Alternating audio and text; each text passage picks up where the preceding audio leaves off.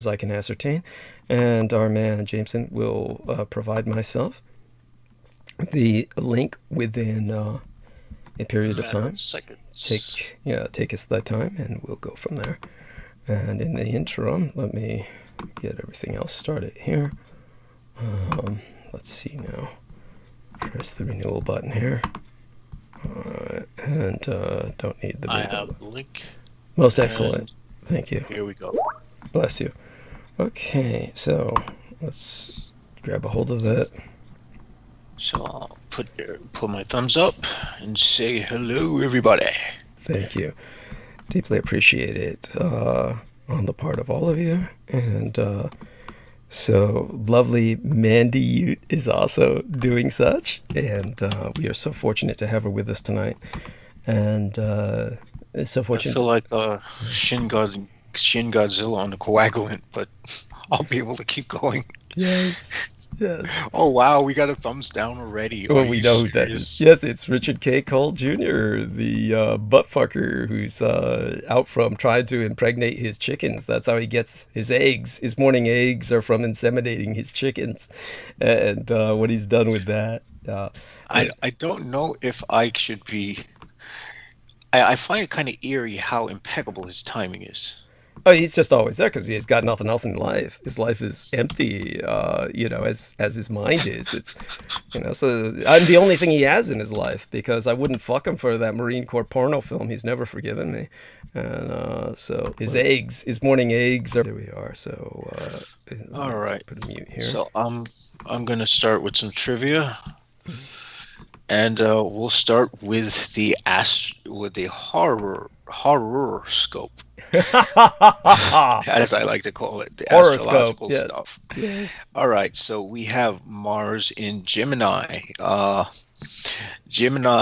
Mars deals with vitality, and Gemini deals with communication. So I'm guessing this means that there's going to be a lot of communication about health coming up these days. Uranus is in Taurus, which deals with value. Uranus deals with value, and Taurus deals with inventiveness and individuality. So I would say it's an auspicious time to be original. It's a good time for technological innovations. Venus, Mercury, and the Sun are in Aries. And so is Ceres, which is not a good thing. Venus deals with thoughts and infections. Mercury deals with communication. The Sun deals with the ego and the self. And of course, Aries deals with things that are external appearances, outlook. So I'm going to say that everyone's thoughts are going to be fucked up. Well, sorry, I've bombed that. More than usual. Everyone's thoughts are going to be foobarred. Because we have Ceres in there, and Ceres is, of course, the goddess of war. So I'm suspecting that we are going to see something that's going to cause anger towards women. And we're seeing that with the Gates thing unfolding, the scandal that's unfolding with the Republicans, which is only going to get deeper. All right, I will say that not a good time to start a relationship, because that person might compromise you, or things might get very warfare-like. And get ready to fight with yourself all the time, because Sun is in Aries. I'm probably being too negative about Aries, but okay, this is just my take on it. We have Neptune in Pisces. Neptune deals with idealism and compassion, and Pisces deals with undoing. So what this means is, if you're kind or idealistic, you are screwed. Be distant, dark, and be a hard ass, because this is not a good time to be nice.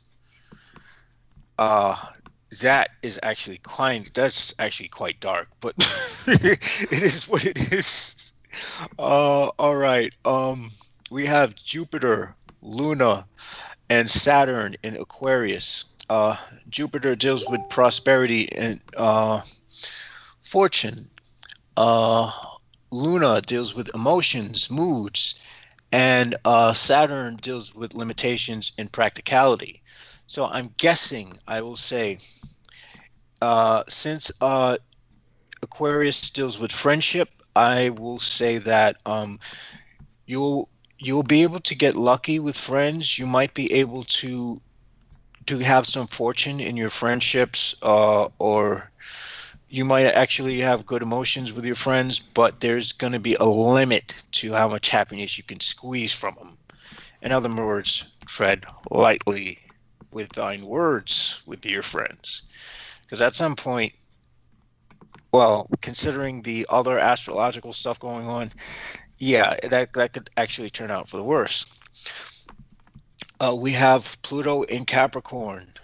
Pluto is transformation slash power, and Capricorn is the house of social status, which means America is foobarred here.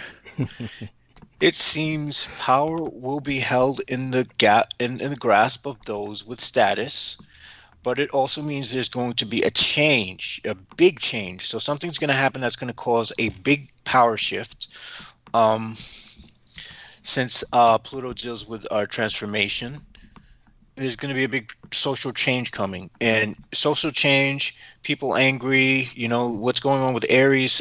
Yeah, you can pretty much guess. We might actually see a big upset with the Derek Chauvin case. We might actually see a lot of social unrest, upheaval, and more black people being sacrificed by the kingdom of Edom. Mhm. We have Chiron in retrograde, which is retrograde in Aries, and Chiron deals with healing old wounds. So if it's retrograde, I'm guessing that's not a good thing. If we were to look at this from a perspective of the the Tarot. tarot, I guess the major arcana can be seen as, well, there's a connection here. I sort of remember it, but I can't really uh, verbalize it at the moment.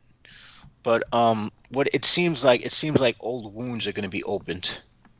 This is what I'm drawing from it. Yes.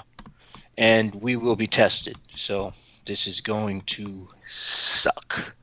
Uh, of course, we have. I did mention Eris.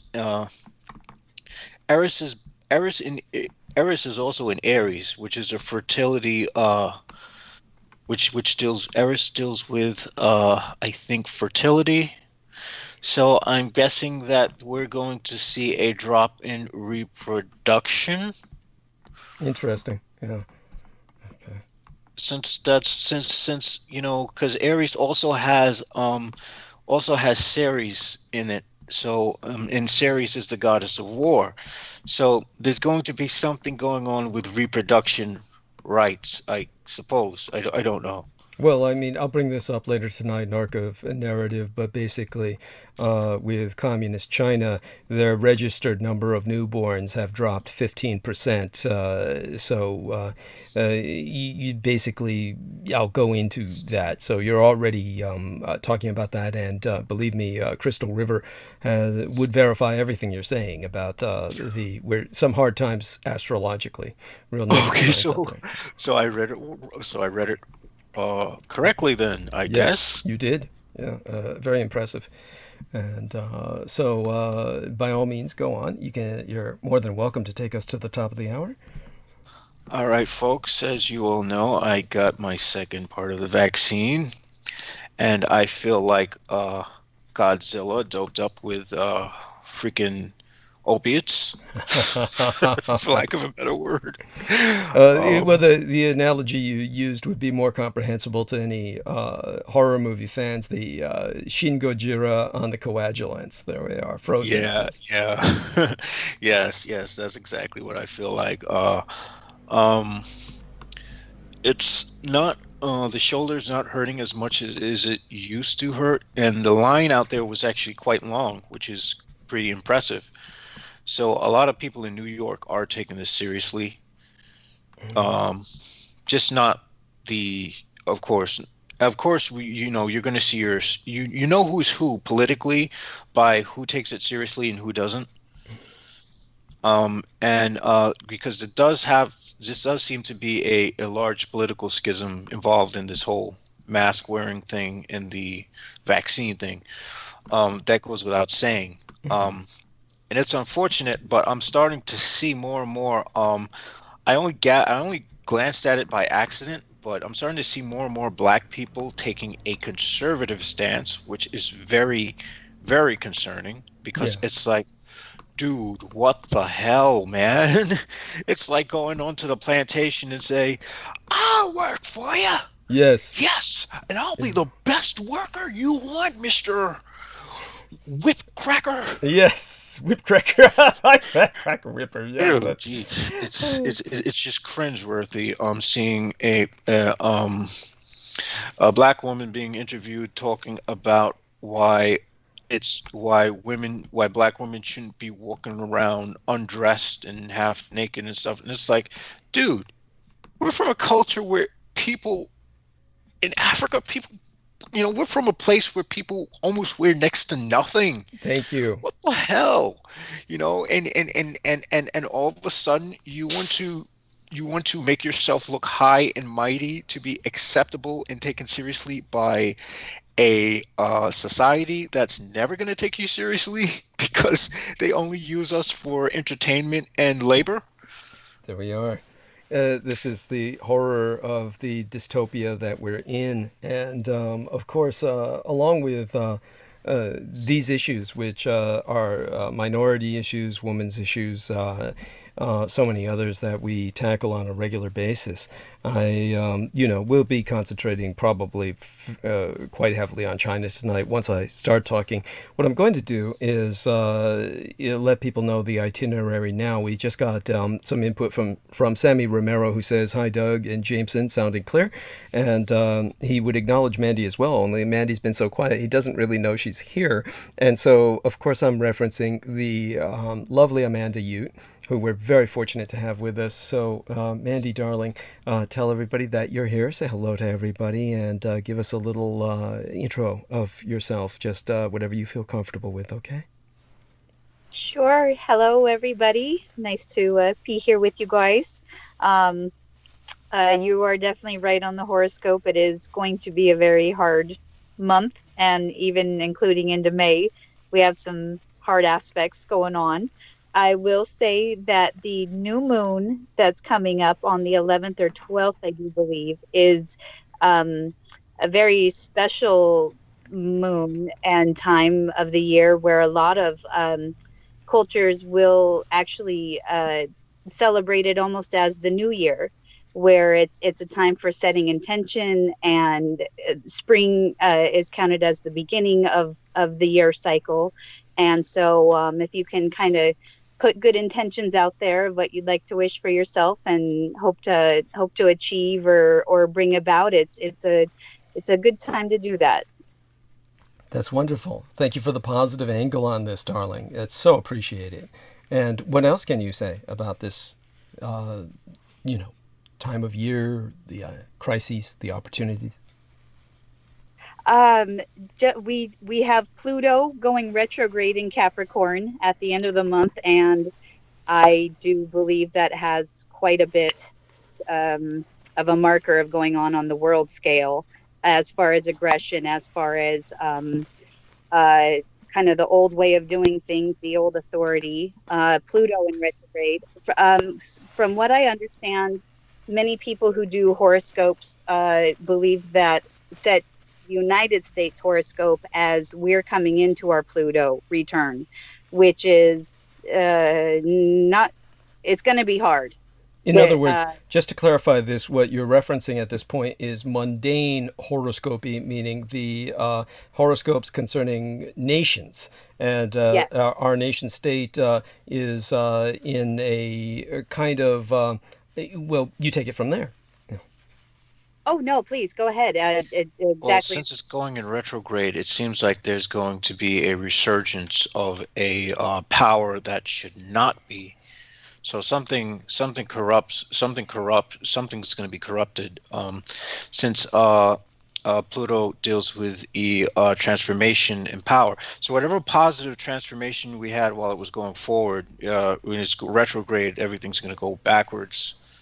So it's almost going to be like Trump was back in freaking office or something. Oh God! And we will have on that same day, you will have our full moon being Scorpio, which I don't know if you guys know too much about Scorpios. I'm sure you do, but there's some major shit with that.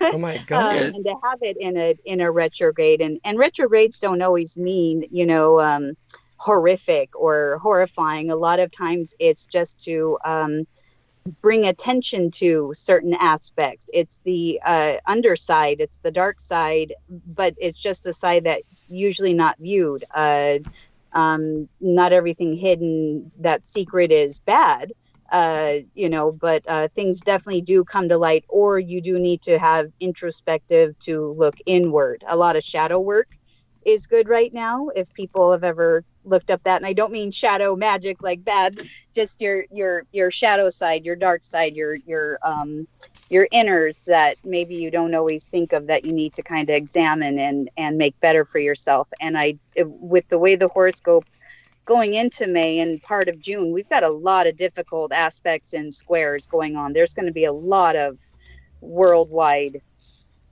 hit and miss, and you know, old and new confrontations and civil unrest. People are going to feel like lashing out, and at the same time very weak, and you know, just kind of wanting to be subjugated at the same time. And so it's good to pay attention to your inner thoughts right now. I really appreciate that. So just to briefly go through the itinerary, I'm going to be actually on mute, and I'm here. I'm going to be with these two wonderful people while they continue this discussion. I'm going to just grab some extra stuff, but basically my intention is to eat and get enough calories in me to make it through the next 12 hours tonight. And I will be, of course, going into an arc of narrative that will cover a range of topical issues. I was asked a question by Lex Lars that it will demand a kind of a response, even though I'll qualify it, of course, and I thank Lex for bringing it up. But honestly, it's the kind of question I'm going to try and discourage from this point forward. I just don't need to address things like what Lex Lars was asking about, which was about a particular quack talking about vaccines out of Belgium. And as our man Jameson Reese can tell you, nothing good comes out of fucking Belgium anyway. So you're not going to want to listen to some veterinarian out of Belgium who's saying that all the vaccines are going to be the end of the human species. It's a doomsday scenario of absurd and surrealist proportions, and we just don't need to dignify something like that with a response. Yes. But I mean, Belgium's the place that killed over 300 million Africans just for rubber. So those are the people you're dealing with. Right. Well, something and they're quite go on. unapologetic about it. Yes. Thank you. They have not come to terms with their crimes. And but karma will visit itself upon them. The nation of Belgium has no right to exist, and at some point it will be eliminated from the maps, just divided between the better powers on Europe, on the continent. But in terms of Sammy Romero, he says, "Thank you, Doug, for breaking down the dangerous, abusive method of the silent treatment." Thank you so much, Sammy, for acknowledging that. He says, this one hit home to me. By the way, he says, "Hi, Amanda. Every time I see bamboo, I always think about your company." And I'm sure he means your personal company as the delightful thing it is, Mandy, as opposed to just your entrepreneurial status, which I want you to catch us up on. Tell us a bit about what has happened to your company, whether it was COVID or so many other factors. While you're outlining that, I'm just going to run and get something. I'll be right back, but I'm going to be on mute. And then when I come back, I'll let people know I'm here, and we'll take it from there. But I definitely want you, Mandy, to tell us a little bit about the bamboo company, what went on with it, and how you were getting some importation, exportation going there for a while. You were dealing with many people in Latin America even, and then suddenly COVID hit. But you know, you're adapting as well as you can, and tell people what you're doing to adapt and what you're trying to establish. So please, by all means, go in depth. The stage is yours. I hope I'll do okay, but it just dropped me for a little bit. So I just got back on and heard you talking about me and my bamboo. Oh my God. I'm sorry. Okay. So everybody, Sammy Romero said that whenever he thinks about bamboo, he thinks about your company. So I want you to, I was saying that I assume he means the pleasantness of your personal company as opposed to your entrepreneurial status, but we'll go with the entrepreneurship and have you outline everything that happened to your company, what you were involved with prior COVID, and what you're trying to do to keep yourself afloat now, what web pages you're trying to establish, and what you're doing differently from the bamboo for this point in history, at least until COVID resolves, if it ever does. But take it away. The stage is yours, and I'm going to be going mute, and I'll be here by your side. Okay? Sure. Okay. So my bamboo started just as a hobby. I always loved it and loved the plant, and just started growing it on my property. And at the same time, I was doing local farmer markets for my artwork and other plants. And I just ended up finding more and more uses for it and more growing with the industry. And so it grew into importing bamboo, mainly from Latin America, from Colombia, and turned into selling it to large festivals and concert venues where they would make stages with it or art pieces with it. The last big one I did was for a bumper shoot up in Seattle. But with the coronavirus, along with my health issues before that, I wasn't able to travel around as much and do as many of the events and concerts that I was doing. But the world situation has basically put a hold for right now as far as importing the bamboo, not only because of the import issues, but along with that, there are no events for me to go to. There's no big concert stages to build and no art pieces to create. And so that part has been on hold. And like Douglas had said, who knows if that's going to start back up again. I know different states, they've opened up music and later hours for bars and events, venues, and some are slowly opening and coming back. But as far as being able to make a living and have it worth it to be able to travel around and do this, I have no idea if it will come back the same, if it will be an opportunity I can get back into. So recently just been mainly concentrating on homeschooling with my kiddos, and I was doing some courier service here in Portland, but on top of the Portland riots and the mask laws that they have, which are just too hard on my lungs to maintain for anything longer than about a half an hour at a time. I haven't been able to do that much either. So I've been selling some of my stuff online, just kind of small, just kind of local. And I just keep trying to figure out different ways of moving along and raising my kiddos and figuring out how to turn back to selling more of my artwork and jewelry, and possibly just getting a website online for that aspect for now. So I don't know. I don't know what's going on for my future or what to do. So I'm just trying to explore different avenues and whatnot. And I guess that's kind of my current situation for the time being. I certainly hope the best for you in that regard. I know being into the arts and selling one's craft is definitely not easy. Right. That is a difficult, very very difficult thing to achieve. I used to paint, and I used to I used to have an ambition of one day being in galleries and stuff, but It's hard. It's definitely yeah. you definitely have to love what you do. If you don't love it, if you don't have a passion for it, God, like, get out. Um, because it really does. It takes a lot out of you.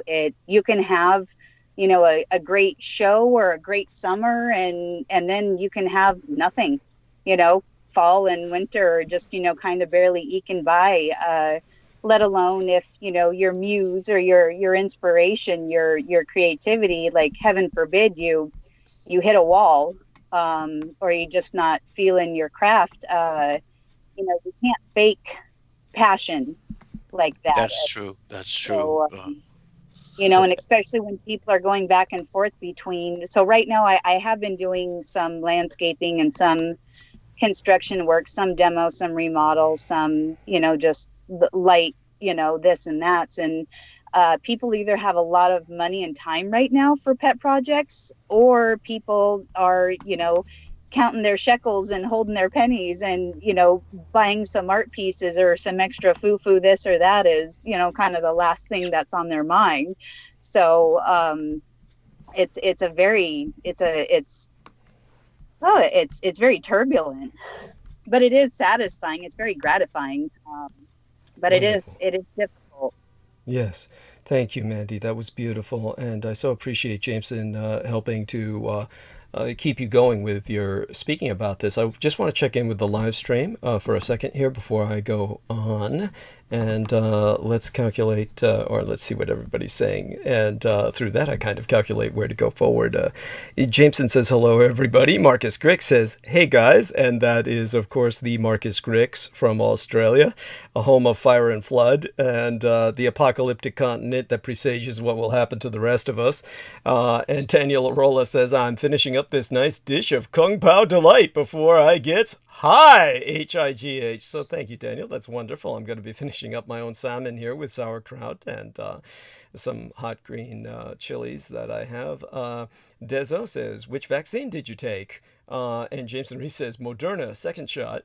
Then we are, and Daniel Arola says, in the Reliant NRG Stadium parking lot in Houston is a huge drive-through COVID vaccine operation. I drove my lady to get her second shot there, and there were thousands of cars, but it didn't take long. That's incredible. Thank you, Daniel, for sharing that with us. And then Nathan Brooks says, hey, Doug. So shout out to Nathan Brooks, wonderful human being. Love him dearly.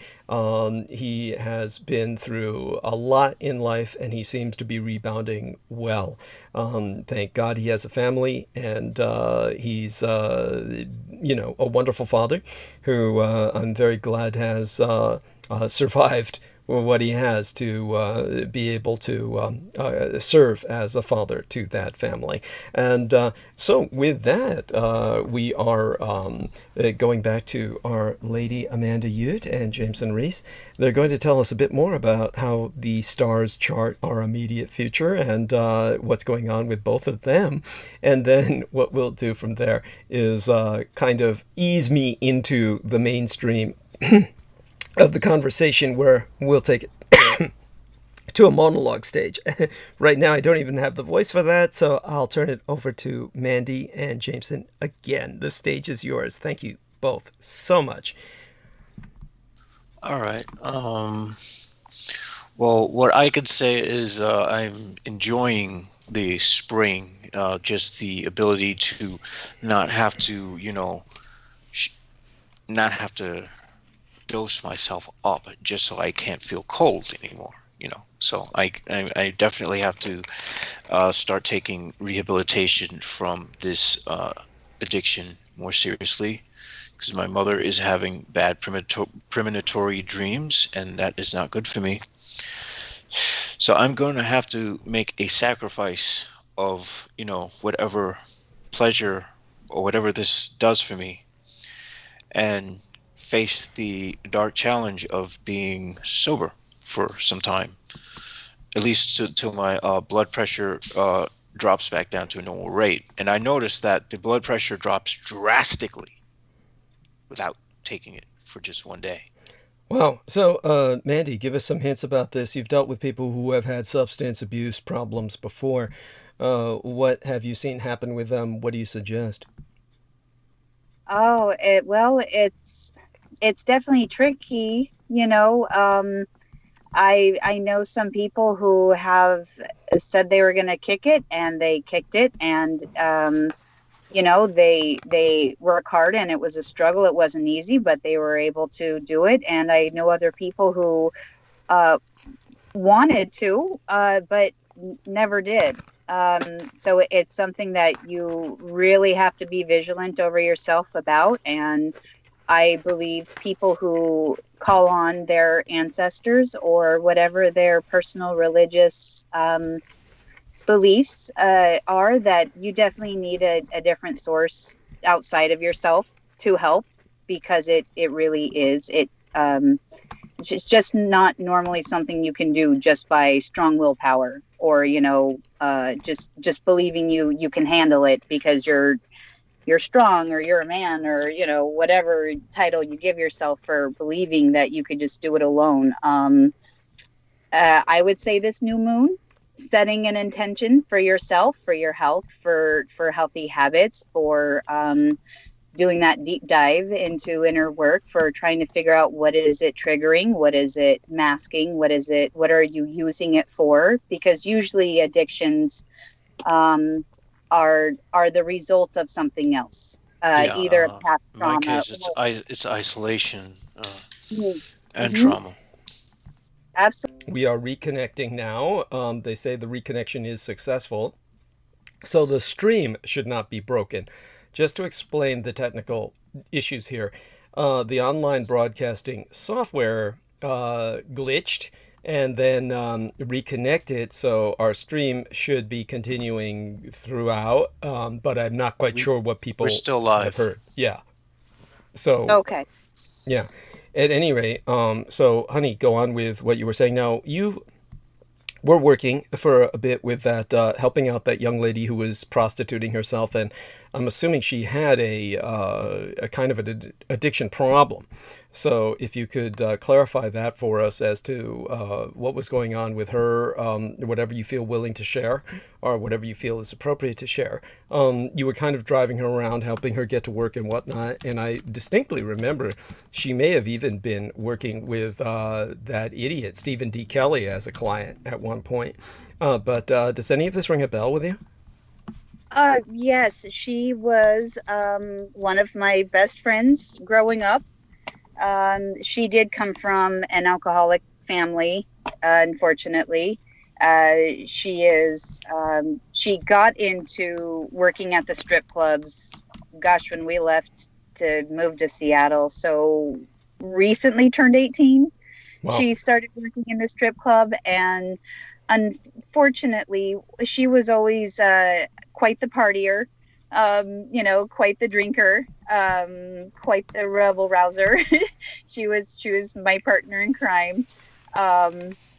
And she would do photography, nude photography, and she just unfortunately went this way that so many others do that are in that industry. She did get into porn. She was driving down to Reno and Vegas for working the clubs there, for doing some adult film work there. And she got into, it was first just coke, and then it was amphetamines, and then it was shooting up heroin. So it, you know, and mixing with alcohol all the way. I was working with her because she was doing basically escorting. I was kind of acting as her driver, as her appointment scheduler. I was shopping for her. I was also watching her daughter with my children when she was in town, and when I drive her around, and just kind of be a person that, so, you know, John wouldn't think that she was alone. there's just a big difference when an escort is alone, you know, and the perception of if there's somebody to check into, if there's somebody there, there's a different safety level. Perhaps. Yes. Maybe it's just mental. We probably weren't that safe, but no, I mean, honestly, you have no idea how important that is. That probably kept her alive much longer than she would have lived otherwise. The way you make it sound, it's almost as if she's dead. Do you know if she's dead? Just so people understand this, when prostitutes or escorts are unescorted themselves, then at some point someone is going to murder them. Someone will kill them. This is just the danger of the industry, unless they get to a point where they are truly successful and in the higher income bracket that they're catering to. But other than that, you know, there's still dangers, of course. Then you're dealing with people who actually have the power to have other men take care of the body, potentially. And so there's danger at every end of the spectrum, financially or otherwise. But when you say she went the route of others, her daughter, do you have any idea if her daughter has survived? You make it sound almost as if you're certain that she's done for, so to speak. Okay. She is definitely deep into her heroin addiction. Mm-hmm. She did go back to Alaska. Her daughter is mainly being raised by her mother, but grandmother, except, you know, her being an alcoholic herself. I know that she's right now pending trial for yet another DUI, another DUI. Mm-hmm. You know, it's somebody who, unfortunately, I have, for the most part, broken off contact. Just went to, and things were going great. And she's gorgeous and she's beautiful. And her and I were doing, you know, some acting gigs together. And, you know, she was all talk about going big and getting big. And she definitely could have. But she, you know, the drugs, it just messed her up, and she's unfortunately just into her habits now, and not much of a mom, and not much of, you know, got anything to show for herself. And I still hope and wish the best for her. I'm glad she's not down here. She should not be, you know, still trying to escort and mess with the clubs, because if you're inebriated and cannot keep your own wits, that's when I just expected her to just be like one of those other men where I never heard from her again, and the body was never found, or unfortunately was found, you know, under very horrific circumstances. So, thank you. Heartbreaking. Thank you so much for sharing that. And please continue. Like I said, there was a bit of just amidst all that tragedy, a bit of a juicy gossip there about Stephen D. Kelly. She was involved with maybe. Yes, thank you. But go on. So that takes us from there to the kind of whatever other direction you want to take it, darling. Just you know, please move forward. As I said, I'm trying to get some calories into myself while you're doing this, and also just kind of getting my head together for monologuing tonight. But in the interim, I'm so blessed to have you and Jameson. So the both of you, I want to continue with your exchange, please, by all means. Sure. Yeah. You know, there is something familiar about her and Stephen D. Kelly. Now, her and I did have both a similar interests and similar contacts, and I do recall watching some of Stephen D. Kelly's videos with her, and this is before I found out about the fart porn, tuba porn. and I cannot recall, but there was some odd connection after she had done a couple other Nevada trips and several such things, but I cannot recall anything specific. And she did start doing adult films, so I, you know, and some website stuff, some porn sites. So I guess I wouldn't be surprised if she did fully if it was him that she did connect with. I mean, I hope not, but I mean, Understood. you know, yeah. But by the way, you might vaguely remember this. There was that whole scandal at Revolution Radio with the idiot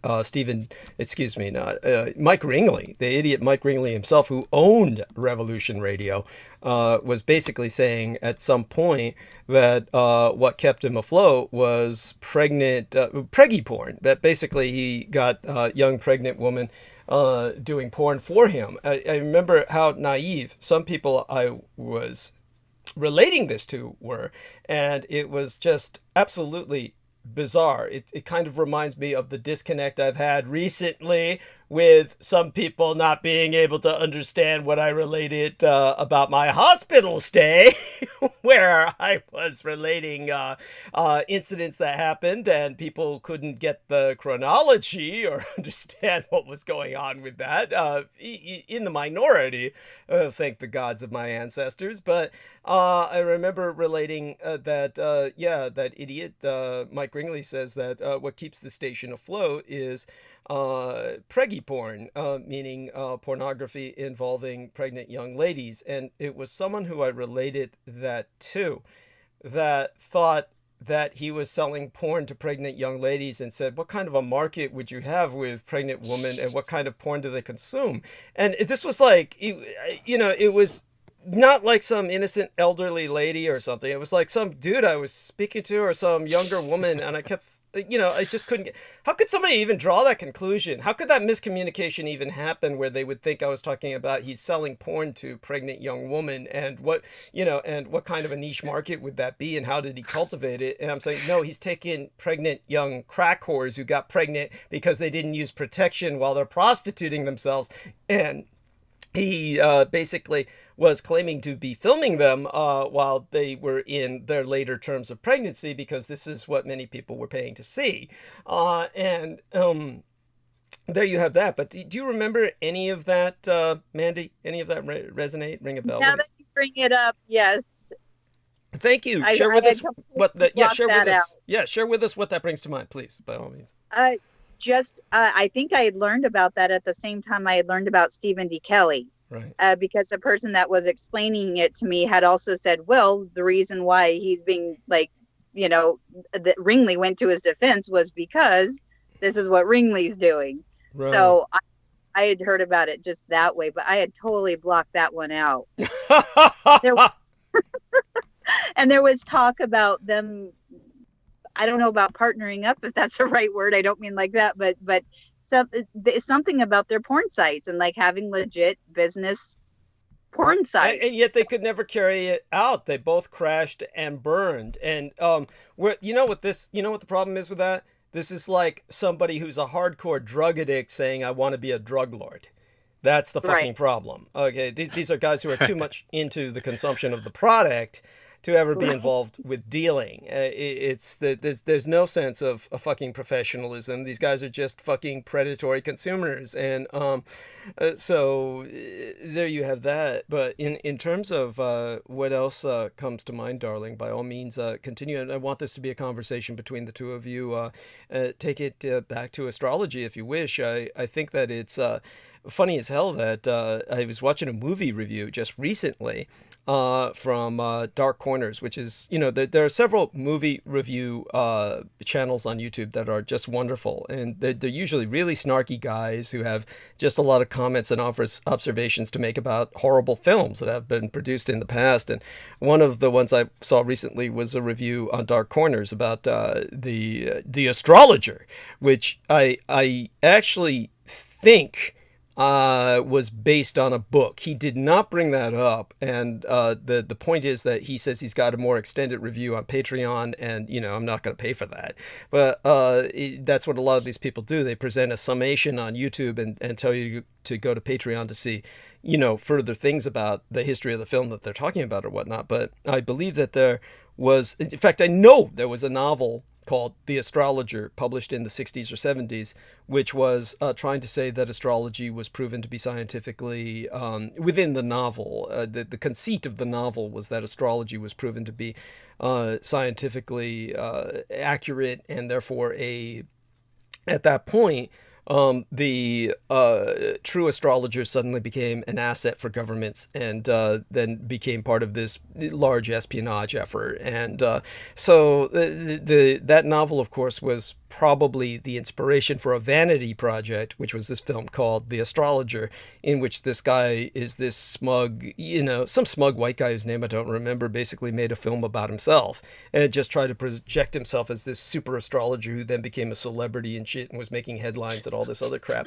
And so, it's just astonishing to me that people could even have that level of conceit. But with what we said about astrology, this is obviously, there are people in governments who obviously consult with astrologers. They've had an enormous impact on the society around us. And maybe you could get us back on that track by telling us, Mandy, about what you remember about the days of Reagan and their astrology and all the rest of that, unless you feel that there are better, conversations to pursue.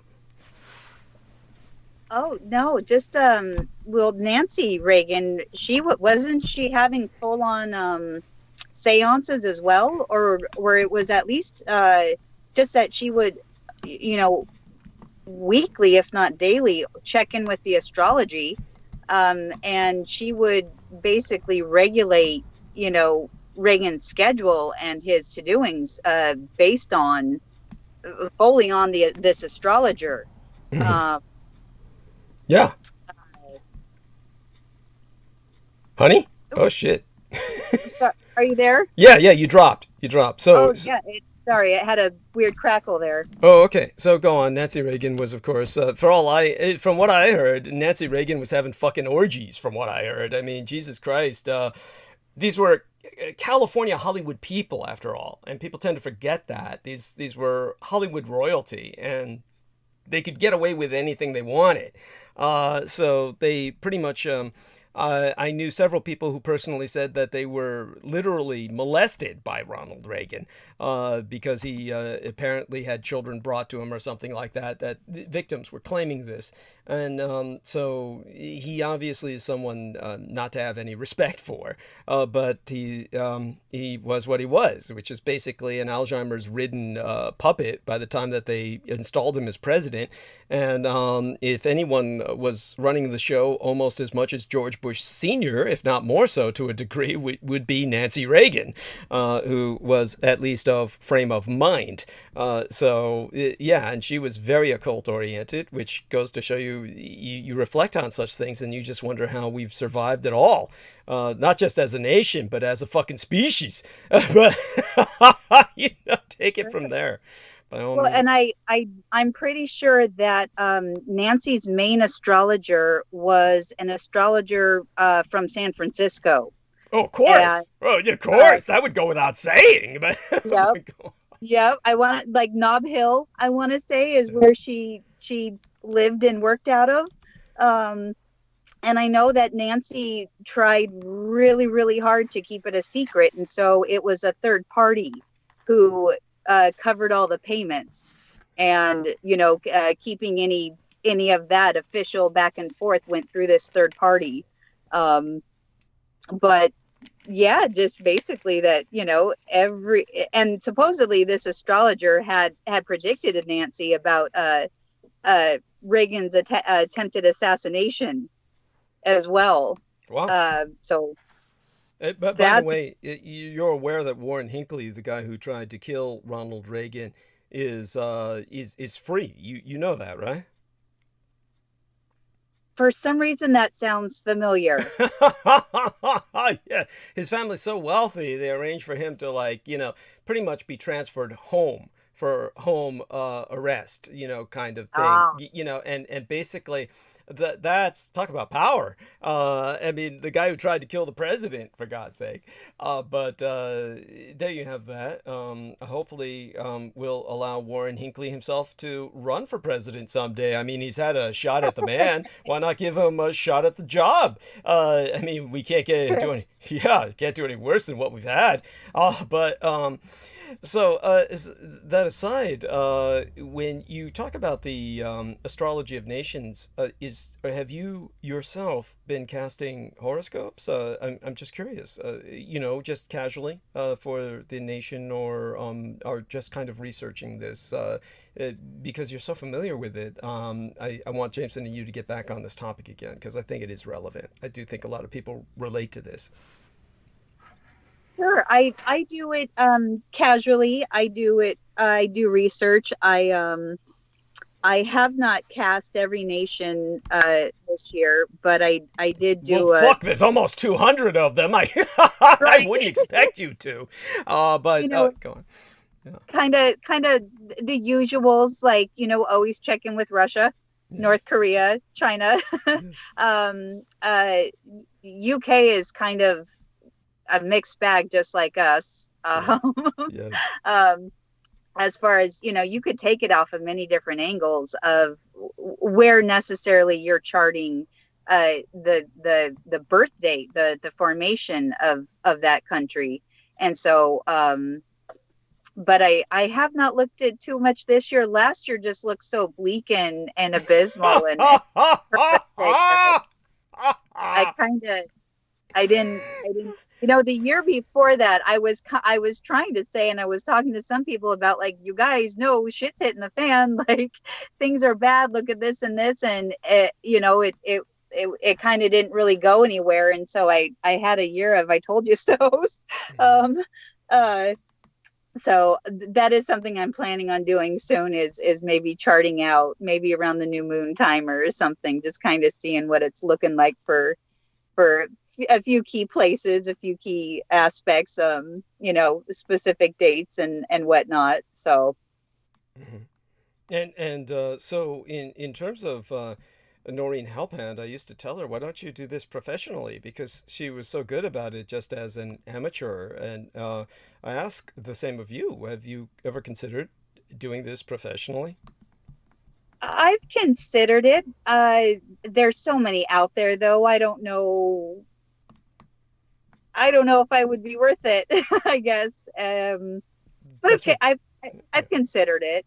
Okay. I've done tarot readings mainly for friends, and they kind of suggested the same thing of doing it professionally, but it's pretty heavy work. It's very exhausting. Yeah. Frankly. Okay. And so it sounds like it can be. Jameson, are you there? Did you disappear? Yeah. I'm here. It's just like absorbing it. You're just kind of taking it in. Yeah. Well, but I do note that there is a suggestion based on something I did see that suggests that old wounds may be opened up.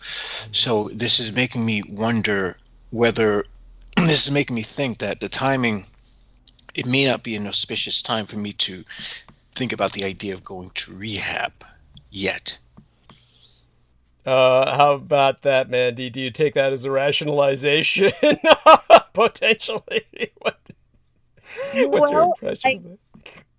I guess I would just say, if you are going to be doing an opening of old wounds, you definitely want to have some sort of support. And whether that's an outpatient, or, I know how in Alcoholics Anonymous you have a sponsor that, is in constant contact with you, and you can call on and kind of be somebody that kind of holds your feet to the fire in one hand and is also that safety net. Because opening up old wounds, it's kind of like chakra work. When you open up things, and if you think, okay, this is about healing, I'm doing aligning, I'm doing this, I'm doing that, you are opening things up. And there can be a lot of trauma that people, even just if they go into a mindful meditative week where they're trying to really clean up themselves and visualize themselves and all the peace, love, goodness, that they're trying to do. I don't hear enough, I don't know, gurus, whatever you want to call it, alternative ness, all guidance those, people. all those people are All those frauds. people. They are You know, massive frauds. there's a lot of frauds out there, and at the very least, they're leaving out the part of letting you know you could easily be triggering yourself. Yeah. And that's also one of the reasons why, my thinking hasn't been of, perfect sobriety. It's been of harms reduction, something like, maybe having gaps of days in between, because realistically, I'm going to be perfectly blunt. I don't want to open those old wounds. I ain't doing it. I've reached that point in my life where I can move forward without having to look back.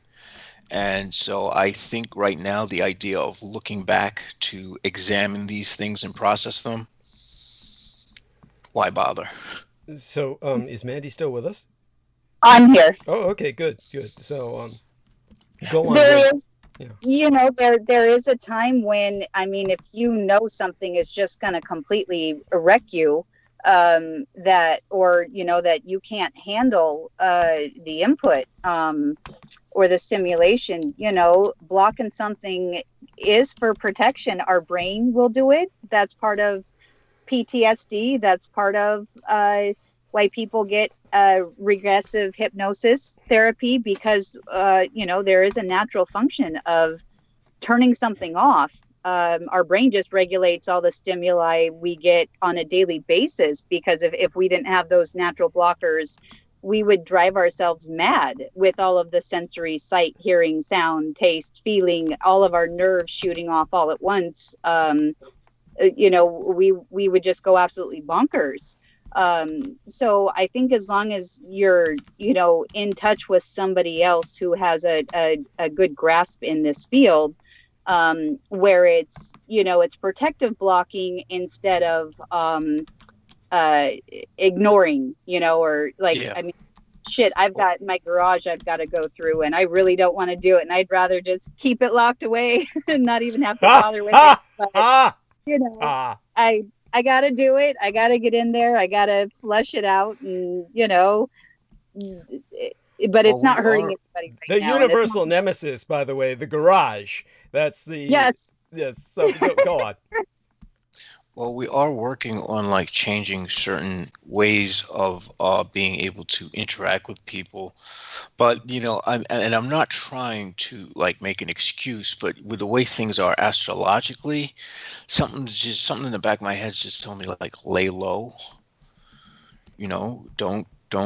Don't go out use, just lay low. Because again, I've been seeing a lot of people who have this sort of militaristic look to them, and ordinarily it wouldn't unnerve me, but now these people are popping up too close to the area of my residence, and I'm like, okay, when the fuck did that guy move into the community? It's like, what's going on here?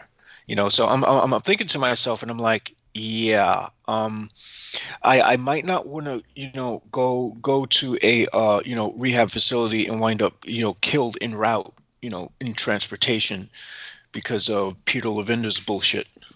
Well, it's an excellent point to bring up, and Peter Levinda is likely behind much of what's been happening recently. By the way, so people understand what's going on with Peter Moon and why he's not with us tonight. He, of course, would try to probably just say that, well, he would try to be as cautious about this as possible in terms of drawing any conclusions, but I can guarantee you he's under occult attack concerning his computer. And so his computer has been taken out, and he's simply technically unable to join us. There's just too much going on with his trying to recover from that devastation. And so with that in mind, we miss him and wish him the best. And everybody maintain Peter Moon in your thoughts and prayers, and think healthy cybernetic thoughts about glowing computers working, humming away, and adding a function to his life that his life is impossible without. And with that, we'll bring it back to Jameson, but the reality is that Peter Levinda is the name that's cropped up again and again behind the physical attacks against myself, the cybernetic attacks against Peter Moon, and this is what our man Jameson is alluding to. And of course, the person who can speak to this is Brandon Young, who has suffered from direct attacks from Peter Levinda in the past. So please, take it away. My instinct is basically telling me to, to let people in, but don't let them that close, because there's going to be a lot of people masking themselves and masking their intentions and masking what they are. And it seems like these individuals that I'm seeing driving around or even walking around are intended. They're intended to let me know. It's a brazen show of, like, I would say, trying of intimidation. Like, okay, buddy, you're not going to talk shit about us, or we're going to fucking kill you. That's basically what I'm trying to avoid. Let's put this into some perspective with what Mandy has suffered. Amanda, could you tell us about times that you've seen things as bizarre as a form of gaslighting or gang stalking? Gaslighting is, of course, a term that's just now abused for everything. People are using it for it would be like using the word terrorism for domestic violence, which of course is accurate and appropriate, but it confuses people. When we get into these terms, we need to start using terms like household terrorism, or as opposed to domestic terrorism, which would mean terrorism within a nation state. And so when we use the term gaslighting, people are often using it for verbal play at this point, verbal psyching, as opposed to what it would be like a group theater in the past. And Amanda was like seeing some young gentlemen in the past who were like almost doing a relay race in front of her home. Kind of like, if you could, am I striking any memory chords there, Mandy? Or am I kind of like, I might be converging all kinds of memories because you were dealing with so much. And, no, that was definitely wrong. Yeah, tell us all about that then. Please, take it away. Well, just that it was kind of like what you said. I would walk to my kids' school, and where I was teaching and doing volunteering at, and I would walk a very certain way, and not on the main roads, and these are kind of old back neighborhoods. And the runners that I kept seeing, now this is Portland, you have runners everywhere. I'm right by Nike, except I'm not that close to Nike that I have Nike runners by me. And it was the, gosh, it's hard to explain without just sounding whatever, but don't worry about how it sounds. This is reality that we're dealing with, and this is our reality as targeted individuals. So by all means, please share it, and don't be afraid. It's the way that they looked, it's the way that they dressed, it's the way that they were running, it's where they popped up, and where for this week where I started to count on somebody being at this corner when I was passing, when they would start running, and they all had the same look about them. They all had the same thing. And you can tell, especially if you're around it a lot, people who are just joggers, morning joggers, people who are avid runners. There's a specific runner body physique. And these were kind of like, struck me more as, I would say, military trained, running, if that makes any sense. Very, very muscly, very obviously fit, and they're jogging though. But by the way, joggers are not muscle men. So if you've got muscle men jogging, that alone is odd. Muscle men do not jog. Muscle men work on muscles, and joggers jog. They are the total opposites of each other. And almost no one does both. That there's no reason for anyone to do both. You're either in one or you're in the other. It's pretty much it. But go on. Yeah, so that alone would be the suspect nature part of this. That it's an important point. So go on. And same with the crew cut. They were always clean shaven, always crew cut. Yes, they're always clean shaven. I noticed that. Yeah. and it would be where, okay, if I walked on this side instead of that side, or if I went up this street and then went back that way, you know, I would, that walk going to school would be okay, clear. But on the way home, for damn sure, they'd be on the new path I was taking. So it was just, it was very rhythmic. It was very precise, and definitely, you know, the side eye that you get walking past them as they're running, where you know, it was just it just felt very obvious to me. And so I stopped going that way, and I started driving again, because I just felt very unsafe, very watched. Now, I have a question. Did it reach the point where it seemed like they knew where you were going before you got there? I'm sure they did, because I would, you know, I would go to my kids' school, that, you know, and I was teaching there and working there and picking up my kids off and on from there. So the way that I would take, and the direction where this area is, it's obvious where I was going. Now, what I have started to notice is, like, now I do see a lot of people, a good amount of, you know, older men with, like, the, you know, they'll have, like, the military hats, the SS this, SS that. So I'm thinking, okay, maybe Fleet Week is coming up here in New York. I could just be paranoid and sleep deprived, which is probably most likely a also valid good point. But it's the people in the cars who seem to have these glances about them, like, or even people who seem to be walking with, like, in groups with other people. They just have these stares that are just like, I don't know. I'm not someone who's very what do we call it? I'm not very socialized in picking up non-verbal cues. So whenever I see something, such as someone staring in a certain way, if I see it again, I notice the pattern right away, and I start to question what the pattern is. Now,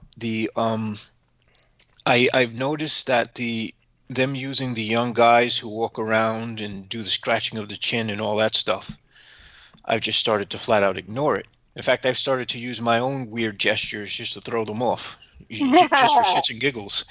And so now, instead of using, you know, these same young guys, there's like these more, like, I don't know, these taller, almost professional looking dudes popping up all over the place. I'm like, oh, damn. I mean, this is New York. Everyone looks like New Yorkers look. I mean, shit. You know, they're all disheveled, and, you know, they all have their own messiness about them.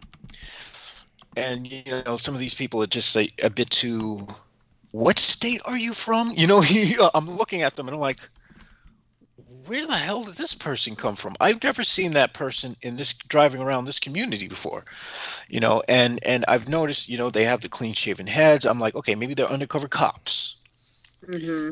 Now that could be the case. That's very probable, because they're not, you know, they wouldn't exclude you using, you know, policemen, and, you know, you can always spot the policeman like 50 million yards away. Right. And you can. Yeah, I just want to bring up, we were dealing for a while with this horrible sheriff, and I think that resolved to a degree. Tell us about that, Mandy, whatever you're willing to share. Well, we have a couple parts. Are you speaking about the one that was found in Idaho for kidnapping that boy? Oh, God. Well, I'm talking about more on a personal level, but you can bring him up as well. He was indicative of the kind of police that we had up there in the Pacific Northwest, thoroughly corrupt. Definitely. There are quite a few of those here, and he was a canine officer, and he was a so where my property is, there is this church next to it, kind of to the back and next to it. The city, the Beaverton city, Washington County, would get to rent their property, and they would hold their canine events. their whatever training and little week-long to doing. There were several times where they got busted leaving their dogs in the car in the middle of summer while they were inside of the buildings. And these poor dogs were, you know, I don't think any died, but there might have been a death of one of the dogs from heat exhaustion from being cooked in the vehicles. But this canine officer, he had either kidnapped a boy to Idaho, or he had solicited to meet up with a boy over in Idaho. And I kind of lost track about what happened with that, but there's several sheriffs and officers over here who have that same gnarly connection of they get busted for trafficking this, or, you know, human or prostitution, or unfortunate things with minors. Thank you. And Jameson would give us a response to that. What I can say is right now, I feel like the duress that's directed towards me is sort of telling me not to speak about occult matters, such as your esoteric subjects, archaeology.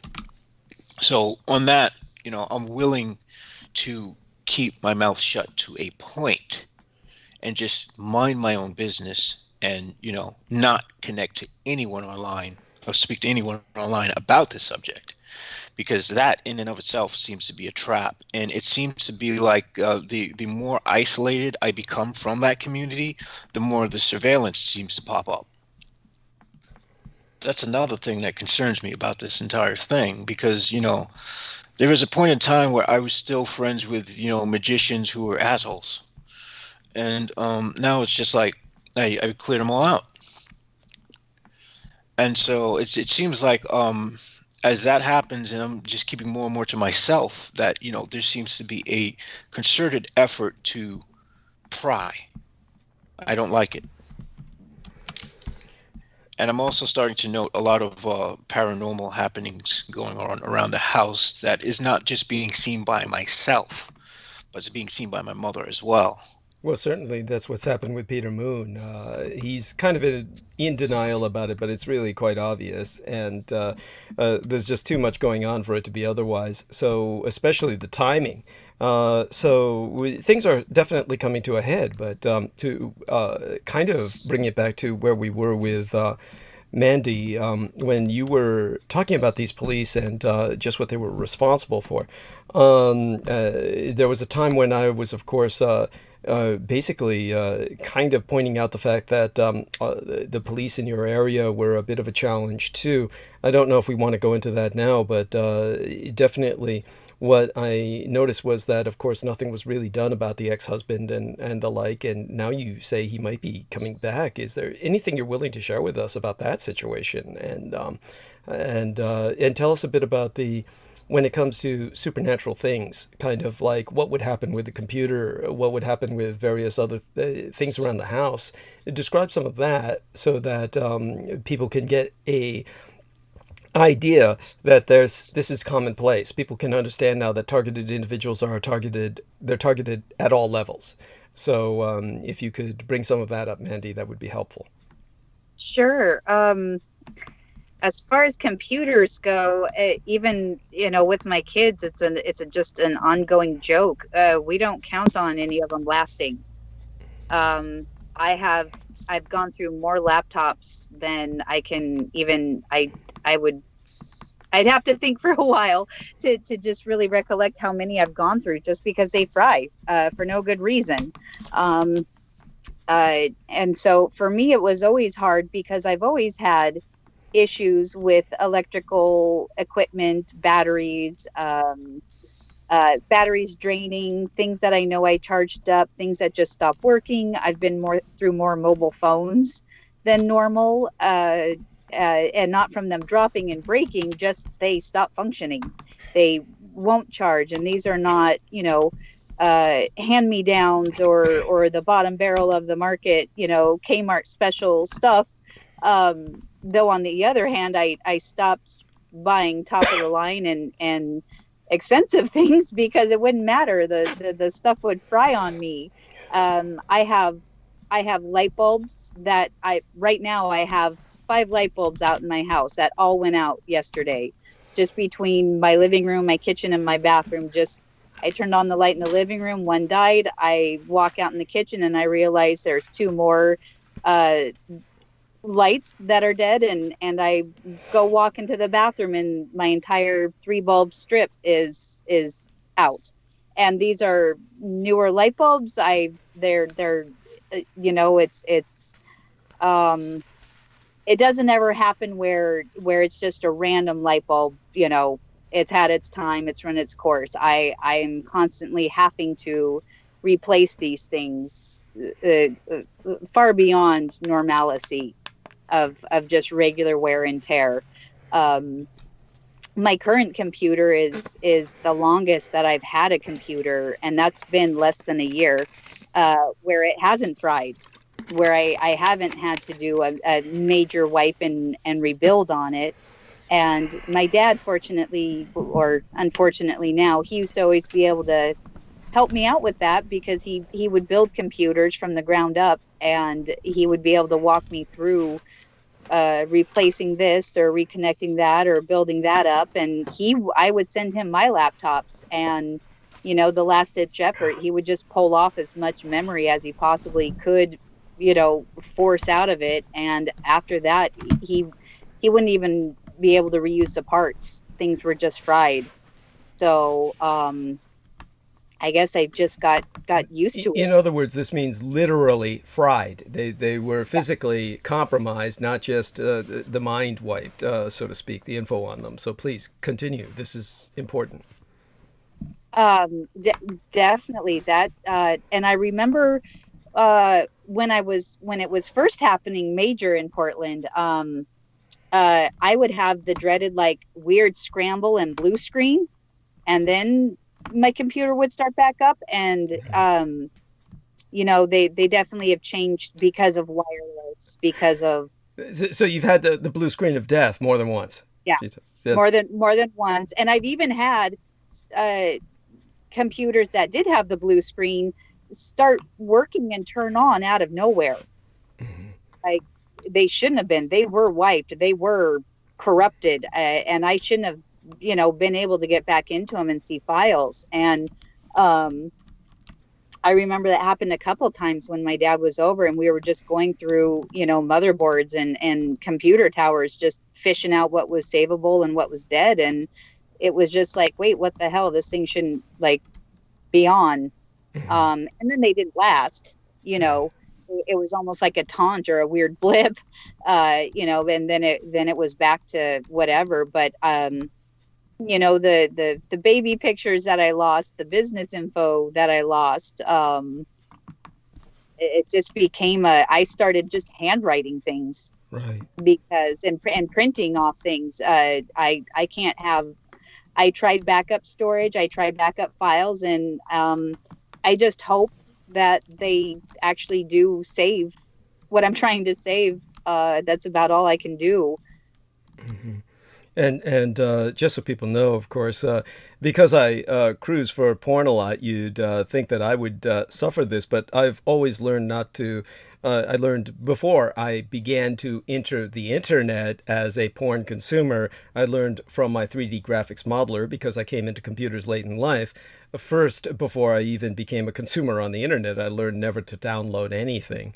So what happened with myself was, when I experienced real computer sabotage, it was definitely from outside sources that had nothing to do with my porn habit, because people naturally jump to that. They jump to that conclusion, is that, well, with all the porn you consume, you must have computers crawling with viruses, etc. But, of course, that doesn't stop friends like my gang brother Beaver making constant jokes about it. He was telling me at one point, when he was frustrated enough with myself as an individual that he was going to kill me, that he said he would take a sheet of blue plastic and wrap it around my face of my cadaver, so that when the police came to answer the call of why I'd been missing, they'd say, wow, that's fucked up. This guy was cruising for so much porn, he contracted the blue screen of death. But yes, I've had it once, and that was due to a virus downloaded into the computer. And people may actually remember that who have been listening to me for years and years, the infamous blue screen of death, and the time that I had to get a new computer at that time. So, but comparatively speaking, my ride's been smooth with compared to what Mandy went through. And as for Peter Moon, of course, his rationalization is that, oh, well, it's an old computer, it's at the end of his life and all this stuff. Okay, that's bullshit. It's, you know, computers don't just crash. They're not supposed to just crash. Yeah, they don't just crash. You're not using an Apple and then one day all of a sudden, bang. Yeah. Thank you. No, that's bullshit. It's so you get glitches, you get indications that it's beginning to systemically die. It slows down, you know, gradually. Yeah. And you start to realize, why can't I do this? Why can't I do that?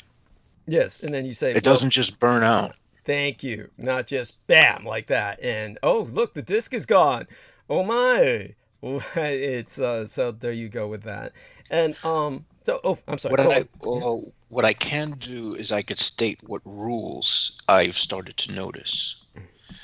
Now, I've noticed if I'm outside and I'm writing something that deals with things of a sort of esoteric subject matter, people start to walk over and peer at me. And I'm like, what the fuck are you looking at? I'm just writing something. You know, it's like, okay, so I can't, you know, if I'm in certain areas, I could get away with it. If I'm in other, like if I'm on a train, I could get away with it. No one's going to pay attention. But if I'm like sitting out there by Battery Park or what do you call it? Hudson River Park. That's a really nice place to be. People start to get too close when they're jogging by, and I'm like, what the hell? Now, if I'm drawing, nobody pays attention. You know, if I'm drawing, that's fine. If I'm drawing on the ferry boat, that's fine. But then if I start working on something else, like writing something on the ferry boat, and all of a sudden I start to see like some of the crew members who walking around talking to each other about certain things, like, now you see, and they make themselves audible so that I can hear the conversation. And it's like, oh, come on, man. Why you guys have to stand right there across from me, of all people? So I've started to realize that there are rules to what I can and can't do outside. Now, as for what I can say is, as far as attacks are concerned of an occult matter, it's obvious that they don't like me slamming the complex, which is too bad. Because, the military, industrial intelligence, occult complex, and the Monanisec, yeah. Yes, and they're clearly, yeah, and also the shills. Clearly, they have these arcana shills. Go on. Oh.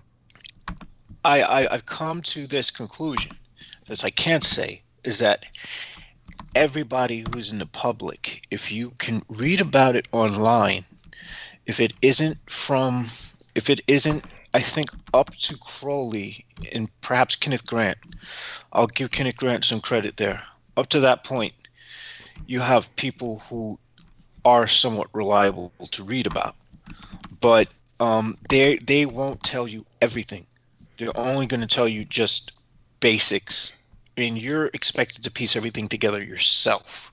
If it doesn't work, you have to keep working to piece things together. What I will say is the people who are out there selling books in the modern times with like all these publishing companies and whatnot, every fucking one of them are selling you trash. I think I realized this when you and Peter Moon were talking about William S. Burroughs. Yeah. And the cutout method. Yes, he seems fascinated by that. And what I came to realize is that there's more to it than just there's also a different method. and I'm not going to discuss the method, but what I will say is in a chaos magic book, they will tell you to, just cross out any repeating letters and keep, but there's another thing there, but there's more to it than that. They give you half of the formula, not the whole thing, deliberately. That's all I'm probably going to say, because I don't want to encourage people to go looking for this stuff and diving for this stuff. Nor do I want to see, people walking around. Next thing I'll be walking around seeing a whole military squad, performing cadence outside, and I'll be like, what the fuck are these guys doing? One time my gang brother Beaver, and for those of you who are unfamiliar with San Francisco, the cable cars are not everywhere. We only have certain tracks on which cable cars can run. They're left from hundreds of years ago, and they are maintained strictly for the tourists. They're not practical transportation. And because of that reason, we have wheeled cable cars that are kind of like open buses. And these take the tourists around, and they're like contracted by the tourists so they can hold parties on them.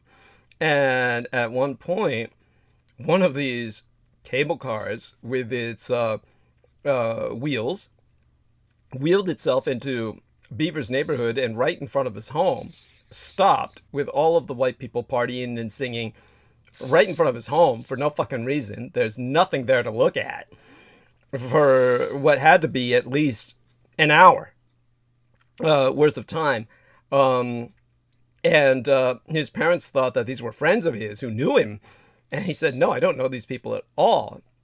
Absolutely bizarre things like this can happen to any of us, but of course it goes well beyond that. And in Mandy's case, you can tell us a bit about some of the things you would recommend people not explore. How about that? Oh gosh, she's not with us. She got yeah. disconnected. Well, yeah, I think so. She said I will be back, so she obviously she's busy with something. What I can say is this: if you're learning about certain subjects, don't join the forums. If you can read them from afar, but don't join them, because once you join a forum, or some kind of online forum, that puts you in a registry automatically, and then they'll start to keep tabs on you based on what that forum was about, and then they'll really start to look at you at a certain point, depending on what your subject matter is, because they always seem to be willing and ready to pull people who have an interest in the occult into their ranks of the personality cults that they have pre-established. The minute you start to see the BS for what it is, and you drop out of it altogether, and you say, holy freaking moly, these schmucks are being duped. Every last one of them are duping people. That's when shit hits the fan. It only hits the fan if you start to talk about it. So that's why, there's a point where I won't talk, where I'm not going to, name specific people anymore. Because, for whatever they are, or for whatever they're masquerading as, there's other people connected to them who should not be connected to them if there weren't a Mimo nanny sec, which there is. Thank you. And of course, you can just say elements of the acronym, because most people won't get the acronym itself. It's just too specialized. But Marcus Grick says there was a 1/4 second glitch, then came back. Thank you, Marcus. Deeply appreciate your confirming that. Spartano Negative says, hello, brother. And he says, I deleted my Facebook account today. I'll miss your post, Daniel. Oh, my God. I don't know why Spartano Negative did that. And Daniel Larola says, I lost count how many times Facebook deleted my account. And Isaac Romero says, hello, Team Dietrich. So hello to Isaac Romero. And Isaac has just recently been married. Congratulations. Oh, so excited for you. So happy for you and your new life. Congrats. Yes. And so happy for you and your new wife. And then Daniel Arola says, Isaac, don't kill your son. Your dad's not Abraham. Basically. Ha. Hysterical. Nothing like biblical humor to start the evening. Anyhow, I appreciate it. It is funny in its own obtuse fashion, and that, of course, is Daniel's specialty. So, aside from all of that, we're going to try and keep ourselves afloat till Mandy returns. As people know, I'm basically trying to get myself together. It's been actually a lot going down for those of you who Oh yeah, there's a heck of a lot going on.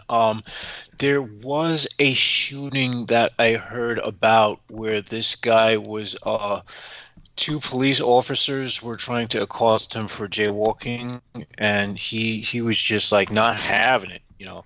Now, granted, what I will say is if you're a black male, there are certain do's or don'ts if the cops stop you for anything. And the guy who got shot did everything you're not supposed to do. Yeah. If I were to give you a readout, I would say the first thing you want to do is drop the street attitude and put your hands at your side like you're in the military and say, "Yes, sir. Sir, sir, sir, sir." That's it. Keep everything formal, flat, no emotion. The minute they sense they could get emotion from you, you're done. Because that's what they expect and that's what they're targeting. And we're going to see more of these sacrifices, folks, because we're not out of the woods yet. For as much as is being exposed with the Republicans, with this Gates scandal and, you know, all these other things going on with the Republicans looking really crappy, there's going to be a backlash from it. Well, beyond that, the Chauvin case, we're going to see something come out of the Chauvin case. Go on. I listen. I know the Chauvin case is going to. They're going to let him walk. I'm just gonna give it to people straight to expect it. That, you know, he's not going to get a harsh sentence. They're going to find some way to screw it up. It's just, you know, everything astrologically supports that this is going to happen, because there's something's going to happen that's going to enrage people. There's going to be something that's going to happen to a woman that's going to enrage a lot of people, because again, what is it? I think it's Eris. No, is it Eris or Chiron? One of those. Anyway, one of those is associated with a goddess of war. So there is something that's going to be angering as far as, you know, and that could be this scandal that's unfolding with Gates and, you know, the Republicans and the sexual abuse and sexual misconduct that they've been going on. Could you clarify for me? You're not talking about Bill Gates and the Republicans, are you? No. I'm talking about this guy who was, oh my God, was it Yates or Gates? I can't remember. Let me pull this guy's name up. He seems to be popping up. He's a guy with this ugly freaking haircut. He's right. Yeah, there's some guy that's ugly haircut and a cheesy smile. Yeah, there's some sleaze bucket. But go on. Yeah, the guy basically screams sleaze. I'm gonna pull up the Associated Press just to see if I can find out who this dude is, so I could get the name correct. But what I will say is that I suspect that a lot of these militaristic guys who are mostly of Caucasian descent, who I see driving around, and, you know, given that hard grill now, they realize that, you know, okay, we tried using people of his own race, and we ain't getting to them. So it's like, okay, we'll try something else then. I suspect that a lot of these people are scouting to see if they can find victims of men of color, and that these people aren't necessarily they're the people who you wouldn't know what they are. You wouldn't know if they were in an alphabet agency. You wouldn't know if they were police, if they were ex-military, but they certainly look pretty clean-cut and militaristic, and they look out of place, man. I mean, it's like if someone from like the Bible Belt of Indiana walked into a bar in Brooklyn. It's like, what the hell? That's how much it stands out. All right, let me see if I can get this guy's name because there's a lot going on here. I mean, there's no shortage of news, and I will say so far the numbers of deaths in the coronavirus, the number of people infected is about like I think what is it, 30 million or something? Mm-hmm. Yeah. Holy moly! Yeah. The Now, by the way, good thing is that yeah, I really appreciate you're doing this, and what we're doing is we're helping myself center and get enough food in myself so I can last through 12 hours. My man Jameson is holding us because our lady Mandy had to go take care of some business, and we're both waiting for her to return. But in the interim, I think that what our man is bringing up, Jameson, is very important. So please go forward with it by all means. Continue. all right. So what I'm gonna do is I'm gonna do a rundown of some of these. All right. I'm gonna look at some of these articles individually because some of them look like they really are important. There is a case of a former Dallas officer who is released for a ex-Dallas cop arrested in orders release of ex-Dallas cop arrested in killings. Now, without reading the entire story, I mean, I guess the guy who's the ex-cop was a black guy, but it seems like if I were to just drop a trend, I would say that it seems like a lot of people are being released and set up to stage something big. I don't know if that sounds accurate, but that's what comes to mind. And I might be overstating it. Let's see. The Portland leaders are trying to reestablish an anti-gun violence unit, so things are heating up over there. We have the NRA boss says he didn't tell group leaders before bankruptcy. Of course, we have Trump swindling his own people who are supporting him out of money. I mean, that goes without saying. Guy's he's a New York con man. What do you expect? It's like, come on. And they will still applaud him and love him for it. But let me see specifically in politics, because I mean, this guy's popping up. He was on MSNBC. We also have the sexual harassment thing against Cuomo that's still pending. So again, we're probably going to see a lot of these guys who are doing some really messed up stuff walk on things that they should be busted for. Mm-hmm. And that's going to be something that will inflame like that sort of angry warrior goddess archetype. Mm-hmm. But that also could be something else. I mean, I don't know if I'm new to all this astrology stuff. I find it fascinating, mm-hmm. And I know anyone can tell astrology by just like getting a website where they explain to you what things mean and putting the pieces together for yourself.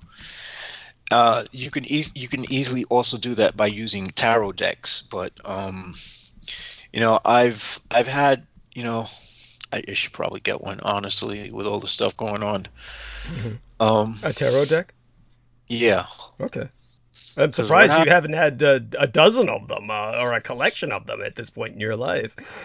What happened was the guy who's an ex-friend now, a handler, was like, there was a phase where he was like, oh, the magic stuff diminishes you. Don't get into the magic stuff. Leave that stuff alone. Leave that stuff alone. And it's like, okay.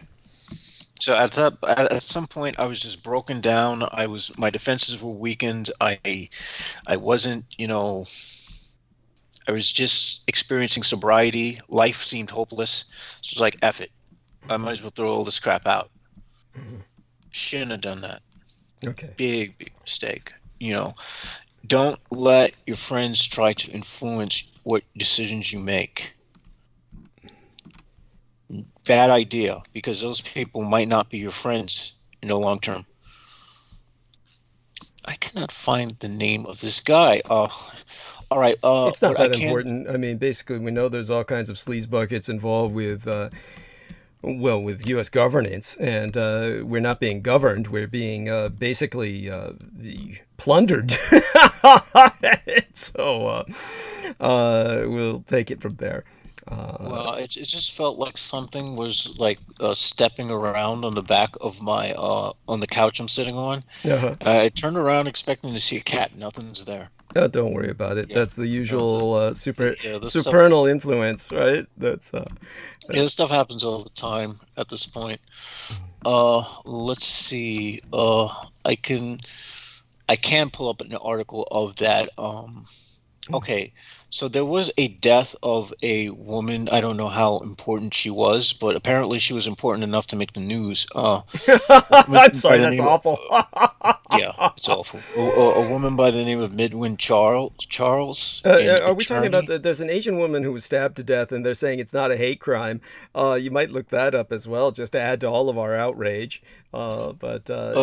This was a black woman who was a regular commentator. So far, it seems like nobody knows. They're claiming death by natural causes. She was a political analyst who was vocal on CNN and MSNBC. She died at the age of 47. That does not seem like natural causes to me at all, but okay. Yes, thank you. Yeah, this is definitely not natural. No. I think these people are being cherry-picked by the, King KOE. Yeah. Yes. Let me see if I can find the Asian woman slain, because I don't want to sound like bumbling and mumbling like what's his name? Oh my God, that Pavel Edwards guy. Oh, yes. Yeah. Yes, that's right. You got him down. Oonga boonga, oonga boonga. That was how he sounded. It was awful. It was just disgusting. But holy crap! Two New York. Well, I'm getting something. 2 New York doormen who closed the doors while an Asian woman was attacked have been fired. Thank God. Yes. Tell us about this. 2 New York doormen who closed the doors to their building's apartment lobby while a 65-year-old Asian woman was punched and kicked outside have been fired, according to the building's owner. What the hell is wrong with these people? Thank you. Yes. What in the freaking world?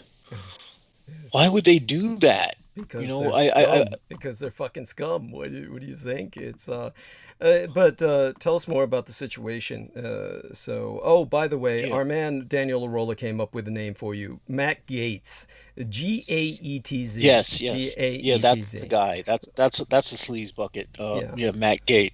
He said Matt Gaetz was born into privilege, a very rich family. He says the QAnon folks and Trump supporters were awfully silent about Matt Gaetz.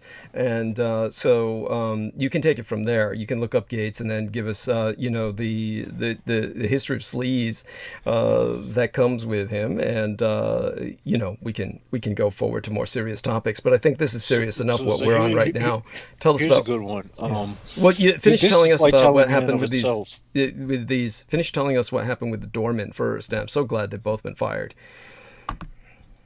Yeah, let me find that article again. Oh my gosh, I'm just jumping all over the place here. By the way, this is what the vaccine might do to you at its worst. This is I assure you, it's worse than drugs. This is worse than drugs. It's as bad. Holy crap! Did I just hear gunshots out there? You may have. Yeah. Well, that's usual in Staten Island. Yes, there we are. Is what it is. Yep, those are gunshots. All right. Anyway, two New York doormen who closed it. They have been fired. The RUSSKIY organization, which owns the building at 360th West 43rd Street in Manhattan, said in a statement Tuesday that it had completed an inquiry into the doormen's response to the March 29th attack. Although the 2 employees seen on the video closing the doors in response to the perpetrator brandishing a knife did emerge to assist the victim and flag down an NYPD officer, both remain suspended pending determination of whether all emergency protocols were sufficiently followed, they said in a statement to CNN. We are extremely distraught and shocked by this incident, and our hearts go out to the victim, it added. It's unclear what specific emergency and safety protocols the company has in place, and CNN has reached out to the Brodsky organization for further clarification. The two doormen's names have not been made public. Now, I would guess, just by what I read here, that they probably did what they were supposed to do by the protocol, and the protocol was to shut the doors if any attack goes on outside because they're security. They're just doormen; they're not security. So, all the same, they do mention the guy has a knife. Yeah, granted, but there's two of them. I mean, come on. Thank you. I think these men are being thrown under the bus. Honestly, I think they're being thrown under the bus as a sacrifice because the Brodsky organization doesn't want it to look like our protocol is to, if someone's getting attacked, close the doors and keep them shut. I think they're covering their butts. Yes. That's my I agree. says. I agree. By the way, Daniel Orola says Republican Congressman Matt Gaetz, during the impeachment hearings, was one of the loudmouth Republicans calling hoax and blamed Antifa for the insurrection on January 6th. In other words, he's just as bad as the rest of those Republican pieces of shit. But take it from there if you have any other memories that are brought to mind by that, Jameson. Oh, yeah. What we can do is, with this Gates guy, let me see. Supposedly Trump had to be talked out of supporting him. Based on an article I pulled up somewhere, and I just lost the freaking article again. Oh my gosh, this. Oh, okay, here we go. No, this is CNN, some video with them talking crap. Okay.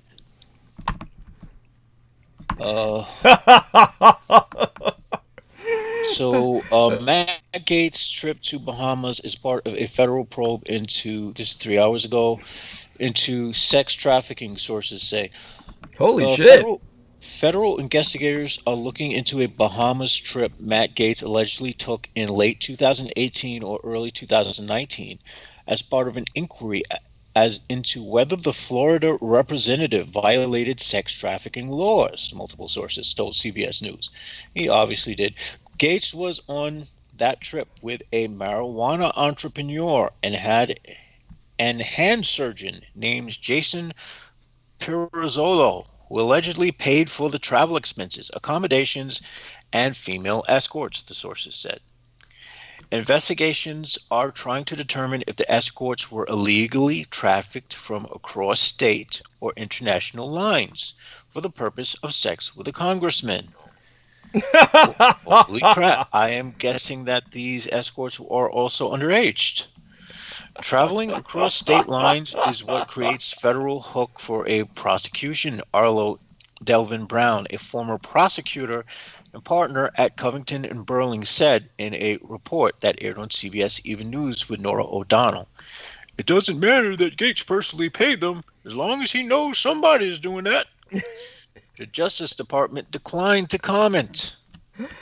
Pirazzolo did not respond to repeated attempts to contact him and declined to comment on his relationship with Gaetz and whether he paid for escorts for him when asked by CBS News on Wednesday outside his office in Orlando.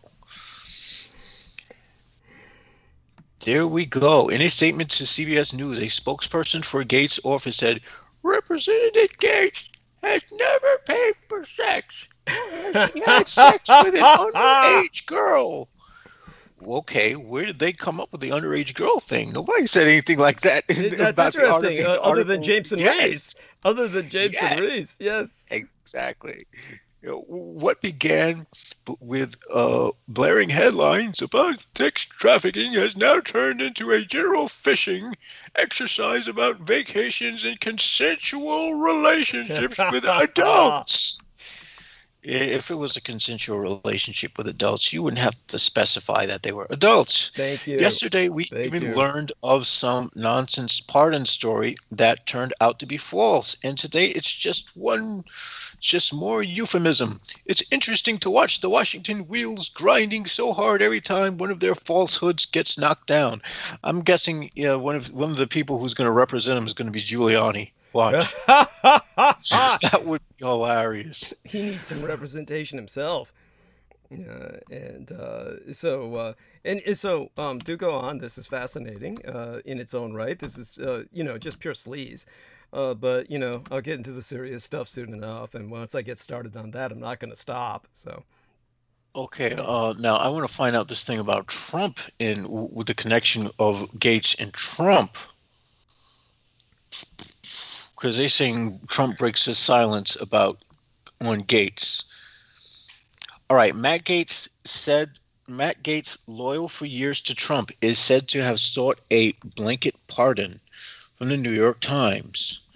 And they're asking me to subscribe to their bullcrap. No, I'm not subscribing to your bullcrap. Just show me the damn article. Okay. Oh my God! So they got a paywall. They got a fucking paywall. Oh, I hate that. I hate that because you pay for the news site. You read the news, and you browse another site that doesn't have a paywall, and you find the same freaking article. Yes. Verbatim. Yes, for free. Yes. Oh, okay, Trump breaks his silence to give the weakest possible defense of Matt Gaetz. Let our journalists help you make sense of their noise. No. Blah, blah, blah. I started reading the ad. That's fucking funny. I read that? Nearly a week after allegations of sex trafficking involving Representative Matt Gaetz, one of Donald Trump's most flamboyant. Oh well, with that haircut, flamboyant. Are they saying he's gay? No, he looks like a freaking Joker from the original Batman when Jack Nicholson played him. Yes, the original movie you mean, as opposed to the TV series. Yeah, the original movie, right. But just with a fatter, uglier face, with pimples and stuff. He's got a pizza face. Oh my God. Nearly a week after allegations of sex trafficking, one of Donald Trump's most flamboyant and unapologetic defenders in Congress became public. The former president is finally acknowledging the Florida congressman's existence. But his new statement, clocking in at just 24 words, is far from the full-throated defense Gaetz was hoping to receive. Congressman Gaetz, thank me for your pardon, reads Trump's Wednesday statement. It must also be remembered that he has solely denied the accusation against him, which says nothing. Okay. Good one. That's Trump stepping outside the room like, I didn't hear nothing about no pardon. Yes. The statement specifically responds to only a small part of Gaetz' imploding scandals, and it doesn't come as a surprise that it involves Trump himself. On Tuesday night, the New York Times reported that Gaetz, in the final weeks of Trump's presidency, approached the White House for a blanket preemptive pardons for himself and unidentified congressional aides. So there's more than just Gaetz complicit on this scandal. Ooh, who sees what's going to be uncovered here? The request came as the Justice Department began questioning Gaetz about his alleged sexual relationship with a 17-year-old. Now that's juicy. Oh, shit. I mean, and he couldn't find someone at least in their 20s. Oh no, of course not. He has to go for the ripest fruit he can get. Yes. Trump's response on Wednesday appears carefully worded to note that Gaetz did not ask him personally for such pardons. Never mind that the Times reported that. As for the allegations of sex trafficking a minor, paying for sex, and other sordid details that have emerged in the past week, Trump merely notes that Gaetz denies them all. That rather milquetoast defense, first time I've ever seen that word. Milk toast. Milk Milk toast offense. toast. Yeah, it's called Okay. Milka toast with a kind of Q sound. Milka toast, meaning that it's like this kind of like really wimpy. It's French. Yes, French yes, bullshit. yes, but it means it's wimpy. Yeah. So, yeah. Is Go on. a good reminder that Trump, who stands credibly accused by more than 20 women of sexual assault and misconduct, also denies the allegations against him. So, Trump has his own crap to deal with. Yes, and that's going to be coming up. All of the legal problems that he's got. We're definitely in for some interesting times. So please, by all means, continue. And now, sadly, we have Governor Cuomo now, who probably would have been better off being a Republican now that he's, now that the cat's out the bag. he'd have been at home with them, at least in that regard. Oh my God! And yes, oh, that's so sad. And he is what he is. Oh my God, he was one of these fallen idols. He was doing so good throughout the pandemic, and then to see him just descend like that. Oh well, how the mighty do fall. So go on. All right. So let's see if I can find something here in the Associated Press. Any more that, like I said, about the woman who was attacked walking her dog, stabbed to death, and they say it's not a hate crime? Oh, I gotta look for that one, because that one I didn't find when I was. Let me see. Asian woman stabbed walking her dog. That sucks. It's probably one of those toy dogs that wasn't much help either. Yeah, I would assume, yes. That makes it even sadder. That's, of course, this is what people have in the city, because you're in the city. It's hard to keep a real dog. These are all fucking companion dogs, they call them, or some kind comfort fucking dogs. They call them comfort dogs. They're fucking worthless. For Get a cat. Yeah, well. Cats have more of a human intelligence than even primates. Honestly, no. I have to qualify this. But when I see monkeys, you know how every time I watch these science channels and they're talking about experiments with chimps, they're like, monkeys, when we look into their eyes, we see our cousins and remnants of ourselves. And I'm looking at the monkey. I'm saying, oh hell no! I see something I don't want anything to do with. I'm saying that. I see more personality in my cats than I see in a damn monkey. Monkeys are like savage humans. Savage humans. An elderly Asian woman was stabbed to death while walking her dogs Saturday morning in Riverside, California, police said. But investigators say they don't think it's a hate crime.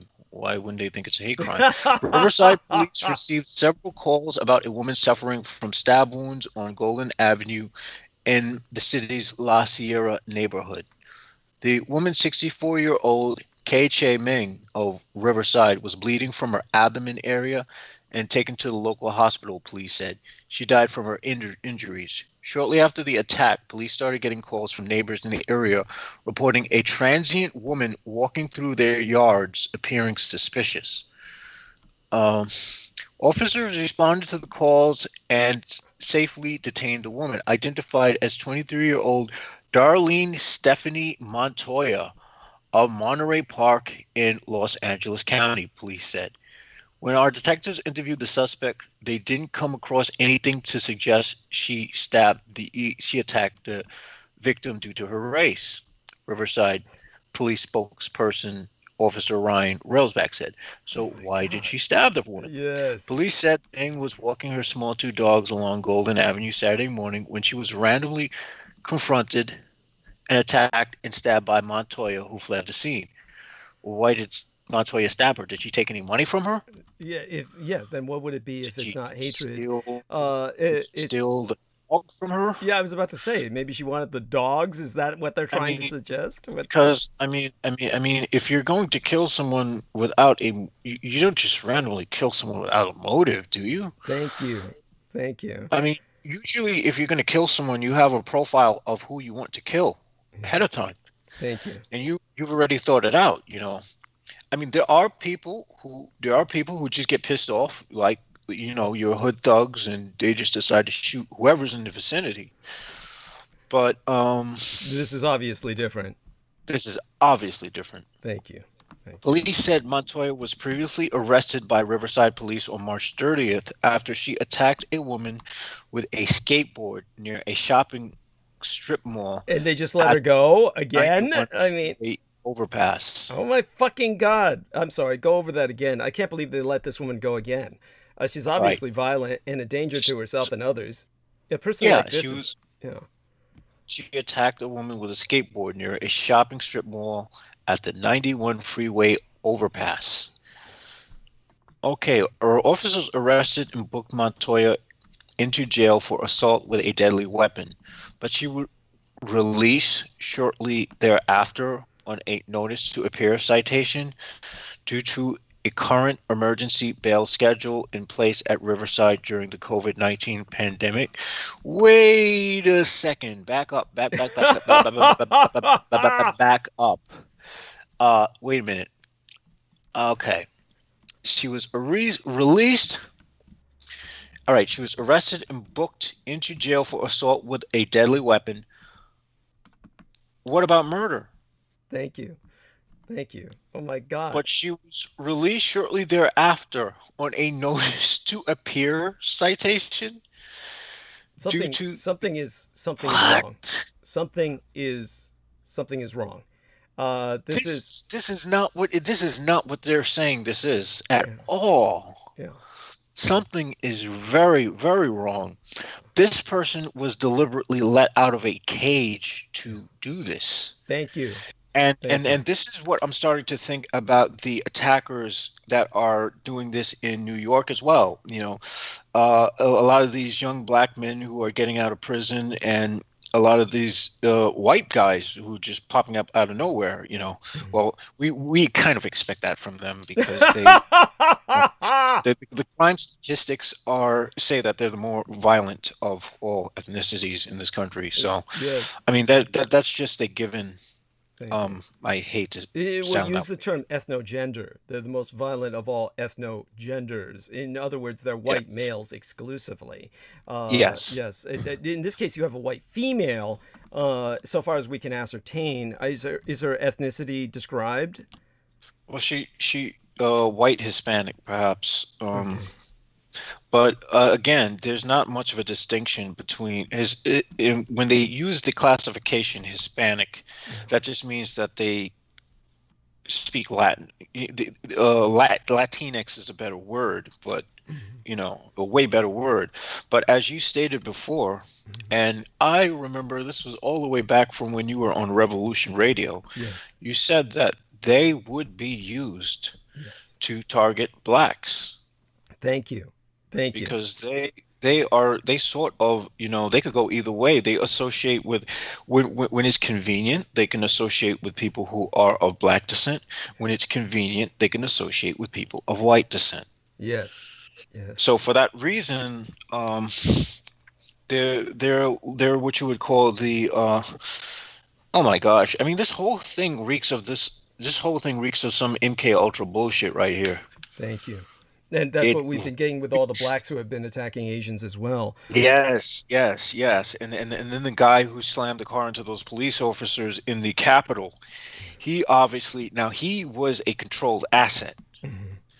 And by the time they had gotten to him, he was already wrecked inside and out. And so he was definitely acting on orders from whoever was handling him, however they were handling him. And I don't want to know what methods they have to handle people, because honestly, if I ask, I don't want to be the one who finds out. Yeah. Yes. Or we'll just say I keep my defenses up for a reason, and I do it like the Haitians do it. Well, I'm not going to share how I do that, but we'll just say that it's good to carry your altar with you. Or rather, I say I make my body my altar. Literally. Okay. But in terms of what else is going on in the world, what other troubles are we facing out there? You were talking about a lot of potential for some natural disasters, perhaps, as well. Ah, did I? Yeah, you have to excuse me from time to time. My brain is just doing this thing. Oh man, if I suppose the age of Tiamat is now because Cthulhu is taking over. Oh, somebody brought that up the other day in terms of wishing me well, and that was, I believe, one of the Wiccan practitioners was wishing me What well. does he say? It was. Let's take a look at the live. Let me see the channel. If we take a look at the channel and we just go on to the last episode, or excuse me, the episode before that, and that was when I received all of those well wishes from all of those wonderful people, and that was when Bill Lyons, who is of course Sharon Lyons, and she uses her husband's account. She says, "Love to you, Douglas, Thea, aka Tiamat," and that was Thea, as in the goddess Tiamat, and so she was basically calling upon her for my well-being. So that was That's a deeply positive thing. yes, And I want to relate to the listeners that I see the age of Tiamat as being a positive thing. I don't see it as being a destructive cataclysm. The people who see it as a destructive cataclysm are the witches who are touting the alt-right, because yes, that means yes. their cocks aren't empowering anymore. Yes, yes, and Shannon Hunter, a shout out unto she, mwah, lovely lady. Veronica Pereira, shout out unto she for her prayers going to me. Both of these lovely ladies sent their prayers, and mwah, my love to both of them. God bless them both. And of course, George Knight and Salman Sheikh sent their prayers, as did Ziggy Ramdas. And Ziggy Ramdas has been around forever. Wonderful human being. All of these wonderful people left their comments on the day that I went into the hospital. Hopefully people appreciated my little vacation there. And in the chat room tonight, what we have is Daniel Larola says that Matt Gaetz repeated on Fox News, "I've never been with a 17-year-old woman." And he's right. It was a 17-year-old girl. Yeah. And he says the investigation on Matt Gaetz was started while Trump was in power under Bill Barr's department, under little Billy Barr's Department of Justice, which was thoroughly compromised. And he says Matt Gaetz's face and the shape of his head does make for a suitable political cartoon caricature, though. Yes, he looks like one of the Goodfellas, or one of the, one of those Italian mobster type of rejects. Vicky Johnson says, "Hello, everyone. Thank you, DDD and company, for another great transmission." And then she quotes myself saying, "How the mighty do fall." Well, God bless you, Vicky Johnson. You're very kind. Honestly, Jameson Reese and I are just struggling. We're laboring. What this is called is laboring. We're laboring at the moment because I'm trying to get my shit together to actually start talking. I still haven't even finished Actually, eating. on that topic, I will look up what they have at Cuomo. Yeah, take it away, All please. right. I'll finish eating this salmon and sauerkraut, and and then I'll start in, after a quick trip to refresh myself. But Gotcha. let's have you take the next 15 minutes at least. By all means, take us All to right. Yeah. New York Governor Andrew Cuomo is facing allegations that he sexually harassed or behaved inappropriately towards a half dozen women who worked with him. 6 women. All right. At this point, 6 women. We can say that they're just not allegations anymore. Something's going on. In an interview published by the Times Sorry, I had to Union come back off mute for that. Albany on Wednesday. Yeah, you've got well over 6 women, and you're quite the champ. Yeah. Yeah. At that point, he's trying to overtake Trump's 20. Yes, he's we're talking about at this point a serial rapist. So go on. Yeah. Other accusations. All right. A woman who is still on his staff gave more details on her allegation that the Democrat groped her under her blouse in the governor's mansion in November. Other accusations range from planting unwanted kisses to asking unwelcome personal questions about sex and dating. I would not, if I were a woman, I would not want to be kissed or touched by that motherfucker. Just saying. Well, Laura Lee Solomon said it best. She said about guys like him, she said it would take a lot of money to make that lickable.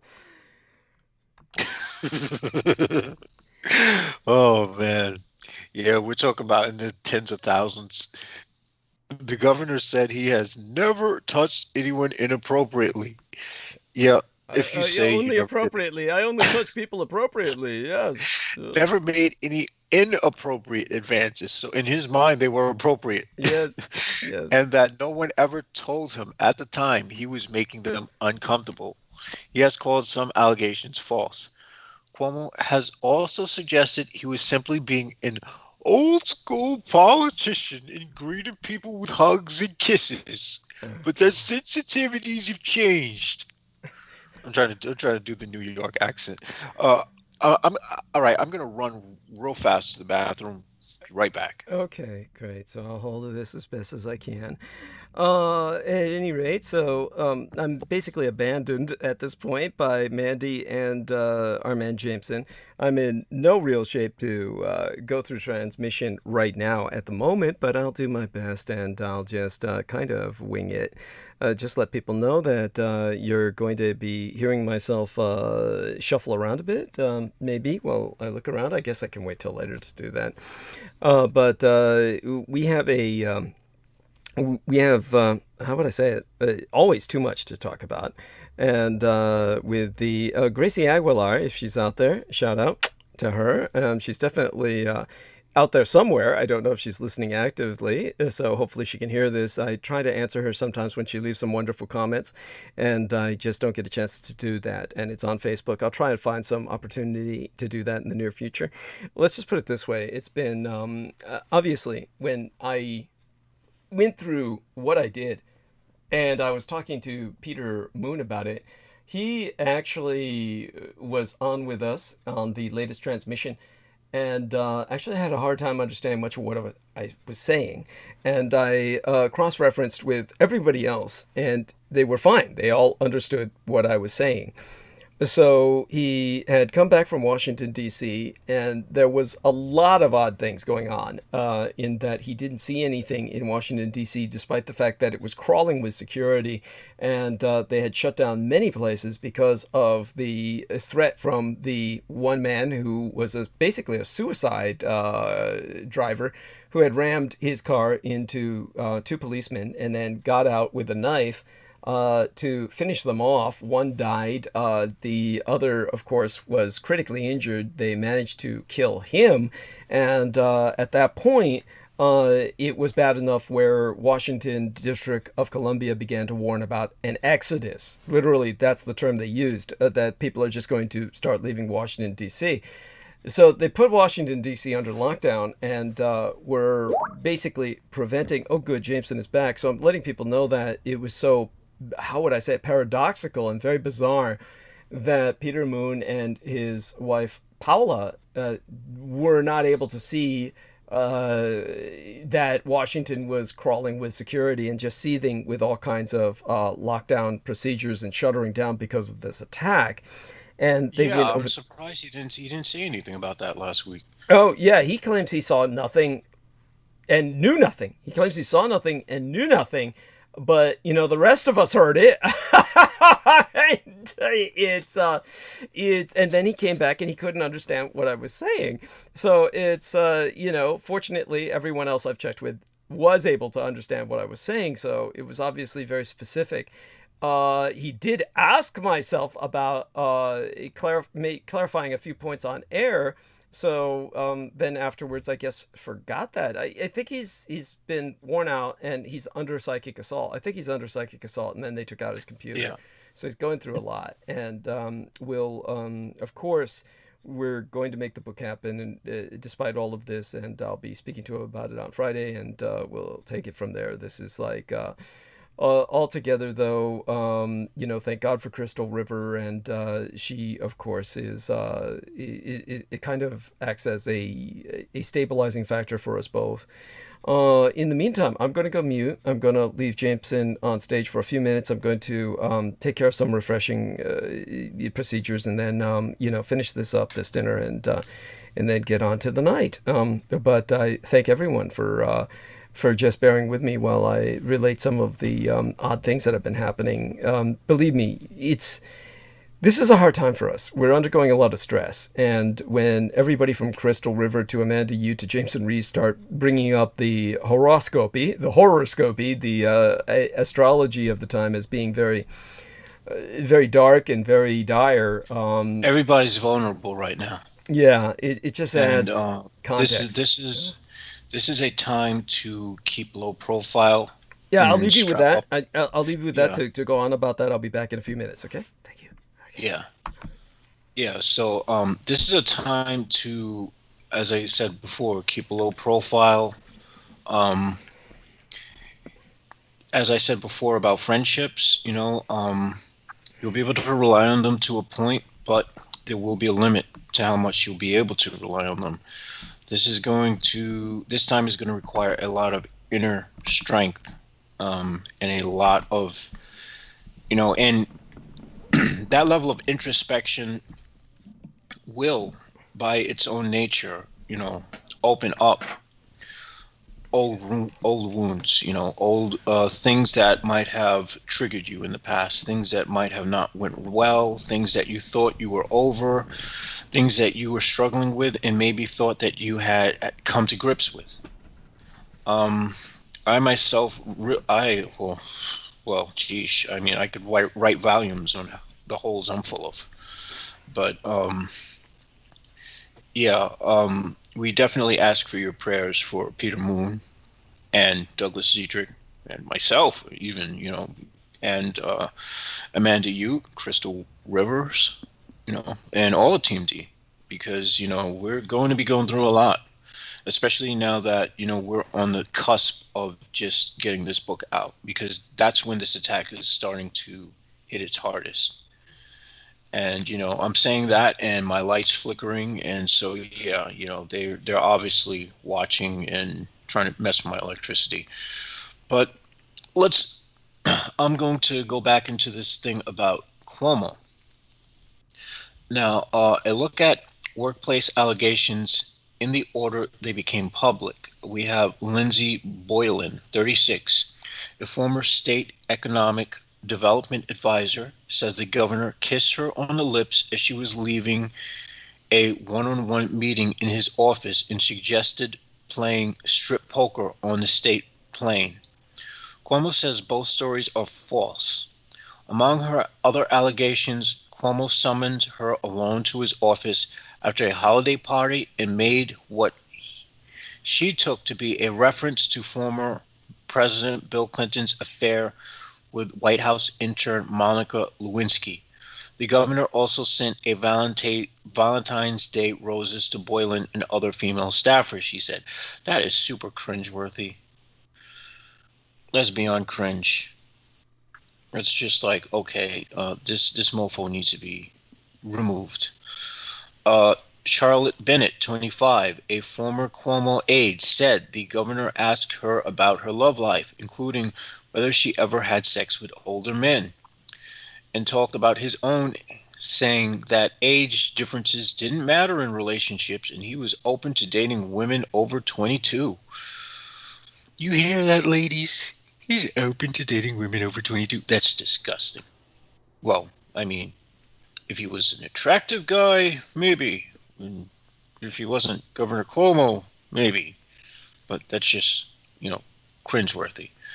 In fact, it's just really not an appropriate thing to say in a work environment. During meeting alone in his office, the governor said he was lonely and talked about wanting to hug someone, Bennett said. She said she swiftly complained to Cuomo's chief of staff and was transferred to another job. She said she spoke to a lawyer for the governor, but didn't insist on further action because she liked her new post and wanted to move on. Well, it's just really sad that women have to endure this stuff to be able to get anywhere in this world. And so this should open the doors for people to realize that, we still have a very big disparity between what men can get away with and what females can get away with in the workplace. Anna Liss, 35, a former aide, said Cuomo asked her whether she had a boyfriend. once kissed her hand at her desk and called her by patronizing names, including Blondie, Sweetheart, and Honey. At a reception, the governor hugged her and put his arm around her lower back and waist as they posed for a photo, Liz said. She eventually asked for a job transfer. In the interview, Liz said she was not claiming sexual harassment per se, but felt the administration wasn't a safe place for young women to work, which that is pretty telling. Karen Hinton, who worked for Cuomo when he was Clinton's federal housing secretary in the 90s.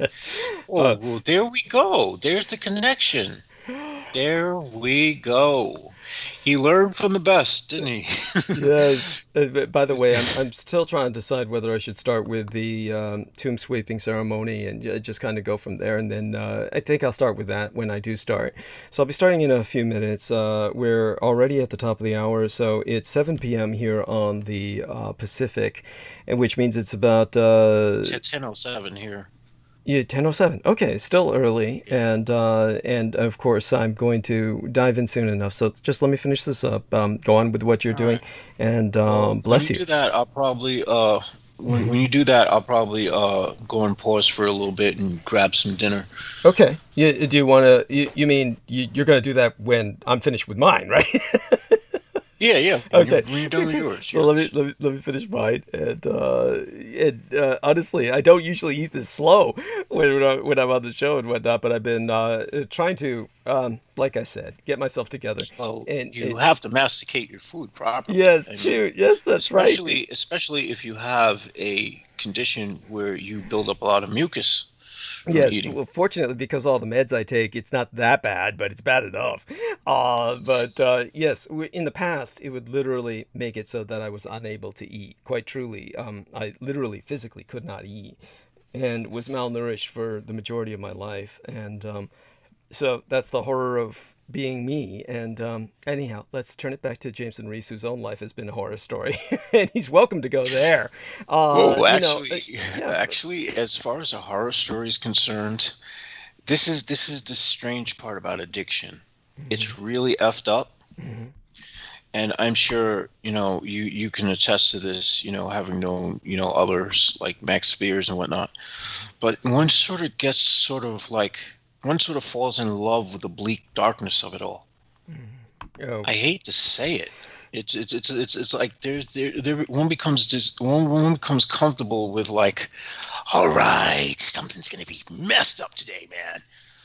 Well, no, I'm not gonna go that far, but you get what I'm saying. It's like, I look back on it all and I'm like, okay, well, I got all this in return, so maybe it was worth it. I suppose. Yeah, I'm just kind of, how would I say it? Just puzzled at what Peter Moon put up. He put up something on the Hermetic Order of the Golden Dawn. I'm not quite sure I'm making sense of what he's saying. But he put this up 6 minutes ago on Facebook, so he's obviously active online, and he's probably experimenting with his new computer and seeing that it works. So let's hope that that's the case. So let me just poke him here, and it's obviously he hasn't retrieved my messages yet, so he might be doing that from his iPad. So just overall a strange situation. Oh God, iPads are the worst. Yeah, he said so himself. Oh. He said so himself. My good. Oh no, he's telling the truth there. He's being sincere there. Yeah. I don't understand why people are so fixated with Apple.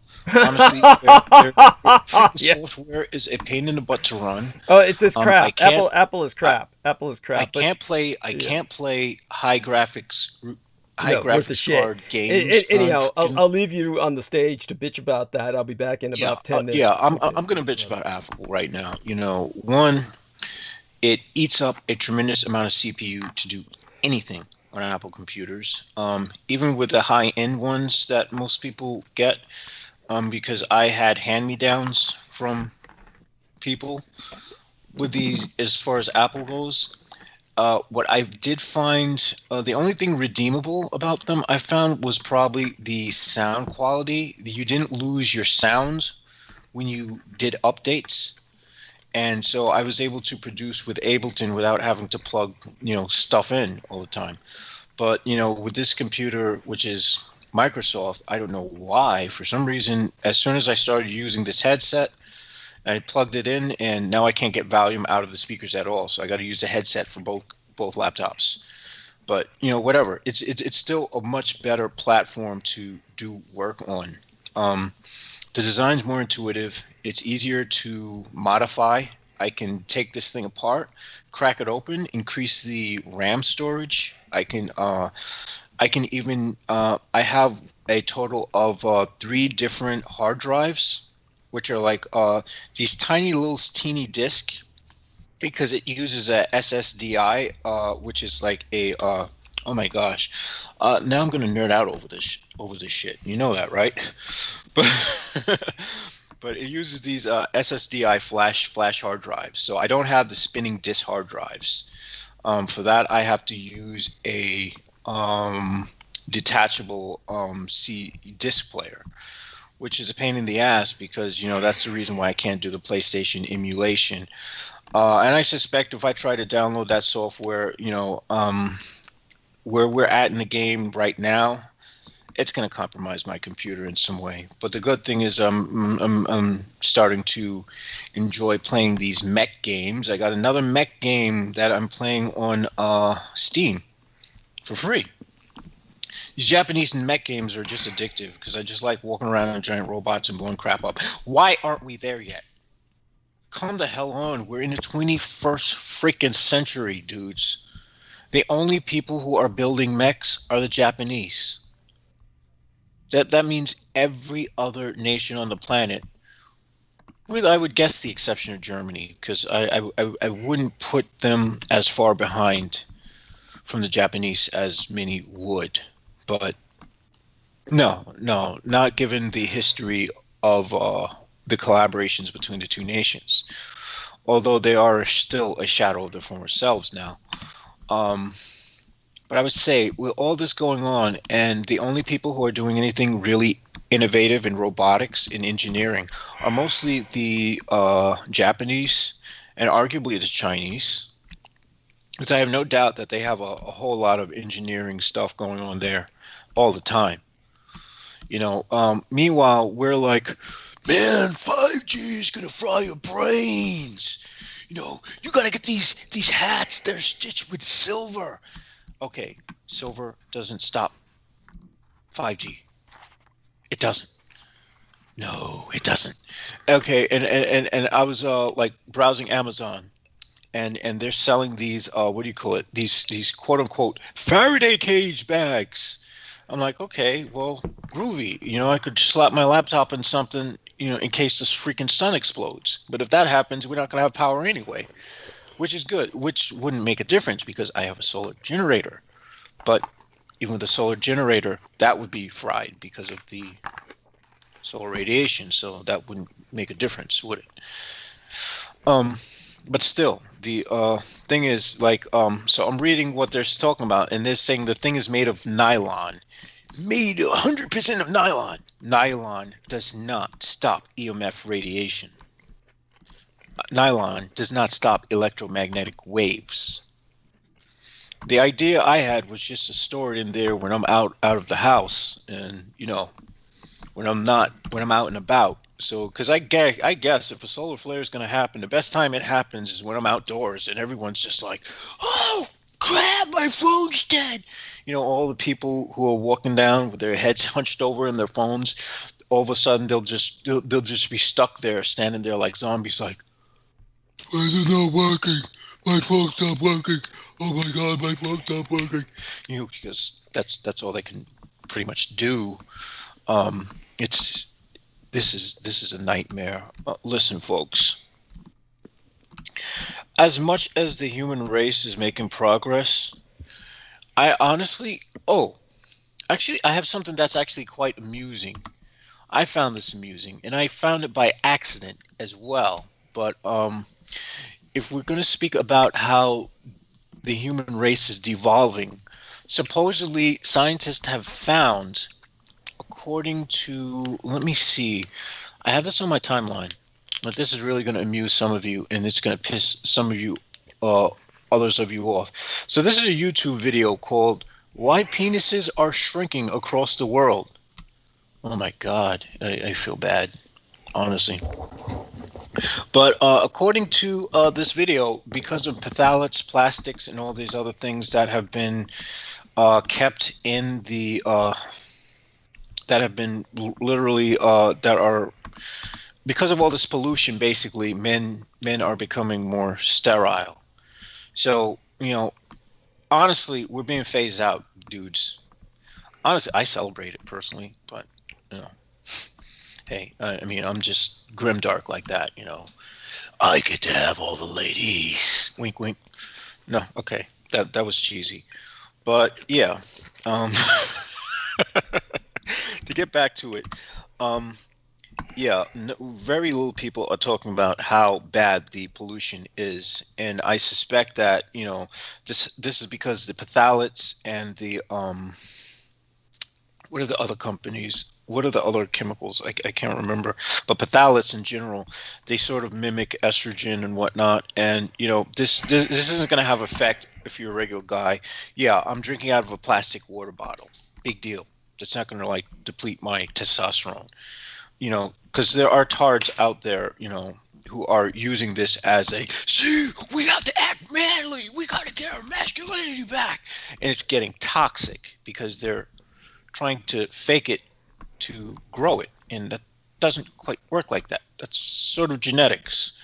But anyway, that is supremely awkward.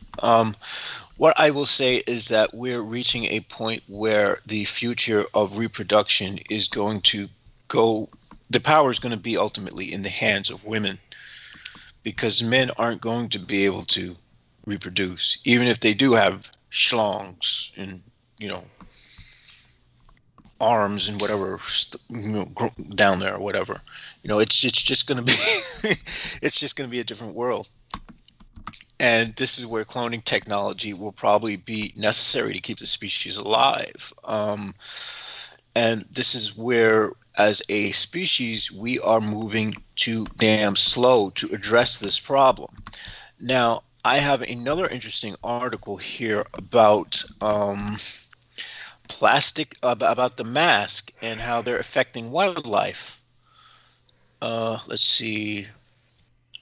Mask effects on wildlife.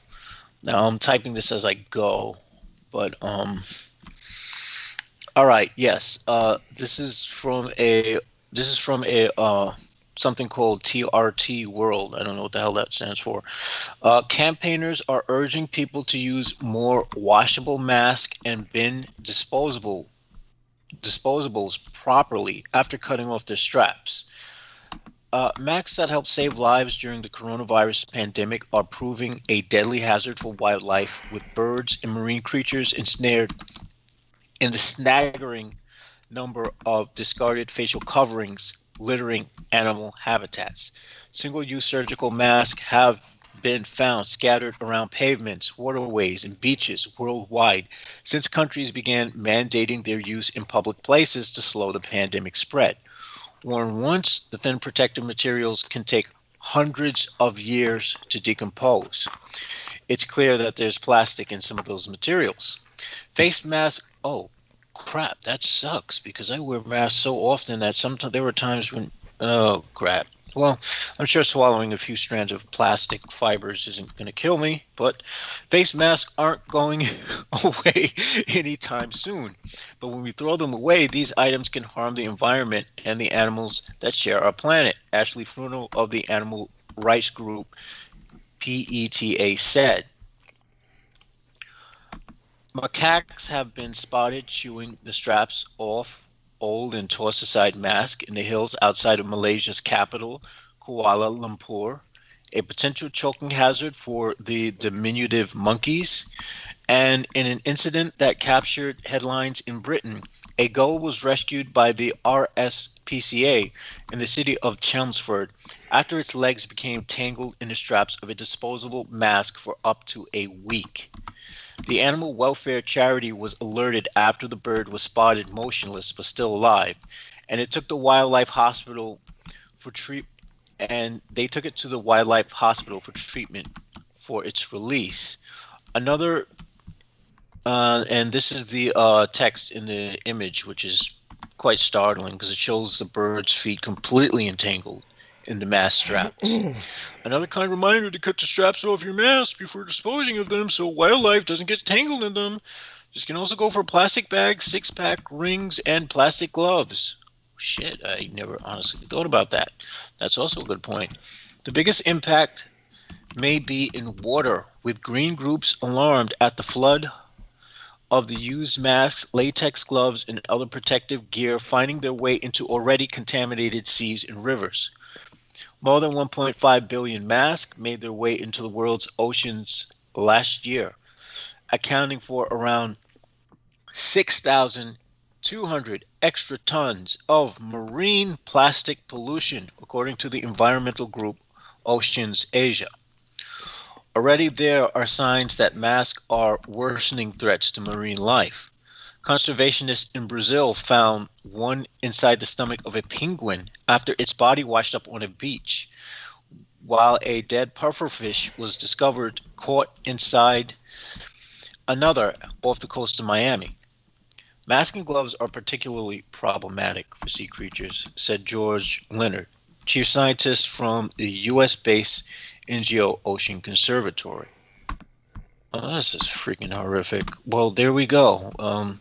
The virus that started the end of the world, which arguably, yes, we can blame China, but we can also blame the United States, who, or as we heard on the broadcast, originally wanted to make the original SARS virus more infectious as their biological weapons, until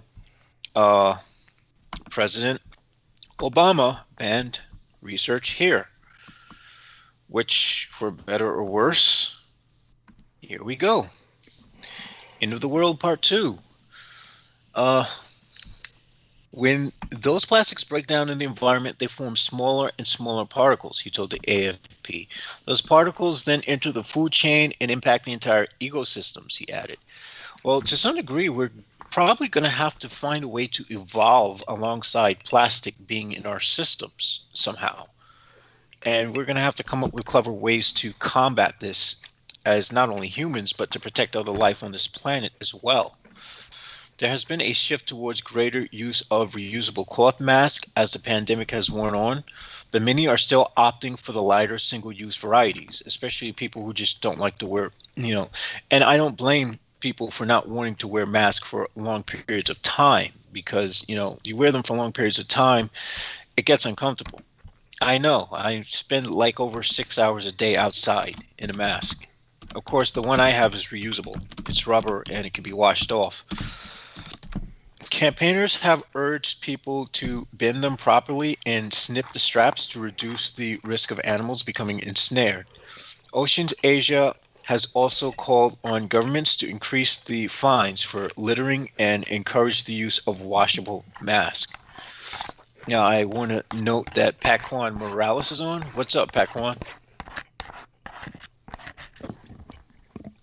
Well, he was on.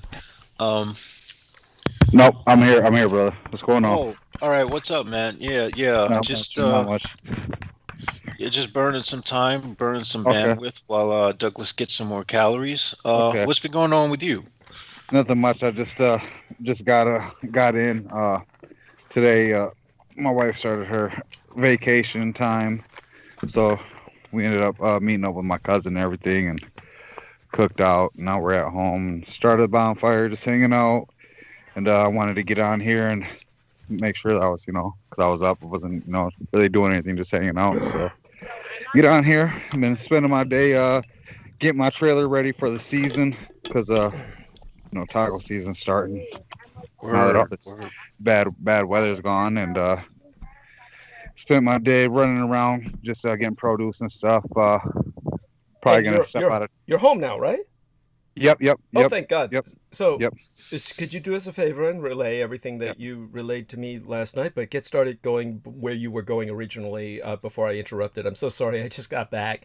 Tell us about what's been going on with your day and what you were doing, and then we'll go a little bit into, if you're willing, a little bit about some of the stories that we were talking about. But please take it Yeah. away. Yeah. Yeah. Oh yeah. So I've been pretty much today. I spent the whole day prepping my taco truck because it's been sitting all winter and everything, and so I just went through and just finishing, wiping up dust and getting all my supplies and stuff in order and getting my grill and everything ready. I actually last minute we're gonna take a little trip. We're gonna go out of town this weekend.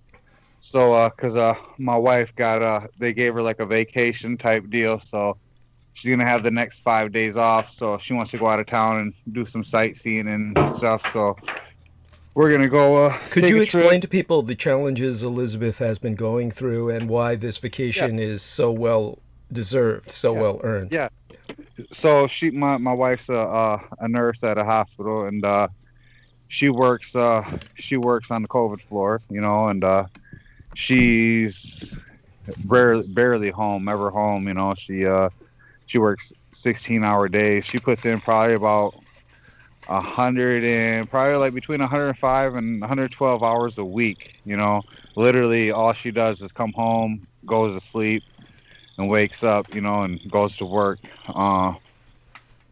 So she got this, vacation time, and she just wanted to do something, and so she's enjoying herself now. We met up with my cousin and her husband, and we cooked out, and she had a couple little drinks, and now we're home, and I started out with a little bonfire for her, so now she's back there just relaxing, talking on the phone. And the taco truck, you were cleaning up the taco truck because you're selling it, right?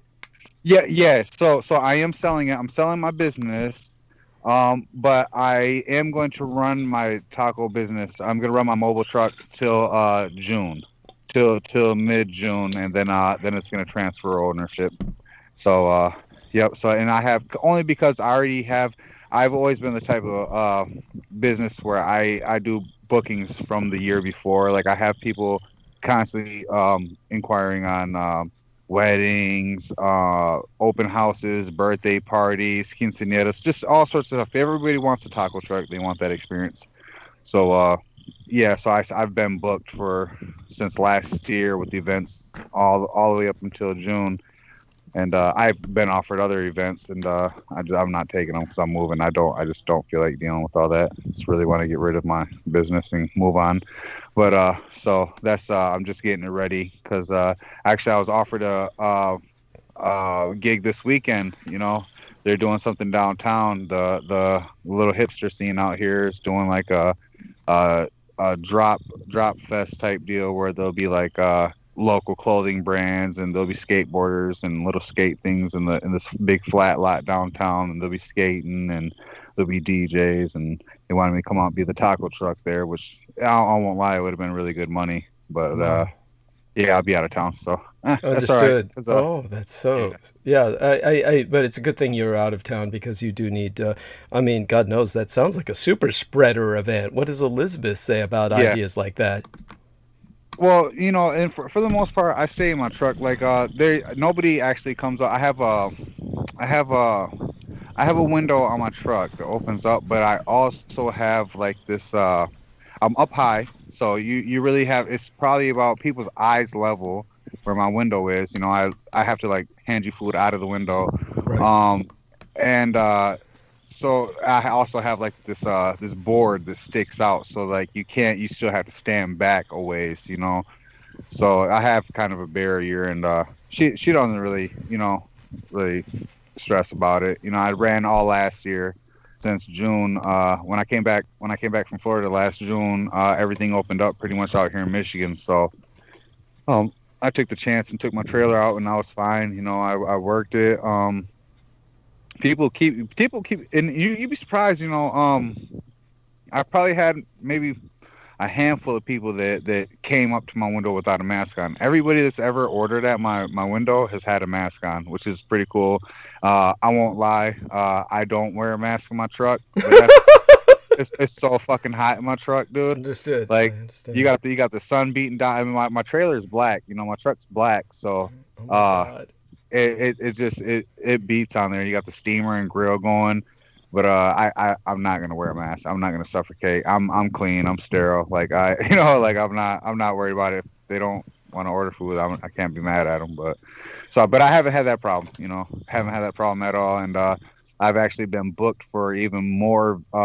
So I do weekly spots where I go and take my truck and like I have Taco Tuesday spot. Then I serve at a dispensary on Thursdays, and they do deals like you buy so much products in their dispensary, they'll give you a $5 voucher to come out and get some tacos or a walking taco or something from me.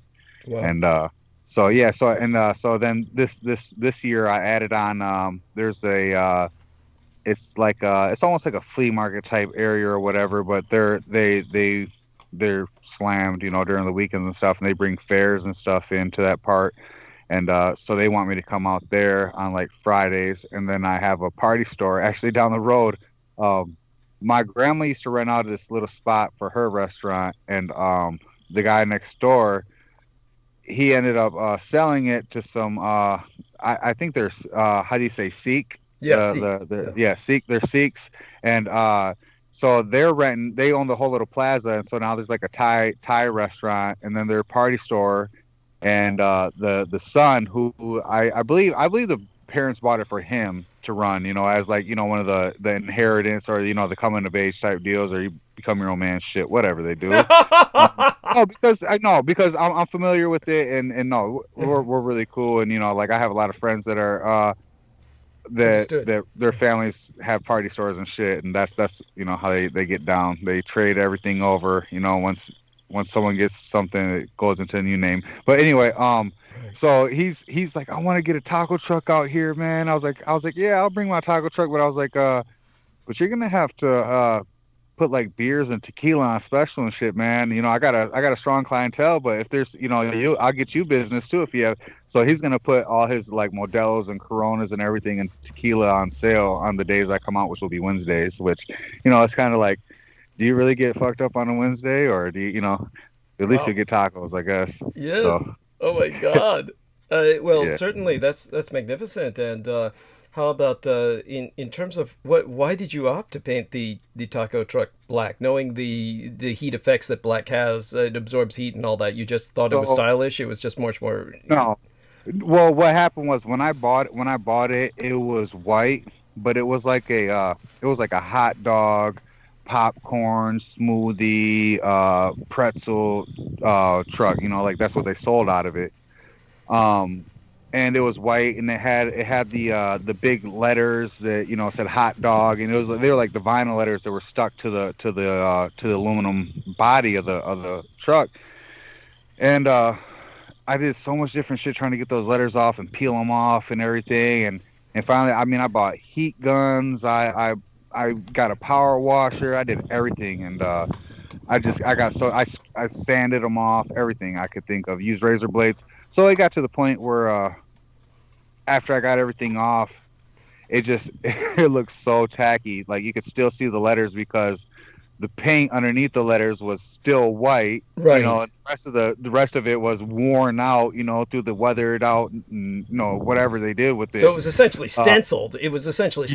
Yeah. So, oh my God. So you were left with no alternative. But okay. Yeah. So I was like, what could I do? I was like, fuck it. I'm gonna go buy some matte black spray paint, and I went and got matte black spray paint, and I painted the whole thing with spray paint, and then. Yeah, I got a buddy of mine who was in the he's a local graffiti artist, and his Tagger. He's a tagger, and he took the drawings, because I had drawings, because before I took it out on the truck and stuff, I was working on a comic book, which was essentially the name of my business, a Lucha Taco. And it wasn't really more or less a comic, it was like just coloring book, but it like the wrestling taco, and then we dressed my son up as a Nacho Libre when he was born, on Halloween. All right. And, so I used his picture, for the side of my trailer. That's what he, tagged onto the side of my trailer. It's basically my son. So that's like my logo. And I got other little characters and stuff too. But So I put that on the trailer and, you know, just call it a day, and That's amazing. that's what it's been. Yep, Okay. I get like I buy like cups, and I get like certain like what are those thermos cups made and stuff with like my logo and stuff. I'll do like giveaways on my Facebook page for the restaurant and stuff, and just little things taco related. But yeah. Well, definitely. So much appreciate your coming on, because I was telling people I needed all the help I could get tonight, and was getting it from Mandy and Jameson, who did his best. He's probably getting dinner right now for himself, and it's been one hell of a past few days, and we've had to deal with Peter Moon's computer disk crashing, and we're going to try and reconstitute our lives essentially on the basis of his losing so much that he has, but much is backed up on the cloud, and we're going to be back at it. Crystal River, of course, has been extraordinarily helpful in just maintaining peace of mind for all of us. Selena Khan, of course, is with us tonight in spirit, and I want to say shout out to her, my lovely grand mistress. And with our man, Mr. Paquan Morales, he and I were discussing so many things that I think are relevant to the supernatural topics we discussed earlier with both Mandy and Jameson. You weren't here at the time, but we were talking about targeted individuals and a kind of gang stalking or gaslighting behavior that people have, where both Mandy and Jameson noted that they were at one point or another stalked. And I think that it's so appropriate to bring up aspects of your past so that people can have further context of what it's like to be a targeted individual. There's no doubt that for whatever reason, all kinds of interests focused upon you. And you can put that into perspective by telling people about the appearance of handlers in your life, or people who would be handlers and were attempting to be such, and that you simply were not cooperative. You refused to be handled, but nevertheless you were impacted. And you were impacted in such a manner that it's only been recently in your life that things have finally stabilized. And of course, that's cause for great celebration and a great rejoicing. And you know, one of the things that we'll do to segue to the where we talk about such things was, I was thinking about when I went into the hospital, and you were kind enough, along with Selena and consulting with some of the others on Team Dietrich, you were basically all thinking of how to contact me and where to go. And ultimately, of course, I gave Selena my room number and the hospital address and everything else. Of course, I told her not to send anything. It would just be, there would be no point.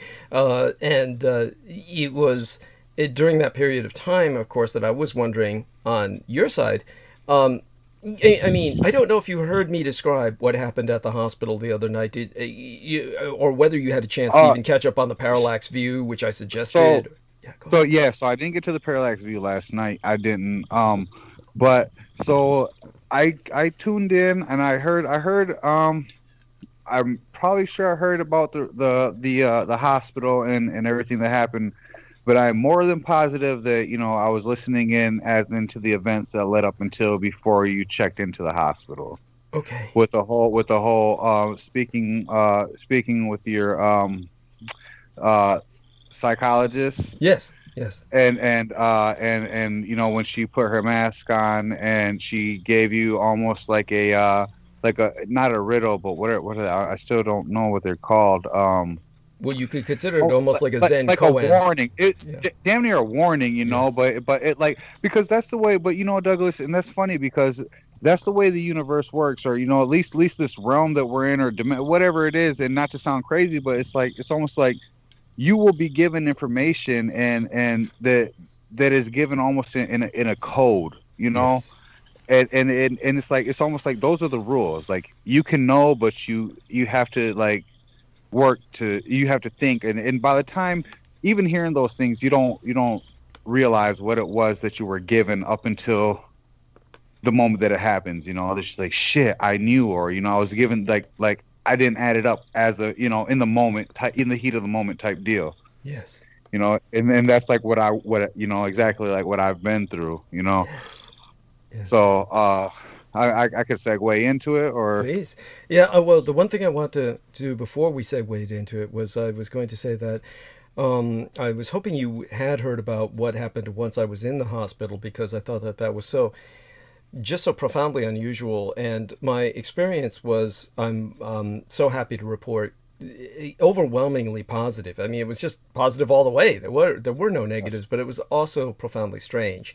And it was, of course, indicative of the fact that I have a very peculiar physiology that we've gone into before. That physiology played itself out when I entered the emergency room. I don't know if you recall this part or got to the that blood part. test with the blood test. Yes, Yes, yes. and also the particular nurse that came in as well. Yes, yes, and Yes, so okay, so you did hear that, but what was yes, astonishing yes. to me was here we are in the middle of a pandemic, and their facilities seem to be just they seem to be well staffed. Their staff did they had a lot of people on staff, and they didn't seem to be overstretched, because I know in so many hospitals the biggest problem is there's never enough people. There's never enough staff. There's too many people who are patients and never enough staff. That wasn't the case here. The staff was very well balanced. They were able to relieve each other very effectively, and the rooms were just palatial. They were very large. I was in a room that, as I said, was larger, without exaggeration, than most San Francisco apartments, and I had an entire room to myself along with the bed. And this was nothing arranged by any of my son's doings or his husband's. I mean, that came in later, but this is apparently what they had for regular patients who were admitted, and it was incredible. So Kaiser is weathering the the pandemic incredibly, and I can only pray that when you move to California, that you have positive experiences in that sense, where Elizabeth can get into a facility like this, which, compared to what she's doing now, would be like a vacation. I mean, obviously they have the COVID patients separated, but and I don't know what the situation is with that, but with the part of the hospital I was in, it was like the pandemic never happened. I was astonished. So just wanted to get that out there, and hopefully maybe Elizabeth can have some insight into that at some point in the future. But just thought I'd share that. But then we go from there to your segue into what's happened Yeah, with you in the past, because it's been so similar, where you've had these kind of Zen koans, these kinds of haiku riddles, these poetic yeah, and only in your case they were far more sinister and far less caring, and a lot more manipulative in the for the most part. And so yeah. take it away, come on. That's So okay, well, as far as the COVID goes, her floor last week they started off with 6 patients, and by the end of the week they had 23 holy uh shit. COVID patients on her floor. Yeah, so they're definitely. But the thing she said this time around, they're more or less like psych patients. They're not really like your average people. So almost like homeless people type deal, you know. So it's not really. I don't know if that's a good thing or a bad thing, you know. it's, it's But certainly something. I you mean, think about it, like all that, you know, it's just like I'm not really, you know. yeah, what is But so that that's about? that's What do you think that's about? I mean, what do you Well, so you have what you know what we spoke about before. You have what they call frequent flyers. You know, people who come back to the hospital either because they have nowhere to go, or they're hungry, or just whatever. They want to get high. They say they're in pain, but and sometimes you just have people who regularly try to kill themselves, or whatever, and those are the people who spend a lot more time in the hospital than regular patients. And because they're not all there, they'll act very belligerent, get coming out of their rooms and going into other rooms, or just acting really crazy. And those are the patients that have been exposed to everybody else while all this has been going on. So those are pretty much the people who are infected these days, because they're secluded. People like that, sometimes they get put on separate floors, or once something, they start to level down, they put them into a regular floor, then discharge them or whatever. So that's what they're seeing with that right now. But they lose nurses. every week. These nurses, they're quitting. They are quitting. They're transferring to jobs that have nothing to do with hospitals. They don't want to do it no more. That's what you see now. They don't want to do it. Yeah. They Yeah. Go on, please. where they were doing, earlier before the vaccine came out, they were doing like hazard pays for nurses that were staying after, and then when the vaccine came out, they stopped giving the hazard pay. Well, now they brought back an equivalent to the hazard pay, but it's more or less convenience, like extra pay, because there's no nurses.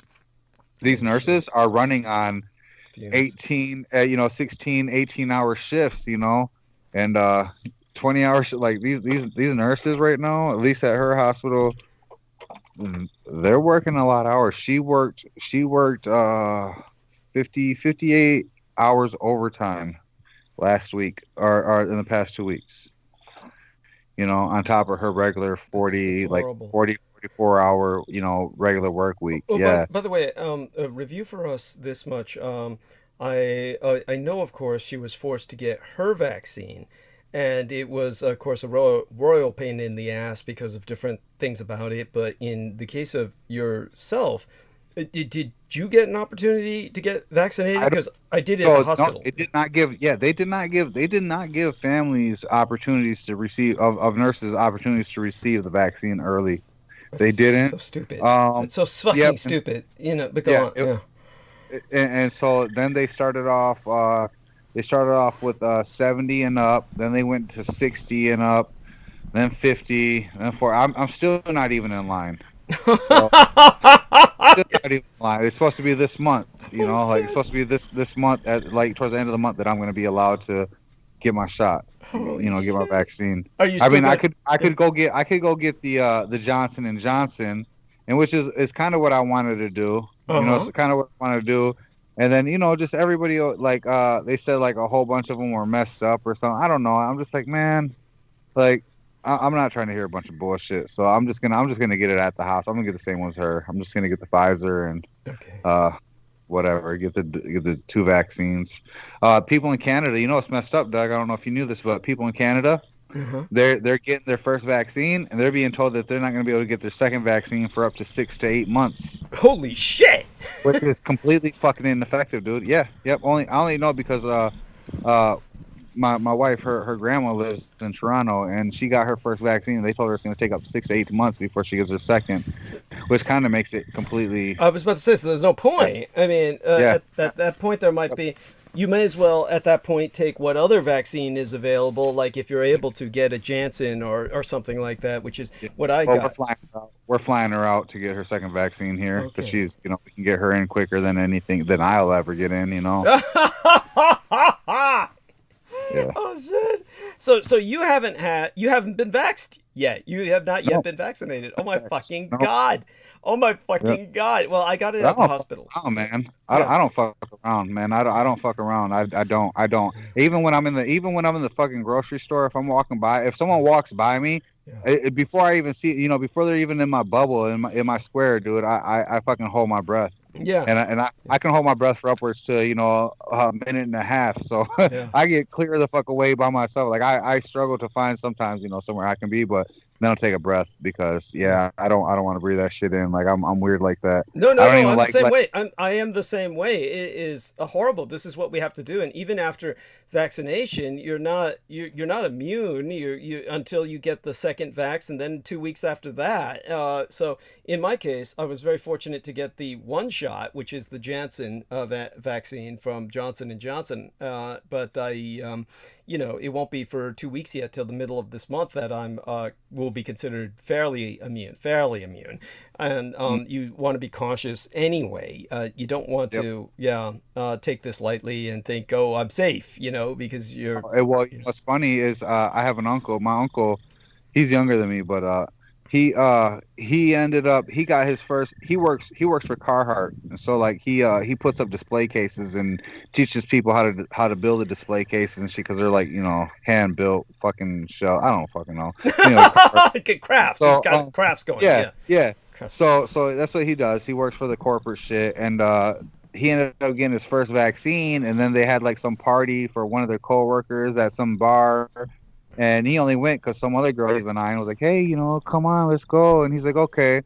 Fucking went. Fucking woke up. Sure enough, he had that shit. And they're like, yeah. And I was like, yeah, you're probably fucking passing weed around with motherfuckers, you know, talking about how good of a time you were having and shit too. Like I've been places, but I'll still wear my mask. I'm good, you know. Like I won't go to eat. I won't go to eat at a restaurant and sit down and eat. Like I'm good on that. Like Got it. yeah. Oh my No. god. And so like so then But you're in a bar. It's short space, you know, small space. Yeah, and so, but by all means, so when we were speaking about things that where people wind up in these situations where suddenly people feel they can manipulate you, take it from there. Kind of take us back in time, and some of these situations you found yourself in because they're endlessly fascinating. Oh shit! Did we lose Pack One? Oh my god. Are we there? Hello? Yes. Can you hear me? Yes. Oh my gosh, Okay. we lost you there All for right. several moments. I was So like, what the hell? I know. And I was so I'm sorry. So uh 2000 about 2007, I met a certain individual. And I met him like when I used to run the streets and shit, but we were never really like in this, like we weren't in the same circle, so we were never in the same places, you know, or whatever. And we knew a lot of the same people and stuff. And probably about 2012, I ended up started no, it was about 2010. I'm sorry. We started hanging out, you know, more and going out and stuff, and like having conversations. But the conversations would always be, you know, like one of the things I was always into was like the kind of like the Emerald Tablets of Thoth type shit. Just like the 48 Laws of Power by Robert Greene. We used to have and it was like right around the time like big the Anunnaki talk was big. Like we used to have like conversations like, you know, what if, or you know, just shit like that. And we hung out a lot. And by the way, I'm just curious, when you started listening to me, thanks to Daniel Arola, and 2007 was about the year my father died, the man who raised and guided me. And then Daniel Arola kind of got you listening to myself sometime, you know, not too long ago, but long ago enough. And it was around that period of time, I think, where Laura Lee Solomon, the woman who was acting as my manageress at the time, was speaking about the tarot deck and had her own little radio show, and Mike Ringley just lost all the audio for that, and it so devastated her. But you know, she did several episodes talking about the tarot and what each card represented and meant, and she went into the Emerald Tablets of Thoth a number of times. I was just wondering if you heard any of that or remembered any of that. No, I never heard any of it. But I do believe I recalled a couple of times that she was on air with you speaking on such things, or I think even yeah, you guys were talking. Yeah, I'm pretty sure I've heard her talking a couple of things.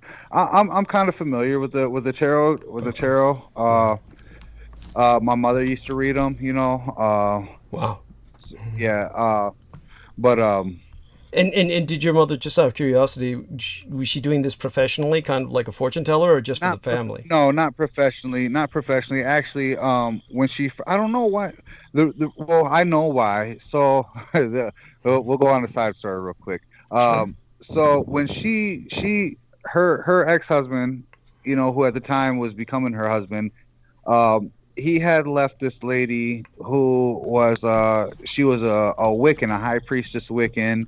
And but she did like the dark shit, like dark shit. And she was also like a professor at a college and like taught, I don't know what kind of fucking class, but it essentially was like a witchcraft class, you know, in the college at a local college, you know. And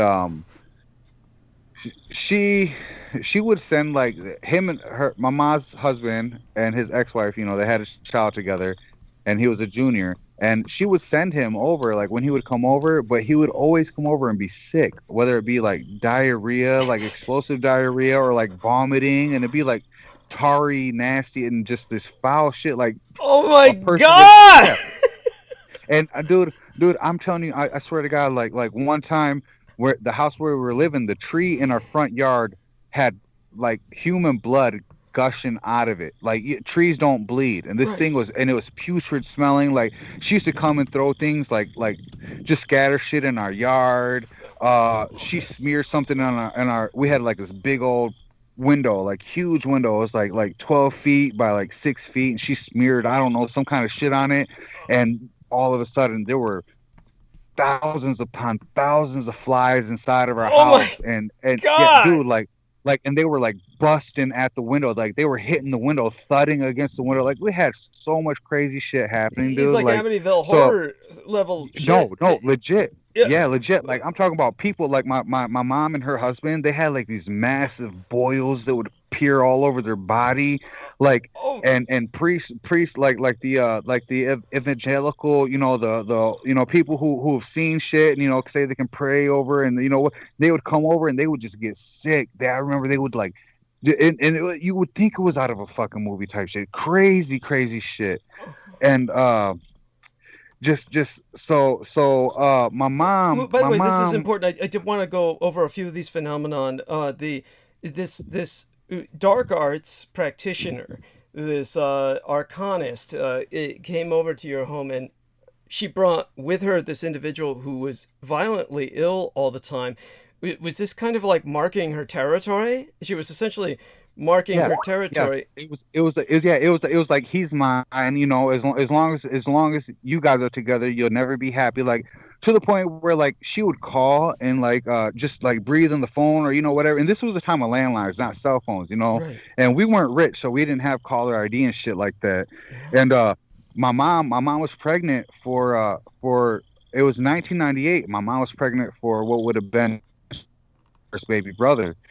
And like that lady kept calling, and like she would fuck with my mom so much. And like one day my mom grabbed the phone, and it was like on one of those curly cords, Yeah. and she tried to throw it, Yeah. and that fucking cord wrapped all the way around her neck, and like dude, like it was fucking crazy. Like Like it my was a mom's, like, boa trying to pull constrictor and almost choked her. her own neck. Yeah. Yeah. Right. And so like shit like that, like and you hate to give someone that much power, you know. But I feel like as much as my mom knew about things, I feel like she let that lady into her energy. Yes. That's what really fucked with her, and like it caused a lot of problems for her and her marriage. Like, you know, like so my mom, essentially what my mom did was she started getting more in tune with you know, what she already knew, you know, and she started reading like tarot and using the tarot. Oh, okay, in so certain this, she ways. starts coping with this, but I'm still, just to get this phenomena out of the way, and to make certain that I understand it, because I don't want the kind of miscommunications that happened with myself the other night happen here. This woman was essentially the ex of the person who became involved with your mother, right? Or something like that?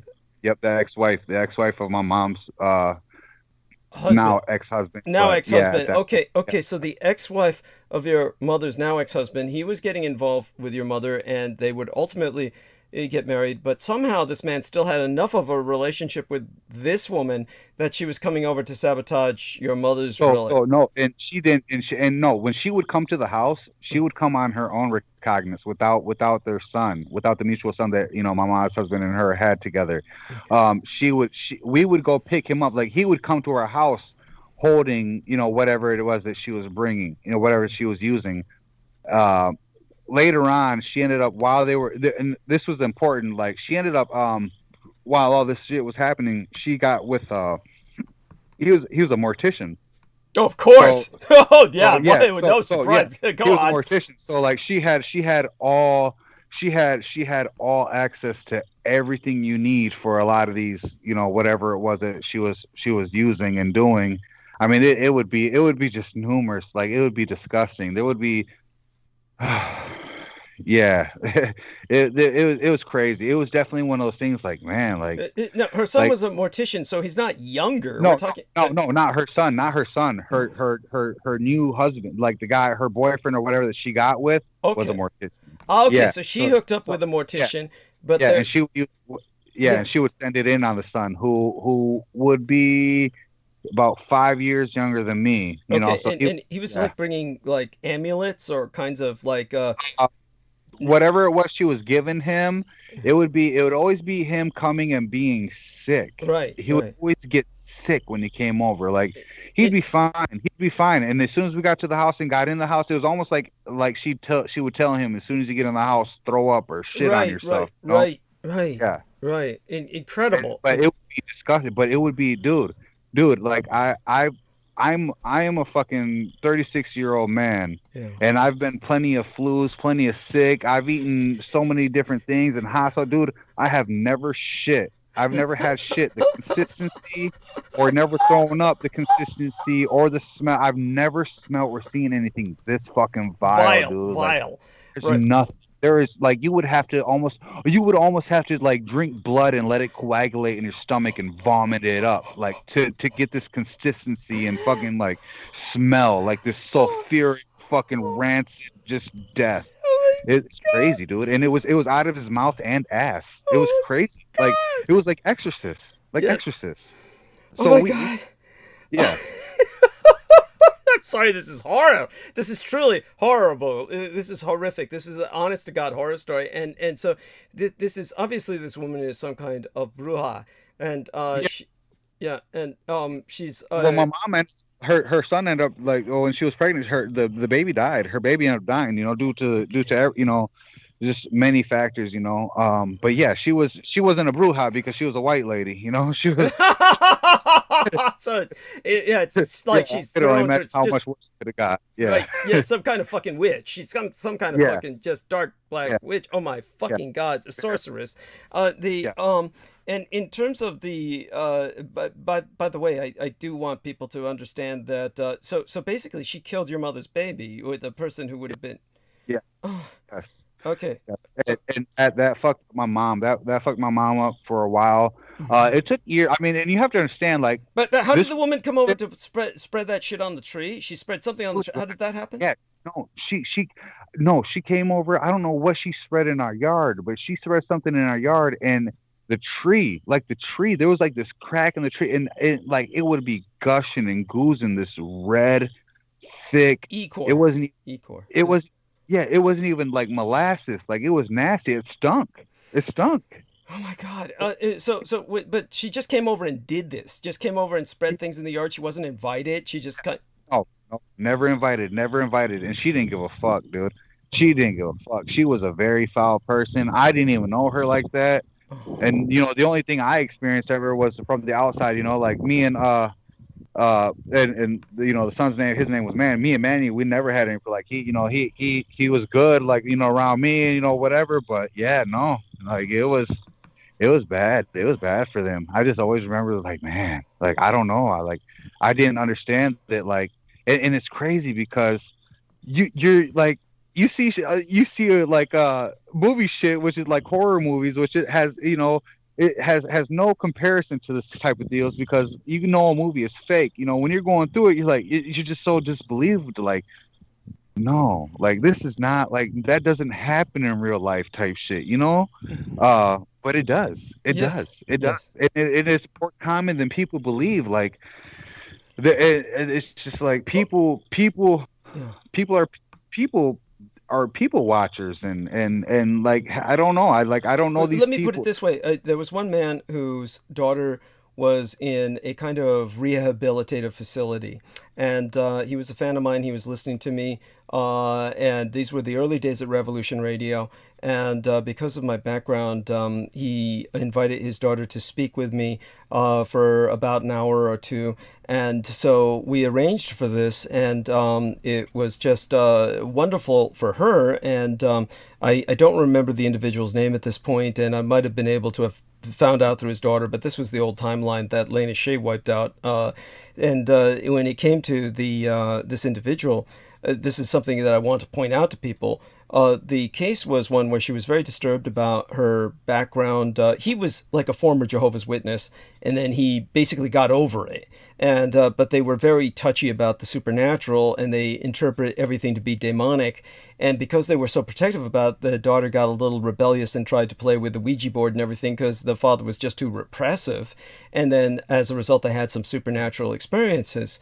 So basically, this impacted her to the point where she fell into some drug abuse and then wound up in rehab. So when he had her talk to myself, I was able to make them all feel so much better because I was able to tell them just how moderate their experiences were. And this is where we go back to Pak Wan, where Pak Wan is now relating to us the kind of serious disturbances that that I know how bad it can get. And this is like when this young lady was suffering from what she did suffer from. We got involved with the Ouija board, and then after that, there was a few times we heard voices. There were some eyes appearing beside my bed in the dark. There was weight on the bed, etc. And when she was through with that, I was like telling her, I'm so glad that you shared that, but it's really like, all I can say is that's you are so lucky that what you've suffered from is so moderate.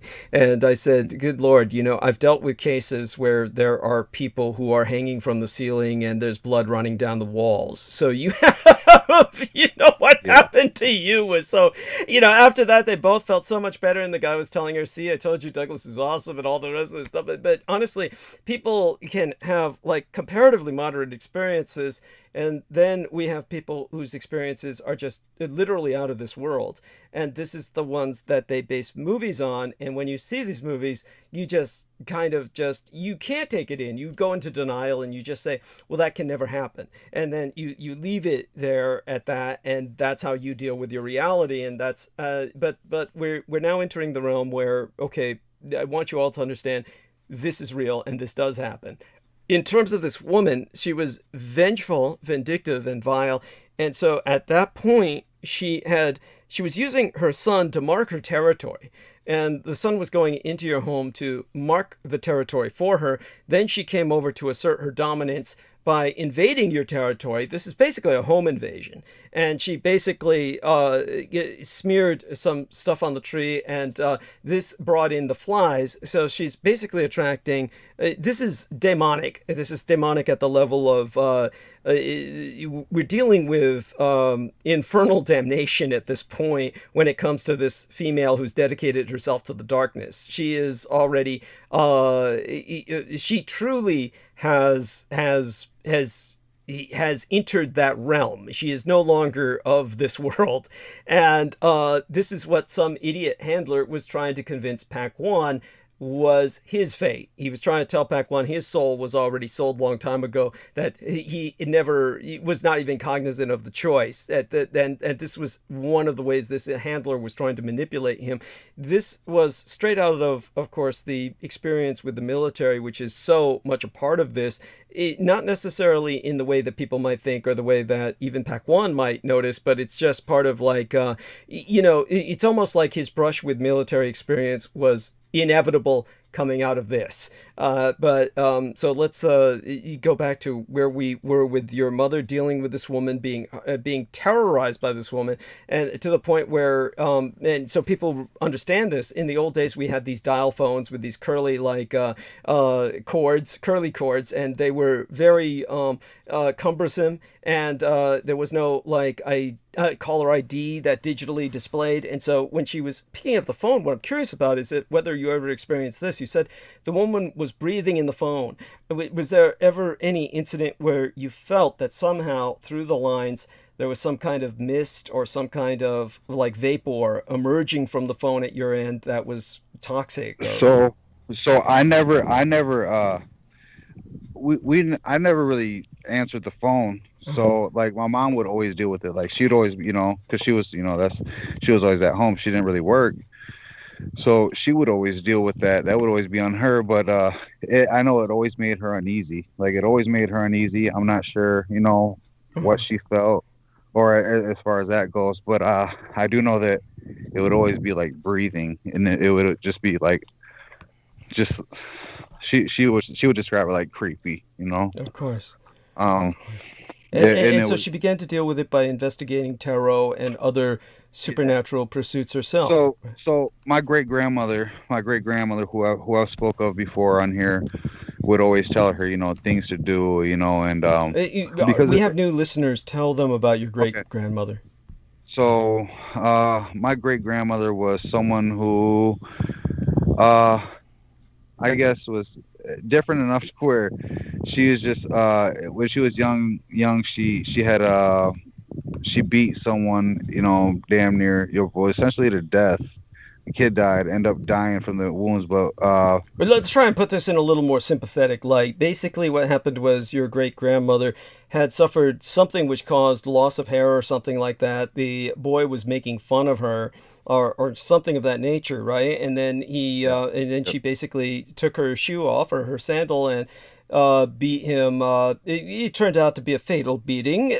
yeah, And yeah, essentially, she couldn't go to school after that. So she wound up being raised by essentially a supernatural practitioner in a sense. This is not Don Juan romance of Carlos Castaneda, but something like the real thing. It was something like the real thing. yes, So tell us a yep. bit about what She was was it that raised. happened to her to cause the boy to make fun of her again? It was something. So her mom was Spanish, Spaniard, and Saudi Arabian, and she was just like a really, like, she was just didn't play no shit, like she was like strict. So my grandma ended up getting head lice, and my grandma used to have like this long, like almost like mahogany type color hair, Yeah. and her mother shaved her whole head, shaved it all off because she caught head lice at school or who knows where. And so when she went to school the next day, they were teasing her, and they wouldn't, she didn't like it, and she Obviously. reacted. Yeah, yeah, she reacted very, and and it's crazy because like she was, even as an old lady, she was very, like non, like I don't play that shit, respect was, it was just automatically given. It wasn't something like out of fear type deal, but it was like, it's my grandma, and she expects better. But anyway, she By the way, her death so almost was the death of you. You almost died of yeah, it depression. was. Yeah. Yes, I gave up on everything in life. When she passed away, I gave up on. I went to war with whatever in my time of belief was a god is what I went against, and it was a hard. It was I not religious. I'm not religious in any sense, but I know there's something so great, and I know there's goodness, and they like what you would consider angels, or demons and energies and spirit, whatever. It all ties in, and it's crazy. It's a moment thing for me. It's like it'll be in a moment when I feel or see or understand things, and just it's weird. But she really she was old. I was pretty. I was raised by my great grandma. Um, my mom did her thing. She ran around with like cartel people and shit, and did crazy shit. Um, I was around my mom sometimes, but for the most part, I was always with my great grandma. So they she taught me a lot. My understandings of a lot of things were because of her. But when I did lose her, it was like it wasn't the time that I should have lost her. Right. There was still more for me to know and grow. And I what had happened was after she had her head shaved and this young boy was making fun of her, she basically struck back, lashed out physically. It wound up with his ultimately dying, and then she was not allowed to go to school. But then she was taken in by this individual who taught her much about herbs and I he suppose was other he was what arts.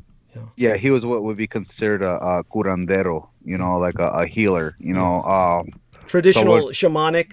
Yes, Shamanic. yeah, Yeah. someone who spoke with spirits and used the earth and everything, and could heal you, and give you limpiadas, or tell you what's going on, or just just someone who could see things, and he essentially raised her from the age of 6 or 7 all the way up until she was about 13 when she finally went back home. And by then her mom and dad had split up, and a new lady was with her dad, who actually practiced dark arts, and they blame for the death of my great grandmother's death, our great grandmother's mother's death.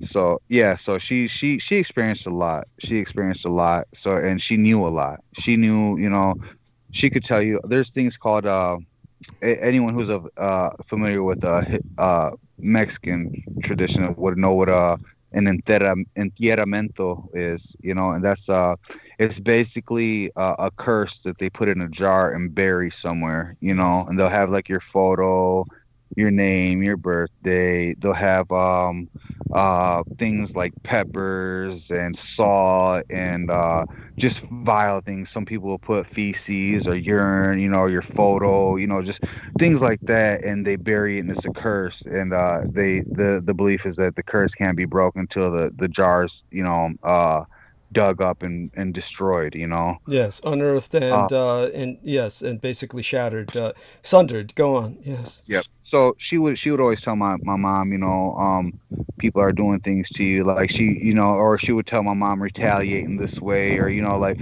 my grandma was no bullshit. Like my grandma essentially, so you have different practices. You have like Santeria, and, you know, you have like it's almost like a more of a Puerto Rican Cuban type voodoo. My sister, one of my younger sisters, her dad was like, he was like high up in the order type deal, and they were all, you know, part of the cartel and shit. Mm-hmm. My grandma essentially is the person who put like basically a curse on him to tear him off of my mom, because it was like he was feeding off my mom, you know. Right.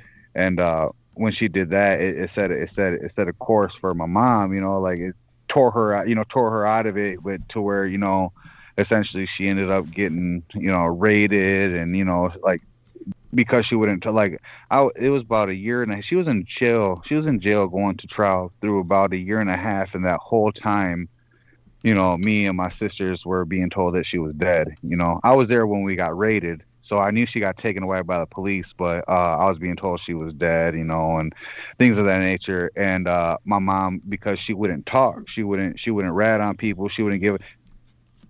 Essentially because it was just, she was set up, and they pinned like a 8-ball of cocaine on in actually my great grandparents' residence, because we were watching their house while they were in Mexico, and this guy who came over and was trying to buy some shit for my mom. Mom was like, no, like I don't have nothing.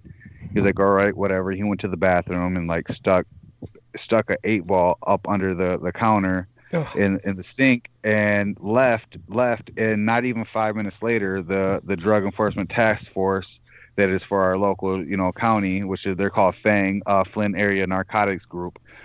They booted in the door and fucking slammed my mom to the ground. They went right to the bathroom. They knew where to find it at.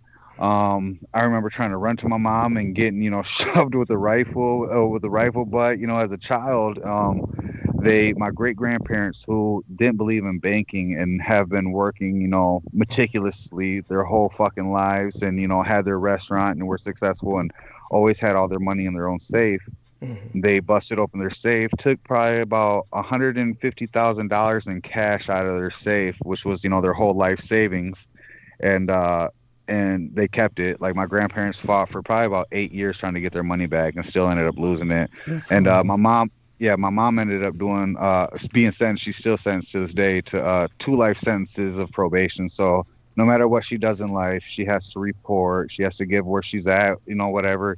Even though nothing's ever been active, she's never been caught with anything, never done anything, never been in trouble ever again in her life. She works for the state as a translator. She can't get it. She's been offered her own, you know, offices and different types of businesses and stuff, that she can't get them because, you know, her situation. Everybody that looks at her shit, you know, they're like, no. So she ended up paying, but my you know, at the end of the day. Mm-hmm. By the way, before You go on. I want to go into the chat room because it's relevant. I want you to hear this. First off, for everybody here, Kale Saul says, Douglas, you're right on target about a lot of things. I appreciate the things that you discuss because they're very important. And because of what he was talking about with the plastic apocalypse, I presume, he's responding to Jameson Reese by saying, I'm so disappointed with the way the humans we were supposed to be caretakers of this earth. And then Vicki Johnson came on to say, it's 10:30 here. Paco, bless your wife's heart. And a big red heart for Elizabeth. She says, good luck to you all. And then Vicki Johnson said, Pac 1. So sorry. And so then that was probably due to all the suffering you've had to this point. Veronica Barrera, shout out to Senora Veronica Barrera. She says, buenas noches, ti. Hola a todos. Yes, buenas noches a todos. Senora Barrera, love you. She says, yes, I'm familiar with enterramientos. Happened in my family too. So it happened in her family too. Enterramientos. And again, just a little outline of that before you go on. What that is. It's basically where you'll take you'll concoct your own curse, and whoever your victim is, you get personal things about them, possibly a photo, whatever. Well, and you know what's really preferable is fingernails and hair clippings. Yes. Fingernails. And you'd be surprised, and a lot of things people don't know too is people who practice that shit, they use their own fingernails against you. Yeah. They will grind their fingernails up. If it's someone who is trustworthy and, that you feel is trustworthy. Now, understand that you feel is trustworthy and they may be trying to harm you. They could be feeding you their own fingernails, which they can also use against you. Only because I know that's actually... Well, this is why a person's cosmetologist has to be the most trusted person on earth, because they will pay your cosmetologist for your fingernail clippings or your hair clippings. And well, I only know this because my mom's ex-husband, his sister, who we and pretty much snuck over from the border, her and her kids. She was using, and that's actually why I got involved with the Santísima Muerte. But she was living with us, and she was doing things to my mom. She was actually friends with his ex-wife and was amongst us. The only reason why we realized it later is because the day that my great grandmother met her, she said, and I'll say it in Spanish and I'll say it in English, because she'd be like, "Esa vieja es una mosca muerte en la pared." And that means she's a dead fly on the wall. Shit. Meaning, just fly means bad. On the wall. Bad news. Go on. Shit. That's like The Godfather. That's like The Godfather in the film. Yeah, basically, you're a dead man walking. Go on. Yes. Yeah, and I mean, and to the point where this lady pretty much infiltrated our family and started working for my grandmother. Because she was trying to help my mom and my mom's husband. Brought her in, gave her, let her work at the restaurant. This lady learned all the recipes and everything. Ended up marrying my aunt's ex-husband and opening up a restaurant using all my grandmother's recipes. Yes. Yeah, but she was doing things. She was doing things to my mother, and and it was crazy because they were living after we snuck them over. Like, I slept on the couch for like 4 or 5 years. I gave her and her kids my bedroom and shit, and she had her whole altar like in the closet, and this is the day I opened it and found it. And like she would have like pictures of me like face down amongst the altar, pretty like I don't know what it was about me that she didn't like. And I remember, like, I didn't know who the Santísima Muerte was, I didn't know, I knew like all the lighter, workings of like who we were as a people, and just shit my grandma learned. Dude, when I found out what she was doing and why she was doing it, I said, I got you. And I gave my heart. Everything I could, man. I dug myself into, man, dude, I dug the biggest fucking hole you've ever seen in your life, man. I'm talking about you know, most people get involved in like you talk about rabbit holes, you know. I I shot a meteor into a bunch of rabbit holes because I opened up all sorts of doors for myself, man. I learned about Santa Muerte. I was fucking around with Wiccans. I was fucking around with Satanists. I was, everywhere, everything, and I just always was amongst people. But okay, so I got visited by, and it's crazy, man. I got visited by a saint of death once, man. Santa Muerte, man. Right. And Right. and when I understood that is when I understood that she was trying to accept me, or whatever it was, and because he was called a consejo from somebody, which is like um like like knowledge, like information, like a warning, or like whatever about the moment or whatever, and they were like, yeah, she's speaking to you, whatever. So I started working hard. I started working hard with death, man, with Saint of Death, and man, By the I way, in could go Haitian around people. voodoo, this would be Baron Samedi. But yes, Yes, well, I worked, and also I worked also with what it would be considered Eloah, and that's also one of the seven potencies, the African potencies, yeah. which is also voodoo, and I I would be able to be amongst people who were like, it would be weird, man. It would be weird, like the way my energy worked around people, and just the way people would always like gravitate towards me, like, and it wouldn't be like people who didn't know what they were. It would always be like interest from people who were of some kind of, I guess, what you would not really stature, because let be understood that those types of things, there's no real such thing as stature. It's just how far are you dug in, how neck deep, what I'm saying, Doug, like how far are you owned. You don't get out of things like that, Right. at least not with your sanity. um I had just many experiences, many, and that's where, like, I'll so I'll call him D. That's where I met D.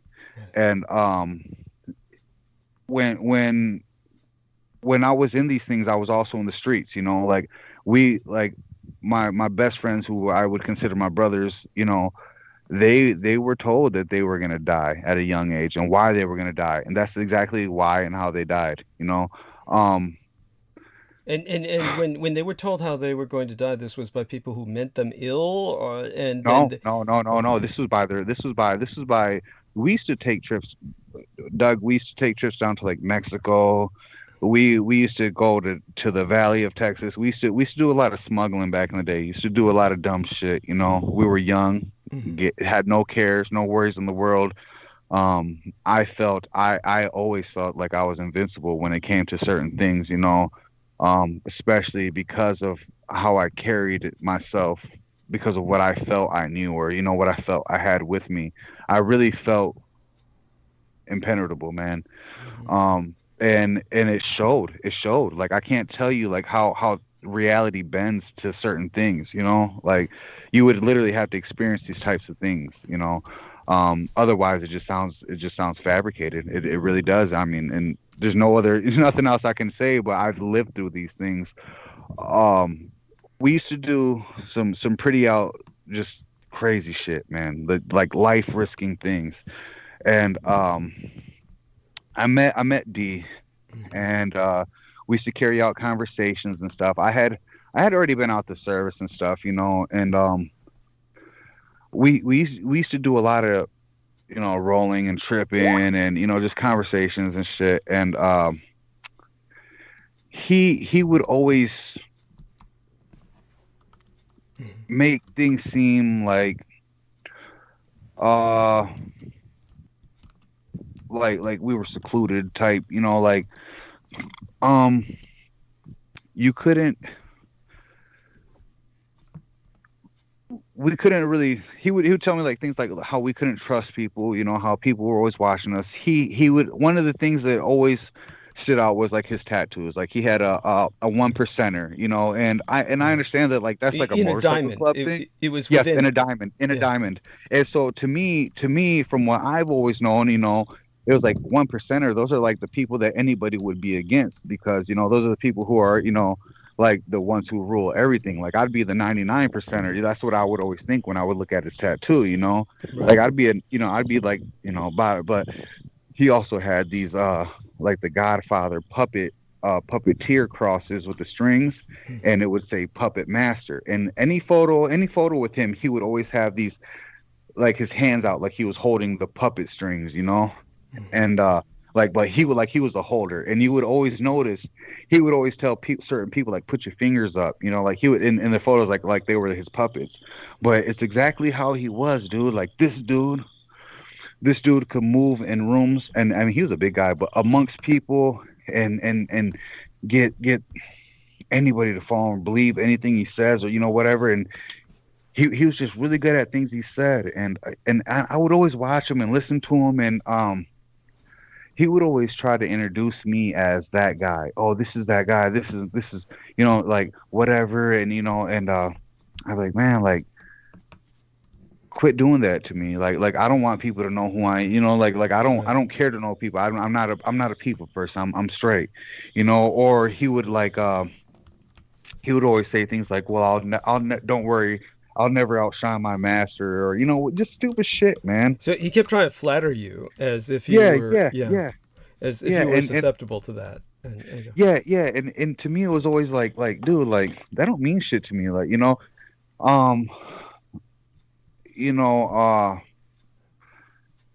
we went through some crazy moments. And he would always, I'm trying to, okay. There was a moment when he was with this girl, and he moved in with her, and she did her thing. She would sleep with guys for money and shit. It wasn't his girlfriend. He would always be around beautiful women and shit, but he never slept with any of them. He was a pretty big guy, but he was, but we would always think he was kind of gay. I won't lie. Yeah. And whether he was or not, he never had any kind of physical anything in however 10, 12 years I knew him. But he would get these girls and get in their minds and shit. Well, this girl he was with, she was kind of just like him, and he would always tell me things like, certain people we knew, he would say like, this person is like, he would say like, there's certain people who have this gift to where they can get anybody to listen or do what they say, and but the people he would be described, like, pointing out and explaining where those people were literally people like that, like the falling, like just the weird way people would flow to certain people, and it was legit shit. And he would be like, we're those kinds of people, and like talk about we're like almost like a magician type, like I guess what I would consider would probably be like an alchemist, what he would be trying to say, but he would say things like warlock or like a magician, or like one if anybody who knows what a warlock is a oath breaker. Yeah, go ahead. Yeah, I don't know, for some reason the word Nephilim comes to mind. Well, it is crazy. No, it's crazy because he would talk about like watchers and shit like that. How there's certain people who are watchers, and right. and like one they move among us. It was crazy. Yeah, well, we would talk about books I've read, and like he would suggest things to me. And actually, the book of Azazel by E.A. Coeding was one of the books that he told me to read, which is one of the things that fucked me up. Right. And so we would always trade. Not one of the things he was always trying to get me to read, Douglas, and this is also what kind of, he was always trying to get me to read the Necronomicon. Of course. Like he wanted me to read that fucking book so bad. Yes. So bad. And he would always say things like, we need 12 people. We need 12 people. Like there need to be 12 of us so we can read this. He would compare me. Have you seen the new Mad Max movie by chance? I know of it, yeah, and it's okay, the one, of course, which we're talking about the girls and of course Immortan Joe, right? Yes. Yes. Go on. And so the bad guy in the beginning, who he's like, you'll follow me to hell, and you know all these other things. He was like, that's you, like I want you to know that's you, like that's exactly who you remind me of. And it'd be like, it'd just be really weird sometimes, you know. And he So always he's basically flattering you by projecting you into this kind of role model that, and of course he's trying to entrap you into reading the Necronomicon, which you've heard me deconstruct. I'm certain. Yes. So And I was already a full-fledged listen, Doug. I was already listening to you hardcore by that point. okay, You understand? This was like 2014, 2000, you know, Right. like I was already listening to your shit. Like I was on it, you know. Yeah, thanks to Daniel Arola who introduced you, Thanks. right? Yes. Okay. Daniel Arola. And you know, when I first met Daniel Arola, it was online, and you know, he was under his Kane Lawless, and he also he had a YouTube page, and he would do these short videos. Right. But I would highly recommend anybody. He may have these videos up on the Taboo Bros too. You know, it would be these candid moments with him where he would talk to you. He would talk to you and help you think and understand. Like they're not haikus. They're just, you know, just like, what if, you know. Just it's so much information. Like, go through it. These are things that become a part of you, you know, like and it's not somebody who, like, I've been like dealing with certain people. They'd be like, oh, do this, and you know, like try to do it try to like in a way to control you or keep you lured in. No, Daniel Arola, you know, Kane Lawless, that motherfucker frees minds, yo. Yes. It's not even, don't approach him and try to be like, you know, Daniel Arola is not someone that's approachable. Right. Don't. He will make you see your own self. You will be mad at yourself. You will hate yourself. You will destroy yourself before like, don't try to pick his brain. Let him be. Just, you know, check out the Taboo Bros 2 page. Let him be himself. Because he's an intense person to talk to. Yes. You know, he will help you call your own bullshit only if you're ready to change or ready to learn something. Dude, I was so fucked when I met him. I met him through a friend of mine who knew me in a dark time, knew me in a very, very dark time. And she's a friend of mine now. At the time when she met me, I wasn't her friend. And just certain things happened. I don't even know. One day we just ended up talking, and she suggested Daniel Arola, or I don't know how. I don't even fucking know. I know it was through her. And I know they're still friends, and you know, she's really good people, and you know, that's how it happened. That's how it fucking happened, dude. Beautiful. And I read, you know, when I got to a point when I broke free from a lot of shit, man, I would bury myself in reading, you know, and I would always message Daniel, like, I need a book. Suggest me a book. You know, like, what should I read? And he would send me something. If I couldn't find the PDF, I'd order the book and I'd read it. You know, and you know, so this guy would always, you know, try to flatter me and, you know, do shit like that. And so when he was trying to flatter you, he was really trying to mold you. He was trying to mold you and manipulate you into becoming something like Immortan Joe, so that he could benefit from the chick drop off, basically. But go on. That's So he was staying with that girl. He moved in with that girl, and they infiltrated this couple where he became the husband's best friend, and she became the wife's best friend. Right. And they divided those two, and the husband had a huge grow operation, like growing medical marijuana, and he took the husband out, was partying. They were partying during the day, and he got him so fucked up. They went in, I don't know where he left them at. She was out with the wife. He went and cleared out the whole house of all the plants, and then fucking the girl tells the wife that, you know, when they find out everything, sets it up like the husband stole his own plants, but then he set it up with the husband that the wife stole the plants, and they tore this whole couple apart, and you know, all this shit. So essentially they had all this weed, and they were selling it, but he had not enough balls to call claims to what was his, right? So they would be selling weed, and she would be essentially she'd be selling it. She knew everybody. She knew all the dope, whatever. And she would keep the cut. She would keep everything. And so there was I don't know, probably like a pound and a half left, and he was at my work. We were at Poco Loco, and he's like, yeah, and he's complaining to me all day about it, and we're sitting there drinking. I'm just like, man, I was like, just go get your shit then. Like, go get your shit. Why are you crying to me about it? Like, be a man. Yeah. And so he was like, all right, let's go. Fuck it.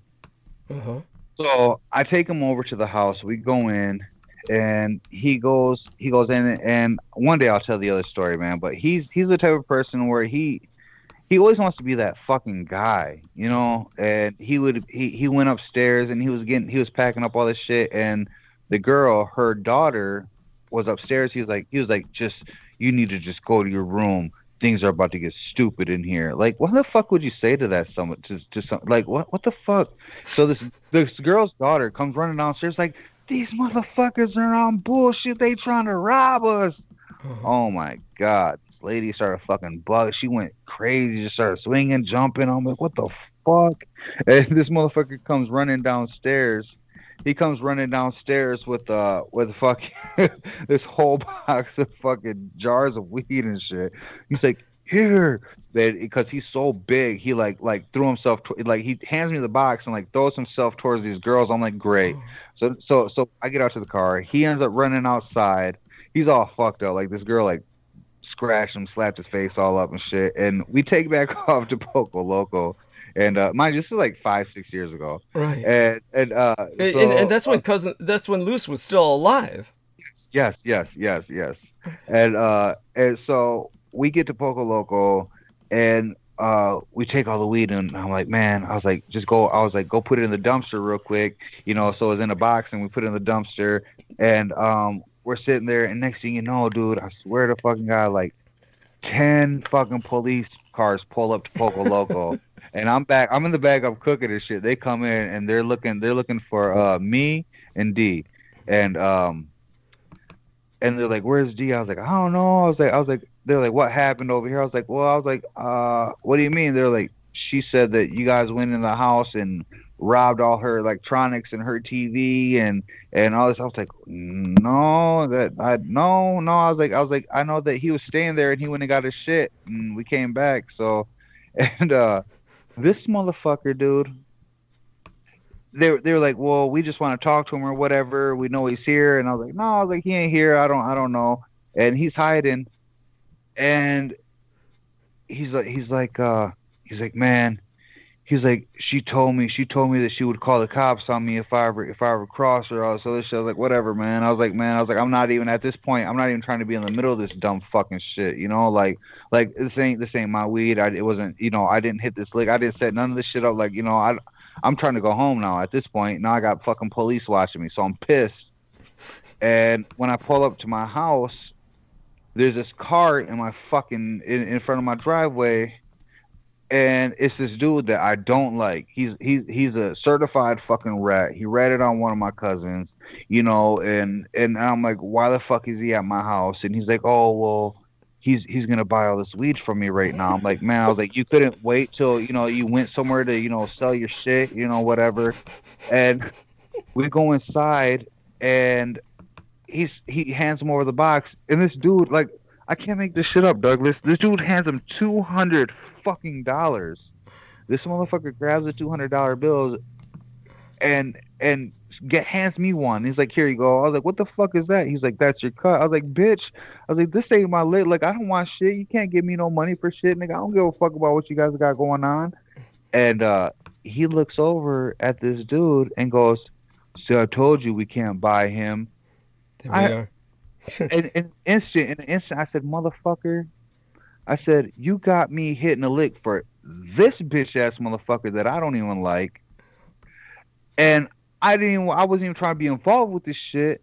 Like man, dude. So that was like one of the calling moments. Like at that was one of the moments I officially just like was like, fuck this guy, but he would always put me in these positions. Like it would always be fucked up shit like that. Like I would get in bar brawls, shootouts, just dumb shit with this guy. But we had deep conversation. Like it was crazy. Like he would always tell me shit like I've been in a lot of, I guess what you would call a circle or, whatever, rituals and shit like that. And he would tell me like, you sold your soul a long time ago when you stepped in that circle type shit, and this was before he even knew what I was really into, Right. And he would always, he had this a Gerber knife, and he would always try to gift me this knife. Like he would always try to give me this knife, like, here, take this knife. This is for you. This is for you. And I was always raised that, you don't accept knives as gifts. Right. If you take a knife as a gift, it is a curse. You have to, and I'm like, no, I don't want it. I don't want it. And one of the last moments that he was trying to give this to me was at Poco Loco. It was right when all this shit happened. Like when this happened, when he gifted me this knife, probably a couple of days later is when everything happened with this marijuana. When I quit, talking to him and I booted him out of my life. Right. He was trying to give me this knife. He would always try to give it to me. I would never take it. And then finally one day he was like, man, you just need to take this knife because you never know what'll happen, man. One day you might get in a bad car accident and you have to get out of your seatbelt and you can't get it off and you need to cut it off with this knife. Like, just take it. Like he had the whole scenario down. Yeah. Like, like he was writing a script. Yes.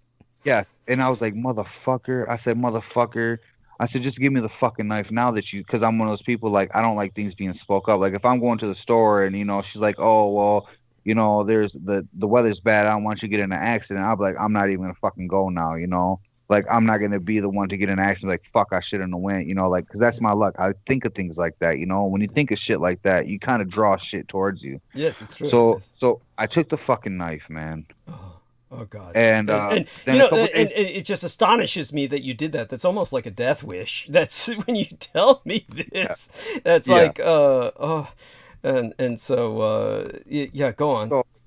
So I took the knife. A couple days later, the shit happened with the marijuana. I quit fucking with them. And like a week or two, it was probably about a week and a half, 2 weeks after that, I left to work, and it was on a Sunday, and my wife called me on my way home and said, can you grab me some cigarettes? Mm-hmm. So I said, yeah, fuck it, whatever. It's on my way. Mm-hmm. There's a Speedway in the main corner down the road from my house. I pull into the Speedway, I get the cigarettes. As I'm pulling out, now mind you, I'm pulling out, and right at the Speedway is right on the corner. So at the very edge of the Speedway is where the traffic light is, and that's where I'm pulling out of the driveway. And I look, and the light's red.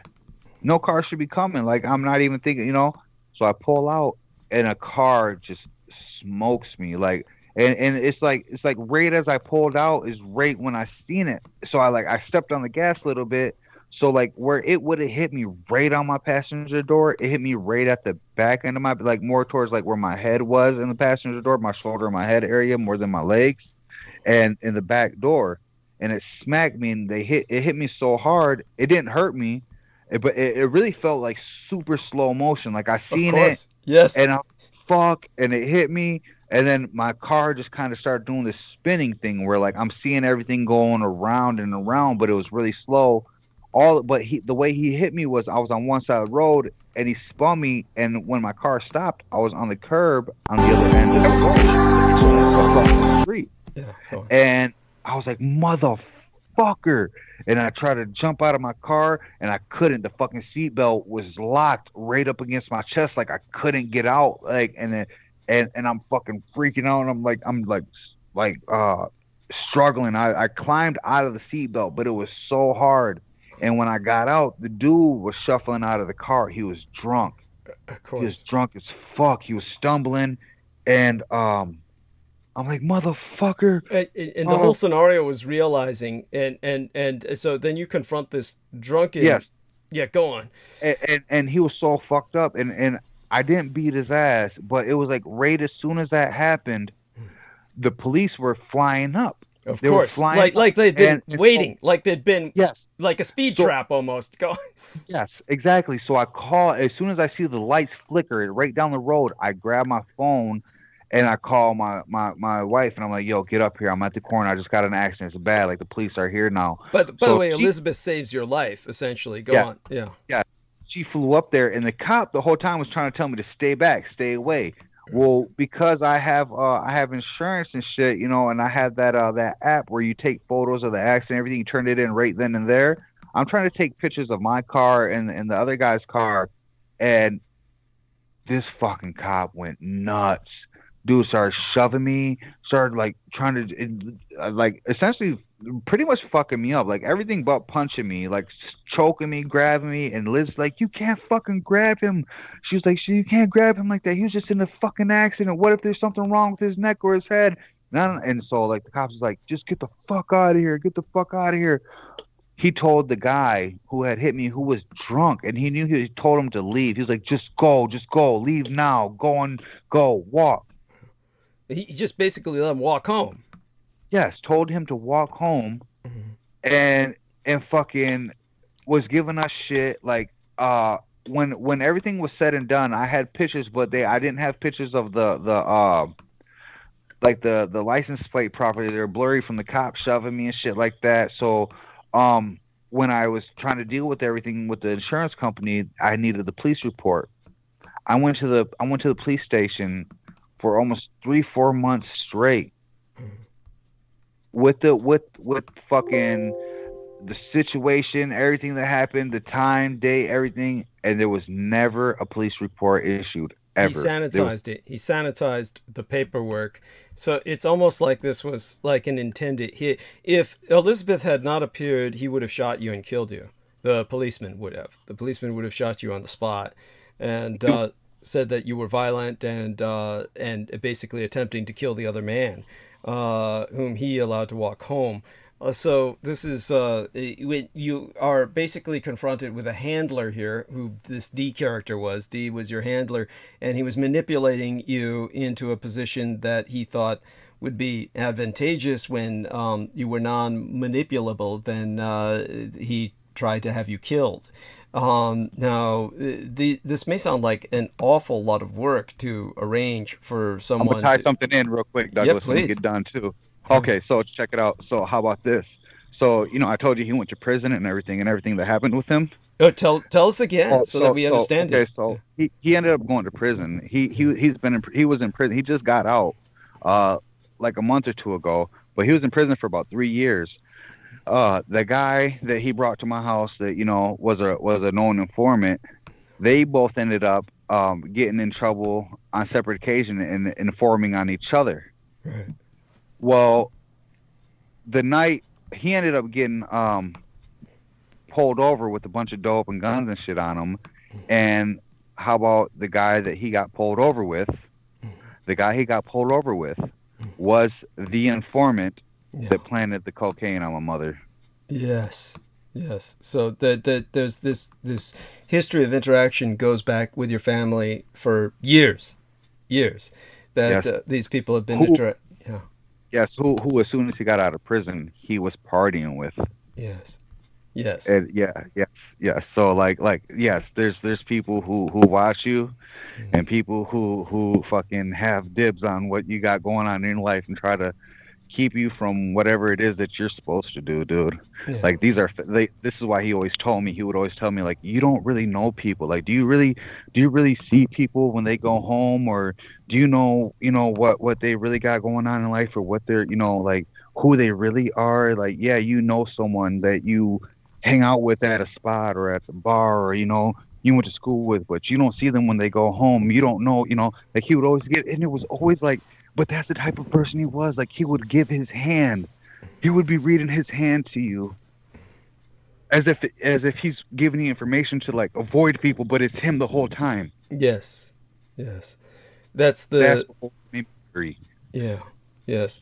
So that with that kind of experience where you've been confronted with this level of manipulation, let's try and there's two things that I think that people find fascinating here.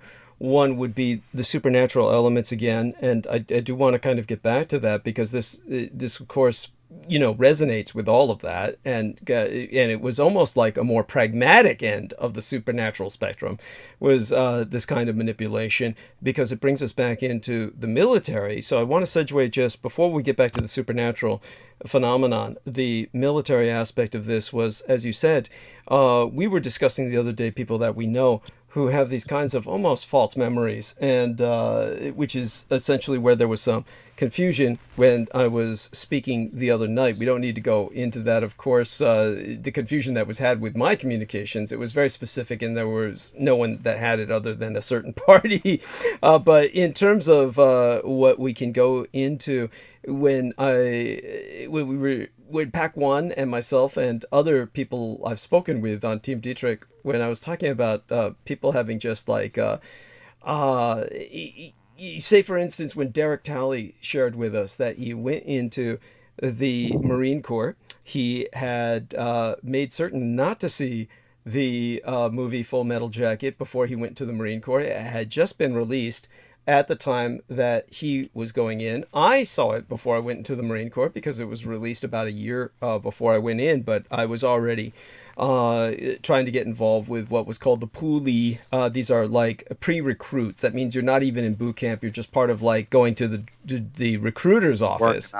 Yeah, you're going to the recruiter's office, and they're like making you part of the Marine Corps family in this kind of almost police athletic league sense. It's like a police athletic league for the Marine Corps, and police athletic league, of course, has the acronym PAL, P-A-L. For people who don't know, it's to appeal to the youngers and get them out of trouble by getting them involved in police activities with the community. So the Marine Corps has something that's kind of similar, but they're just seducing young men into drawing other young men into the Marine Corps recruiting system, and you're offered promotions, or at least that's what they were doing during my day, for the more people you bring in. So in terms of Derek Talley, he did not see Full Metal Jacket until he left boot camp. And then when he left boot camp, he saw a scene in the film that was exactly reflective of an experience he had in boot camp. So this is what he shared with us, and I was probing him about that, because I said, well, that's like, for any person who would see something that they experienced reflected so precisely in a film, that would usually prompt an existential crisis. And that's, Derek Talley responded by saying what a great actor that R. Lee Ermey was, which I said was pretty much evading the issue. but by the way, it's kind of a funny statement, or even an absurd statement, in the sense that it's like saying Michael Jordan was a great actor, stretching his abilities when he starred in Space Jam side by side with Bugs Bunny when he's just playing himself. That's all R. Lee Ermey was doing as a drill instructor. But something like that really brings us to the question of what do they do to people in boot camp, and what happens to people's minds, and what is done to certain people where they're kind of drawn aside, and certainly one of the things that both Pac-1 Morales and I can verify is that when you're in boot camp, of course, the moment you fall asleep during one of those stupid films, which is where you fall asleep because you spent all day exercising half to death, and then they bring you in to watch these stupid films, and any normal person falls asleep. And so the drill instructors walk around and basically, chew the shit out of anyone who's caught falling asleep during these stupid films. And but as Pac-1 says, he had a kind of experience where something happened and you really don't remember what happened. So tell us. Yeah. So we would do during boot camp, we would always go, because I went to USMC MCRD, the Marine Corps Depot. But by the way, San Diego. Diego, he's a Hollywood Marine like Derek Talley and myself, so we're all Hollywood Marines. So go on. So they would always, have this this auditorium where you would go for just like knowledge classes. Like they would give you all this history or just information, just overload you on shit. Or like one time we went and we filled out our paperwork for our life insurance and for our yearbooks, which is like when you when you graduate from boot camp type shit. So, but we would always go to our classes in this auditorium, and we would march there.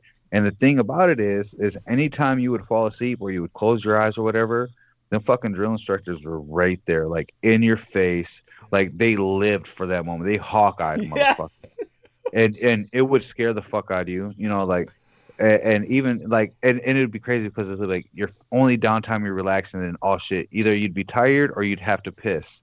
And then you'd have to piss, and then you'd get fucked up the whole way trying to piss and come back. So you'd have people who would like hold their piss the whole time, or like piss their pants, or you know, like fight to stay awake, you know. And there was one specific day. That, and the way, and it was stupid because like in that time, you're talking 2003, dude. Like technology wasn't fucking 1985 or 1975, but yet for some reason, you know, even though they're using laptops onto projectors to show you films, it would still always do that stupid fucking countdown, like the ticking underneath the cross eyes of 10, Yes. 9, you know, click, beep, beep, beep, shit. And one specific day, that motherfucker was ticking down, and it wasn't just me. It was everybody. It was damn near everybody in the nobody had recollection, and this is a whole platoon. You're talking about 80 people. Yes. Okay, this is 80 Yes. fucking people with no recollection, and I guarantee you, there's more than just 80 people that will tell you this story. Yeah. No recollection. It was like as soon as it clicked down, and it seemed like you were opening your eyes, and the lights were coming on in the auditorium. It was like, get up, get out, go. You know, they do that stupid voice like this, you know, and go, shit, you know. Yeah, and everything was always stress-inducing. Yeah. Everything was a stress-inducing. Yeah. So but it was so confused. She's like, "What the fuck just happened? Like what? Like what? There's no alarm. Like it's something, you know." But it was the only moment that ever happened. But I don't know. Can't account for how long it was. Don't know what. I don't know. Don't. And I mean, I can't say that I was I don't know. Right. It's just, in other words, it was like myself with the endoscopy, where just as soon as they got the cock ring in my mouth, I just basically went out and then woke up later with my wallet in my hand, which I had handed to them, saying I can't lie on my side with this underneath my hip, and so it's like that. It's basically something happened where you were indoctrinated, inculcated, something was inserted in your mind, some kind of mnemonic programming. Something happened that had to do with mnemonics or some kind of programming or indoctrination that you do not cognizantly, that you do not you cannot cogitate, you cannot consciously remember. So it's you're not cognizant of what happened. And That's interesting. So you had missing time as well. okay. Yeah. And this happened to you in boot camp in the Air Force? No, this happened to me before I ever stepped foot in the military. Oh, okay. Right. But that was that story I told about where I was 15 and 3 months are gone. All I remember was seeing the two people in my room. One was like standing at ease position. The other was sitting in the chair. And when I saw the other figure in the back, it was something that was so impossible that it caused me into a shock. And then I woke up 3 months later, and I was only told that it was 3 months later when I had asked my mother and brother what month it was. Okay. And and I was wondering why the hell it was snowing outside, because I went to sleep around like sometime in November. And so, well, apparently you weren't in a coma, or they would have told you. No. I wasn't in a coma, but it's just like. So you were functioning for 3 months, obviously. I was functioning for 3 months, but I was not consciously aware of anything I was doing. Okay. I have no conscious recollection of it. Right. Well, that's orders of magnitude more extreme than than what we were talking about with Pac One. But it's still, but it's still missing time. It doesn't matter. What I'm getting at is it's not the duration the duration of the time. It's the fact that's able to happen. It's the fact that it happened at all. Right. No. Yes. I mean, I'm not. By the way, I'm not denigrating your experience. I'm just saying your experience is so much more extreme that with Pac One, of course, obviously it's sinister. By the time we get to what you're expressing, then we're talking about something that's existential. What I did was I made a mistake, and the mistake I made was telling the military psychologist Mm-hmm. about this experience and asking her a question of what the hell was that. And why was it a mistake to tell her this? I'm going to assume that there were repercussions, that she processed you out of the Air Force because of that. Is that what happened, or what? No. There were no repercussions, but I don't know. I don't know if. Well, I don't know if there's any repercussions from it. That's what she I'm say? getting. Well, I'd rather not that I'm saying. Let's just put it this way. If you told the military, this is when you were in the Air Force, you shared this with a military psychiatrist or psychologist, right? Psychiatrist or psychologist. Do you remember? Yeah, it was a psychologist. I remember A psychologist. And I'm surprised she the didn't. person's name. Well, I'm surprised she didn't process you out of the Air Force for sharing that. No, she just drew a blank. She was like, I don't know, just like that, and it just let you just back. casually. Just let you back in. Okay, so this is part of the problem with today's armed services. By the way, I'm not saying that you need to be institutionalized or something. It's just that something like that is obviously this is. Well, what I'm getting at is, if I was a psychologist and someone told me that they had missing time when they were that age, I'd be like, what? Thank you. I'd be trying to speak to everyone on base and try to figure out what the fuck is going on with this dude. I'd be like, what the hell is going on with this dude? Well, the first thing that I would assume would be that, I would be highly concerned that you would be functional for interaction with military operations, and therefore, I mean, it's one of those things that eventually you did process out of the Air Force. How did that happen? What was? Oh, that was my choice. They had pretty much asked me whether I wanted to be there or not, and I was like, I literally gave them a solid answer. I don't know. And the guy, the lieutenant colonel told me, look, we've been monitoring your interactions with other people on base, and you don't seem like the kind of person who works well on a team. You don't even seem like the kind of person who would sacrifice themselves for the chain of command. I was like, well, you're probably right. And they were like, well, do you want to go home? I was like, okay. Okay, so that was it. So they found you unmotivated, and because of that, they processed you out.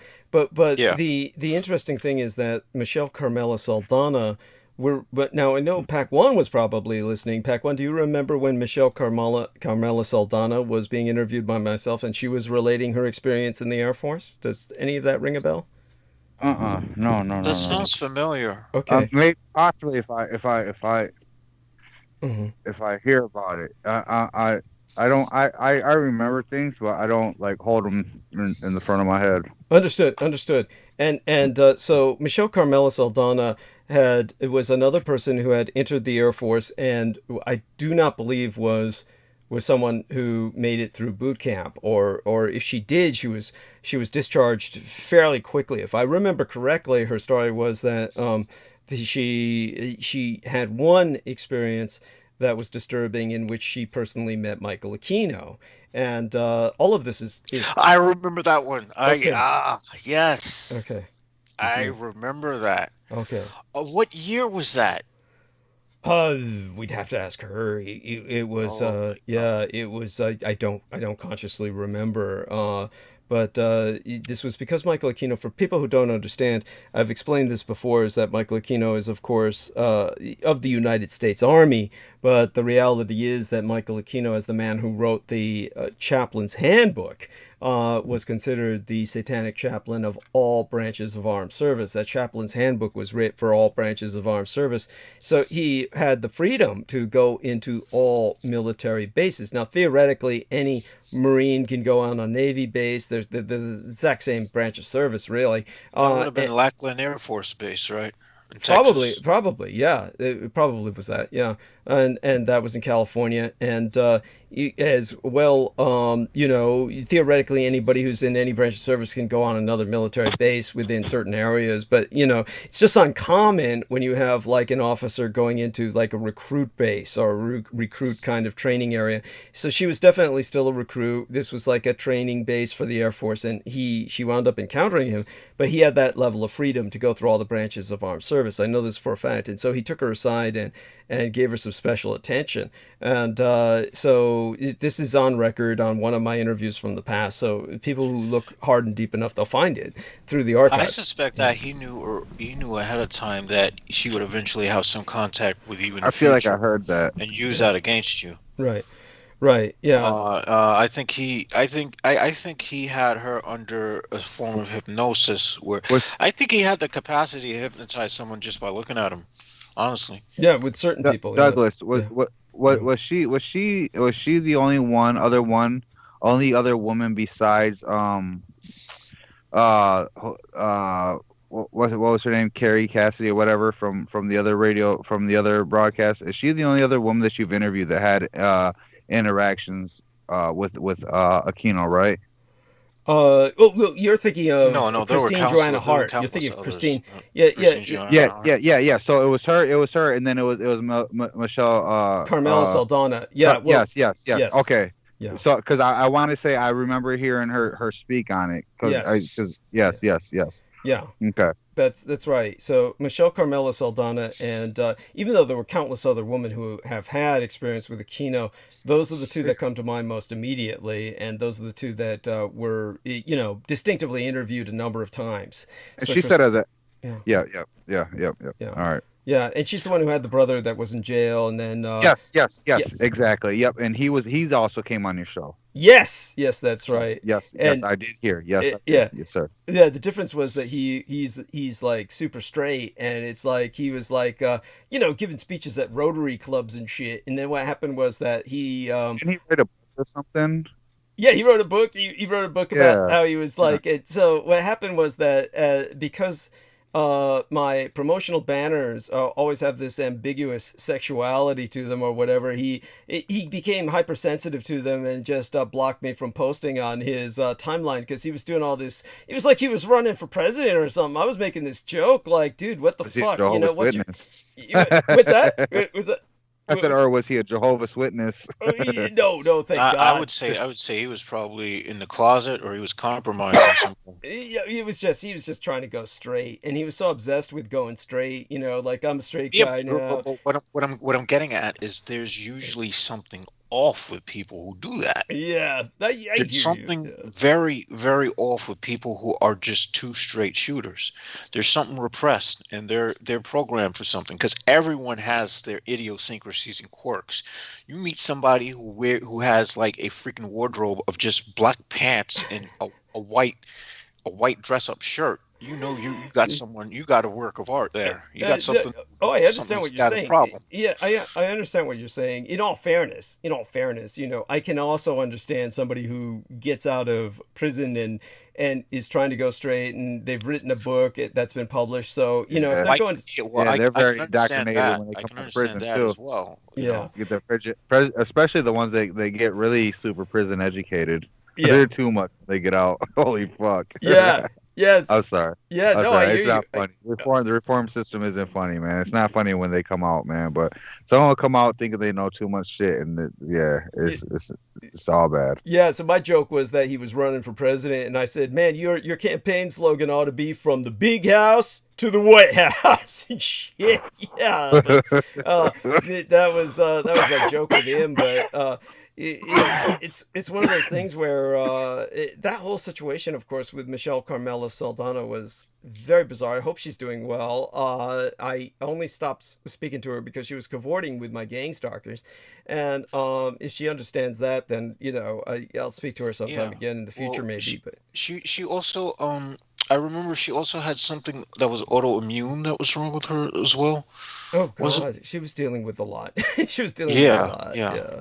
Well, I mean, I hope anyone who, I hope her best, you know, because Yeah, that's a dealing with some lot to shit. carry. Yeah, I remember she was dealing with some shit at the moment. That's Yeah. a lot to carry. Well, Yeah, she yeah. scared the hell out of me one time when I saw a picture of her where for Halloween she had taken all this blue grease paint and she had put it on her face for Halloween, and oh my fucking god, I caught that photograph as her icon. I thought, holy shit, what happened to her now? I honestly thought that she had gotten to the point where she had, you know, some kind of blood condition had set in or something, and that was like one of her emergency room pictures or something. And I says, oh shit, she's lost all blood circulation to her head or something like that. Honestly, She it's bathed in colloidal silver. it was like I thought. Well, you know what I had thought it might have happened was something similar to that one poor gay guy who was in one of those repressive southern states, and then the guy went on to, what was it, Grinder.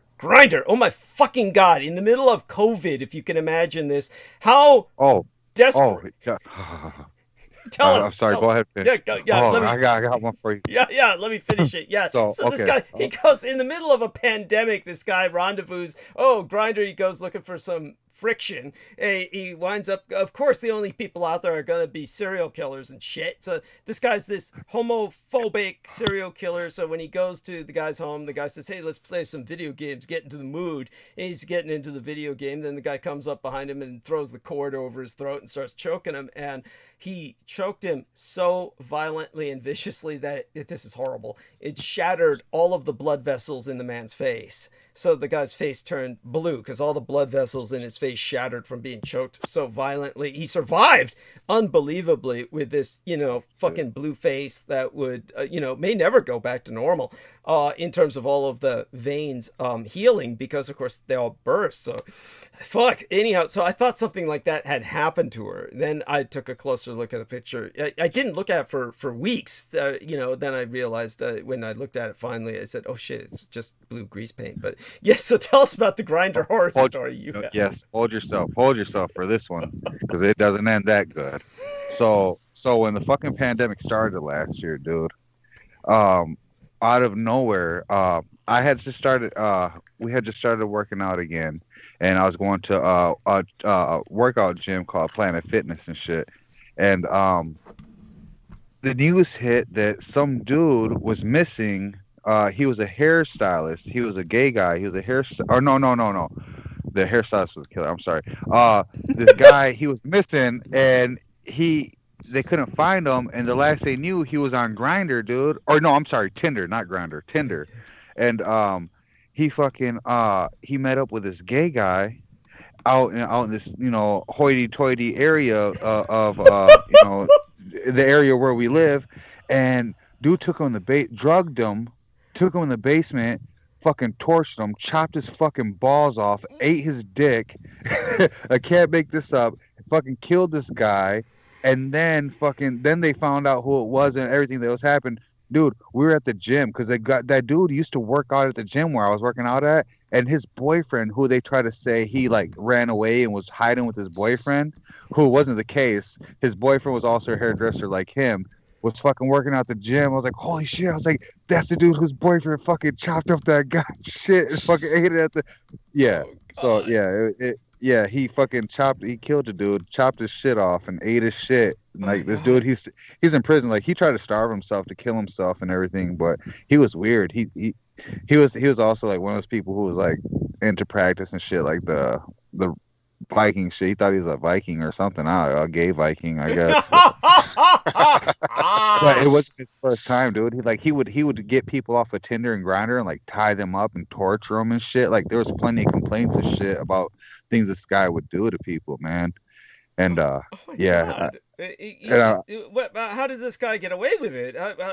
Oh no, he didn't. He's in prison. He's in prison for it now. Yeah, he's in prison for it now. But he's like trying to plead like he's insane and shit, but I think they found him competent to stand trial. Like, nah, nigga, you ate that dick because you was hungry. We know you. God. Well, chances are, with the way things have been going in our news cycle, they probably released him and a whole slew of other maniacs to get some big thing planned.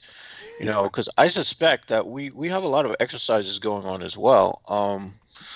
And there was like a what do you call it? There was like a test dummy, like what was it? Like one of those submersible depth charges that washed up on Florida Beach, and I'm thinking, you know, and so Popular Mechanics ran an article on this, and they're talking about it casually, like, oh, they don't know who's they don't know whose mine it is. Meanwhile, they show the picture of the mine and it says test on it, and I'm like, yeah, it's the United fucking States. Who the fuck do you think it is? So obviously, I'm thinking that they're running simulations because they suspect the East Coast is going to get hit with something. Huh. And I'm just saying, you know, and the first thing I was thinking, oh, maybe they know the Bell Bomb is still out there and it's yeah, gonna go off. there we are. Well, they know that But much, and then I started to think maybe it's the Russians. y- I don't know. I'm y- just saying. yeah, I mean, it's one of those things where you know, it's like you said about they must have known in the hospital about my nanoplasma, just the casual way they let me go, and I assume that somebody at somewhere in the chain of command knew that. The information probably came from Peter Levinda, and who's for those of you who don't know, when we bring up that name, that is the heir to Michael Aquino for the Temple of Set and the entire spectrum of the cult of the Kings of Edom. Which is all aliens 24/7, Yeah, 75 million days a week. right. That's- Yes. Because humans can't do jack shit by ourselves, Thank you. Thank you. apparently. Their perspective. Yes. I'm sorry, Pac One. So go on. I mean, No, it's been yeah. yeah. So I don't know. It's just Well, in yeah. order, I want to bring us back to the supernatural aspects of this. So we know that. Oh, Paquan. Didn't you meet some guy? Yeah. Didn't you meet a guy who had like white skin and like Broncos, and he wore a Broncos hat? Okay, yeah. So check. That's who I met. I met him with D, dude. So check it out, man. So like I said, we used to triple. We used to roll balls, bro. Like we used to. When I say roll balls, I mean like take fucking god doses of shrooms. We used to take fucking what you would consider as a power tab of acid, right? And it's funny you bring him up, JMO. That's funny. That's I crazy. brought him up because Yeah, I met a guy who looked yeah, exactly yeah. like how you described So him. check. Yeah, so check it out. So we took this thing called a power tab, which is it's like probably like four double hits of acid. Like it was a big the Superman logo on his chest. It was a big paper like the size of my thumb, right? And and dude, yeah. So like this thing hit us in the beginning of the night, and I was playing Keno when I started tripping.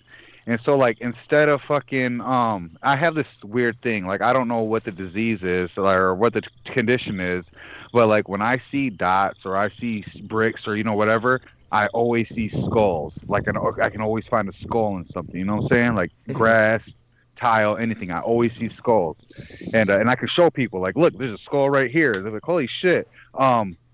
I was playing Keno, and all of a sudden I just started doing like filling in the circles, doing this skull design, and D was like, "Hey," he was pointing at the skull. He's like, "Pay attention to that." He's like, "Remember that tonight, man. Just focus on it. Think about that or whatever." And we're sitting in there, and he was like, "Hey, remember red, blue, and orange tonight. Red, blue, or orange, white, and blue tonight." Uh-huh. And this dude comes and sits at the table across from us, and he's like, "Holy shit, he's here!" And like I'm like, "Who the fuck? Like what?" It was just weird, but I was tripping. I'm fucking, me and this dude just started having this weird fucking stare off, dude. Uh-huh. Like, and the energy is almost like we're pushing this forces, like our own energy, like pushing towards each other, like push, like almost like you would see in manga, like where they're like shooting energy particles from their hands up against each other, and they're like battling these forward. Like we were doing that, and we're just going like, and it was crazy. And finally, this dude just like breaks down, and like everything seemed like it froze, man. And this dude started talking some crazy shit to us, like telling us that things are about to restart, that we're from the original three tribes or some shit of the beginning, and talking about the Great Lakes is the greatest is the largest fresh source of water in the world, and I have the S on my thumb, whatever the fuck that was supposed to mean. But then I looked it up later, and the letter S represents like the Godhead, dude. Like it was weird. It's just like, these are like things that took years, like always reflecting on these moments. And he said everything in reality is shades of white, orange, and blue. And this dude was decked out in Broncos, but he had like he had been going through chemo. He had no eyebrows. Yes, I remember that dude. Body. I fucking remember that dude, man. Pale blue, and he's just a lot of things he was saying, like I was trying to listen and grasp onto, but because I was so fucking high, I couldn't, like, it wouldn't sit in. But it seemed like nobody around us could were functioning, dude. It was just like everything was still, everything, like nothing, like, and just all this shit was happening, and he's like pointing towards like Orion's belt type shit, like just weird shit, man. And like, I don't believe, like, as far as I know I was high as fuck, but I know there were other elements to this because one, D, he had recollection, like we had a telepathic moment, and I don't give a fuck what anyone says. I've had telepathic moments with him before, like having conversations in our heads, and like knowing what we're saying, and it just sounds weird, but dude, it fucking happened, man. And like it first ever happened with that guy that we met. I don't know his name, nothing. He got me to a car, and he was trying, it had like the buttons to unlock it, and he was telling me that I need the code to open the door, or I don't know, dude. And like, I know he wasn't high because we didn't, like, it's just weird. It's just fucking weird. It's like not something that's, And the only reason why I ended up separating from that guy that night, and then mind you, it was at the end of the night. My wife at the time was working at the bar where we were at. She came outside and she said, "Get away from my boyfriend, you weird Harry Potter looking motherfucker." And like, it was like, what the fuck? And I looked at him, and he said, and this is what he said. He turned to D and said, he said he loves her, let him go. And so I was just like, what the fuck? So like, I started walking away, and like, we get in the car with Liz, and she's going off, you motherfucker, like, you're high, you're what the fuck is wrong, nah. And I was like, just stop the fucking car. Like, I was like, just stop the fucking car, like in the middle of nowhere. And I get out the fucking car, and D gets out too. And I'm like, you fucking piece of shit, motherfucker. Like, I was like, who was that? Like, I was like questioning him, like, tell me, like all this shit. And he was like, I don't know. Like, he was acting stupid. Like, he just, how people, they know, but they like have that smug smirk, like, oh, I don't know. Like type shit. He was doing that to me. And I hit him. I was like, just get the fuck away from me. And I swear to God, dude, I turned around and I took like probably 5-6 steps, and I turned around to say something to him. And that motherfucker was gone. And this is a motherfucker who is about 400 fucking pounds, who doesn't get gone like that. Never, ever. Wow. And he was gone to nowhere to be seen. So like, and I'm not. It's weird, dude, because like that's not something that's supposed to be real, man. No. So what's interesting about the guy with the Broncos hat? What year did you meet him? Because the year I met him had to be around. It had to be. This was around 2010, 2011. It was about 2000. It was about 2012. 2012. Oh shit. Man. Oh shit! So you're probably better off than me, but he was trying to have me, and that was another thing. Now that I'm reliving this night, there's this guy. They call him they say like he's the warlock of time, or the time warlock. I don't know, whatever. Okay, did we into like going and finding and doing things, Yeah, he was like trying to Disconnected like for a second, man. he was trying to like talk me into finding this guy and like doing things to this guy, like, you know what I'm saying, like telling me where he lived and shit, you know. Uh and mind you, again, this is like the first night I've ever, you know, met him and shit, but telling me that this was one of the people that was making my life the way it was, you know. And actually, years later, probably about 2-3 years later, I actually had actually that was 2012, so about 4 or 5 years later, me and this guy, his son ends up I end up putting my hands on his son pretty bad. They're bar promoters. And then at the bar, I ended up fighting that guy, his brother-in-law, like everybody. Like, it was crazy. Like it was crazy. Yeah. But it was like that guy, he also, it's crazy. The way things work for people, man, like at least where I'm from anyway, man, everybody's in these streets. Everybody's affiliated. These types of forces, these types of practices, whatever, these types of people, they work on more than just a linear path, shall we say, you know what I'm saying? Like, it's on all aspects, especially the bottom of the bottom, man. It's embedded with fucking people who sell dope, or people who, you know, smuggle dope, or, you know, shit like that, dude. They have high beliefs, they have ritual, they have, you know what I'm saying, like things they believe in. And, you know, that's why they say things don't have to be real. Motherfucker, there's people who believe in that shit who make it real. Yes. You know? Yes. So... Yeah, the underworld is rife with these kinds of practices, and certainly the ghetto cultures, this is the only real empowerment they have. Magic is it's the last resource of the desperate. So the impoverished communities are rife with magical abuse, because people are trying to claw their way into some kind of better life that they cannot access, because of the class system that we have renders it inaccessible. We are already a caste system very reflective of India's, so people are left with this kind of desperate sense of empowerment. But when you were faced with D having disappeared like that, did you meet him? Obviously, you met him again after that. The next morning. Yes. The next morning. So did you ask him how? Did you ask him how he had? Yes. Tell us about that. Yes. So I wandered after that. I wandered around for hours. Like, I ended up sleeping outside. Like, it was. And mind you, this is like October, November. So like, it's fucking. You say you wandered around for hours. It's like you're saying that you were out of the car and you didn't get back in with your girlfriend. Yeah. No, I made her leave. Okay. I made her leave. I told her to leave. Yeah, she left. She left me. So then you were wandering around on the road and wound up sleeping where? Just anywhere you could. Slept.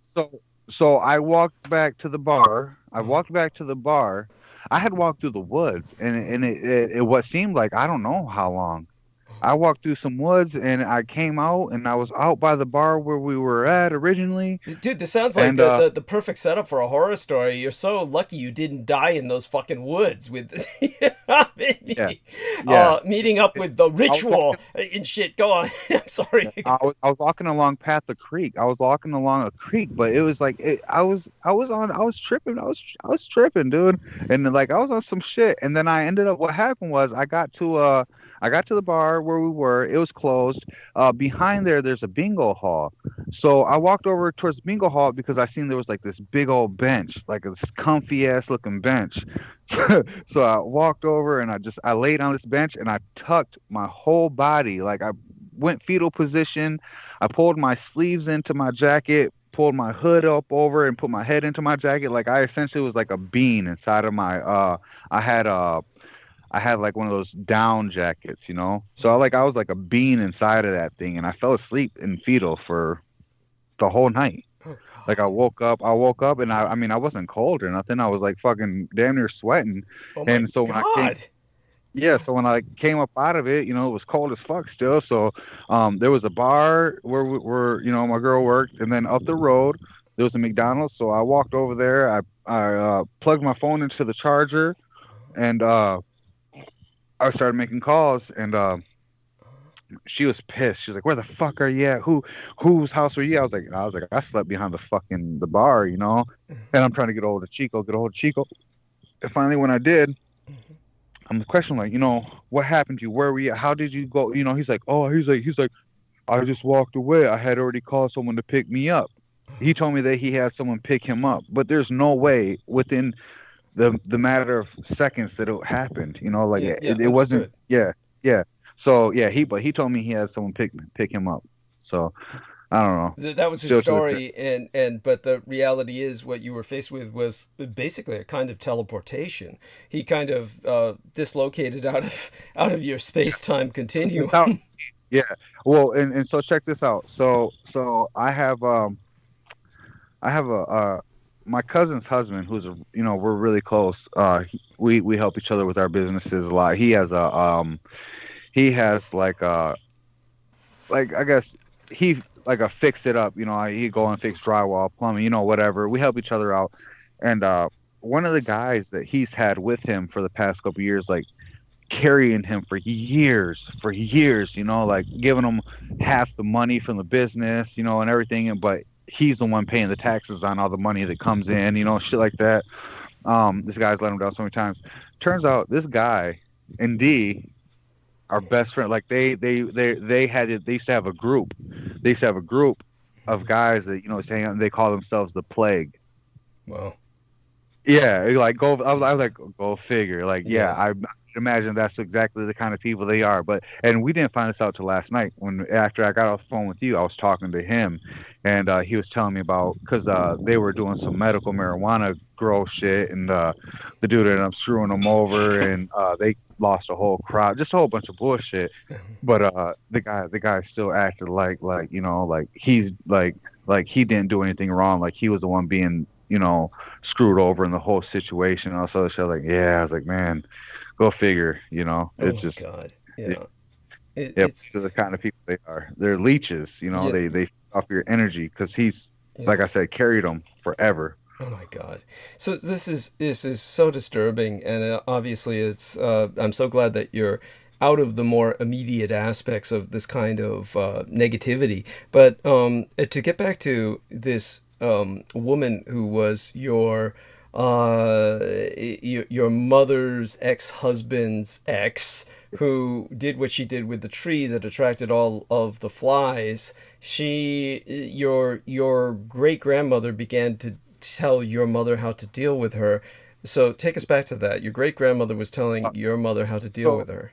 Yeah. So she would tell her how to deal with her. She would tell her things to do, things to chant, I know, it wasn't just my great-grandmother too. There was this guy here in Flint, and they called him the preacher. And he also he did a lot of and this is how I especially can verify that people it's so cliche to say like ghetto, but like people in areas like Flint and shit like this, that are in lower caste poverty, just hood shit, they use witch doctors and shamans, and they do, and this guy was that guy, to do all that shit. And he would tell my mother things to do too, like dig up. He would tell her to find certain people's names in the cemetery, like the name John or something, and dig up the dirt from the grave, and use it, and at the sun, like to piss in a bucket for however many days, and on a full moon pour it out on the, I don't know, east or west, I don't know, south, whatever the fuck direction was, right. At sunrise, just like they would always try to like help her through this shit. And like my mom, the way she always looked at things was, she would always say like the things we do, the actions we take, and when we do these types of things, because my mom's in tune too, she's not fucking naive, but she would be like, the things we do and the actions we take, and whatever, it's not, we don't see those consequences. She said our children do. Yes, it's true. So she would never retaliate like that. Okay. She got into doing like the tarot cards and shit like that solely because there are ways of protecting people through tarot. There are also ways of foreseeing things and being one step ahead. But what always hurt her with the tarot was that anytime she would read or it would physically drain her. Okay. Like wow. my mom would be in bed for days, Oh my God. days. But it was like a lot of things in those times. Like she stood her shit, you know. Like she did some shit, you know, and she just, you know, I seen that. So I myself, I feel like I'm very well guarded, you know. Whatever it is that I've done with myself mentally, and you know, just through my personal shit, you know. I don't feel I'm not. Okay, we lost. Hopefully he comes back. There we are. Go on. Yeah. You know, I guess I'd say like I've done my shit, and I've put myself through enough to where I see things, you know, for how they work. Yes, you know? thank you. I can't be broken. I'm just I can't. I've been through trenches. Dude, like. Well, obviously, mentally, this has been far more stressful and impacting than any time you spent in the service. The service was almost incidental compared to this, and we spoke on the service before, but certainly what we're dealing with here is beyond that. And what I'm trying to ascertain is also these other elements in your life to give people kind of a perspective on how deep the supernatural runs in these communities, which where everybody seems to be involved in it. When you were going around, say for instance, with your business and dealing with the basically serving people food, and there was. This is totally separate from the woman who later got you involved under a glamour. There was these awful people who were, the woman was ugly and big and fat, and her son was just this total loser, and he was like impotent, or she wanted him to be sterile, and he wound up basically being sterilized. And when they sterilized him, they wound up just basically destroying his life, making him sick. And then the next time you saw him, he was just waiting to die. He was in terrible pain. And these were people who were heavily involved in the supernatural, and they seemed to be able to. They had like an intelligence network where they were. Yes, I feel like they were. I feel like they were the original fucking. As soon as they found us, like they never left. I feel like they were the original like handler type people. You know, like is like they would always come in and everything. Can you hear me? That they would always come in and have the rundown on everybody's business, you know, and always have like this connection to, do you need, you know, they've said Asian meat, Mexican meat, fucking, you know, just always talk about things on the black market or the trades, or, you know, just. But what they were hinting at was basically human trafficking. Yes. Yeah, and so they were asking if you had wanted basically certain kinds of ethnos for some kind of exploitation, and when they were they had some kind of power in the community where they obviously had, as you said, almost like a detective agency level. They were. Yeah. They were private eye investigators. They were like, you know, like private investigators. You hired this them. This is how they actually had a shingle out. Like by that I mean they actually professionally promoted themselves as such. Well, right. No, and actually, here's the weird thing. No, they didn't promote themselves. They were millionaires. They came. The mother, her father, grandfather. I want to say probably her grandfather, created a fake dime, nickel and dime mint press. And they pressed nickels and dimes till they reached millions of dollars. That's what they did. That's incredible. and that's where all their money came from. But that's why she wanted to make sure that with her son, their family was. I don't know why she didn't want the family to continue. She only had one kid. That he was the heir, everything. She said he had to get a vasectomy. Because she originally was gonna move to. She was telling us, because it was weird, because like we would have crazy conversations. So it was like that weird, like, I like you, but I don't, like, but she would tell us things like she was getting ready to fly out to, like, I don't know what country it is where they had, like, you could just pay just to, like, die off. You know what I'm saying? Like, pretty much die. You know what I'm saying? That's it. And that's what she was trying to do. You mean like And something like Sweden, where they have euthanasia? yeah, Sweden. Yes, Sweden. Yes. That's where it was. Yes. Yes, Sweden. It was Sweden. They And give you yeah, poison with cookies. Yes, they give you poison with cookies and basically kind of send you off with this, like, it's a mercy killing, kind of like euthanasia for the elderly. Yeah, go on. So clinical death processing in Sweden. She was trying to go there for that. That was her dream. That was her idea of, like, she's gonna do that. yeah. Okay, we're losing you every once in a while. Hopefully. I'm sorry. Yeah, go on. Yeah, go on. Yeah. Yes. Yeah. Okay. So she would always talk about how she was gonna do that and shit, Oh. And then we were like, no, don't do that. Like, you're gonna be all right, whatever. And she ended up telling her son, like, if you want the inheritance, you want everything, you need to get a vasectomy. And mind you, this dude was super overweight. He was a creepy guy, man. Like, he would tell me things like, he said, he would always tell me, like, how he would play with spirits and demons and shit like that. And then he'd be like, you really want to see some crazy shit. You really want to be, he was basically telling me to scry, right? But he would say, do it at 3 a.m. and grab a chair and cut off the legs to the chair and sit down and angle a mirror on the ceiling towards yourself at 3 a.m. and, like, stare into the mirror. And, and I was like, well, first of all, like, why am I gonna fucking cut the legs off a chair? Like I don't want to see no scary shit, motherfucker. Thank you. That's the like, you think I get off? Like, who? How do you promote? Oh, you want to see some fucked up shit? No, I don't. Well, what's see amazing to some me is fucked that up shit, there's all kinds of crazy people that do want to see scary things, and they take that challenge. And the fact that he knew how that was done, and the fact that he was promoting it, it's like, if you want to see some scary stuff, so you've got this overweight, fat, creepy guy who smells bad too, and he's obviously some kind of kid diddler, and his mother wants him to have a vasectomy so he doesn't reproduce, so that the family line ends there. That was the contract she made with the Dark Powers, was that they would sacrifice future generations.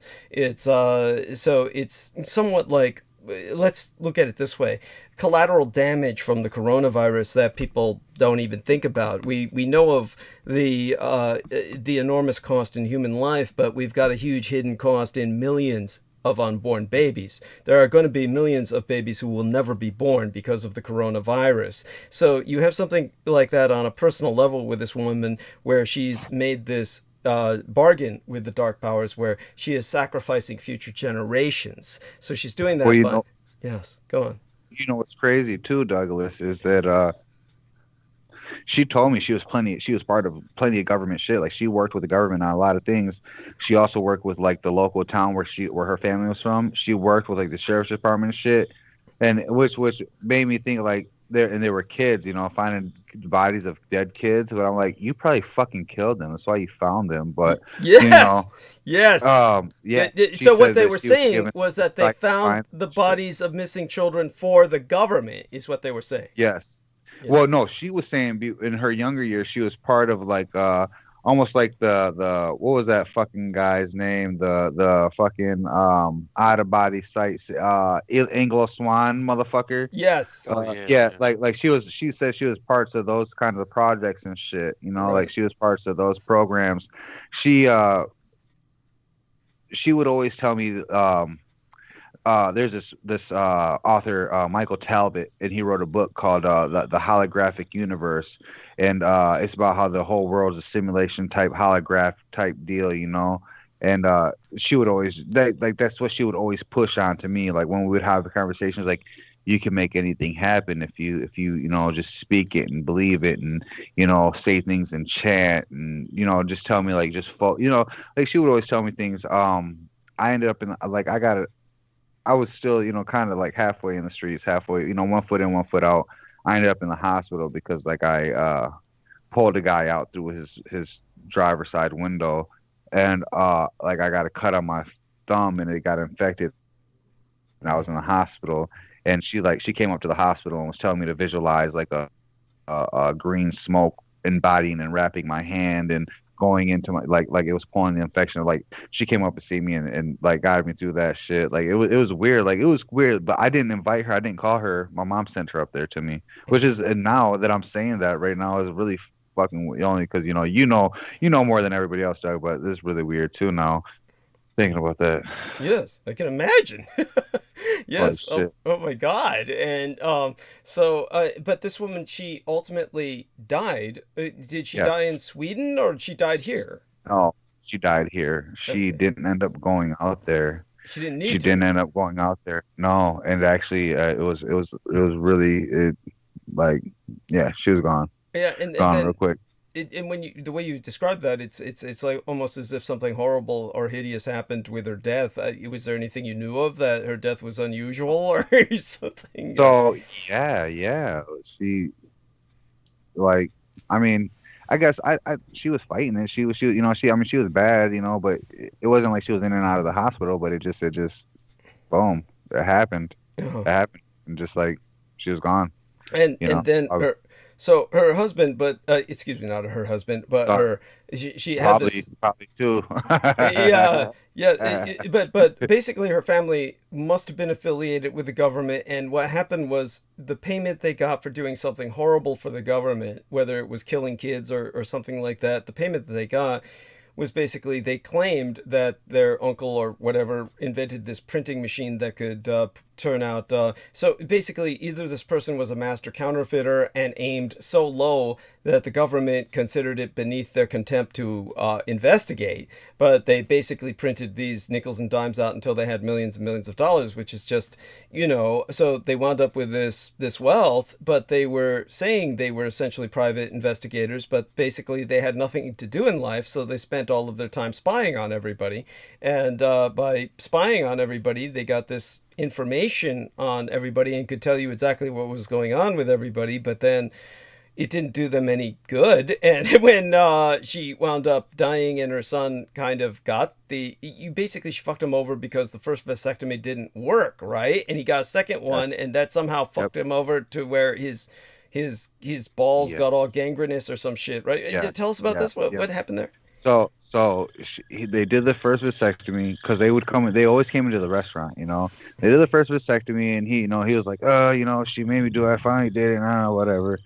And then like we didn't see him for a few weeks, and then he came in. He was walking all fucked up, and he was like, he said that he had been shooting, like he like shot a shot, and it was still potent or whatever. He still had some shit kicking, so they had to go back in. So he was in pain from the second surgery. Well, he wasn't the cleanest person or anything, and it ended up getting infected, and like his shit swelled up like fucking like a bullfrog on each side of his fucking dick, he said. And they just he was done. Like he couldn't do shit no more. That was it. You And mean after that he was impotent? He couldn't yeah, get. he was it. He was done. Yeah, he was done. And we didn't really see him after that again. Well, not only that, our restaurant ended up we ended up closing down our restaurant, and so it had been years. It'd been years. 2014, right around the time I started listening to you, and it was right before. It was like literally months before I started listening to you, and I didn't see him again till last summer. Actually, what was it? Last July or last August, and I ran into him, and he was like, and he's a big guy, like but he was like hunched over. You ever seen like the skinny old people that are like kind of hunched over? They're shaped like the lowercase letter R. Yes.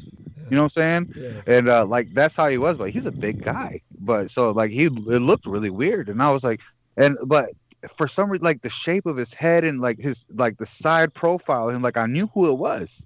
He wasn't like he was, but like how I remembered him, but I knew who it was. So I walked over, I was like, Ken. And he looked at me. I was like, man, you all right, man? What's going on? He's like, I'm just waiting to fucking die. I was like, what the fuck? And he had like a one of those little oxygen fucking tanks, the small like hanging onto the side of him and shit. And he said that he had like ended up developing some kind of disease to where like essentially his lungs are like dying or rot. I don't know, but he says every time he takes a breath, he said it's the most excruciating pain he's ever had in his life. Anytime he breathes, it feels like he has thousands of millions of needles stabbing him from the inside of his lungs. Wow. And then I kind of, you know, because COVID, I kind of took, you know, one of those big double steps back, like, oh yeah, Yeah. you know. Oh, God. But This was yeah, before COVID. This was before COVID. this was while COVID was going on. Okay. Okay. Yeah, this is just this past July, Okay. July or August, man. Yeah, when I had already came back from Florida and everything opened up out here, so I started doing the taco truck again. Mhm. Yeah. So there's another thing I want to get into some kind of perspective here. There was, as you said, there are people who are the ones you trust the most that can be used against you, and we were talking about the harvesting of fingernails and clips of hair and the like towards curses. There was some woman that your family helped to bring across the border. Was she essentially had set up this little altar in the closet where she was cursing the entire family, and she wound up stealing all of the recipes to sell in her own restaurant? If I got that narrative right? Yeah, and that is it's my step aunt. Okay. Well, my ex step aunt, and I tell you now that her lungs have collapsed in the past, like her lungs have collapsed probably about 4 times. She's had double pneumonia. Like she's paid her toll. Like she's paid her toll. Was this for karma or everything she something that did. you did to make certain that It's it all definitely. rebounded? Was it karma or something you did? So in my beginning days, in my beginning practice, And what drove you to your practice, what drove you down the rabbit hole, like you said, was finding that was her. altar and realizing Her. she was leeching her. Yeah, that she Yeah, was leeching it your was family. her. It was the fact that she had photos of me Mhm. in this altar face down. Like, why Right, would you do that to me? right. And I remember I was probably about 13, dude. Yeah. You know, and I'm like, why the fuck would you do this to me? I'm thinking like I loved her. Like I thought that was my aunt. You know what I'm saying? Like, you know, me and her son was a year younger than me. I gave him all my clothes. You know what I'm saying? Like introduced him to my friend. Like I was confused, and I lived in fear for you know it. Of Probably about course. a year or two, you know, like not knowing like what the fuck, because you see the Santísima Muerte, that's the Grim Reaper, dude. And then you see candles and you see all this shit. I mean, you know, I knew what the Santos were. You know, Santos are saints, you know, like my grandma used to follow the Virgen Guadalupe, San Martin de Pobres, which is Saint Martin. It's the black Saint Martin, you know. Yeah, and you know she used to follow saints and you know save up money and give them you know like give them like offerings and shit like that. Yes. But yo, when you open up a fucking closet and see the Grim Reaper staring at you, and then you find your pictures and you're like, I was scared of it. But one year we went down to Mexico, and I met this like little witch lady or whatever, and she had like a little stand and she was selling shit, you know, and I seen the Santísima Muerte, and I was like, you know, what is that, you know, and she started telling me, just breaking things down to me and shit, you know, and telling me how she protects, and you know she's like the truth, you know, because at the end everything comes down to death, you know, everything's at the balance, everything, you know, nothing lasts, you know, everything has its transition, you know, and like she was a guide, you know, like so I just started fucking with it and I started doing, you know, like prayers, and you know I developed my own shit, I did my own thing, man, and I asked for protection. I asked for anybody who ever tried to harm me ever. I asked that everything go ahead and make its way back around. And I never wished death on anybody. I never asked for specific names or anything. I just always asked to be shown, you know, and you know, to this day, that's not my God. That's not someone, you know, but that's someone close. That's something that's the spirit, that's the energy that's close to my heart, man. And I know that you know, in my Aztec beliefs and things, because I'm very connected to my Aztec side, and Yes. that's also the transition. That's McDux, McDickley. I'm sorry, I can't. But What have you it. ever learned to speak Nahuatl? The as So I know a couple words. I know a couple words. I'm not fluent in Nahuatl, but yeah, actually, and it's funny because like a lot of the people, like when you get around big time cartel people and shit, that's Yes. what they speak. They speak Yes. Nahuatl. Yes. That's your safe language in Mexico. If you can speak Nahuatl and you're in Mexico, Yes. you will be There we are. And then safe they language. yes. Um, Go on. that is, yeah, any kind of help you ever need from any kind of Latin person or whatever, and you're a not Latin, but like Mexican person in Mexico or even in Texas, and you can speak Nahuatl, you'll be safe. You'll be safe. That is, yes. I don't know it like that. My family that's down there in like the Rio Grande Valley and shit, they they they're pretty upset because I would never, like, not that I didn't want to learn it, but it's a very hard language to learn, dude. And I can do hieroglyphs and shit. I can spell out everything with the glyphs, and I know how to write and how to measure everything out because it's different symbols attached and different columns and shit. I know how to do that, but Good. Good. can't really speak. Right. Well, maybe someday. I mean, it's one of those things that it's I'm just so glad that there are people out there preserving that heritage, and I know that it's spoken quite a bit in prison so that they can evade the prison guards from Mhm. interpreting what they're saying, or it's so it's become very important to communicate, and like you say, it's part of the culture that is now indicative of a deeper culture. It's a culture within a culture, and yeah, It's also almost like how there's different dialects in Chinese, yeah. and there's also different dialects in Nahuatl too. So it's not always consistent either. Right. That's right. And that makes sense, of course. I mean, there would have to be different mutations in after so many centuries.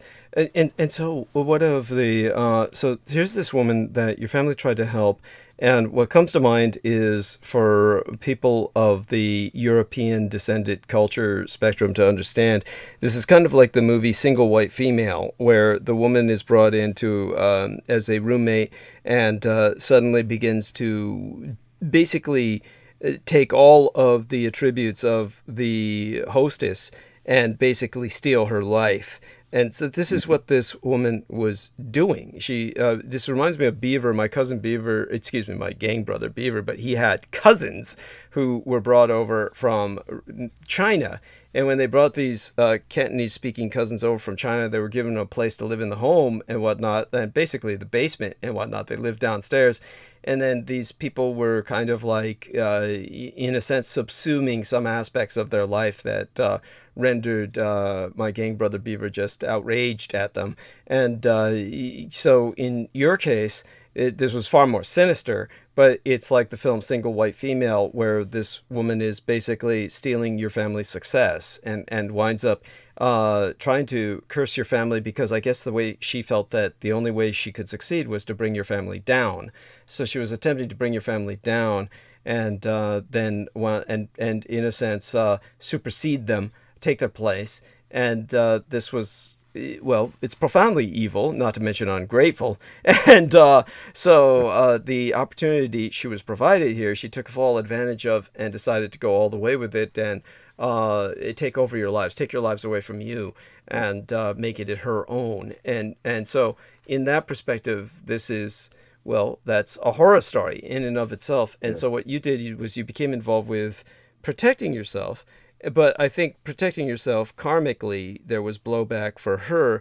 And so now she's very sick or in ill health Yeah. or, and Yes. yeah, so what other aspects of that story connect Um. to the woman? Okay, go on. So actually, so she was best friends with my stepfather's ex-wife. There we are. Actually, There we are. before what happened, before all that happened, see, before she went to Mexico, she was in California, in Fresno, California, and they used to they worked in the shop where everybody made guitars. You know, everybody made guitars, handmade guitars, acoustic guitars. And her sister, who is also, you know, my ex-stepfather's sister, had opened up a shop where they would botanica, and that's a place where you go. You can get your candles, you can get your little, you know, seasonings that you're gonna do your cook-ups with. You know, you can, you know, do, you know, you can get your cards read. You can ask for advice, or you can get a spell, or you can get, you know, your limpiada, which is like a cleaning, and get bad spirits and energy pulled off you and shit like that. Well, that sister who opened up that store is the one who introduced her brother, who was my mom's husband at the time, to his wife. And they were really good friends. And so they were all three working together against my mom and my family during the whole marriage. They worked very, yeah. And we found out through the man I mentioned earlier, the preacher. He was gifted. I seen it, you know. I've been witness not only with my great grandmother, because that's who my great grandmother would go to get, you know. He had sight beyond sight, you know, like he would see things. Like something was stolen, he could see who touched it. He could see whose hands it was. He could tell you or you know, like just certain. He could change his voice. Like this man, his voice could become the voice of whoever it was that was doing you ill, you know. And but the problem with him was he was free agent, you know. So you could be trying to do harm to somebody, and then that somebody be trying to do harm to you, and come see him, and if the price was right, he would reverse whatever, and, you know, like work against you, you know. But he told us he was loyal to my grandma. But you know, he's the one who broke everything, and he didn't know those women. His voice changed to the one who came here, to her voice. It sounded just like her. We were there, like it was in his basement. And yes. Yeah, he used to do. He's like, he'd be talking to you, but he wouldn't even be looking at you. He'd be looking out far beyond, and he would see things, and he would explain things and describe things around certain situations. Like, just, it was weird. Like he could paint whatever it was he was seeing with words, and, you know, it was crazy. But yeah, so that was one of the people who, you know, pushed it. And then, you know, when it all came out, that she was friends with, you know, my stepfather's sisters, and and that came out in Mexico when we went to go see someone down there. And they pretty much exposed the situation, and pretty much, you know, flipped a lot of things upside down too, you know. Amazing. Well, I really appreciate this time you've been able to spend with us, and it's you know, I'm so glad that you were able to find some peace. That most of the time, of course, your family responsibilities are such that you're drawn away pretty fast. But tonight you were able to spend so much time with us and explain so much that's so important. And I hear these kinds of crickets and frogs or the like in the background. Is that the case? Yeah, I'm sorry. Yeah. No, yeah, that's beautiful. No, that's wonderful. I love that. I love that. It's very peaceful, and I think it adds such a wonderful ambience to. Are you like out in the backyard or something? Is this? No, I'm in my garage. I just have my garage door open because it's kind of warm in here. Okay. No, definitely understood. And so the time right now where you're at, it'd be about 10 to midnight. It's about midnight right now. So your family's doing okay? It's 1:08. Oh, it's 1:08. Oh, hell, you're on Eastern time. Yeah. Oh, shit. Yeah, it's 1:08 in the morning. Yeah. Oh, my God. Yeah, everybody's asleep. I just been kind of just hanging out talking. Well, I'm so glad you did. I mean, honestly, we needed you. And Jameson held well while, you know, until you were able to show up. And Amanda was recharging her phone. And it's definitely been quite the night, and I'm certain that people have been impressed by the tour de force. Before you take off into the night, because I feel you'll have to get to sleep at some point. What other supernatural phenomenon were you exposed to that was cinematic in nature? There's of course, you don't need to manufacture content at all. This is like nothing you need to make up. Your life's been Yeah, yeah. spectacular enough. Yeah. Go ahead. Yeah, I mean, I don't know, dude. There's so much things. Okay, so I knew a lady who she would do cleanings. Like, she would clean bad energy and bad shit off of you, and she would use doves, like live doves. She had them in a cage, and she loved them, and they were like divine doves.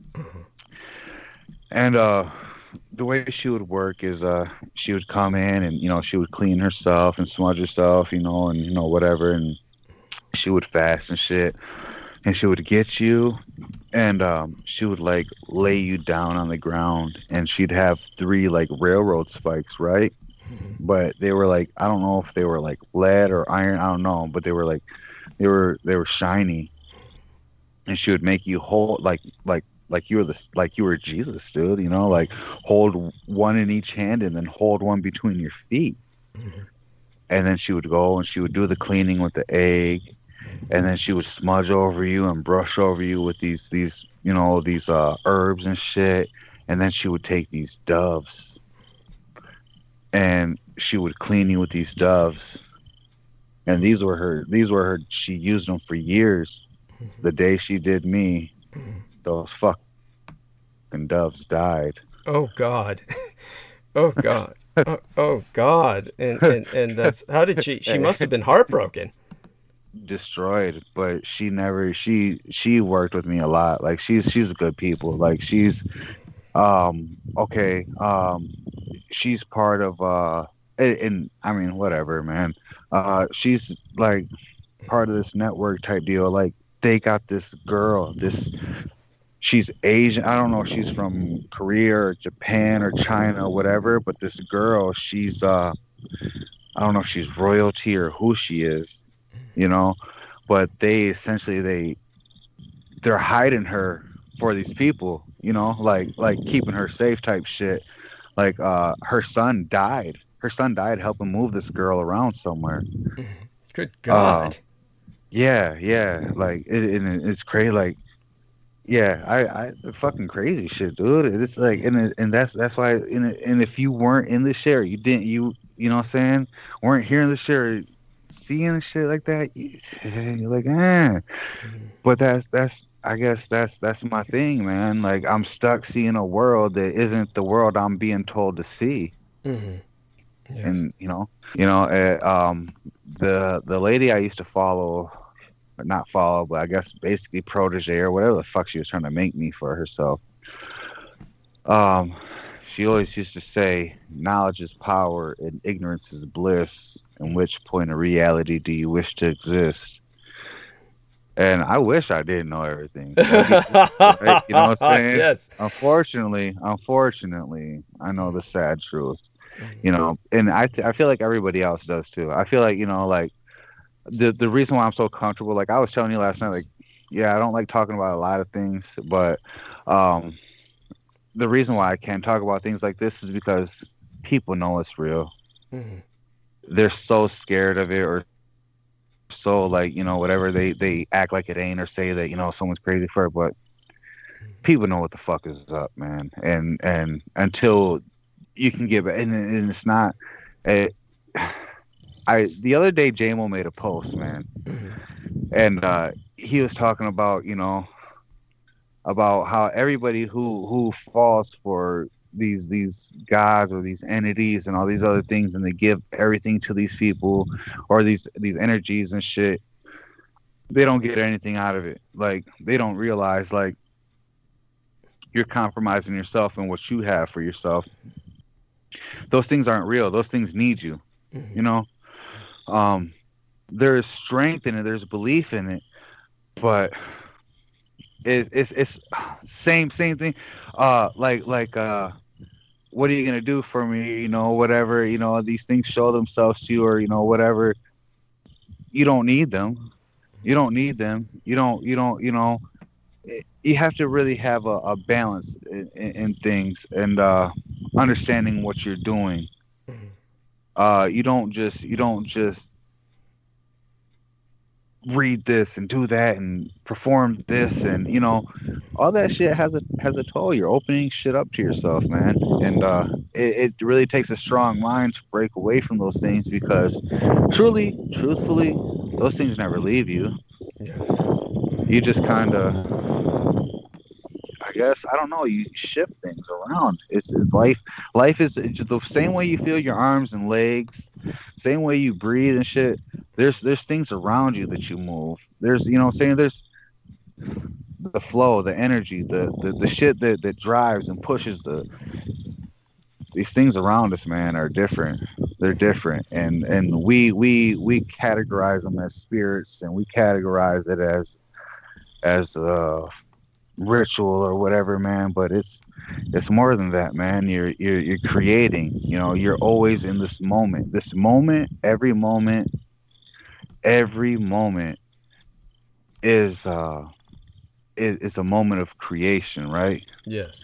From what you think, from what you say, from what you believe, you continue, stop, whatever, but every moment, and that's the pro and con of it. You create and destroy. You can bring something in and keep it with you. You can just things move, and you're always in a moment that you're not moving, but things around you are. That's it's hard to explain. It's hard for me to explain it, like, because it falls in hands with those things of knowing and feeling and do, like, I don't know. I get so lost when I try to explain this one thing.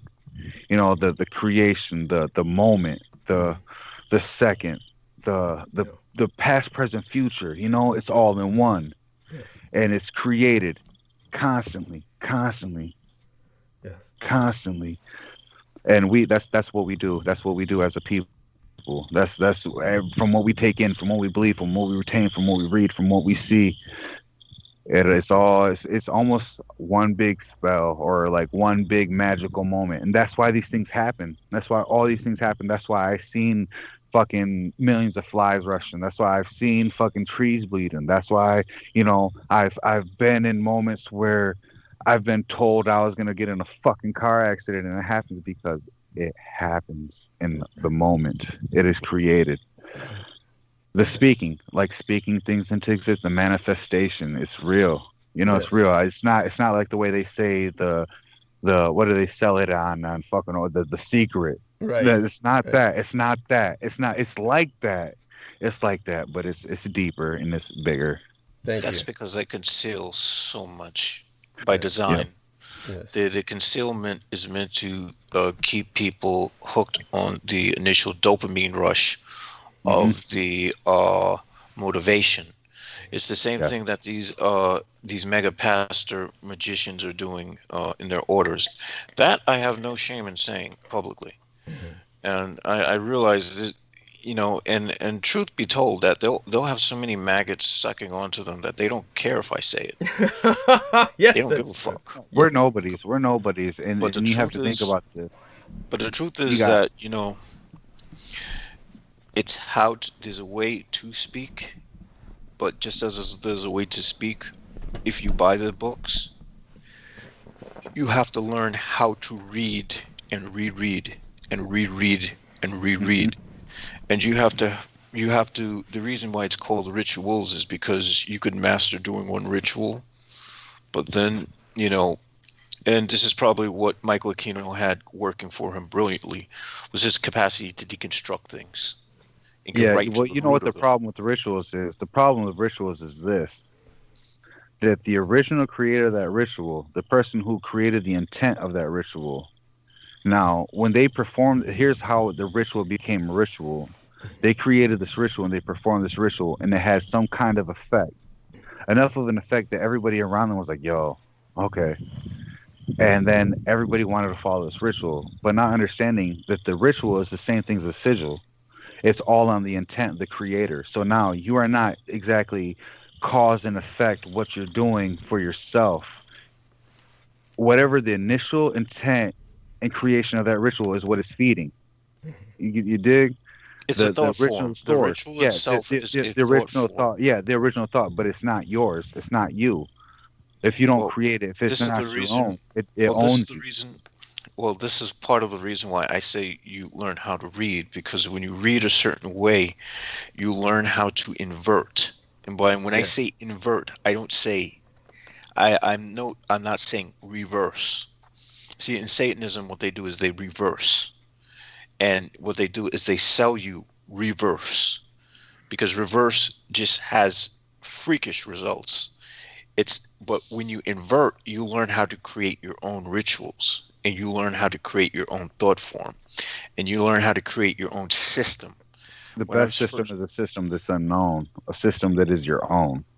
Exactly, because it's just like Morse code, or like the way the Japanese used to, in the wars, or the Americans, or the transmissions between themselves, Yes. That is the perfect system. It is not to be known, but.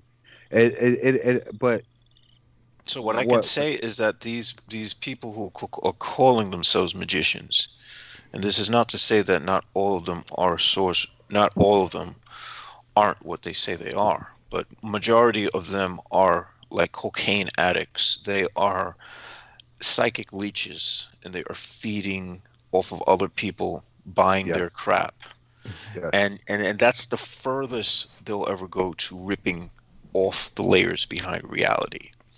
Now, the same guy you met with the Broncos hat, I met, and I don't remember his freaking name. All I know is that for some reason I met him through a friend of mine, the guy who introduced me to Dexter Thorfan, believe it or not. And that night we were supposed to, I guess the guy I was hanging out with went somewhere, so I was hanging out with this guy, the guy with no eyebrows and whatnot. And he was hitting on some girls, and for some reason, like, there's something seemed off about the situation, because I did notice. I was like, I was like, man, I don't know, these chicks look kind of young. I ain't messing with this. But the thing is like, they sensed there was something off, and they seemed repulsed by it for some reason. And so that night, I remember one thing. I was stoned off my freaking ass, because I had gotten stoned with the guy I was hanging out with, the friend of mine, and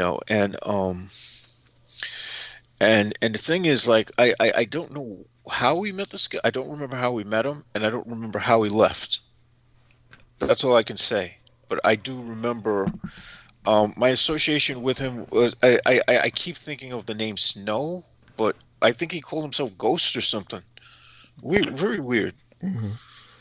Well, definitely, when you said the girls were acting like they were kind of repulsed, I mean, of course they would act that way. I mean, they were being hit on by a guy with no eyebrows who's dressed very strangely. I mean, what the fuck do you expect? And especially if they're young, they wouldn't want anything to do with this creep. I mean they might have been like college age. I don't know what age they were, but all I know is that I was so gone, man, that I was like, dude, I was thinking to myself, there's no way I'm going to be able to get anything up, so forget about this. Oh my God. So both of you met the same individual who may or may not be physical. It may be the same guy. It may not be, but all I know is that a lot of strange things happen around this dude. Yeah. And there was a weird energy when I was around this guy. Mm-hmm. That's all I know.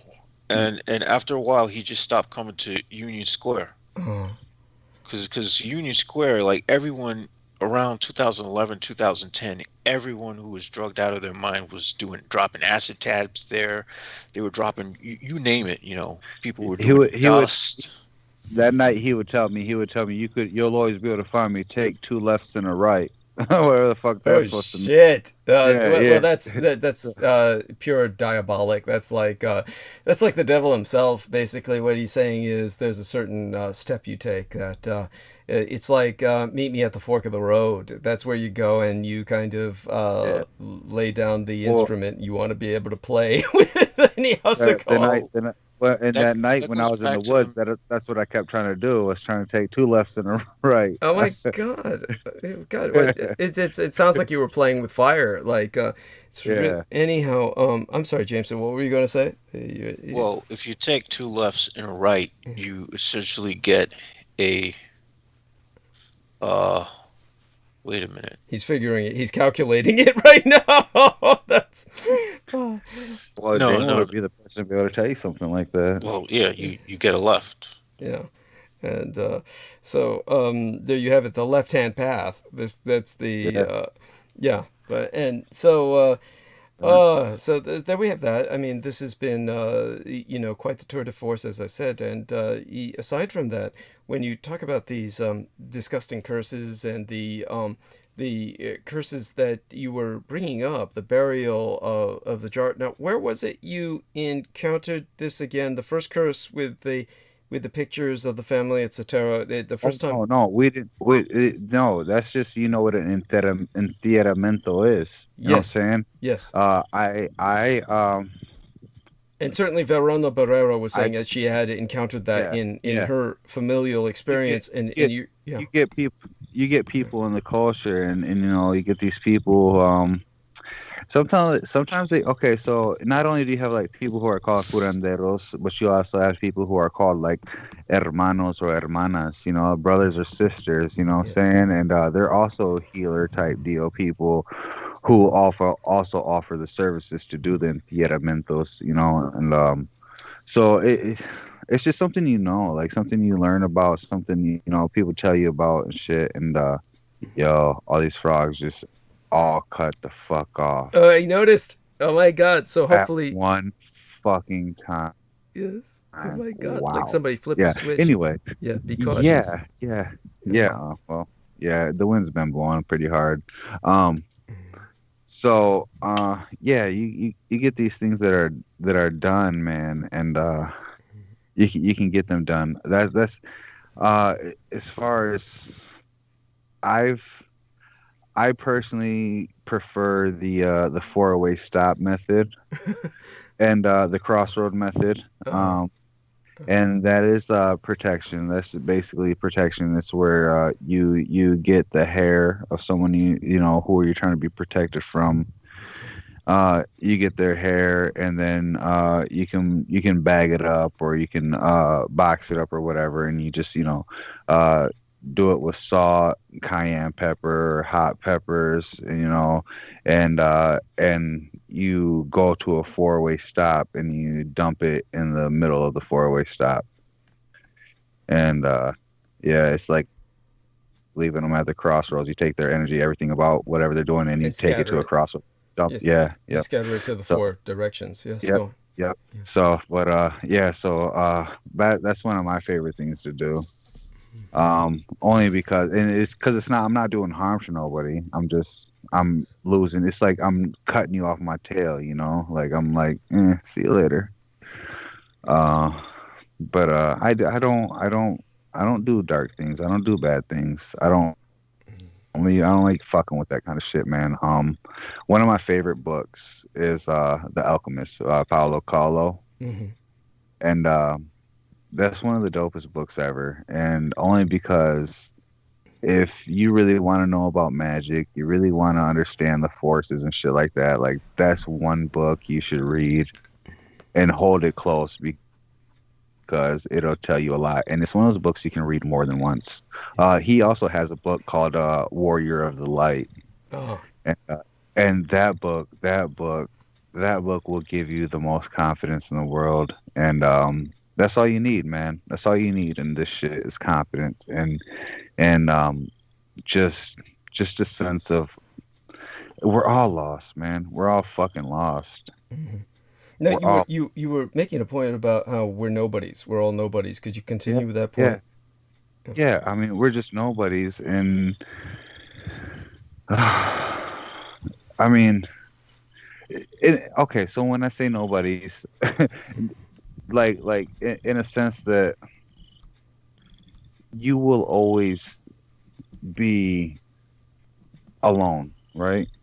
Nobody wants to know you. You feel like, whatever, but at the same time, like you are somebody. You are somebody. And I know that sounds stupid. It sounds stupid, but like, but to reality and everything around you, you aren't shit. You aren't shit.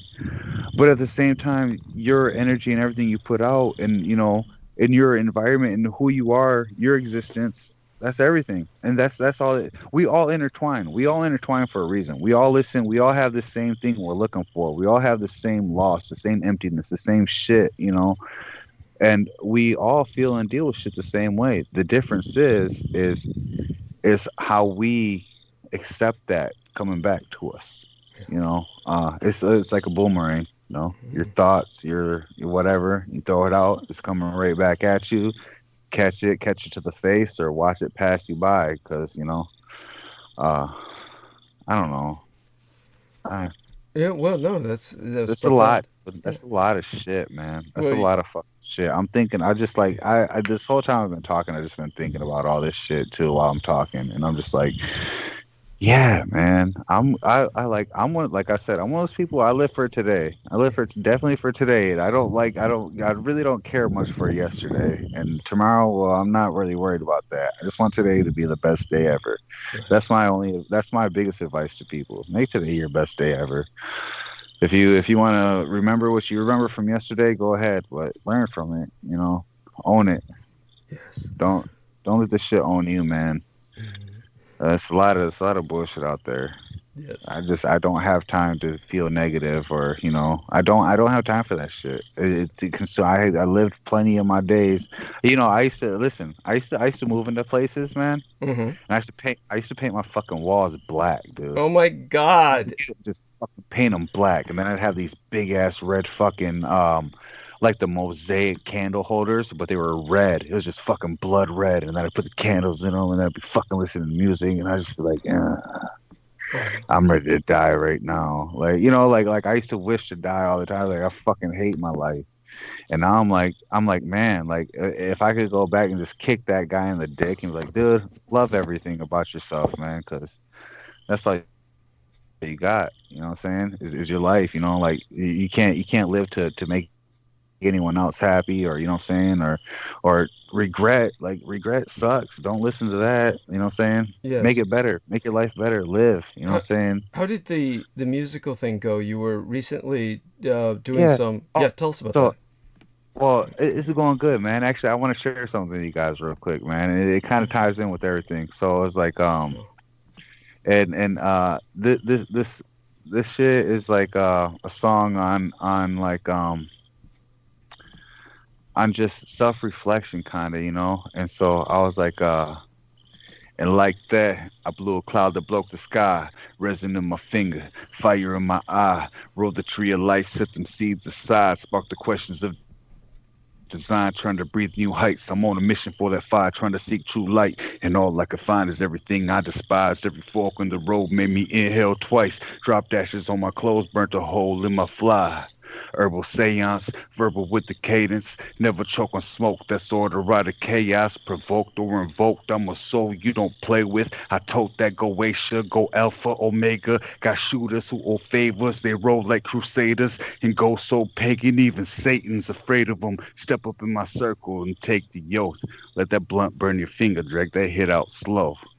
Yeah, but yeah, powerful. like, thank you. It's like breathe. Yeah. Love life. Yes. Take it in. You're always gonna find the problems with yourself when you're searching for something. When you want to know something, you're always gonna find problems. You're never gonna believe in yourself. But do take the oath. Breathe. Yes. Drag it out. Thank you. That's that's life. I love music. I express myself through it in poetic form. Like I'm not one of those people who is like I'm gonna rob and shoot you. I'm gonna kill you. I'm popping in the club. I'm dropping it on the bitches. You know, like no, that's not. I'm good on all that shit. Like I don't care about that shit. Like I don't want nobody to be counting my pockets and knowing how much money I have, or knowing what guns I have, or knowing, you know, where, like fuck all that, dude. I want to grow. I want to learn from something, you know, and just relate with shit. And that's what I try to do with my music, you know. I don't know. So I just been I record music now. Yeah. Nowadays, I do it for myself and what I feel is how I want to express myself. I really don't care. I have like my music's like on I do Spanish music. I do like that kind of music is like feel good dance music, but I have my music all over iTunes, everywhere, you know, and I really don't care to plug it in. But I'm just saying I do my music, and I do everything I want for myself, and I have distribution, and I don't have to sell myself out. Right. I can just be real. And I don't care if 5 people listen to me or 500. I don't. It's mine. It's there just to be shared, you know.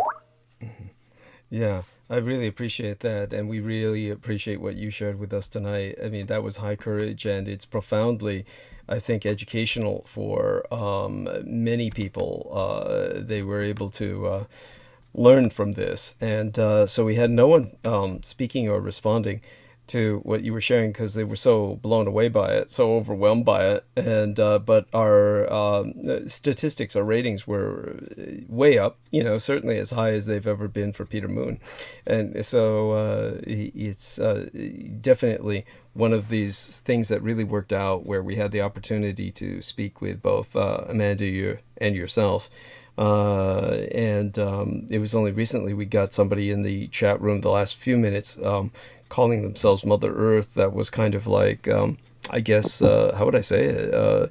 Maybe disturbed by what you said or something, but just responding with their own kind of mystical, how would I call it, kind of non sequiturs, you know, just throwing out kind of like words without syntax. So, but definitely, I don't know what impression What you were the got. words? I really wish I would have seen that or heard it. Yeah. Just by chance. What were the words? What were they saying? So Jameson, you saw it. What would you say it was? Most along the lines of, you know, something like, you know, that this person is, you know, Jameson, are you there? Yeah. Let's see if we can raise him. I think this Mother Earth. Sorry about that. Yeah. Oh, am I audible? Yeah, you're audible now. So Yeah, okay. Yeah, I blocked them, but I'm looking at what they're reading. I don't know who the hell this is directed to. yeah. They said the news baddies keep a straight face staring at you next to the lying person. What? Yeah, like I fuck said, does that mean? word salads. It's word salads, and then said basically. After that, they said something like he's wearing dark tight pants. They said he's wearing dark tight pants, and then right, Jameson? He's wearing skinny tight black pants. Yeah, that's they said. Who's wearing tight skinny black pants? I don't see anyone wearing. I don't.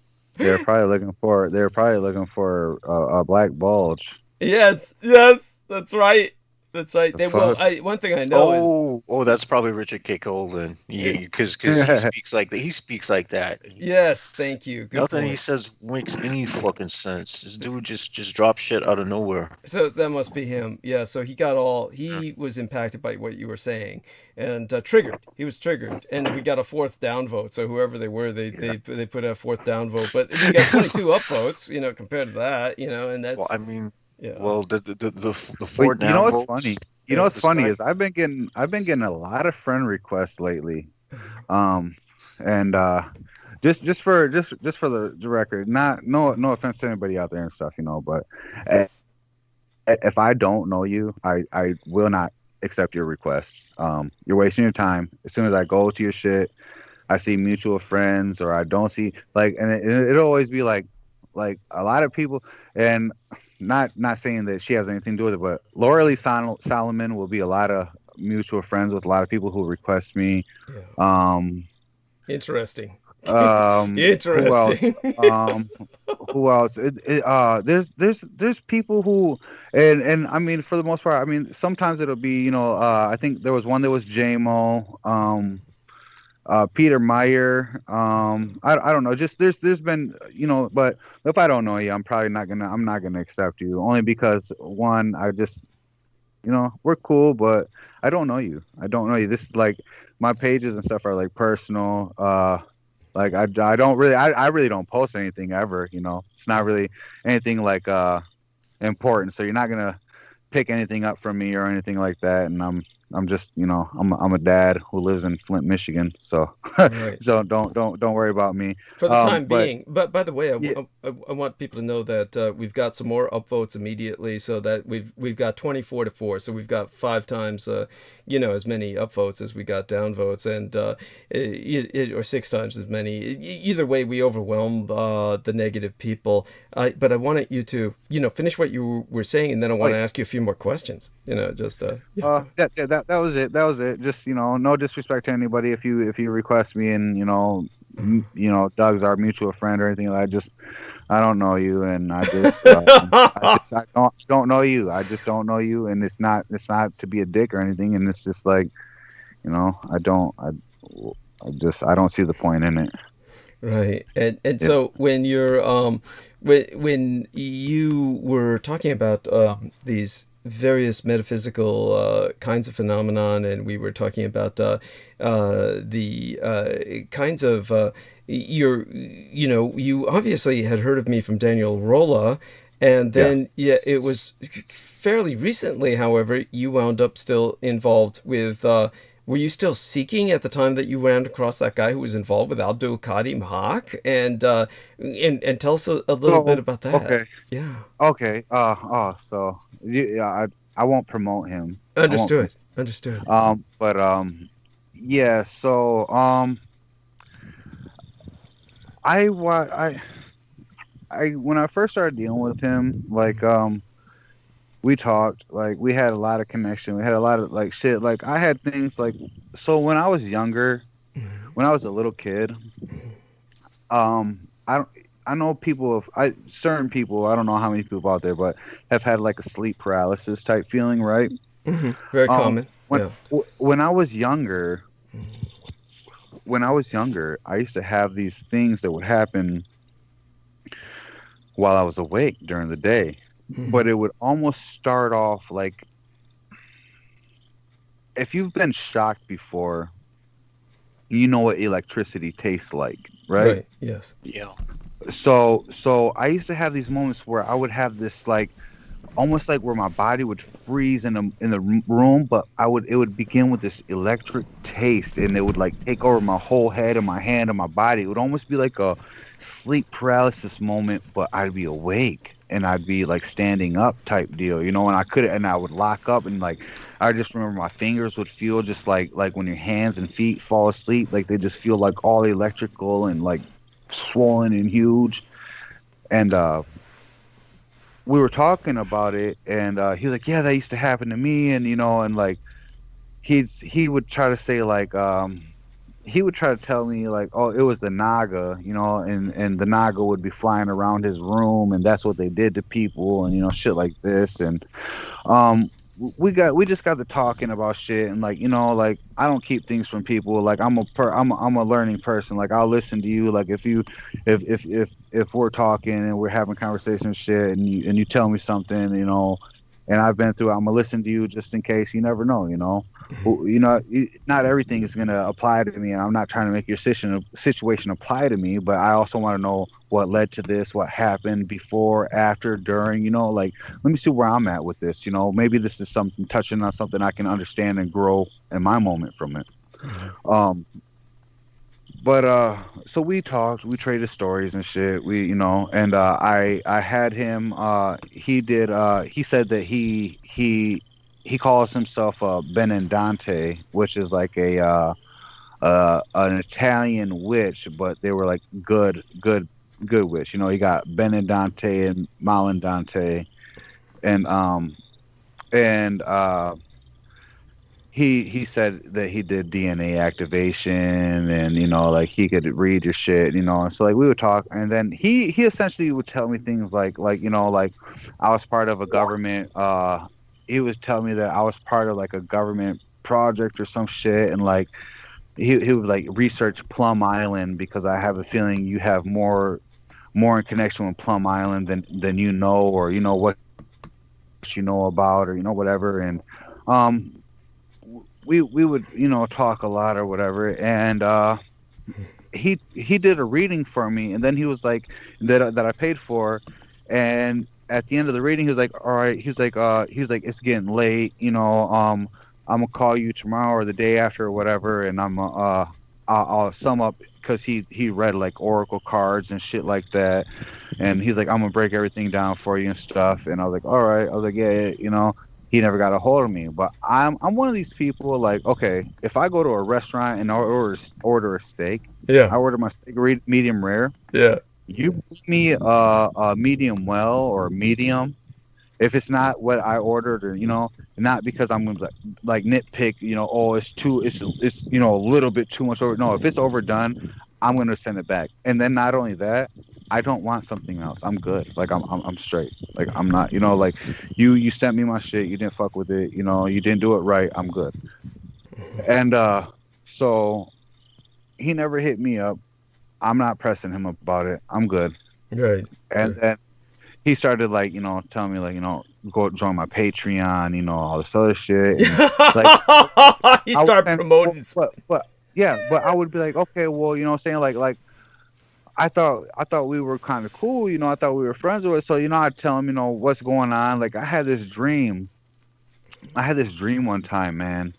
And it was crazy because it was like it was almost like it was the moon, but it wasn't the moon, but it was this weird like planet, and it had like these arms that were coming out and just wiping things clear, and just like fucking shit up, and we were like trying to run from it. It was crazy. And like I was like, we were talking, I was like, yeah, this shit's crazy, but it was such an impacting dream that I drew a picture of it and I sent it to him, and he was like, dude, that's Leviathan. That's like that's one of the things I've been trying to warn everybody about and all this other shit. And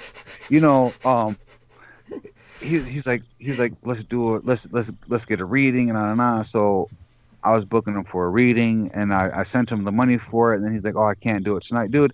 He ran me probably about 4, 5, 6 months before he got to me, dude. And the only reason why I can attest to that is because I have the Facebook messages where he's like, oh, I can't do it tonight, I'm sick, or whatever, just all random shit.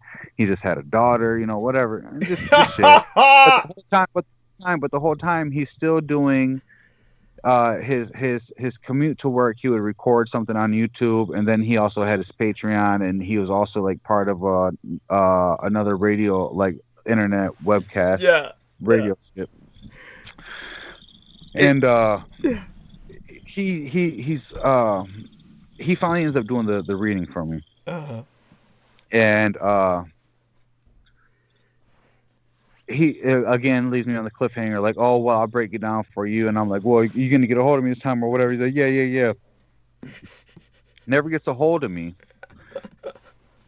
And then one day, I had already had the taco truck. He hit me up, and he was like, hey, check into tonight, because he was doing someone a show with someone who was, I don't know, they were like affiliated with Coast to Coast, or I don't, and I'm like, yo, I was like, yeah, be careful with Coast to Coast, man, because those people, not all those people are right, they're kind of, on that other side and shit, And when he had did that reading, he had brought up Michael Aquino.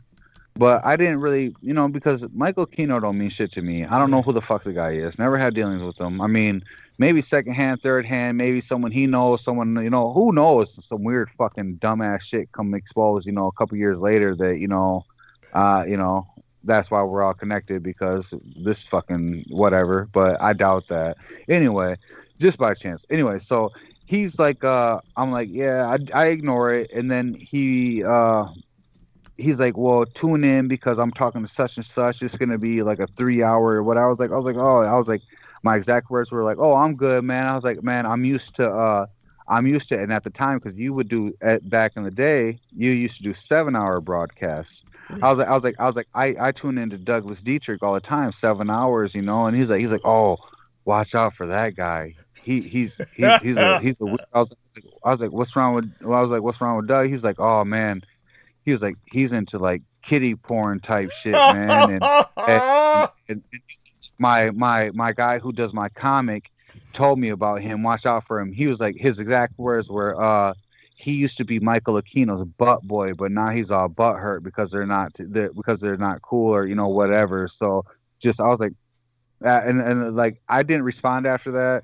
And I deleted him from my Facebook, and I was like, man, fuck this guy, dog. Like, yes, man, it really pissed me off, man. Like I didn't know you like that, you know, like I listened to you and shit, but like I was like, man, because you don't talk about you. I mean, you're not a drama person, man. You're just like if anyone who listens to you knows that you're just you everything you speak about is factual information. It's not only that, it's an analysis and breakdown of why things are happening. There's a historical aspect to everything you say. There's facts. Like you are swinging a fucking sword of facts. Thank you.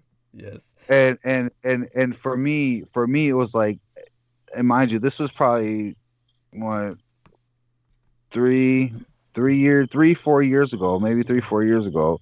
And it was like, we had no communication at that point, you know, and I was like, man, fuck this guy, man. Like, no, I had already been listening to you long enough to know. I was like, no. To me, at that point, he exposed himself as someone I didn't need to fucking have known my fucking name and birthday and shit. You know what I'm saying? You feel me? Yeah, because that's what they do. Need your name and birthday and want your birth time, and they just want all this shit from you and shit. Yeah, it's almost like they're fishing for a credit company and shit. Yeah, they're this is how they basically juice people, and they get their various facts, and they then they look up things about you. The funny thing was, one of the things that if I remember correctly, one of the things that he claimed was that Abdul Karim Haq claimed that I was really into hentai porn. I don't even illustrate in the hentai style fashion, which I think is actually quite funny that he would come up with that shit. It's just whatever kind of anti-Asian, you know, stereotype he could come up with, and so it's this is the level at which. And for me, it's like okay, if you're trying to warn the world about Michael Aquino all of a sudden out of nowhere, yes, wouldn't Douglas be someone that you would be more or less allied with? You know what I'm saying? Thank you. Allied with and wanna, you know what I'm saying, instead of bashing somebody that you don't know and just assuming something off of someone who had clearly a falling out with him, or you know what I'm saying, this telling you these things that you like. Just I'm just not that kind of person. I meet someone, or you know what I'm saying, like I'm trying to like debunk them real quick, or you know what I'm saying, see what dirt I can find on them somewhere, or you know, whatever. Yes. You know, and or let them expose themselves. I mean, and that's in that situation, that's what he did. He exposed himself. The same thing like D did. Yes. You know. Thank you. And D did it through his basically what he set up was, I'm just so glad you survived that, and thank God you're with Elizabeth now, and thank God she cares so much about you, and that's what's helped to really center you, and now you have these wonderful children and a family, and you know, you'll be selling that taco truck soon enough, and moving out to California, and oh my God, I hope that she you know, and the one thing I cannot even imagine how horrible that COVID you know, Flora is going to be without her. I mean, with all the other nurses quitting, and then when Elizabeth quits, I mean, how is the Flint Hospital even going to function after that? It's just going to collapse. Well, you know what's actually kind of cool, Doug, is actually she came home today because you know today started her vacation. She handed me this magazine, and a couple months ago she won this thing called the Daisy Award. I don't know if you remember me talking about it. Well, tell us again. Did like it's basically like an award it's a statue. It's a statue from Zimbabwe. It's hand carved in Zimbabwe. First of all, it's a little stone statue. It's like of two like I guess if you would create the the women's bathroom sign woman, Yeah. something like that, but it's like a big woman and a small like little girl child, but they're like holding each other cross arm, but it's stone.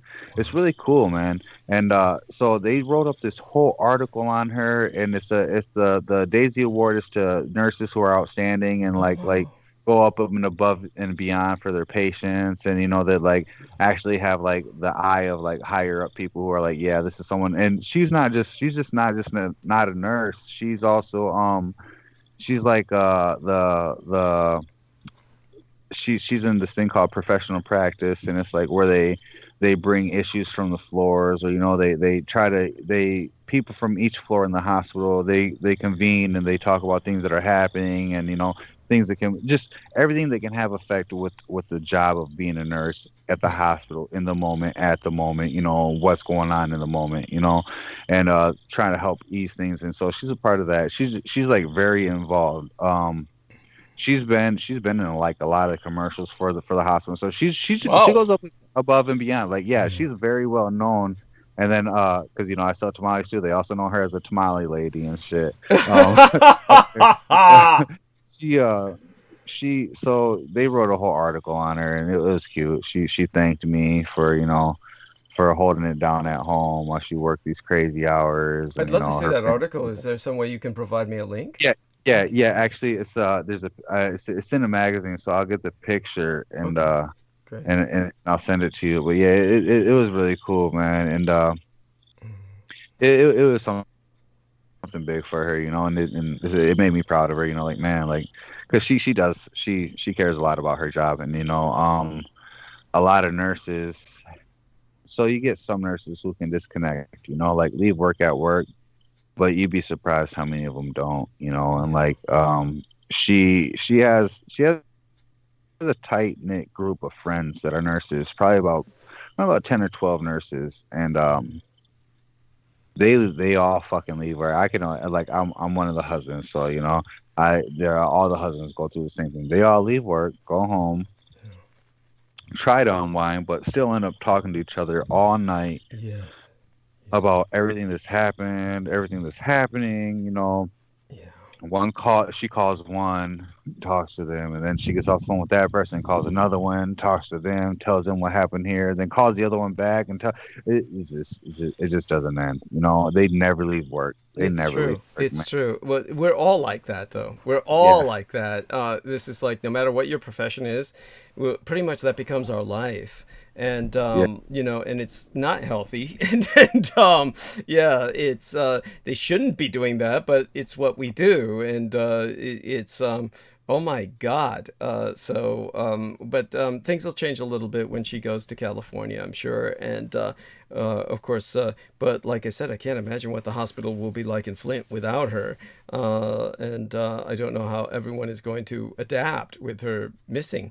And but it's definitely, I can, what do you imagine will happen? And compared to what I said about, say what was going on with Kaiser Hospital and the COVID ward where she works in, like you said, it suddenly became flooded with basically riffraff and ne'er-do-wells. That's wrong for me to say that, but essentially basically a lot of transients began to flood it, and it's like, of course, this waxes and wanes, and as you said, there's cycles of this, but oh my God, it's just with everything that she deals with, all I can say is that it's how do the children, you're pretty much the house husband, and you're raising them then, right? Yeah. So me and my daughter, we're very active with we're always with the kids. They they, like my son, he talks to his mom, on the phone throughout the day, and they do video chat and stuff, and he understands when his mom's going to work and stuff, and because of the situation, a lot of times she gets home at midnight and has to be up at 5 So we don't really sleep in the same bedroom, you know. So because my son, he still sleeps, he still wants to sleep in the bed, and he won't sleep by himself. So I usually have him, and then he understands that, you know, when mom works, you know, whatever, and then when she doesn't work, you know, sleep downstairs, you know, with mom, and you know, everything. And he knows when she comes home from work, or you know, if she's staying late, he'll be asleep, but when she gets home, he's excited. When she on her days off, you know, he's attached to her. Even my daughter, you know, she'll be a year next month, and she's a mom's girl, and mom's not really at home like that, but she knows who her mom is, you know, and she loves her mom. And you know, so it's not, you know, you would think that, well, not think, you know, people would suspect, I mean, I gotta use my verbiage right, people would suspect that, you know, not being around, they wouldn't know who she is and stuff, but that's not the fact. They know who she is, and they love and miss her. And you know, as soon as they see her, you like my daughter, she's like a fucking papoose, you know. Yeah. As soon as she's in my wife's hands, you know, you can't get her out of her hands, you know. She won't let go of her, you know. She's like, it's my mom, like, we're chilling now, you know. And my son, same thing, he loves to be with his mom when she's home, and you know, hang out. But they understand, like, well, not they, but he understands she works, you know. He understands, and she'll, like, on her days off sometimes, you know, they'll call her in, she'll be off. She'll only be off till, like, you know, about noon. Her phone will ring. They'll, like, come in at 1:30, you know. She got to go, you know. So she pretty much just got to sleep in, and you know, and enjoy her early morning. And you know, she'll ask my son, "Is it okay if I go to work?" He'll, "Yeah, mom, it's okay," you know. So it's different. It's different. It's definitely I like to look at my kids as not being normal kids. Right. You know, like you know, he's very smart. He's a boss. He's a boss in the least in the least of words. But he understands things, and he doesn't. They're not affected by her being gone as much as she is, because when she's here, she's, you know, full devoted to them. You know. Yes, well, definitely. Thank you again. You'd best get some sleep. I'd best let you go to. Yes, and I hope I hope you don't have to get up early tomorrow.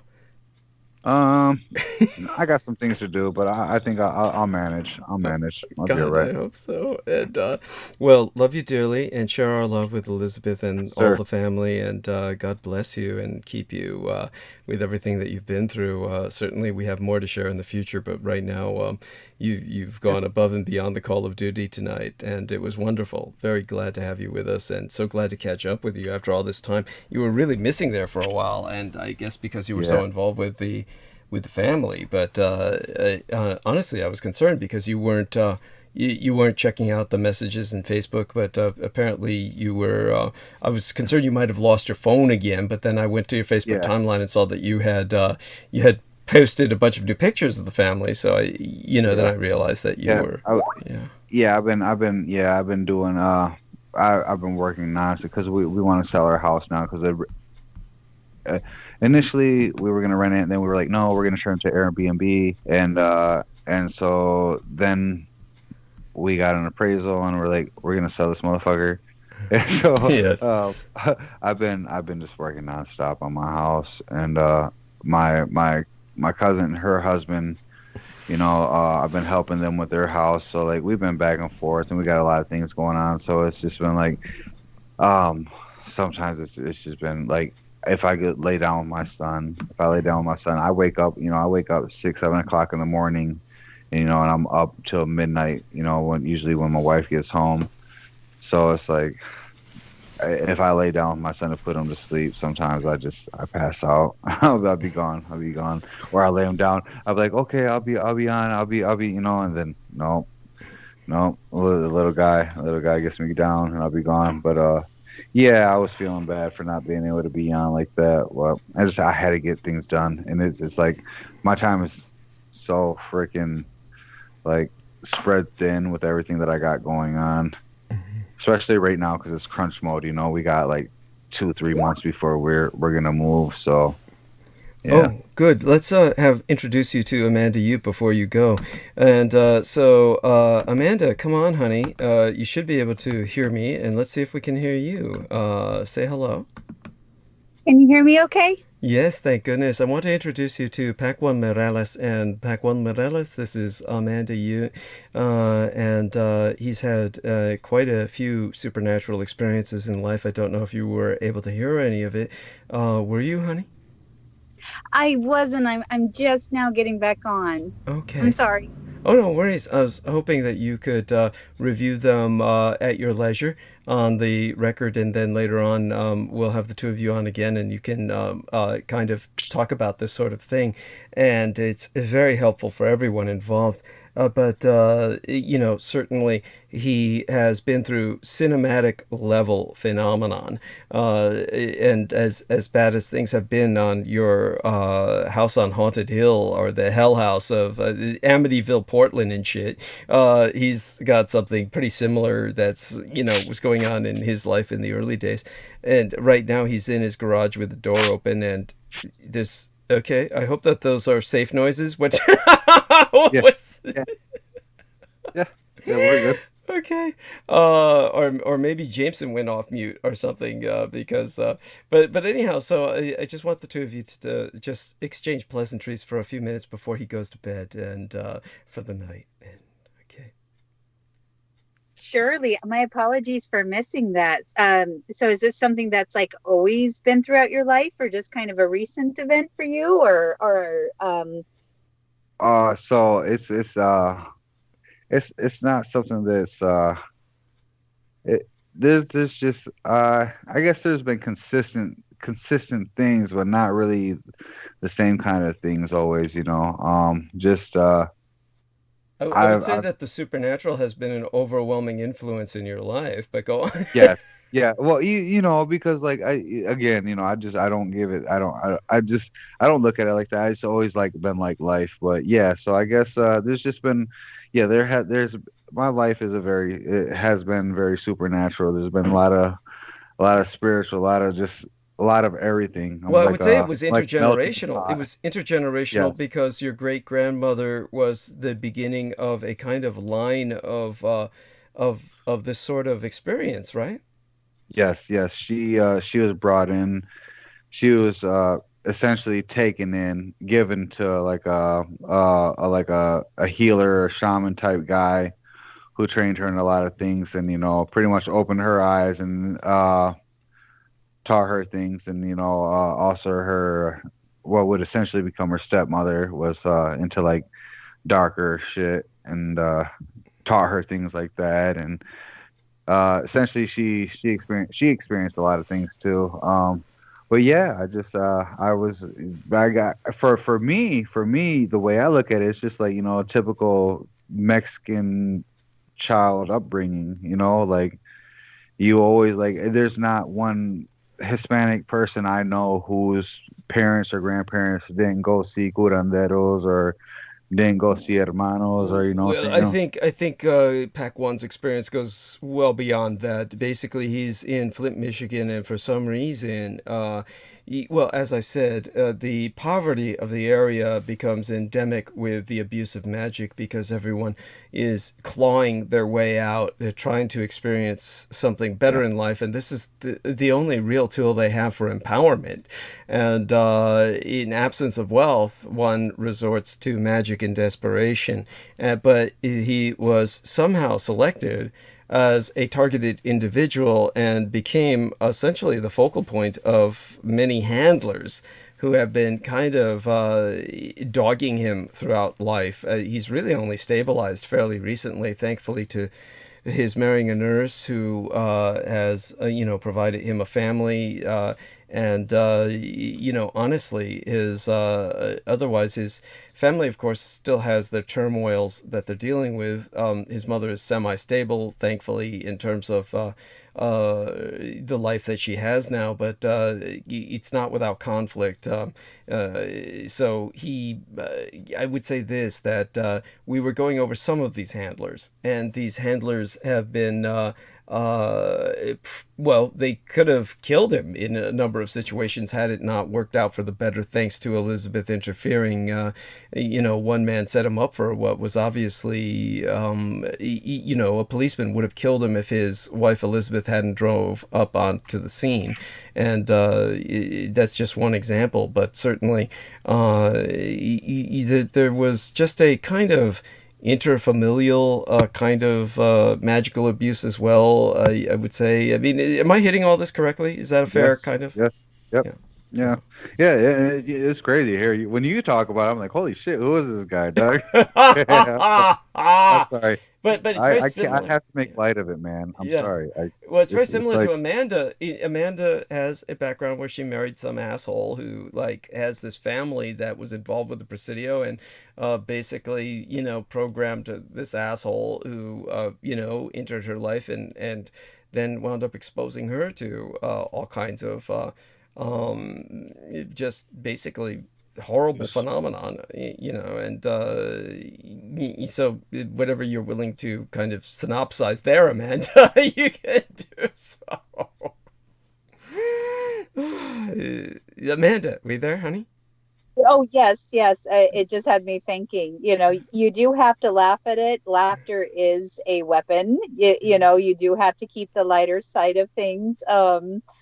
I would say I always had weird crap, but definitely my kid's father and their side of the family definitely opened up a more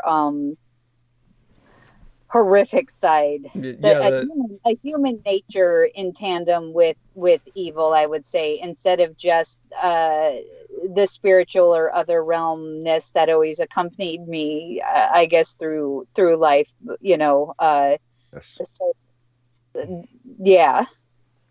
No, that's kind of the way you explained it. That's exactly how it happens. How it gets brought in. But it's like the veil being ripped off. It's like once those elements once you're exposed to those things, it's like ready or not, open, like the blindfold is pulled completely off and you're just like submerged in somewhere else, Right. Well, the one thing I can say is that all of us on call tonight, Amanda Ute and Paco Morales and Jameson Reese and Douglas Dietrich, we're all targeted individuals. So as targeted individuals, our experiences are shared by many other people out there, but the alarming aspect is that many people who are targeted individuals are practically incoherent. So the unfortunate thing is that these experiences are very difficult to explain. I think a interesting thing, Amanda, is that he had a witch he became involved with who I always pictured in my mind's eye as someone similar to Lorien Ann Fenton, this beast woman, overweight, a bipedal hippo, and which doesn't even do Lorien Ann Fenton justice. She's more like a bipedal fucking elephant. But in terms of this woman, she turned out to be very thin. He gave me a photograph of her, and I said, oh my God, she actually looks quite a bit like Judith Ager. But in terms of this woman, she had basically began stealing a lot of Pac-One's experiences and kind of relating his experiences on various radio shows where she was guesting herself and kind of like, in essence, kind of stealing his potential for self-realization in a more public sense, almost like stealing his fame, almost like leeching it. But there was the experiences he had with her were very surrealistic, and yet at the same time, if anyone has a background in this sort of occult or even narcotic experience, then a person can understand to a degree what happened. And while he was with her, for instance, there was an infant that was in the room, which I believe was part of her family, but he was high on shrooms at the time that he entered her home, and he saw this infant falling in his mind's eye and caught it, at which point she saw what he had done and pointed out to the others in the family, did you see him catch that baby, essentially? Wasn't that how the experience went, Pac-Man? Yeah. Yes, and then began to basically leech you on a certain level for your experiences otherwise, to the point where you were essentially kind of trapped in a spiral situation. How did you extricate yourself from that ultimately? Was it with the help of Elizabeth, or? So essentially, yeah. Well, so essentially, it was like it was almost like she was bringing me in as her apprentice, you know, and like the way she always like lured me in was like, you know, like right by her side, and yeah. So it got to the point where it became more than just doing full moon rituals with her. It was, you know, doing all sorts of rituals and always going places, and it went from just being in the local area to going to these like these underground temples, dude. Like these Holy big, shit. yeah, like not underground. When I say underground, not like under the ground, but I mean Oh, like, you know, okay. Yeah, so like, covert. and yeah. Like, but it was like at night, you know, because there were nighttime rituals and shit. And Elizabeth essentially kind of got like, fuck that. Like, who's this lady you're spending all this time with? Like, you know, like, you know, I get it at first, but like, you know. I'm surprised she was tolerant enough to allow it to happen in the first place. What? Yeah, how did you manage to? Well, no, because I'm a weird person, dude. Like you know, I meditate. Well, I used to meditate a lot. I don't really anymore, but you know, I'm into my stones. I'm into like spiritual shit. You know, like I'm just, that's how I am, you know. And so Elizabeth like, just took this as part of that then originally. Yeah, Okay. yep. And but it always it would be weird because the lady would call me, you know, and I would end up meeting with her, but at the same time it'd be like Liz would be calling me, like, where you at? I need to, you know, whatever. So then it's like it always would become to this point where I'm torn between, you know what I'm saying, my girl and then this lady who, you know, apparently was, you know, put me in all these positions, and I'm meeting people, and, you know, like, just, I don't know. And just a lot of things happened. And one of the last times I was around her, it was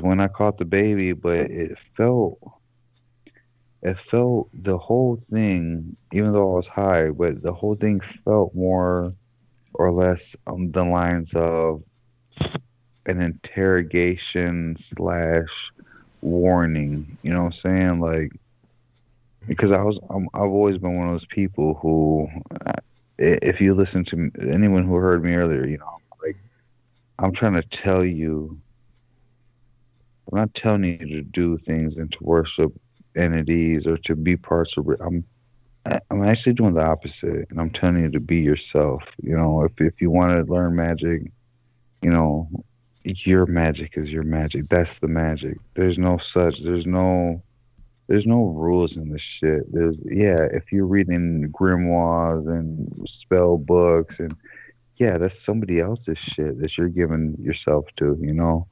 And that's what I always do, you know. I like to talk to people, and not everybody. It's just it happens every once in a while. I'll meet someone, or, you know, someone be sitting there and something will happen, you know, and I can talk to people, but they essentially drained me of energy that day. You know, a lot of crazy things happened. You know, I had this weird, super weird old lady who was basically doing like a divination through playing cards, you know. Like, she was laying these cards down, but as she was laying them, you know, she'd look at me and lay the card and look at me. Like, it was weird. And one of the lady's children who was there was like, oh, weren't we supposed to be having a feast today? Weren't we supposed to all be having a feast? And then the other son immediately replied, yeah, this was enough. He said, this was enough. But we left a little bit of light in there. It'll be all right. And I was like, what the fuck? I was like, what the fuck? Like, it was weird, but it was really weird, man. It was just like, but I couldn't get up from the seat I was in. And like I was like, I did like a thing like where I felt like I passed out for a minute and I sat back like it just it was disgusting. And Somehow this was like, please continue, because it sounds like you have more. that was the end. Well, that was the end. That was actually ended. But in the earlier beginning of the day, it started off that I was supposed to help her clear out her garage. There's a whole backstory to that, with her landlord and, like just evicting her or selling. He sold the house, but didn't tell her, and she wanted to break in because he did a whole bunch of false insurance claims on his businesses and shit like that. She wanted to clear out shit that he had hidden, and I was in there and like fucking these huge Bible books pulled out, and she wanted to burn these books. And like, so these Bible books, what made them specifically exceptional was that they were like each chapter from the Bible. In other words, the Bible was subdivided into volumes of Book of Maccabees, Book of Jacob, etc. But these were separate leather-bound books of each book of the Bible. And so here's this encyclopedic division of the Bible into volumes. And so she said, oh, let's burn these books. Did she actually burn them? I don't know if they burnt them or not. I know that they took them over to where the fire pit was. There was no fire. But they took it over there. What intrigued me the most was when I found like this it was like a geisha. It was like one of the, like a little China doll, but it was like a geisha. It had the white China face, and it was like really pretty painted, but it was old, and like she had this crazy fascination with it, and it really made me uncomfortable because when everything was going on, like she had this doll in her hand, walking like around the table, and in my mind, it was like almost like she was like gathering whatever was in the air, where like pulling something into this doll. You know what I'm saying? Cool. That just it was weird, man. It was weird, but so she go on. She was imbuing the doll with life, but aside from that, go on. Well, no, like I feel like she was like trapping something of mine in that doll. Got it. That's what I felt. So it was really fucked up. And finally, when I could finally get up and move around, like I was so like I mean, I had already caught the baby, all that shit, but like it was so like draining and so confusing. When I was finally able to get up and move around, like I stood up and I looked at the door. I did a photo shoot and at a church, and there was like this apparition that showed up in one of the pictures, and it looks like the Santísima Muerte. Yeah, if you could explain that to the English. That is the Santísima Muerte is the Saint of Death. Yes. It's like the woman. It's the mother grief. It's like the Grim Reaper, but it's a woman. Right. And and how is that different from La Llorona? Oh, La Llorona. Oh, La Llorona is like an urban legend. It's like a they tell you, okay, so, and it's funny because like, well, it's not funny, but like where my family's from down there in Texas, like they would say there's a canal, and that's like, oh, it's a big like it's like a man-made ditch, a huge ditch that walks between like it's basically like a source of irrigation for cornfields and shit. Like they call it a canal. And they would say that some woman's child drowned it in the canal, right, and that you could hear her at night walking up and down the canal crying because she was looking for her baby. And that's like one of the stories. But this urban legend has many different versions of this woman crying over a dead child or a dead husband or whatever, definitely nothing in comparison to what La Santísima Muerte would be. La Santísima Muerte is more of a cosmic godly. It's not godly. It's just someone who was here from the beginning. She stems from the moon, but she's here of Earth. She's like the transition, saying like the claimer, the reaper, I guess if you would have to say like if what people consider the Grim Reaper, maybe like they say God's a woman, maybe the Grim Reaper is really a woman. You know what I'm saying? That's the Santa Muerte. Just I don't know. Used to look at her. I used to look at her like a god, Okay. but she's not. She's not a god. She's just the energy. Just something that's here that I made a part of who I am, and I I don't worship that person or that energy, that entity. I more or less respect and understand that it is a strength of mine, to have a knowing of something and having been driven in many ways. But they were trying to tell me that energy, it was something that was stuck to me and it would always be with me or whatever. But I was just trying to leave the house at the point when I was in there. And Well, what fascinates me is that this was actually towards the end, as you say, kind of a conclusion of your relationship with this woman, but that, throughout the time that you knew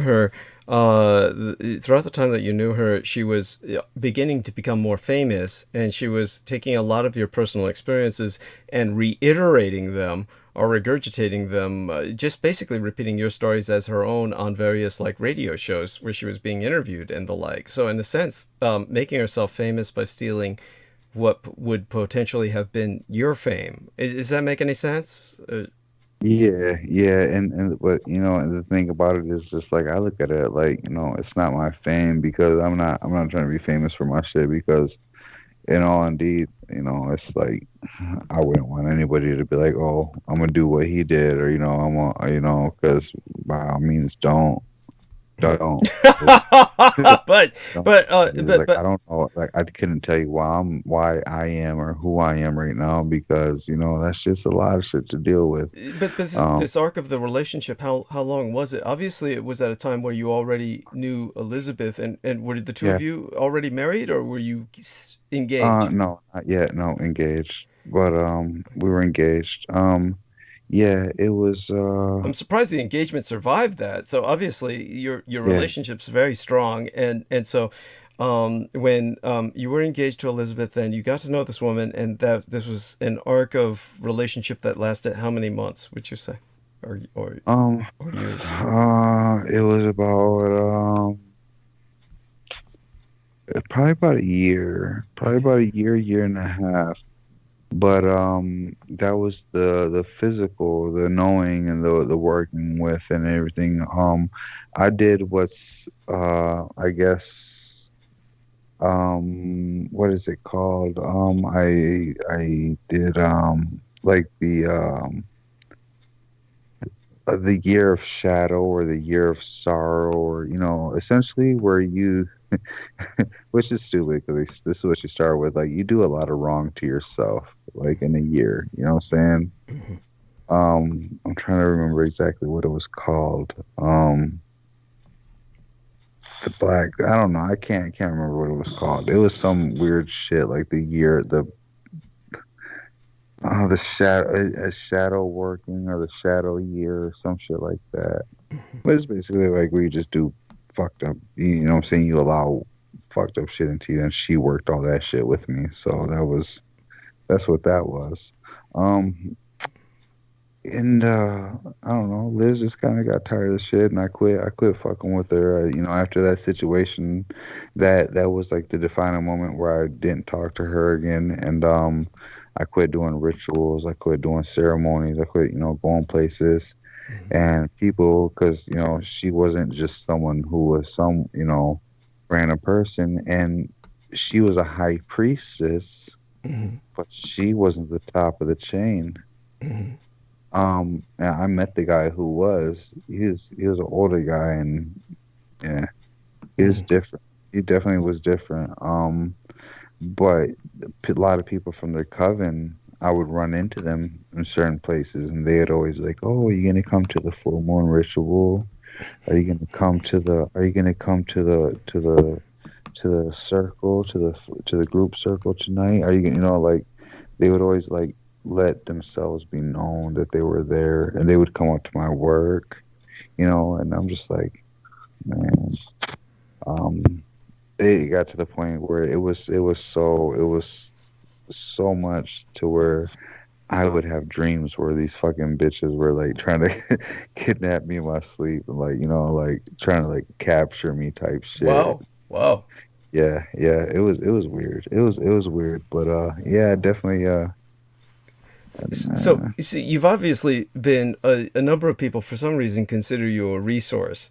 So you basically are. So and that's fun. That's what's funny. The guy who connected with Abdul Fagati, whatever. Fagati. He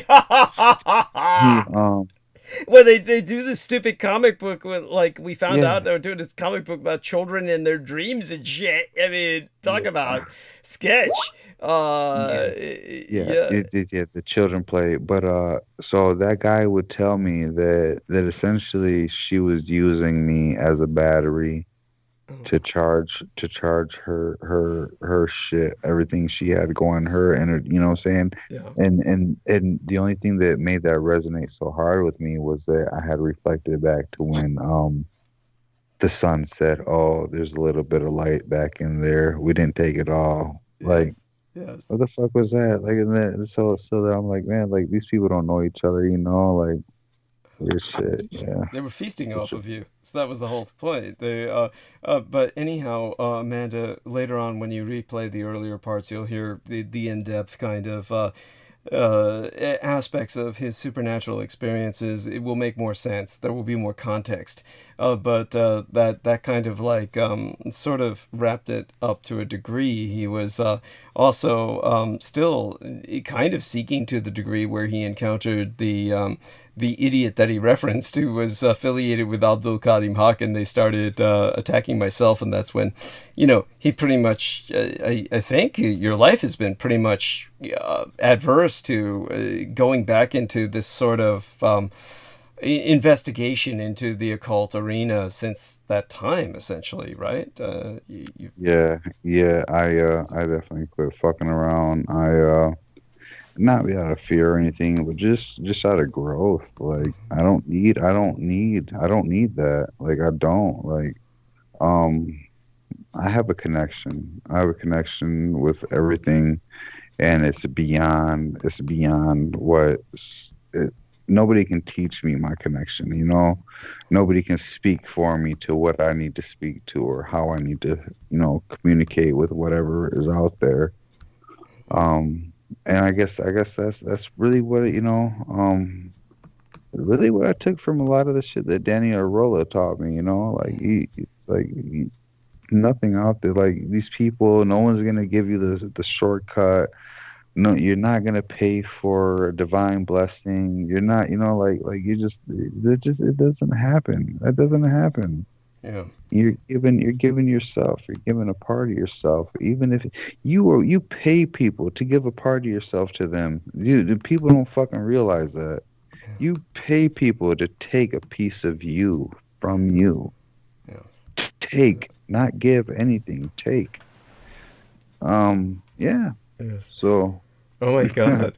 So, and Pac-Man has been saying this while sitting in a garage with an open door, and for a while there when Bigfoot passed by or some shit, all the crickets and the frogs all stopped dead. Did they ever restart again? I got the impression they did to a degree. Yeah, they started back up. I came in probably like 2 minutes ago. Okay. I came inside and yeah. Yeah. Well, that's comforting. So, Amanda, you're with us, right, honey? Yes, I am. Oh, okay. Yeah. Please, before he goes to bed, send him off with whatever impressions you may have, and that'll be deeply appreciated. Sure. Just when you first started talking about this other woman and liaisoning that you were doing, the first impression that hit me was energy harvesting. Was that it was definitely about drawing your energy and feeding off of it. And I have noticed that there are two types of people. There's either the ones that will kind of succubus your experiences and they do end up claiming them as their own, or they kind of act as like a manager, like you're their pet star child, and they try to like kind of feed off of you, kind of like the groupie, or you know, the manager that ends up, like, you know, just using the star as a whore, basically, you know, to feed off of them and to absorb from them, you know, live vicariously through their stardom or experience or certain area. And so they but I definitely felt the impression of this was most definitely a harvesting issue. Some people are antennas and they attract things to them, and other people are kind of like a little bit of a battery, and they end up producing energy that's easily feasted upon. And some people are a combination of the two. But that definitely felt like what this situation and this woman was, most definitely. Yeah, for sure. Well, thank you, Amanda. That was wonderful. And again, hopefully you'll have some time in the near future to share your experiences with Pack One. And he's probably heard them in the past, but, you know, nothing like when we get a roundtable going about this sort of thing. So, you know, obviously, Pack One, you have a blessed day. We love you dearly. Share that love with Elizabeth and the family, and we'll speak again soon. We'll call you with the next show, of course, and see what we can fit in. And wonderful to catch up with Pack One. And say goodnight to the audience, sir. All right. Good night, everybody. Good night, Douglas. Thank you guys, everybody, for listening to me tonight. And I hope that, you know, people can learn and grow from, you know, my experience and my words. And, you know, just again, you know, fear can either create, you know, it can drive or it can defeat, you know, and use it for the drive, you know. Don't let fear defeat you, you know. That's just what I want to share with everybody. Never be afraid, because at the end of the day, we're all stronger than we know, and tomorrow can be owned, you know. So thank you guys, everybody. Love everybody. Much love, Douglas. Thank you for having me on. Yes, you're the best. Thank you, Pack One. Hugs.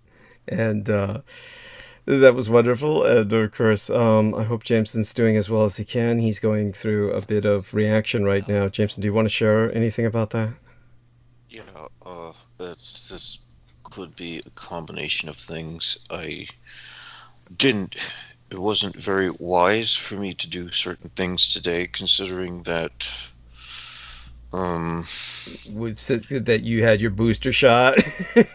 yeah, and now everything's coalescing into this sort of, every few seconds a part of random skeletal muscle of my body will start to spasm, and it feels like I'm being stung, and I'm seeing lights all over the place. And this has to do with the muscle enzymes being elevated, because that always happens, you know, when my muscle enzymes are elevated.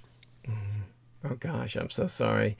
Well, we're certainly everyone maintain. I'll be listening. Yeah. I just got to keep drinking a lot of water and running back and forth to the bathroom to not let the kidneys get robbed, though.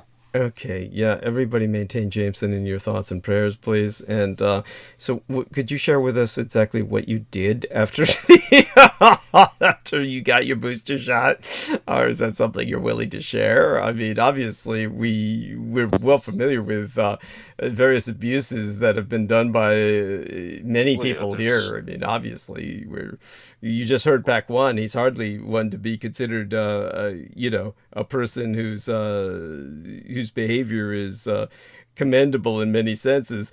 And I've certainly never been shy. Well, for one, it wasn't wise to have as much caffeine as I did. Oh, okay. And it was certainly not wise for me to go without sleep for 24 hours. And what caused that, by the way? What provoked that? I figured if I went to sleep last night, there was no way I would wake up in time for the appointment. The appointment? For the shot?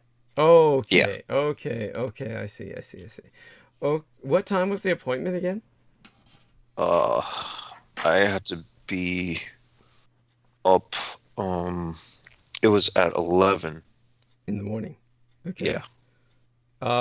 Wow. Anyhow, so you got there and oh my God. I tried to sleep, but I couldn't. Understood. Understood. You know, I don't sleep well before appointments either. How about you, Mandy? Let's, you know, I mean, not that I'm trying to dismiss Jameson, but obviously, like he said, he's going to be drinking a lot of water and running back and forth from the restroom and back.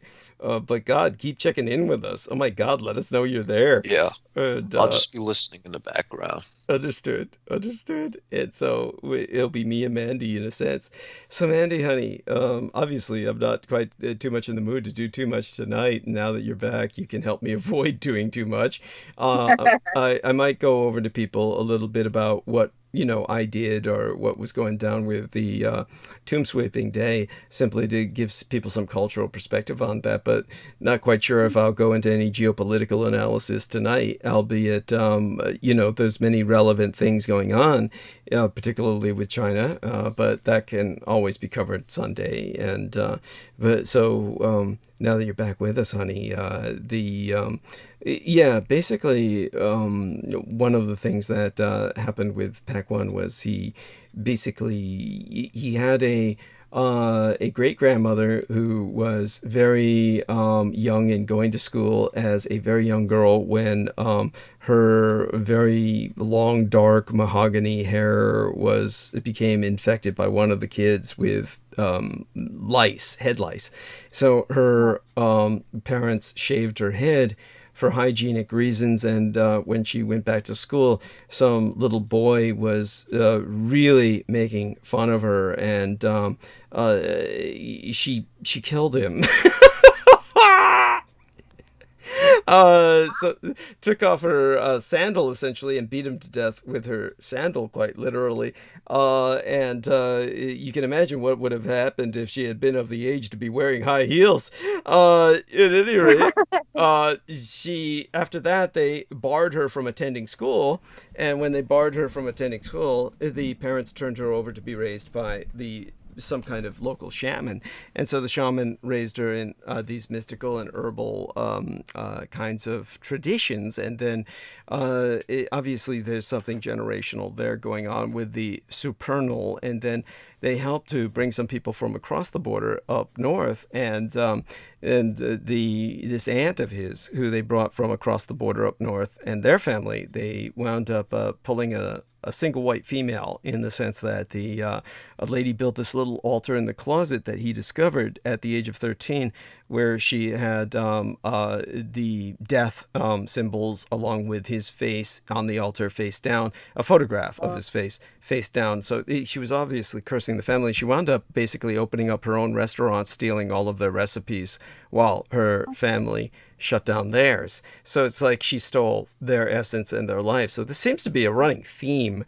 with him, that there's all kinds of people trying to take things from him. What makes this so tragically farcical is that he's obviously a man who, for the majority of his life, was hardly rolling in anything in terms of physical wealth, but there obviously was a lot of, I guess, a lot of potential there in terms of what everybody was feeding off of, because he's obviously a man who now has a business, a wife and a family, and has established himself somewhat despite all of this background that is also heavily interconnected with crime.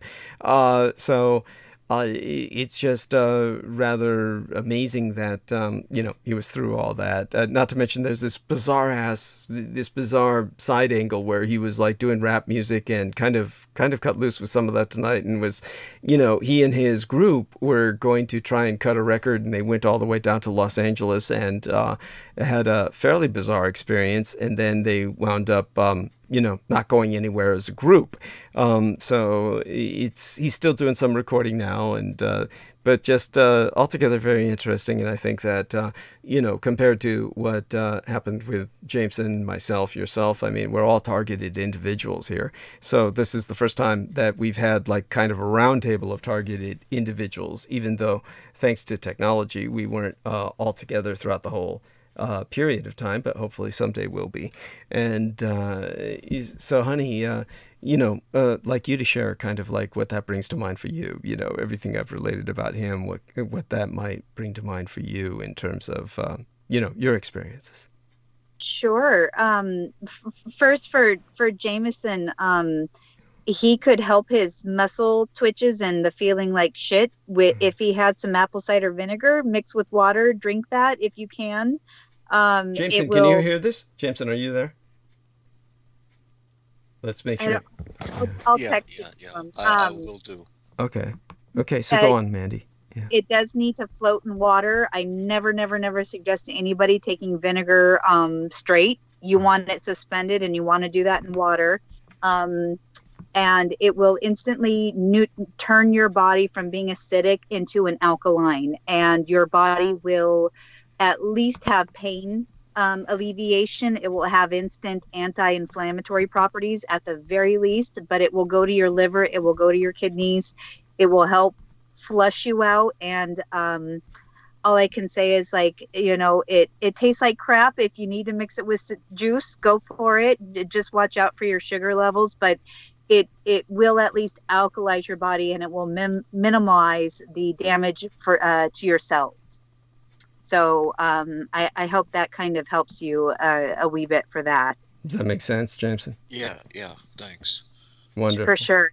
Good. And if you can't do anything, if you just have vinegar, plain vinegar, cut it in half.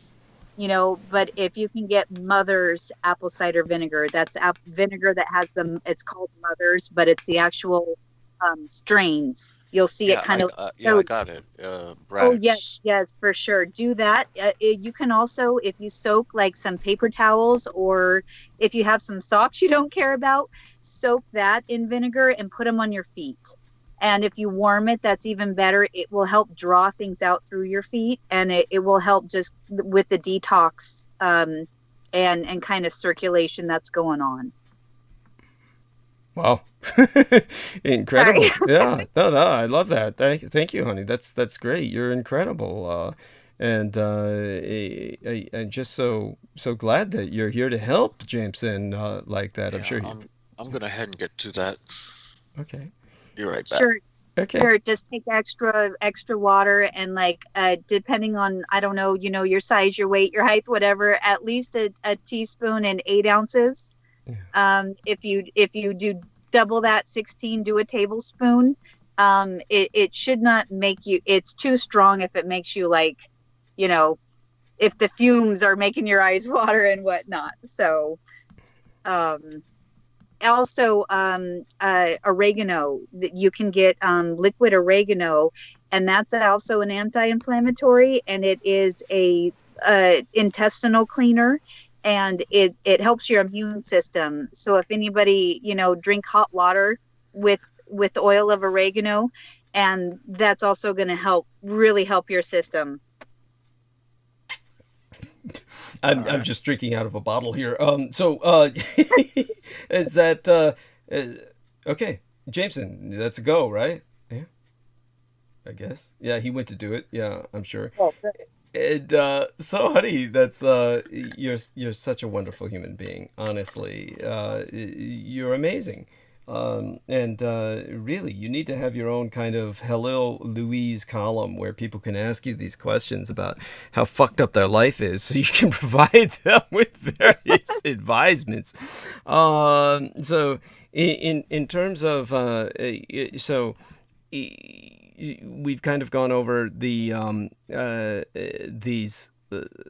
little things that he was through, and obviously I think it was, how would I say it? When we're talking about this kind of narcotic episode or narcotized episode where he was on these shrooms, and, when he was bringing that story up the other day, I almost I couldn't help but have some fun with it. And I was asking him, like, he's like saying, "Oh, I popped some shrooms and we went over to this woman's house." And, and that's when, I was seeing things like the baby falling in midair and I caught it. But she saw it too and pointed that out to other people. And I was like saying to him, this is kind of the viciousness in me dealing with people and having fun with their trials and tribulations. I said, do you do this often? I mean, just like visit somebody and you just pop shrooms on the way there. I mean, this is what that was kind of puzzling to me, to tell you the truth. It's just like, I don't believe I ever really got a sensible answer to that question, but I'll bring that up to him again in the near future. I won't be afraid to. But it's one of those things where, I want to ask you, obviously, when you take a look at Pac-1 Morales or Jameson Reese or myself or even Daniel Arola, I mean, obviously, we're all pretty heavy-duty drug abusers, and we're not admirable people. But what about yourself, honey? Has there been some... Am I admirable? Well, has there been any recreational narcotics abuse? Just curious. I mean, let's hear about it. Some of these adventures you may have had. Well, so something that And somebody by the way, I'm going to open the gate for also involuntary experiences for be willing to share those too. There might have been somebody who spiked your coffee with acid one morning, or you may have had an experience with a date rape drug or something, which is pretty much what. I guess at some point or another, Pac-1 Morales or Jameson or myself have all roofied ourselves at one point by accident. But okay, Jameson says, "Okay, I did it. I'm gonna listen on mute." Okay, good man. Yes, there we are. He's steaming now. He's steaming with that vinegar acid. Yes, that's making him alkaline. There we are. Good. Yeah, Yes. it's really cool. Vinegar, it's an acidic, but once it mixes with the toxic acid of our stomach, that's our stomach acid is actually potent enough to dissolve like a razor blade. It's Holy so shit. strong that it can melt wet metal. And so just the fact that our stomach can encase that and utilize it is just, like, to me, just fascinating. But when you mix vinegar with it, it turns into an alkaline, and it will, within, I forget the amount of time, but it's under an hour. It will flush through your system and turn your body alkaline, which is a kind of a superhuman state. It's like fertilizer for all of our cells. It's a big power up, and that's the state that you want to have your body running. So if you take that in the morning, because we normally wake up acidic, that's usually why you have to pee in the morning, and why if you're doing any sort of test, they recommend that you either bring your sample into the doctor, or if you're doing some sort of self-test, that you do it with your morning pee, because that's going to be the most condensed and true to your situation, whatever it may be. But sorry, that's not that interesting. No. I was going to ask, where did you learn all this? I'm so impressed. Well, a part of, being a part of a teacher and a caregiver, you are required to have basic first aid and CPR. Mhm. And I did go into preschool, which you're also mandated to have different levels. So I basically have a certification that's equivalent to first responder, ambulance or fireman, first responder, though I definitely have not gone to the full extent of certification whatsoever as far as those levels go. But with my grandma's always being World War II nurses and after career, and living where I live and doing what I do, self-help and the medical field, it's always fascinated me, kind of like criminology, the function, the way the body works, why it works, ancient medicinal, that's just kind of been a lifelong study for me, I suppose. Mm-hmm. Wonderful. That's so wonderful. So, and so in the course of all that, any recreational drug abuse to share? Or Well, oh, I was going to say, so from what I understood from somebody who I definitely value her opinion, she talks about how marijuana will throw you on the astral plane, but things such as shrooms, acid, DMT, that just knocks your ass right into the straight up other realms. And that's why so many people that do use those other such things can easily have influence of walk-ins, possession, energy harvesting. And when you were talking about, you know, his family recipes being stolen and kind of curses and this predatory like siphoning, I have noticed that it seems to come up where people are preyed upon because of their potential. Because that if they did excel or if they were allowed to go their natural course, certain successes would follow them. They do have a gift. They do have a niche. They do have a creative or you know, side that could be, but that potential is stifled where it does wreck somebody's life. It does ruin them. It does hold them back. And I definitely feel that way in some sense to myself. You know, I know there's many other places and events and things I could have gone and done, but I wasn't willing to trade morals for. So, you know, I turned down plenty of gigs or jobs or whatnots just based on I couldn't support who or what was really going on. So that kind of rung a bell where just somebody's ability to rise naturally is almost a harvestable. Yeah, it's commodity. It's commodity. Yeah.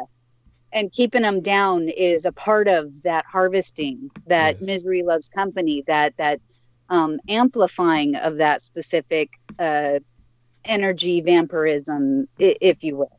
Yes. But recreational, yeah, I definitely played when I was younger.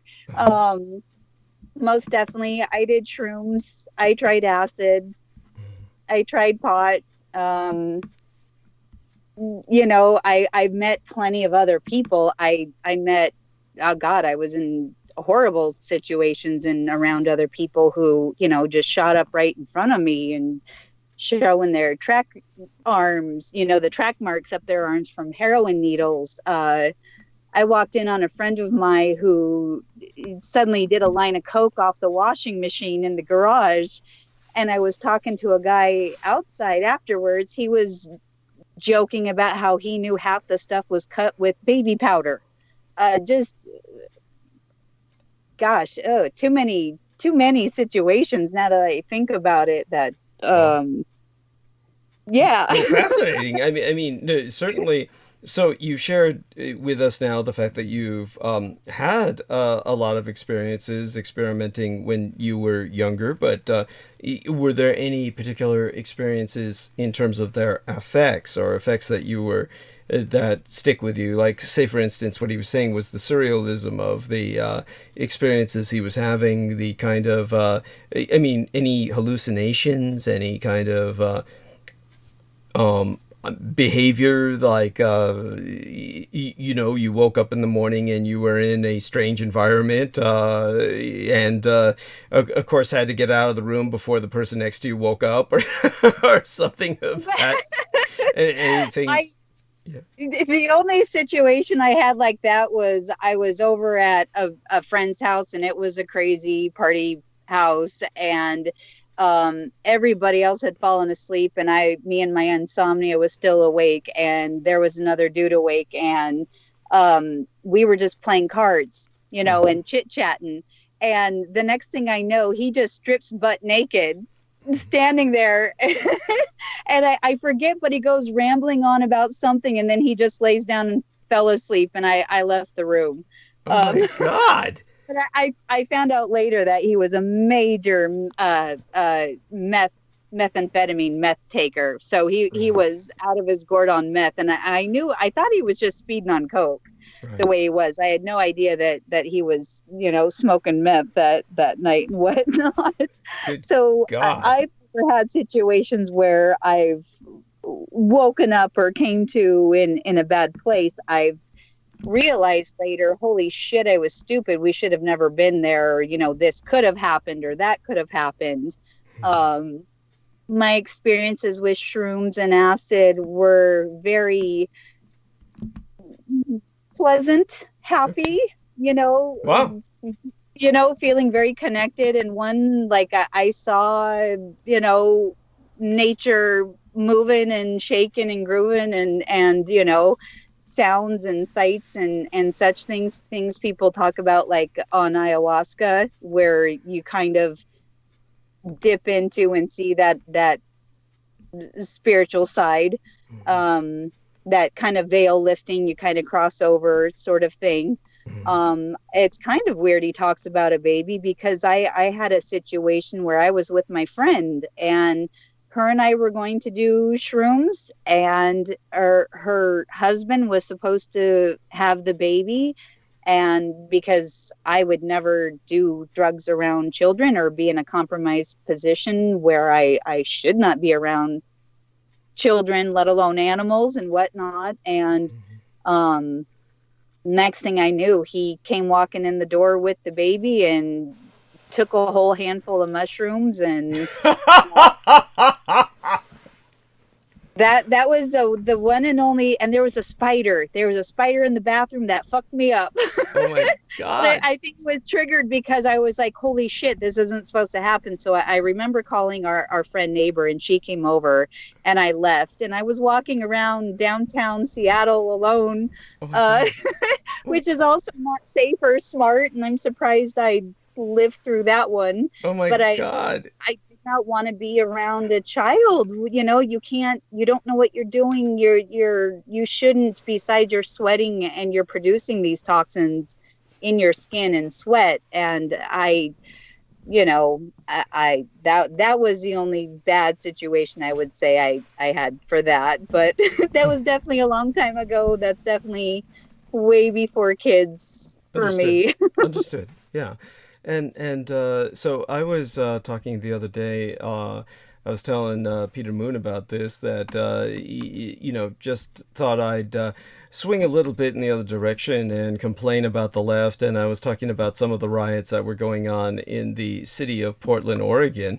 And what kind of impression did you have about drug abuse in during the riot times recently? The time of riots and fires, I should say, where, of course, you were under a double threat from the riots themselves and the fires that were surrounding everywhere you were at in the Pacific Northwest. For sure. There are videos on YouTube where you can see people who are obviously hyped up and they're dancing, and I'll have to send you this video, but of just people obviously cracked out, and they're just dancing in the street, just playing around, and it's quite hilarious. But the cops, the SWAT teams, they're just walking right by them, and there's kind of this thing in Portland, like, if you're not causing a problem, if you're not a threat, if you're just doing your own thing, man, they've got bigger fish to fry. Yes. And so, and on the other hand, you can definitely tell that there is a massive user population, and they were definitely instigating issues. And it was just it was heartbreaking to be driving around the next day and be seeing just the area tore up, broken windows, broken doors, broken this and that, just graffiti everywhere.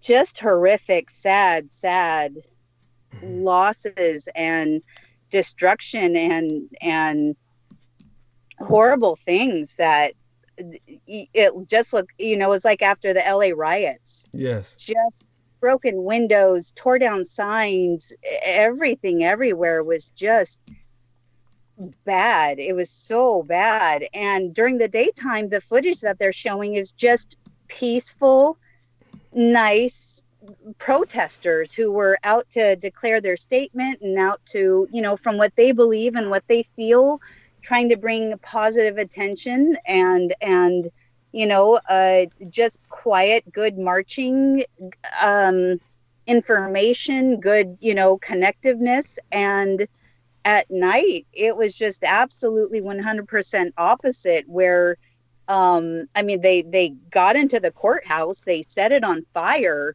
Right. you know, just, and the destruction that was left and right, and the people that were absolutely partying, that were absolutely instigating.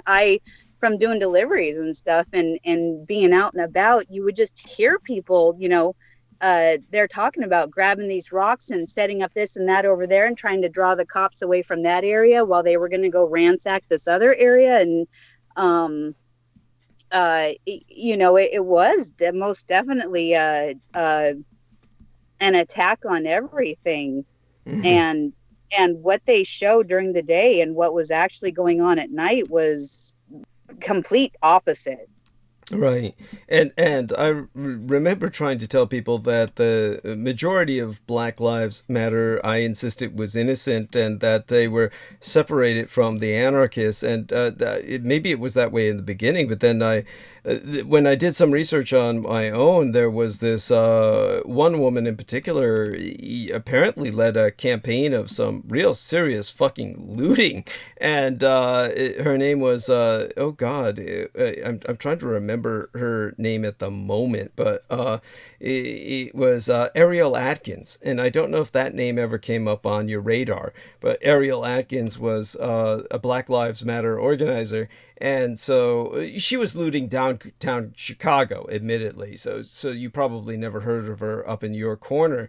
But she was basically saying, I don't care if somebody decides to loot a Gucci or a Macy's or a Nike, because that makes sure that that person eats, which struck me as the most absurd statement to ever make. The idea of raiding fashion stores for anything that would, how would that help anybody eat? It was just such a bizarre statement. And then she followed up by saying that makes sure that that person has clothes.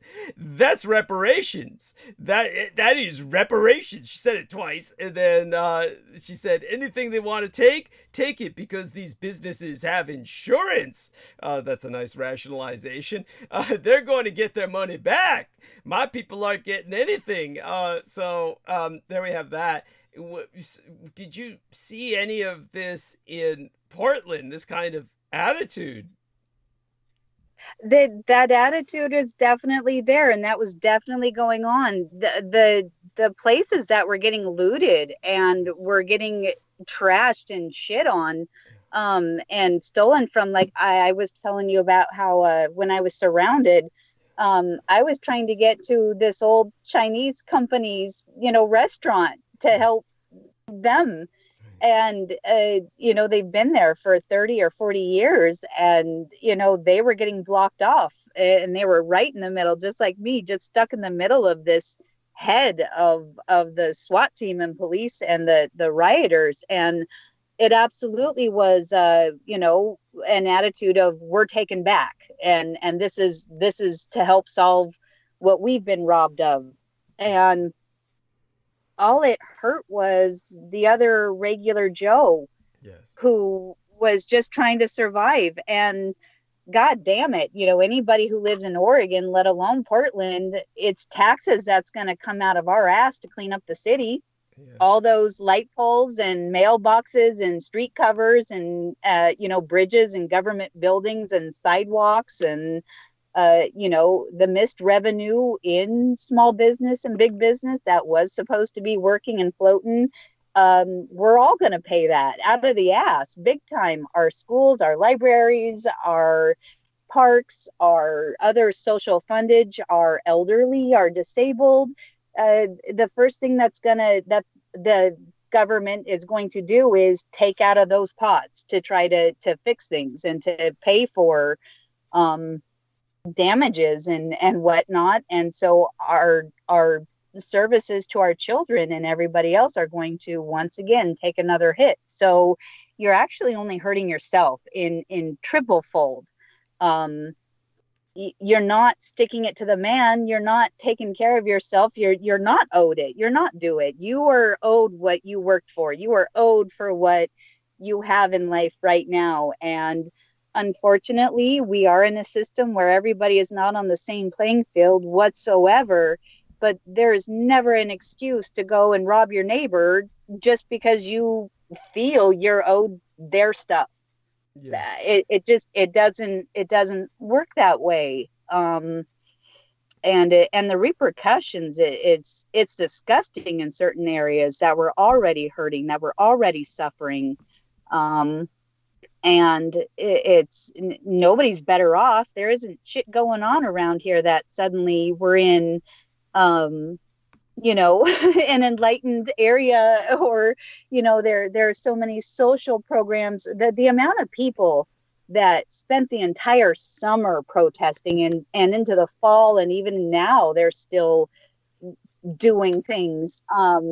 If those people had actually put the same amount of time into helping their neighborhoods, teaching their young, adding skills, being a support for their neighbors and the disabled and the unfortunate, whichever angle somebody is unfortunate or just having a hard time right now, the wonders that could have been accomplished. I was, absolutely surrounded several times by literally thousands of people. Thousands and thousands of people, and that's not including the cops or the innocent bystanders, and if people had just put that into actual action, then real things could have been accomplished. But it was I don't know, a perfect storm of everybody already being teased and being oppressed and not knowing how to fix it, and things not right, on top of being socially isolated,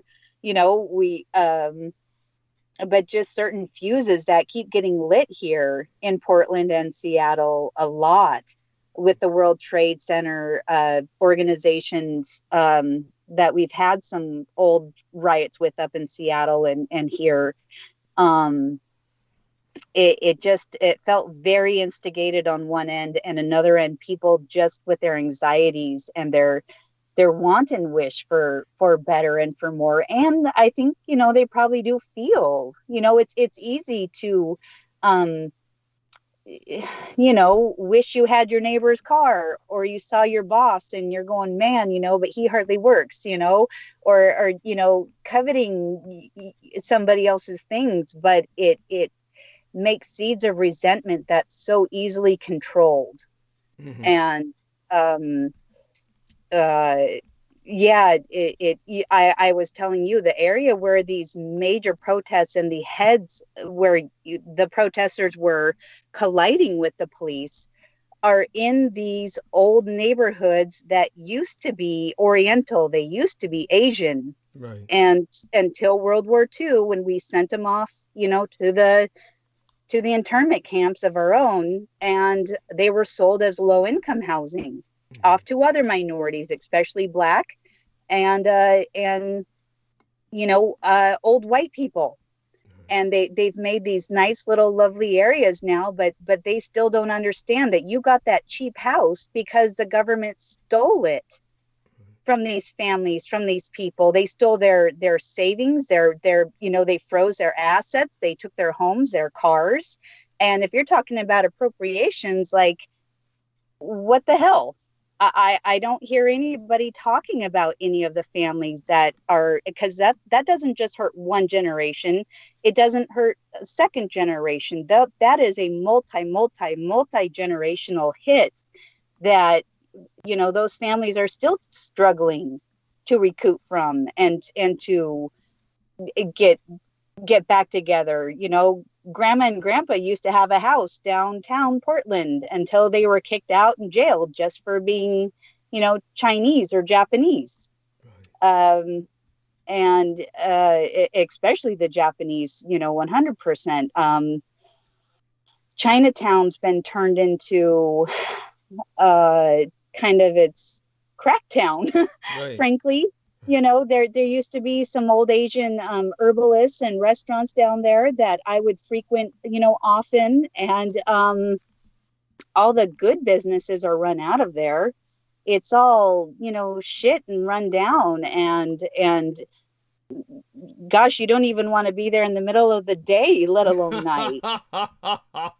It's so Oh terrifying. God.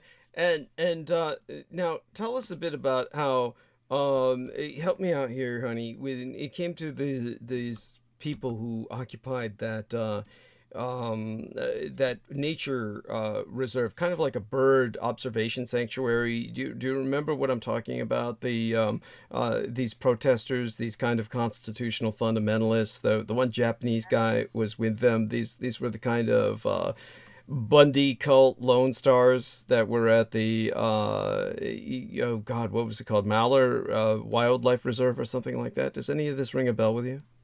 It was, and actually the recent fires took out a large area of that area. Even the buildings that were over there might have been some of the ones that were burned completely down.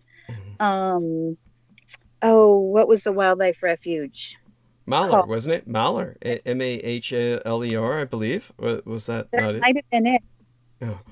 And so the reason I bring that up is because they were also instigating much up in the Pacific Northwest. It was like they were simply overshadowed by the riots, but they were trying to. It was a Bundy family member who went there to the Malheur Wildlife Preservation to help instigate a whole bunch of, tried to incite people to take the side of the anti-government crazies. Is any of this ring a bell with you? Right, and they were either from Arizona or Nevada, I want to say, and right, I think that was 2016. Yeah, something like that. Yeah. Right, and they definitely had connections with the Bundy standoff, and it was the same group that had been involved with that whole thing. And they came up and took over this refuge, which is actually on native land.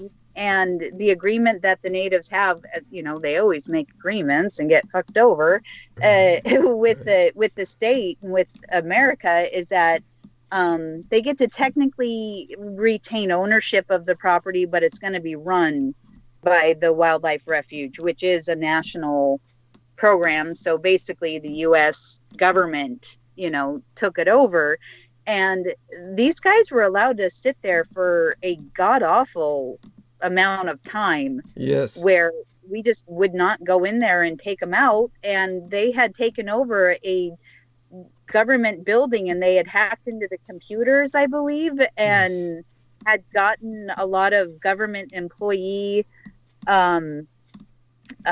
records or whatnot, and then one of the main families, I forget who, but of the last standing there, they took off and tried to get away, and it ended up with the FBI, in a shootout with them, and they ended up killing them. I think that video was even on YouTube. But there was supposedly some investigation into that, and some official, slap on the hand, because they admitted that they kind of acted out of hand, but nothing ever came from it. But I mean, you're running from the FBI. I'm sorry. You should expect a bullet in the head. Right. Right. Like the cops, they say, don't run, don't give them any reason to shoot. Yes. It's not that you're asking for it or you deserve it. It's just inevitable. If my goodness. But yes.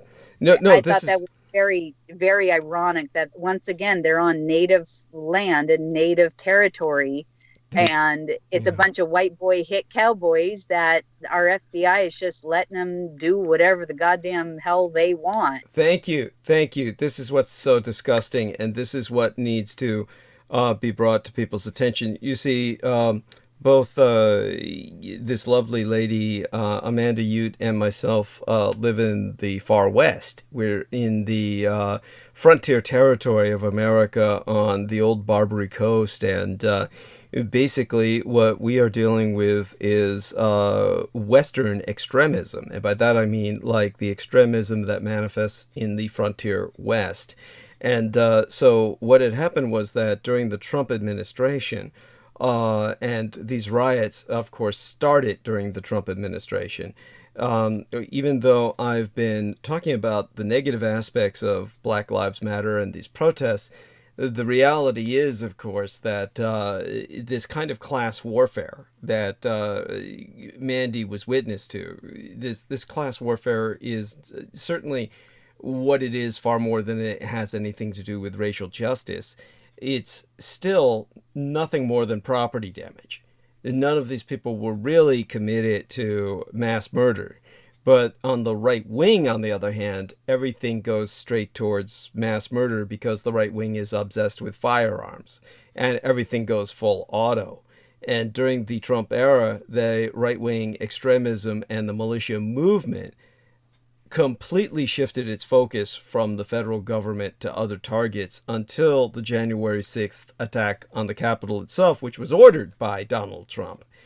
But rather, until that point, they were all attacking Antifa, the anti-fascist activists, and the state and local governments. And that's because the anti-federal extremists found common cause with Trump's presidency, as he promised to drain the swamp, and he catered to racist ideologies and committed himself as the messiah of the QAnon conspiracy theorists. And so he and his administration acted directly in the interest of these Western factions within the right-wing extremist movement personified by the Bundys.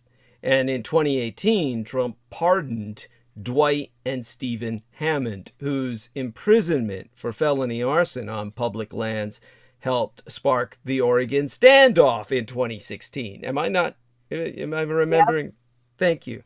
Thank you. So no attempts were ever made during Trump's administration to enforce federal law by rounding up Cliven Bundy's fucking cattle, which was basically illegally grazing on federal public lands in Nevada. If I'm not mistaken, as you yourself said, native Indian land, really, that this white boy is just raping. And, it's just more white encroachment on indigenous populations and resources. And just a week before the siege of the Capitol in Washington, D.C., the Bureau of Land Management restored the Hammonds' public land grazing rights in Oregon, despite their record of endangering federal employees and committing arson. So, Thank you, honey. Those actions and the inability of federal prosecutors to secure convictions for the leaders of the Bunkerville and the Malheur occupations, who clearly threatened federal agents and held federal land at gunpoint, have emboldened all anti-government extremists. And after the acquittals, the movement felt both vindicated and victorious. And this is what will lead to more mass murder. By the way, the Malheur occupation, the Malheur is spelled M-A-L-H-E-U-R, if I remember. So Malheur, and that's of course where they had the one Jap guy, David Fry, who was their agent in place for the government, who fucked them all over by fucking with the computers and, making them all look like idiots by going online to praise Adolf Hitler and Osama bin Laden, which of course, despite my background, which I've gone into before, for someone like him to do that in that situation was obviously made to make all of them look bad. So he was there to make them look like idiots. And, but they, I'm sure they strung them up with the rest of them anyway. And then eventually I think they walked. And now you might remember, at the time, Mona Lee McRae actually got, this was around 2016, Mona Lee McRae actually got one of those guys on my show for an interview. Do you remember that, Mandy? I don't. I do remember her talking about them, but I was not aware that somebody was on your show from there. Yes, he was one of those guys who was there. It was very, how would I say it, surprisingly civil, because really I was just kind of, you don't know what to say to somebody like that. It's like, basically I just said, so do you consider yourself a constitutional fundamentalist? And he basically said yes. It wasn't too much more to get out of him besides that, but I understand that he ultimately, I think he walked free. He got back onto his Facebook timeline at some point. I mean, they were in for a long time just going through the process of hearings and all that stuff, but maybe they ultimately went free. I may be wrong on that. People can tell me, if they followed up on this and know the fate of these people, go ahead and share it with us. But, these people were completely brainwashed with this kind of constitutional fundamentalism, this idea that the federal government has become the enemy, that somehow the Constitution does not authorize federal government, which is like... whatever their world is, I don't want to live in it. It's some kind of world which is quote unquote libertarian, and everybody goes around with guns to basically carve out the world they wish to create. Basically, I guess, steal as much land as you can with your firearms and graze your cattle all over the fucking place and live out this cowboy fantasy that anyhow, honey, kind of take it from there for a moment. And what you saw of this was such that obviously you're painfully familiar with the situation, and judging between the left-wing class warfare and the riots that are destroying businesses where people are just rationalizing plunder, and then you've got these other assholes who are out there threatening the very fabric of governance itself with this crazed militia libertarian idea. You're caught between, as they would say in prison, a cock and a hard case. I mean, yeah, this is a nightmare dystopia. Okay, give us, take it from there. What it's like to be in this. I mean, you're in the thick of it. You're in hell itself. That and the fires.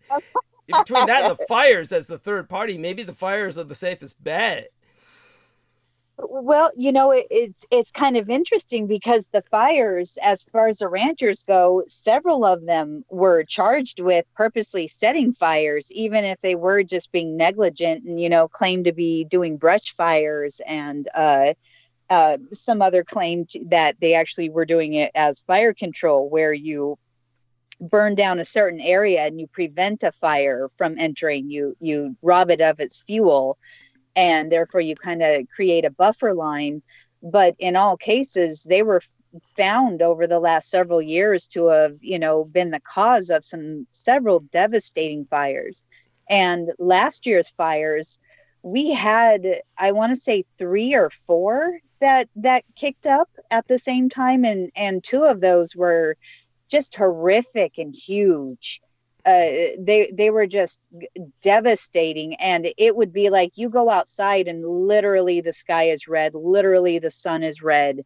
Yeah. And I was a good 15 miles from the nearest line of where the supposed smoke fire was hitting.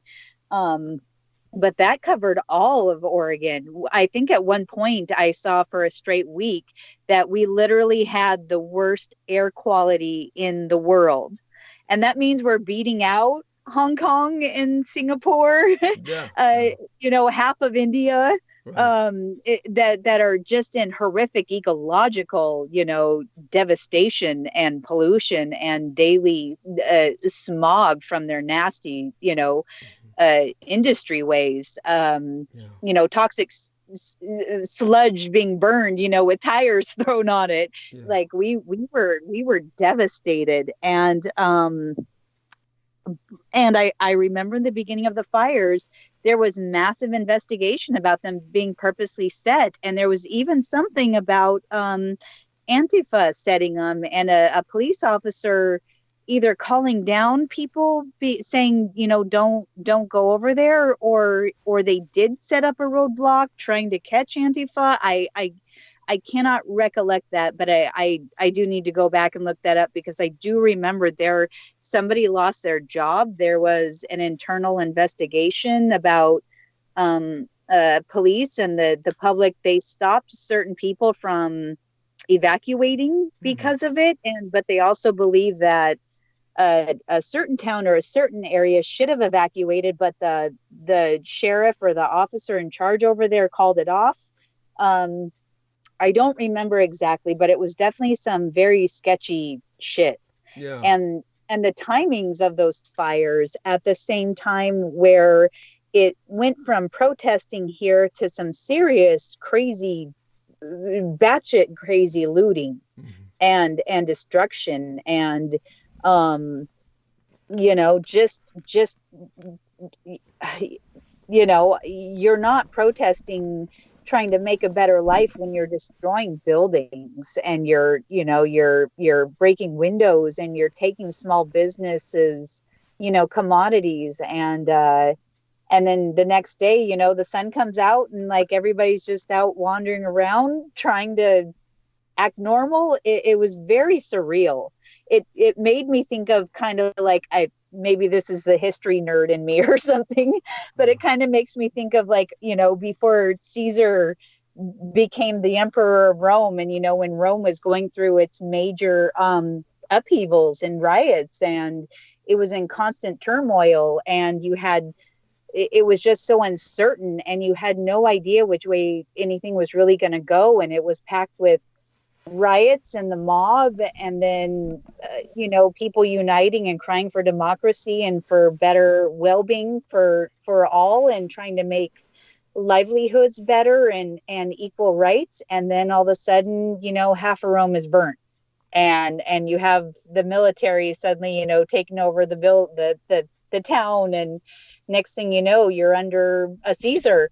Yes, that was what Trump wanted, and that's the direct line between your experience in ground zero of what Trump was attacking, so that he could install himself as eternal ruler. Betsy Gaines Quammen, who was the authoress of the work entitled American Zion, which was subtitled Cliven Bundy, God and the Public Lands in the West, she was observing that it's a very heady thing to be involved in any of these kinds of movements, and that but in particular those of the right wing, per the subtitle of her book about Cliven Bundy, that was pivotal in empowering the movement in the Pacific Northwest. Not what he was doing originally in Nevada, but what he was doing at Bunkerville and Malheur occupations, and that was really laid the groundwork for what we saw on January 6th in the Capitol. So basically, in dodging accountability for their actions, the Bundys were aided by weak and incompetent federal law enforcement officials, and we can only pray that Biden's administration won't make Obama's mistakes, or allow meek federal land managers and law enforcement officials to continue hiding behind their desks while these domestic terrorists are given full leeway to do whatever the fuck they want. So there's a clear link with the Bunkerville showdown and the Malheur refuge occupation and what happened at our nation's capital. I'm sorry, get back on stage. Tell us what you think of. Oh, no, I was just completely agreeing with you there. Thank you.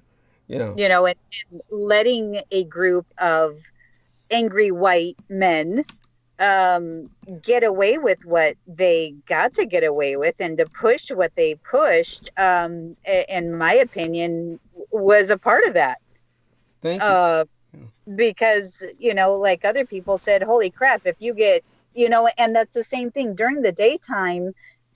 These peaceful riots in Portland were, I would say, 90% white people. Thank you.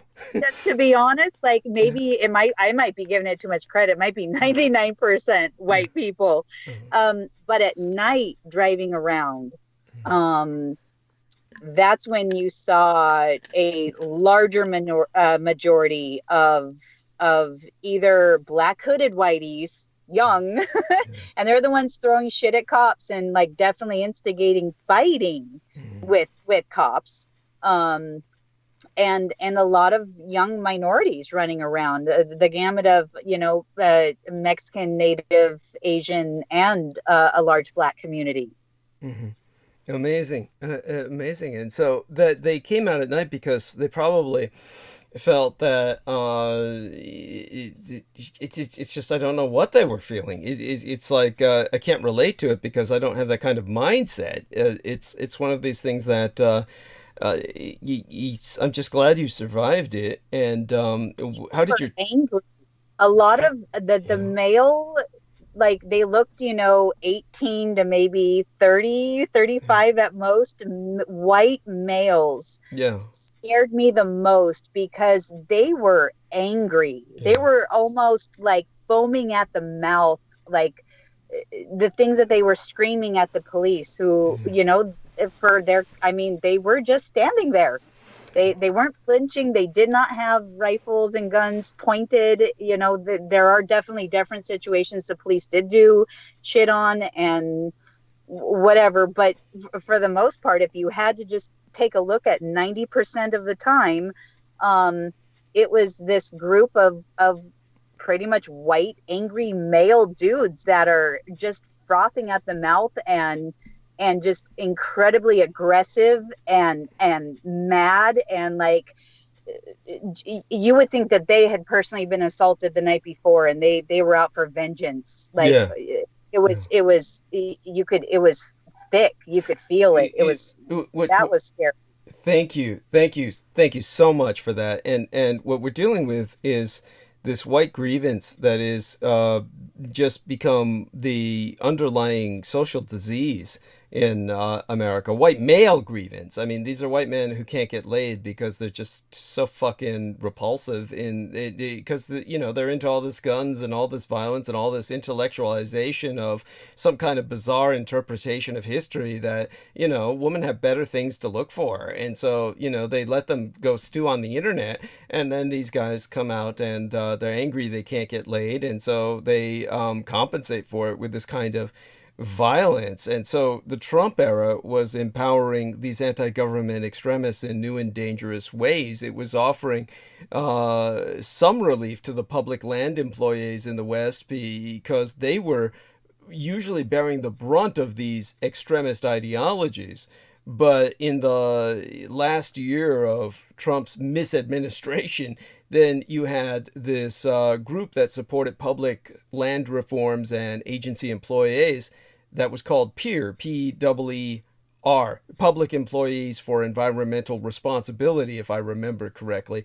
And they collected data that found that the threats against federal employees and facilities dropped completely following Trump's election. And in 2017, the Black Lives Matter recorded a 25% reduction in anti-government incidents, which was the lowest number since 1995. And this is all because the Bundy cult, and the Bundys in particular, didn't see the federal government under Donald Trump as the enemy. And so Jeff Rook, the former executive director, the current Pacific director of PEER, last time I checked, he testified that the administration of Trump acted in concert with the violent Bundy movement's demands. And with the target no longer on the federal government's back, anti-government extremists in the West aimed their tactics at left-wing protesters and at state and local governments. And throughout the Trump administration, the president's supporters went to Portland, Oregon, ready to brawl with the locals and the anti-fascists who countered their demonstrations and often obliged their violent impulses. And you had both of these people at war in the streets, with members of the 3%ers, I think is what they called them, vowing to support Oregon state legislators who fled the state to avoid a vote on climate change legislation in 2019, including Senator Brian Boquist. Maybe you can tell us a bit about him, who said that if the state police wanted to arrest him for fleeing his legislative duties, they should send bachelors and come heavily armed. I mean, believe that son of a bitch? What can you tell us about this motherfucker? You know, basically just what you said. I honestly didn't know too much about him, and during that time period, I was in my personal like recovery from my surgeries and whatnot. Yeah. And so for that part, I just caught the main news about that, and just exactly like you said, they fled and they said, "Come after me if you want, but you better be armed." And it was such a, yeah, I mean, and they should have then. Yes, thank you. We, you know, the fucking pussies running away like that, they wouldn't even, like, what the hell, claim your vote. Like, if you disagree with it, then have the balls to throw that down on your vote. You ran away, and that was a complete instigation tool. That was a little show for, like you said, the Proud Boys and whatnot over here. And for some reason, Portland and Seattle, but mainly Portland lately, has had just huge instigations of almost civil war, north and south, you know, level violence. Yeah, and people against people, and people enraged, and they really are so confused about what they're mad about. They're so mad about the wrong reasons. They have no idea that they're patsies. They're willing patsies that are mad about all the wrong reasons, and they're listening to all the wrong guys. And on the other hand, you know, as far as they see it, their livelihood, their manhood, their way of life is being encroached upon. Thank you.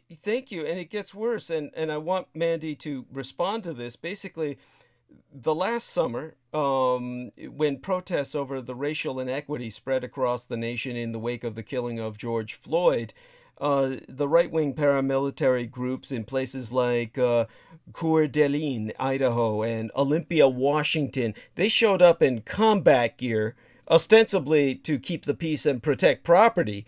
But then you had the right-wing extremists, these armed militias, finding this new cause, the COVID-19 pandemic, and the consequent public health measures, such as business closures and mask mandates. You've got the Western extremist groups like the Three Percenters and Ammon Bundy's own newly formed People's Rights Organization. Never has a name been more misappropriated, seizing on the pandemic and trying to build political power to mainstream their beliefs and build public trust, if you can believe that, in the people as corrupt as they.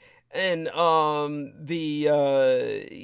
think it was Amy Hertzfeld Koppel, who's the deputy directoress of the Western States Center, who observed that Ammon Bundy, who played a prominent role in the protests against public health orders, he was arrested twice last summer for disrupting the Idaho legislature, the state right next door to yours.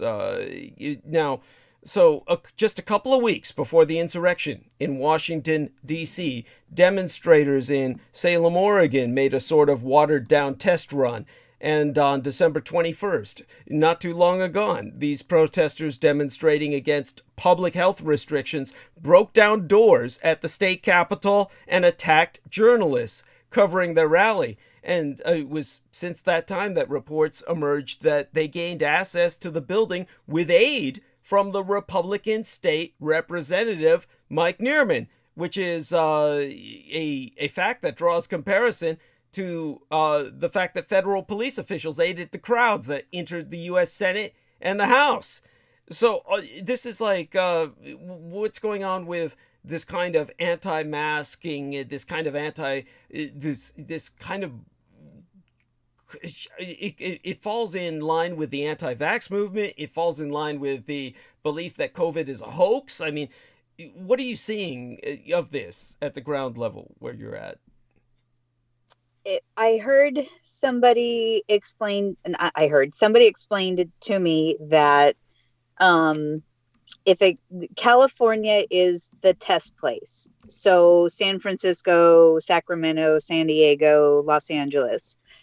Then Washington, Oregon, Idaho, those are the actual tester ground, if you will. So California is where, if it can pass in California, if they can get people to do it or not to do it, then they extend it up the coast. And if it can take hold there and actually do something, then it becomes, okay, official. This is the plan. We're going to go for it. So like you were saying, the recent legislation attacks, Salem, Idaho, Olympia, Washington, those were hit, those were tested out. They had their little function. Therefore, then the big game went down. So it does feel like the West Coast is kind of ground zero for test and first run. And if it works here, if people will either hook, line, and sinker, or just ignore, block out, who gives a damn, then it's roll. Then let's go with it. So it feels like we're kind of I don't know if petri dish is the right sound. That I think of that as California.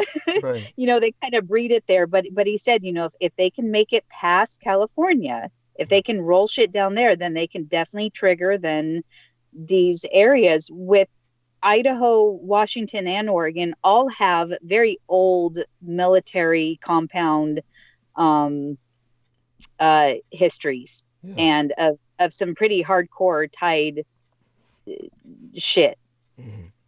Not just regular military background as far as training or weapons or you know, blah blah blah, but kind of any the worst of the worst. Yes. Yeah, go on about that. You know, whatever it just seems like, you know, you had the West kind of being the Wild West, and it was very true in one sense, where you were able to escape the eyes of the East Coast and the old systems and even the new systems of social responsibility and morals and oversight and whatnot. Kind of like how we had our experiments in our mental institutions, and we closed those down, claiming our moral integrity and whatnot. But all we did was move it up to Canada, where they didn't have the same laws. And we did deals that I think it was Obama who did come out and apologize for that officially. Right. And did a whole speech of, you know, acknowledging that we might have shut down over here in compliance with our new, you know, laws protecting and whatnot, but we actually shipped everybody up to Canada, including our doctors and our methods. Right. And so I would say that the West Coast seems to have that same symptom, where things came over here to get out of the East Coast, including Europe, you know, and Russia and whatnot, the whole gamut of whatnot as far as over there. That a lot of things, the Prosciutto Bay and several other facilities comes to mind. Yes. Thank you. Yeah. We have 3 acknowledged bases in Alaska, but I know that there's 5 and that there is talk that it's really 7. And the military and amount of personnel that's up there, I don't think people really have any idea of, but it's huge. It's absolutely ridiculously huge. And so just a lot of stuff is over here, came over here, you know, 30s, 40s, 50s, 60s, 70s. You had Scientology, you know, coming over here, L. Ron Hubbard and his tryst with oh my goodness, their names just you know, the rocket industry. Oh yeah, Jack Parsons. Jack Parsons and L. Ron Hubbard and one other gentleman, his name escapes me, but they were all, you know, commingling over here in Northern California, and they were reported in Southern Oregon, and so you have a lot of mixes of things over here, including the gangsters, including the mob that came over to take over LA and to build Las Vegas. You kind of have the bottom scum of the world and then the elite, you know, what have yous as well. Yes. No, definitely. Thank you for the historical context. But most immediately, this groundswell of anti-government extremism in response to Trump's failed claims of election fraud and the coronavirus pandemic has turned the nation into, we're in a cold civil war now, and we're in a powder keg that something will light up at some point, maybe even with the astrological signs pointing to something along those lines manifesting. Now, that I remember what she said exactly, the deputy directoress of the Western State Center, Amy Hertzfeld-Koppel, what she said was that we're likely to see the effects of their violence for years to come. It's an extension of a pattern of local government being threatened by political violence. So basically, you've got this history that clearly indicates that the threat of future violence is likely to lie in the West and our federal public lands. Biden's pledges to act on climate change and restore Bears Ears and Grand Staircase Escalante, two national monuments that were shrunk by Trump, those will be flashpoints. And so Erin Weiss, the deputy director of the Center for Western Priorities, has verified that by simply doing their job, the Interior Department will create more potential flashpoints. In other words, being good stewards means rounding Bundy cattle up. They can't continue to coddle these extremists. And this is where we're going to see the right-wing assholes responding. This is where we're going to see the civil war start in the West. So it's the West and the rest of the country that are left wondering where these tensions will flare up. And history tells us that any attempts at an ambitious federal public land policy will be met with right-wing resistance. So tell us, honey, in terms of where do you think hope can be found? I mean, I know that there's some hopeful touchstones in the region, including the site of the last Bundy occupation in Burns, Oregon, because you had collaboration and community conversations around land management, both before and since the 2016 occupation, which blunted local support for the extremists who had descended on that small eastern Oregon town. Basically, you had a situation in which people were able to resist the Bundy virus. They were able to resist it because they collaborated with the government. And are there any examples you see of this kind of communication and compromise? So I will say that with the fires, there are towns that no longer exist. Holy shit. Like You war. drive I mean, this through- truly is like war. This was war. It- If these it- fires were set by arson, like you and I believe, as we know in our hearts, then this is like a war which wiped several places out. So go on. Yeah. It did, and it's so sad. Oh my God, driving through, people describe skeleton buildings, from like you said, from war, being just driven out. They were raped and pillaged, and nothing but chimneys standing up with cinders all around, the outside, and cars that were melted. Flames were so hot. It was. And then you'll drive through a couple other areas where it's like burnt house, burnt house, burnt house. This house made it, and then the rest of the town is like wiped out. Or, this one little block was saved, and the whole community is kind of tenting and living and camping out there. It was just devastation. Hundreds and hundreds of people, in little towns, little areas, and so, oh God, it just feels so sad. It is. But just to provide some hope from that, I'm looking now at one of the books in my collection. It's titled Sagebrush Collaboration.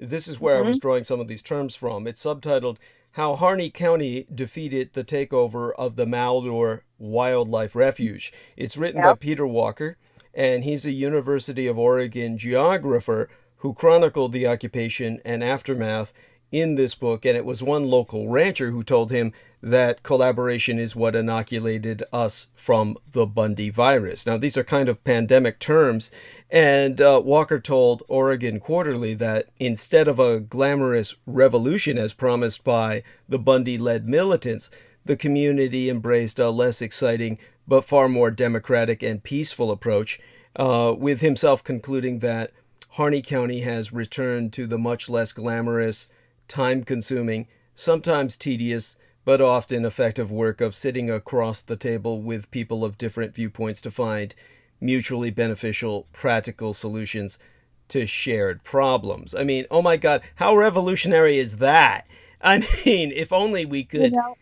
Thank you. I mean, honestly, honey, haven't you been encouraging that? I know that you've been working with these schools and have seen some of these examples of just how ineffective these bureaucracies can be, but you've done your best to try and talk with the authorities about this. What's come of that?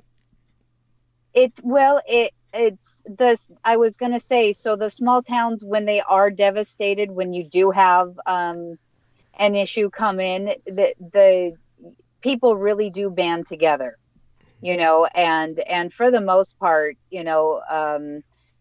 people have been able to see rationality and on another hand, it's, livelihood. You do depend on each other in these certain areas, definitely in Alaska, definitely in Eastern Oregon and Idaho, Northern California, Eastern Washington.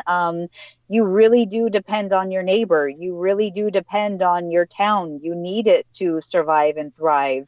And as much as, there's shit taken for being rednecks or being very Republican, very rancher, very,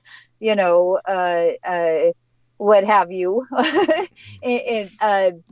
But for the most part, they're the first ones to shake hands with each other and make sure each other has a fire going all winter when they know it's been extra bad.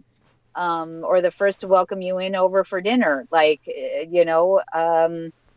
so the bureaucracy, the big government, it's obviously twisting shit and making things not run the natural way that people are able to surpass different ideals, different beliefs, different outputs, and just want to be good people, want to live their life, don't wish ill will on others, and are willing to sit across the table and hear somebody out, even if you come across, at the very end, still completely disagreeing with them, but still more than happy to try to make life coexist. And these kind of things, these kind of fruity events, kind of bring people together. I've heard a lot more people talk about how upset they are about the riots downtown in Portland than actually do agree with them. And the people that do agree with the rioting in Portland and whatnot are talking about the daily peaceful marches that were going on and the cries for humanity and equalness and the positive message that was going on during the daytime. That was their only viewpoint. But they were skipping over the violence and the obvious COINTELPRO and the obvious, just destruction of property and innocent people getting hurt. And that's not, you can't put that together with the peaceful protest. So thank you. It's one of those things that we kind of conveniently select our memories at various times. Right. You're able to pick out the points that help, back your feelings or your side up, and you're very able to block off and wall off something that might, maybe not throw a rock at your window, but will just make you have to answer for it. Oh God, yes. Now, of course, it was fitting that it was only literally a few days after the political violence struck the nation's capital, climaxing a year of violent social unrest, that we had just within hours after January 6th, and and the Capitol riots. We were celebrating Martin Luther King Jr.'s birthday that month. So it would have been fitting if any of these people could have studied his words amid a culture in which both political parties treats the other side as an enemy, rather than as a collection of loyal Americans who happen to have a different vision for how the nation can succeed. Now, it reminded me, of course, of November 6th in 1956, when in his sermon at the Dexter Avenue Baptist Church in Montgomery, Alabama, the Right Reverend Dr. Martin Luther King Jr. said, and I'll just call this up on screen now because I think it's kind of one of the few positives that we can parallel here. He said, "As you press on for justice, be sure to move with dignity and discipline, using only the weapon of love. Let no man pull you so low as to hate him. Always avoid violence. If you succumb to the temptation of using violence in your struggle, unborn generations will be the recipients of a long and desolate night of bitterness, and your chief legacy to the future will be an endless reign of meaningless chaos." Now, he understood real grievances, and he and the people he led had suffered endless persecutions and indignities of the kind that naturally lead to anger and hate. But in his essay on nonviolence, he sprack about how difficult it was to convince people of his tactic, basically putting into writ that we had to make it clear that nonviolent resistance is not a method of cowardice. And he also had to explain that the object was not to humiliate the white community, but to make us friends with them. And that's why he said, the end of violence or the aftermath of violence is bitterness. The aftermath of nonviolence is reconciliation and the creation of a beloved community. Now, basically what we have is, sadly, too many who have let others pull them so low as to entertain hatred. And too many see violence as the only tactic left, ignoring the legacy of meaningless chaos. But that's basically what you were saying. You were basically saying, Mandy, that the repercussions for the looting are so beyond our immediate sight. Over the horizon, we're going to see generations paying for this immediate gratification. And when you really were faced with that was when you were surrounded by all of these people in your car and just pinned down basically by the weight of bodies. Were you tempted to, pedal the accelerator and, there's temptation of violence right there. That would have been understandable. Tell us a bit about these challenges. Well, so it wasn't in okay, I'm gonna mow these guys down because they're pissing me off, but it was definitely as a more of survivalism as far as looking at my escape route, and the willingness to. I will save my ass. I am going to get myself out of trouble. I was literally pressed on one side with the SWAT team with their guns right there. And I was not going to take a bullet or be in the middle of your brouhaha with your bricks and your baseball bats because I'm in a car and I shouldn't get you the hell out of my way. So, there were a couple of times where it was more of, tactical survival driving that I definitely was conscious of, and it was definitely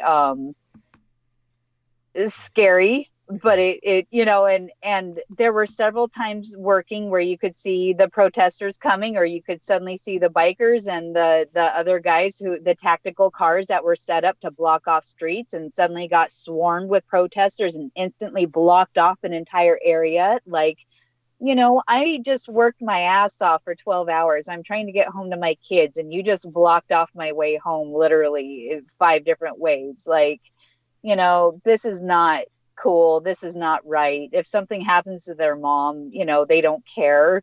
And there were, thousands of other people just like me who were suddenly thrown into these chaotic situations, It's just awful. I mean, this is something that this is the kind of drama that people just don't need. And obviously, here you and I are talking sanity. I'm happy to say we've got 28 upvotes. We've got 4 downvotes. The only reason that this is even relevant is you have to ask yourself, anybody who's listening right now, ask yourselves, who are these idiots who are putting these downvotes? What do they have against what we're saying?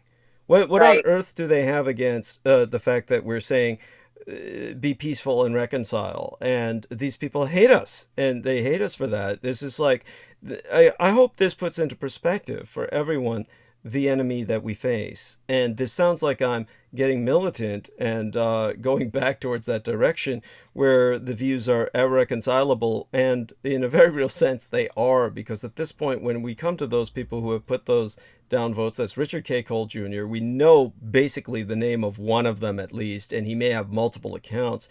But these are, of course, the cultists of the kings of Edom, the Herodians, the men who Herod would have killed your God, if you're a Christian, had he been able to have located the child Christ, the Christ child. He would have killed him. And he killed many others in his place. These are the kind of people that we face. This is the kind of evil. Whether there can even be conceived of reconciliation with that is more theoretical than practical. But the reality is we are going to try and have to save our neighbors from being seduced by this call to violence, this siren scream for the justification of acting out vengeance fantasies for all of these men who are percolating in this white grievance, which is which has become the norm for so much of the internet. And when we take a look at just going through YouTube, and I see these kinds of people who are just going off on quote unquote social justice, and they're attacking social justice in popular culture. It's like, well, oh my fucking God, what on earth do these people replace that culture with? If they don't want to see diverse people in comic books and films, and what would we have left that they would produce? Certainly, they're not offering any alternative that is entertaining or particularly enlightening.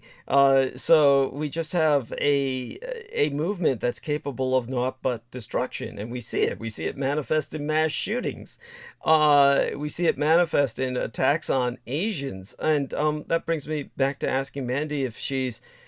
I mean, are there even enough Asians in your area where you hear on the news any attacks against Asians? Or there's simply not enough of an Asian minority to attack up in the Pacific Northwest? Tell us a bit about what you know about that situation.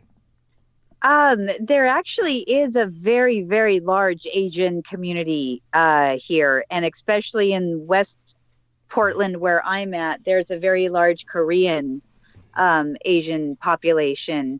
And same with Seattle, and same with even Alaska. My friend that we were talking about earlier, she is South Korean, Native Alaskan, and white, Caucasian. Wow. And this is the girl who unfortunately has taken the heroin path. Yes. Yes. So sad. Fortunately. Okay. But my first, the couple that I worked for when I first moved down to Portland, they were Korean. So there is a big population here. I have not seen personally on the Portland, Oregon news about specific attacks here against Asians, even though I have seen, the ones that have made the headline of the national news in other areas of the United States. But I don't exactly stay too up to date with Oregon daily news, and Portland, it's kind of depressing. Right. And I peruse news and kind of keep up to date with whatnot, but not so much as locally. So I'm sure that there are, but I'm also sure that there are a lot of that, like in other places, that it's not being covered. Right. Thank you. Like, you know, it's probably in the news. There probably was a blip about it. There was a 15-second read about it. There's an article that claimed it was going to go into more, and it probably got buried. Well, you know this is distressingly similar to violence against women, where the violence against women is always portrayed as isolated incidents. There's never a connection of the dots so that people can see that this is a genuine war against women, that there's a gynocide that's ongoing in America and all over the world. And the Asians fall into the feminine category in the Western mind, no matter what their gender is. And this is exemplified by, well, Mandy's enough of a nerd and a geek where she knows a little bit, I suspect, about Dungeons and Dragons.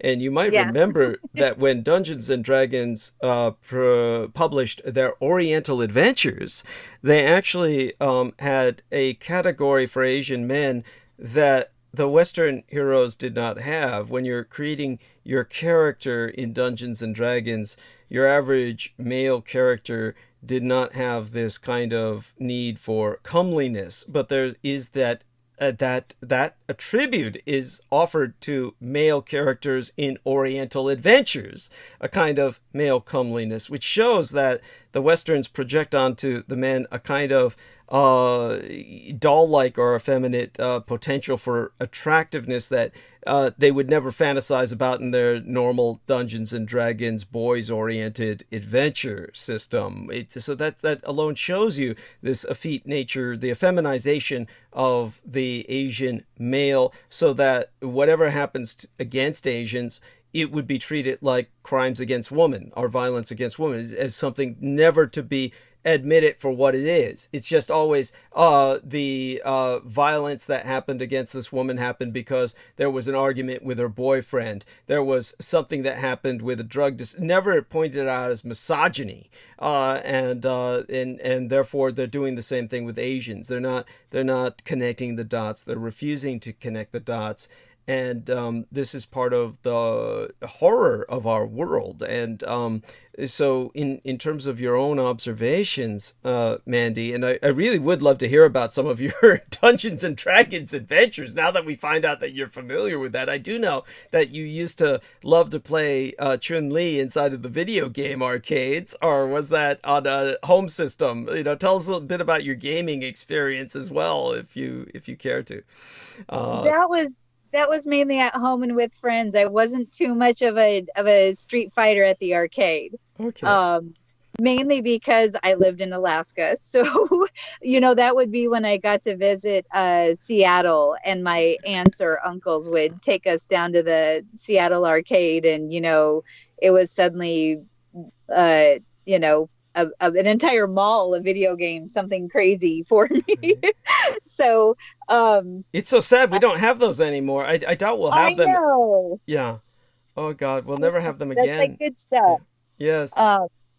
I was kind of like a Ghost and Goblins or Ghost and Ghouls, Pac-Man, you know, the Terminator game when it came out. That was kind of my arena with the arcade stuff, I guess. Wow. But so the main thing with Dungeons and Dragons is I know it more from the video game. Okay. But then also, you know, some people I knew at school, and then my cousin and her boyfriend used to be very into it. And she was also very into X-Files, her and her boyfriend. We actually drove to Area 51, went on a long road trip, went through San Francisco and all that kind of crazy shit. So, but they and their friends were definitely, I watched them play one time, and they definitely seem to take on the almost when you see kind of a ritual, or, you know, kind of a ceremonial witchcraft almost. They definitely get into their parts and create a world. So it was definitely fascinating to see people delve so far into almost an alternate personality, if you will, or reality. Wow. Yes. Very important. I think that the ability to do that, however, is constructive. It is basically now I'm actually calling up on screen. I'm calling up on screen some pages from the Dungeons and Dragons Oriental Adventures. Now, this is important because a lot of people might remember that when Dungeons and Dragons came out was around the time we had Shogun come out as a miniseries on television, which Mandy can remember. Yes. Yes.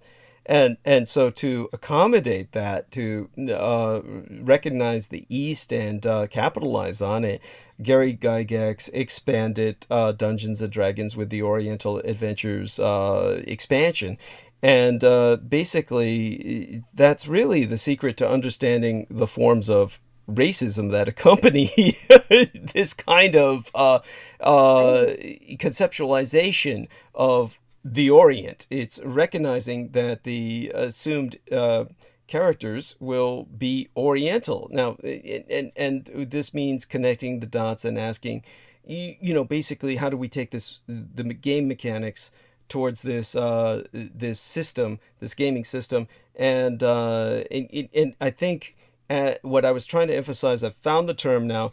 Basically, they offered a new statistic that was simply not in the old Dungeons and Dragons. Something to add to your character was comeliness.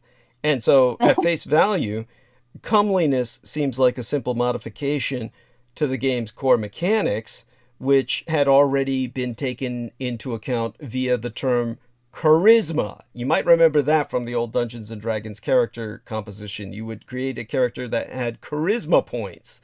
And Right.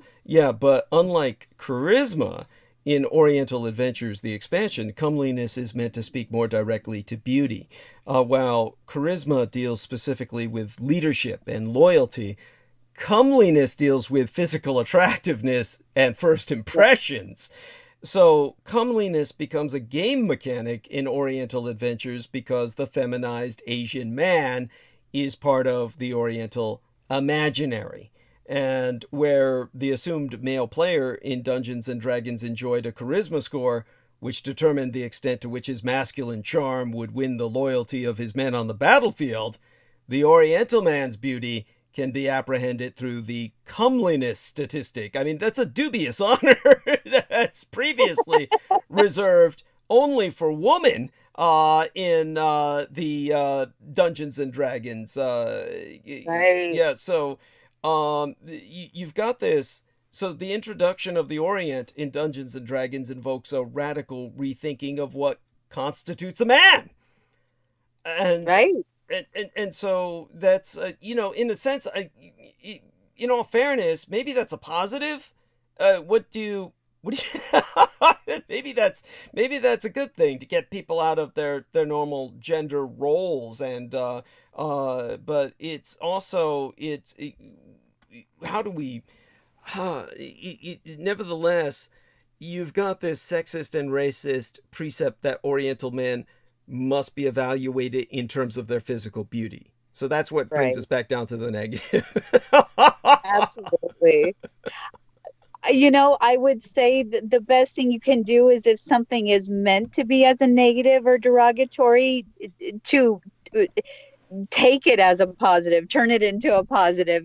That's the best control and block of their power and empowering yourself. That isn't something that should be shameful, and it most certainly, many Western men could take more note of, and challenging gender roles, absolutely, and allowing people to open their mind and being able to explore a character or have to interact with a character that they wouldn't normally have otherwise ever had introduced into their lives. I hope to take that as a positive for people, and maybe help acclimate some of our transgender and gay and affluent and even just a a regular Joe who wants to feel a little bit more pretty or calmly, what have you. I hope it can be taken good, even if it was meant to be, and possibly was more derogatory. Well, let's put it this way. I will certainly believe that Gary Gygax and the people who got together to create what they did were not intentionally malevolent. I certainly Right. you believe that, but at the same time, what they betray inescapably is their own cultural matrix, and their cultural Right. matrix, yeah, is one that has this concept of the other. This is what the Oriental Adventures manifests, is the need for the other. It's obviously going to be something different. You want to visit a faraway and different land. You want to immerse yourself in a different culture. And in that respect, that brings us some other challenges, because not only does Oriental Adventures encourage players to think through how to quantify the appearance, of Oriental men and women, it also encourages players to quantify their social worth. So Yes. in addition to the implementation of comeliness, the Oriental Adventures also presented players with a system to consider character honor, because that's another stereotype, right? We all have that Asians are honorable. And so in the Oriental Adventures campaign, honor is related to a character's sense of character, value to society, overall trustworthiness.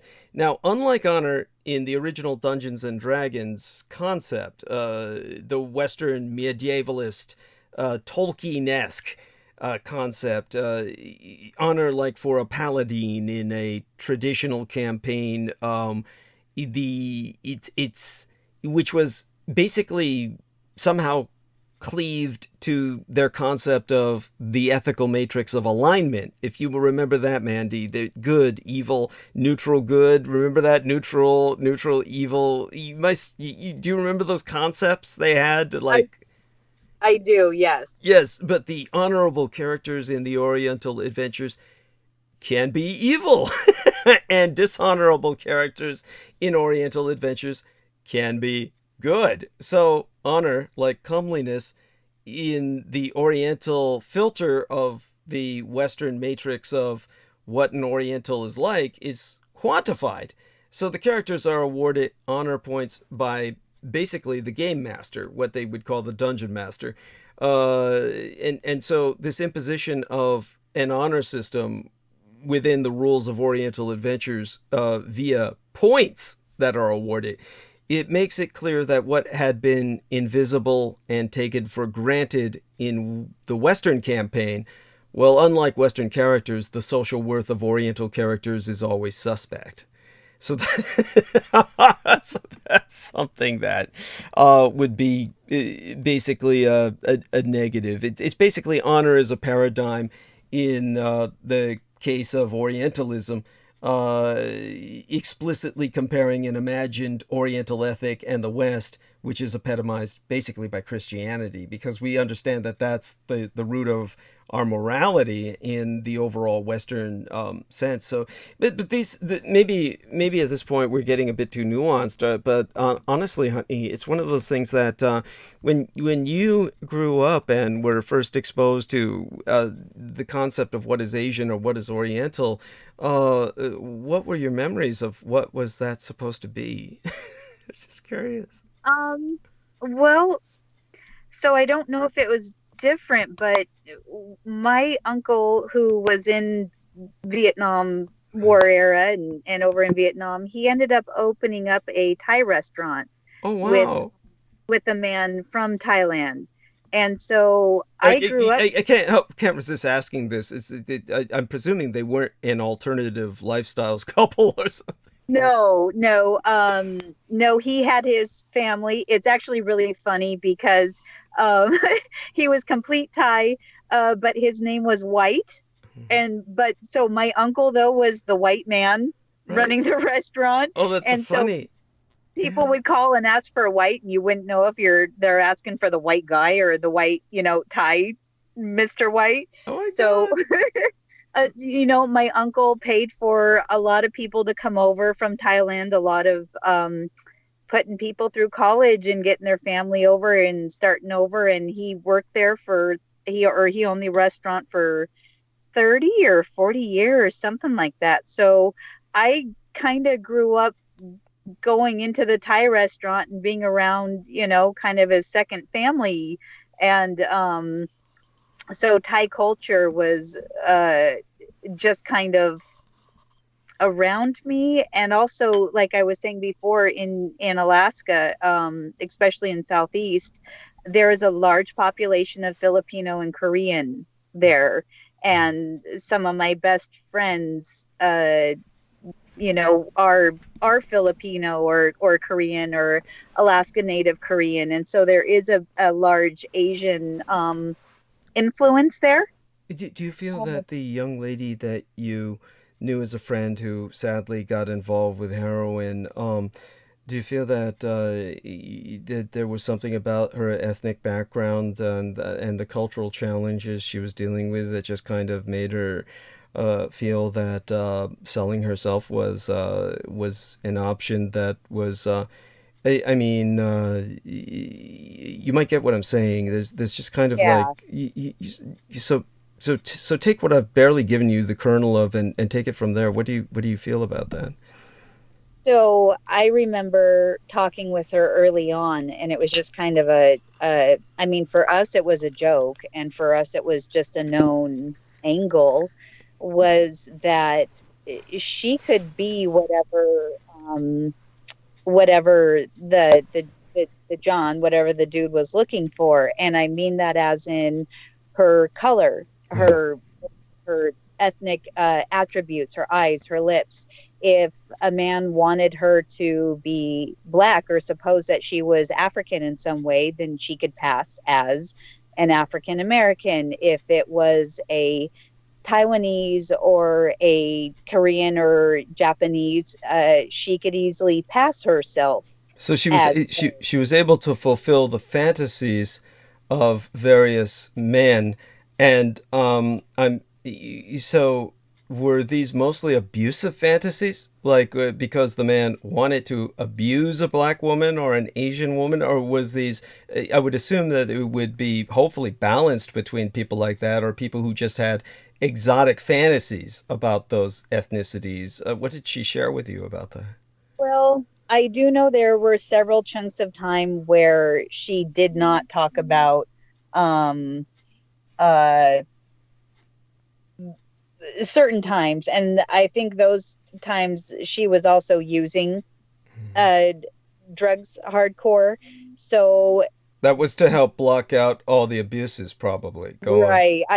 I'm more than sure that she's had several different occasions of not good things, but from my experiences and from what we talked about, it was more of the Oriental fantasy angle. But I'm more than sure that, she was degraded one way or another based solely on what she was, and also, partaking in drugs as well. So, yeah. Yes, I remember that Judith Ager would ask me about escorts that I was using and whatnot, and she had this almost morbid fixation that was, I guess, trying to root out whether or not I was someone truly evil or negative. And so she would ask me if I was abusive of them. And of course, she had been involved with the Alcoholics Anonymous and had dealt with many women who were recovering from heavy substance abuse. And of course, many of them had been in the sexual professions because they partook in the drugs to blot out so much of this negative kind of experience where men are degrading them through acts that they are paying them to do.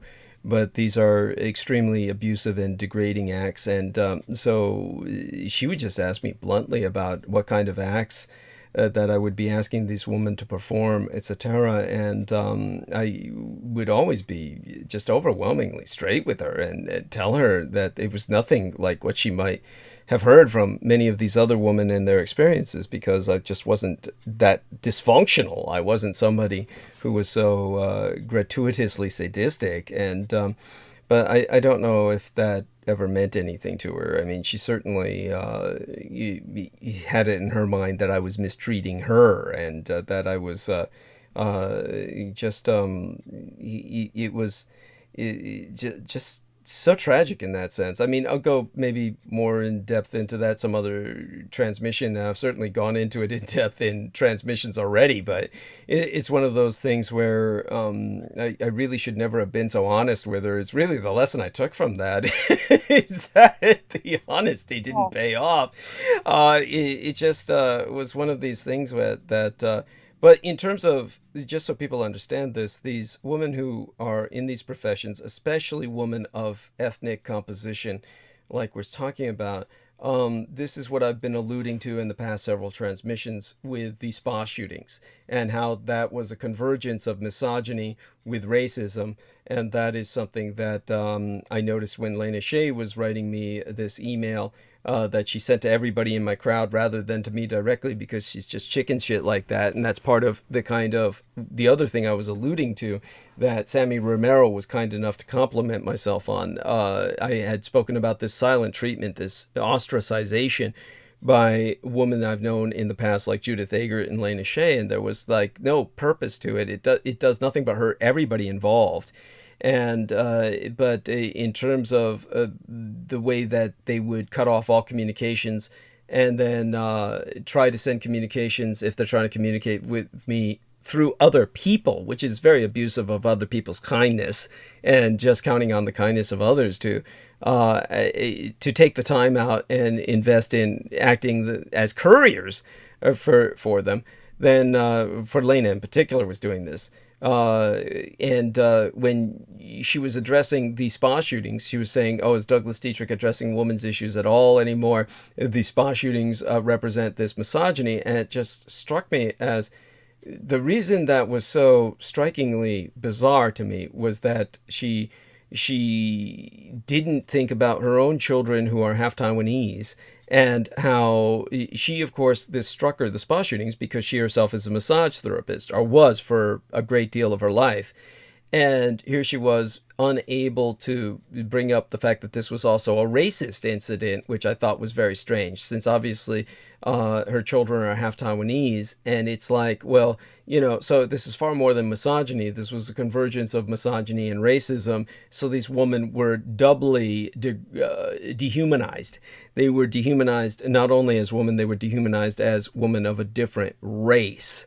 And they were obviously the primary targets. The only other people who died were a couple who had gone in for a couples massage. And so this is the kind of horror I think people just don't understand. So I've been doing my best to articulate it throughout the past 2 weeks since the incident, since the murder on St. Patrick's Day, the mass shooting basically it was on the day before St. Patrick's Day, Eve Day. And hopefully I've been able to articulate that so that people understand the challenges that Asian people, but particularly Asian women in particular, deal with. And of course, Mandy was so kind to this young lady in helping her along, but her life was so horrific that she descended into blotting that life out with substance abuse, and of the most destructive sort. And that is something that is tragic. I mean, this is like if these women aren't killed outright, they're driven to kill themselves or destroy themselves towards that point. It's so honestly, it's something that Mandy, by all means, take it from there and add in some other perspectives on what I've said about the spa shootings. I'm sure that some things came to your mind immediately with them, and they're far more socially relevant than the horror of the mall shooting, or shopping center shooting that took place very shortly thereafter, which I'm convinced that was socially engineered specifically to eclipse the spa shootings, so that there would be less. Right. Thank you. Less of any awareness of anti-Asian hatred in America. And of course, they used this goon who was made to look like a Muslim and was obviously a product of some MK Ultra program who they had probably been preparing to unleash at the time when Obama was trying to convince us all to invade Syria.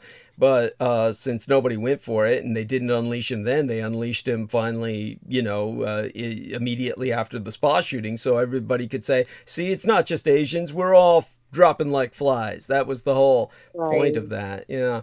So when we're faced with that level of conspiracy and social engineering, it's something people may damn us as crazy, and but it's unfortunately quite true. I mean, as Mandy and I know all too well, along with Paquin Morales and Jameson Reese, we are targeted individuals. We unfortunately live in this world, and this is the world that we know is real, whereas the people who are fortunate enough not to experience being targeted, well, then hopefully you can learn. But otherwise, if you just deal with this by denial, then what kind of an idiot are you for watching all the films that you do? Even King Kong versus Godzilla, the recent release, is basically an ode to conspiracy theorists. Everybody who's the hero in the film, who's a human being other than the fucking monsters, is a conspiracy theorist or somebody who's behind the conspiracy, a conspirator or a conspiracy theorist. So you watch films like that for entertainment, but the people who are suffering it in real life, you deny. I mean, this is the horror of our world. It's like denying the humanity of Oriental people whom you want to fuck in your fantasy, and therefore hire prostitutes to fill those roles of Afro-Orientalism. Oh my God, Mandy, take it from there, please. Yeah. I forget what it's called, but there is some sort of word that describes kind of the Western male culture having a fantasy about, or a specific attraction to Oriental women, and not in a bad way, not in a just have a sexual preference. So I do think that there's a combination of the beauty of the Orient. And I think a lot of men are jealous of what the Asian men, get to freely in their cultures be, that the Western men were deprived of and were not socially able to do or to feel or to accentuate. And on the other hand, there is this fascination of and beauty of Oriental women that, can't be denied, but to objectify, I always thought of, kind of the European men, just still pissed off from the Mongols, that came over and wiped out Rome and basically took over everybody else damn near. And I think they were just always jealous of the smart Oriental men that were, for the most part, size difference, smaller, but smarter and kick their ass. And so I think there's always just been this jealousy on several angles of what the Oriental man has been able to accomplish and just be culturally. And it's in complete defiance of what the Western European white male is supposed to be manly. So that's just kind of a personal Wow, perspective, I guess. Well, no, that's deeply appreciated. Thank you, honey. I mean, that's certainly, it's food for thought. Yes, most certainly. So, in terms of, shall we say, what else has been going on with yourself? At some point, I'm going to have to read out my, solicitation for Benestenius and my own solicitation sometime tonight. But, we're having so much fun going through everything to this point. I'm leery to I'm leery to take the time out to do that. I might do it just at the end of transmission tonight. But honestly, I'm so glad that you were able to join us. It was, by the way, Amor Fadi in the chat room says, "Hey Douglas, much love to you and Team Dietrich. Thank you for your insights and instructions." Thank you, Amor Fadi. Deeply appreciate it. And Fadi is a very Arabic name. And in terms of our playbacks for tonight, we're already at 444. So that's cool. And in terms of, the kind of limited audience that I have, it's one of these things that, we have a very loyal audience. And in terms of what will happen, hopefully, with the book and that getting out, and maybe things will expand after that. But in the interim, we're just so blessed to have people like Amanda Ute, who's been so experienced with all of this throughout so many years, and has been along for the ride for such a long time now. How do you deal with, say, for instance, the challenge of, say, for instance, when I was speaking with Lena Shea, or we were on speaking terms, of course, and I was telling her about, various things that, we spoke often of the gender roles issue. And even though that was not something she was dealing with personally, though she was open about being essentially bisexual, really, she was talking about, say, for instance, raising her children maybe without necessarily trying to enforce gender roles on them.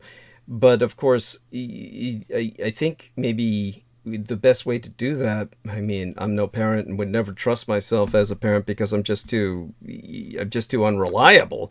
But I would say that maybe certain gender roles need to be articulated so that children understand that there's a kind of historical social norm, but without, shall we say, pushing it down their throats so that they become somehow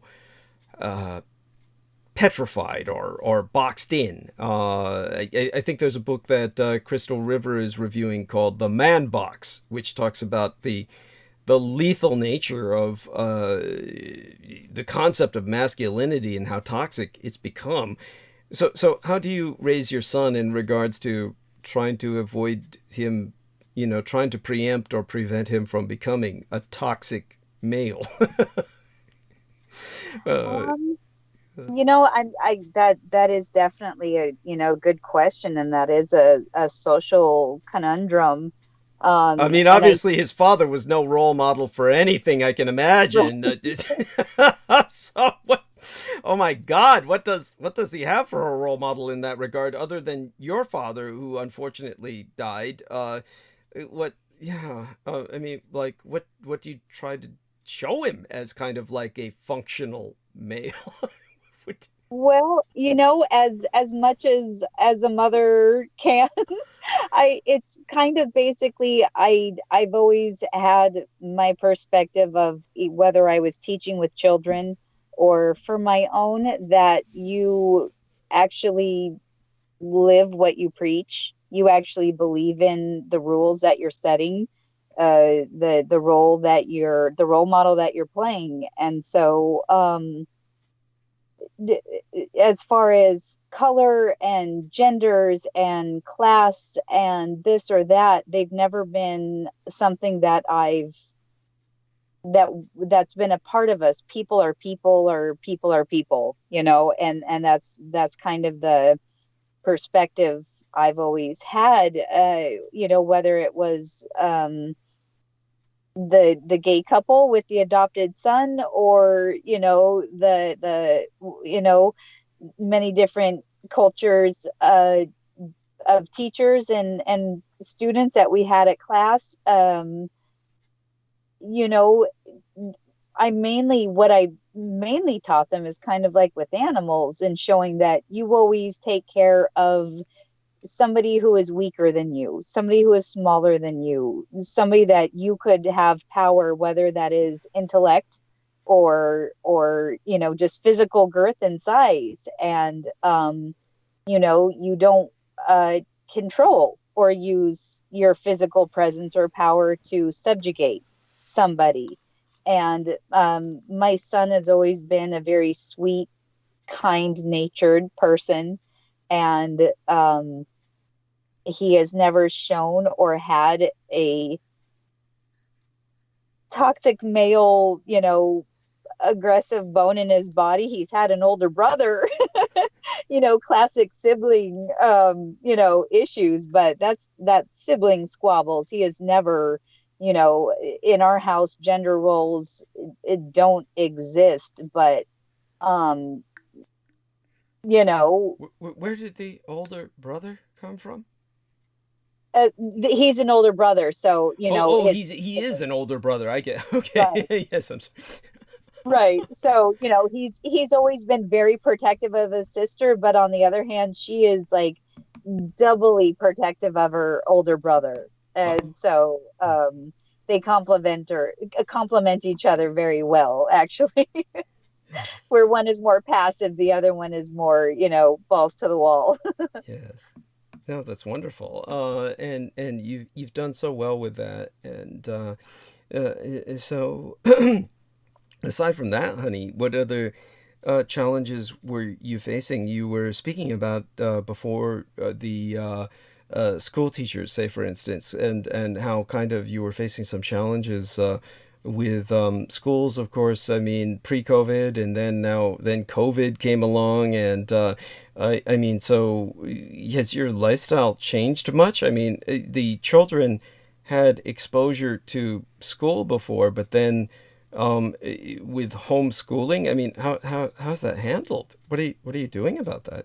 Well, so ours was always partial homeschool and partial the community school, so they have experience in both settings. Mm-hmm. And so when the school shut down, it went all to live stream and Zoom and Google Classroom. So classes were done at home online. My kids and the school that we go to, other students, the parents and I, we would all kind of come to a consensus that, we think that our children fared better than public school children who suddenly just had their entire worlds, cut off and changed, and especially here in Oregon, it was lockdown. Schools were shut down pretty quickly, and they are just now at this latest spring term opening up it to more students coming in, and supposedly in the fall we will be open for students fully at the school that I'm at. But they miss their friends, they miss their outdoor classes, their sports, they miss, like all other kids, their peer group, but they're still trucking along with their classes and doing online, and kids are amazingly resilient. Yes. At the same time, this is definitely going to have a generational scar on our children. We won't see the repercussions of just people's lives being turned upside down in every which way. And you take away a student who's in middle school or high school, who's just their entire childhood, public school is their norm in their life, just set people off so crazy that we're not going to know for several years what kind of mark it does on these kids. Right. Oh my God. And just how the brain is growing, for elementary age students as well. Our brain is still connected to, eyes and mouth and interaction and learning. And we all know the horrible experiments that were done about when you isolate and when you take babies or monkeys, and devoid them of human contact and hugs and interaction and a social group, mental illness is just quick to follow, if not, resulting in complete meltdown and even death. So it's not that not getting to go to school or play with your friends is equivalent of death, but but the isolation, it does a number on our psyche, and especially our children who their mind and their brain is still forming in so many different areas and ways. Mm-hmm. Yeah, no, definitely. That's and it reminds me, like you said, about we're not going to see for, we're going to be seeing the results for generations to come. Maybe concerning what's going on right now with this generation that suffered COVID, this is going to have historical repercussions. But definitely, it's also impacting just babies that are born. We're going to have, because of the number of people that died, and just the inability to even socialize and meet. Definitely, we are going to experience a global baby bust. And so we've got this COVID baby bust that we know for a fact that because of the number of people that died, it's going to lead to at least 500,000 fewer births next year, and certainly millions of unborn babies across the world. So I'll try and articulate a little bit of that with the next transmission. Tonight, of course, like I said, probably I'll just close off by talking a little bit about Tomb Sweeping Day. What I'm going to ask if Jameson is still with us, because if he is, that would be wonderful. He could help Mandy hold the stage while I refresh myself just a little bit, and then come back to kind of go into some solicitation and talk a little bit about what happened on Tomb Sweeping Day in the last few hours that we have left. And hopefully Mandy can stay with us that whole time. It was too bad that your phone went out like that and you had to recharge it. Or was it simply some home responsibilities you were tending to as well when we had Bakwan on with us? No, I must have jinxed myself talking about batteries dying and shit, because it had more than 30%, and the next thing I know, it was just dead. Oh my God. I had it plugged in that long, and it took that long to get charged up and able to be on and call and speak for me to feel like I should, start running apps and whatnot on it. So, yeah. Oh my God. Well, definitely. I'm glad that you came back with us. By the way, Amor Fadi says, I arrived late to transmission, so who is this wonderful woman speaking to Douglas? Well, I'll let you handle that, honey. I'm going to go mute. I'll be back in about 5 to 7 minutes. Just refresh myself up a bit. And when I return, I'll go off mute, let you know I'm here. Why don't you introduce yourself to Amor Fadi and everyone as who you are, and go a little bit into your background and what happened to you and how you and I met and what we've been through in the past fucking 10 years, but 8 years, whatever, how long it's been. Okay, so is that okay with you, honey? You can handle it? Sure, I'll try. Okay, wonderful. I'll be back. Okay. Jameson, I don't know if you're there, but I haven't heard your response, so I'm guessing no. So my name is Amanda, and I was introduced to Douglas, I want to say all the way back in 2008 or 9, and it was his interviews on Coast to Coast, I believe, that were my first interactions of hearing him. I had met him very briefly, though no fault of his. I know he doesn't remember me. It was very brief. At one of the UFO conferences that were up in, I want to say Santa Clarita, Northern California. I don't know if I'm saying that right, but there was a UFO con there. Met him. That's when he was still working with Lorian Fenton and Noreen Helpan. And I had several other connections that had kind of steered me in that direction. And I had attempted to support Douglas. And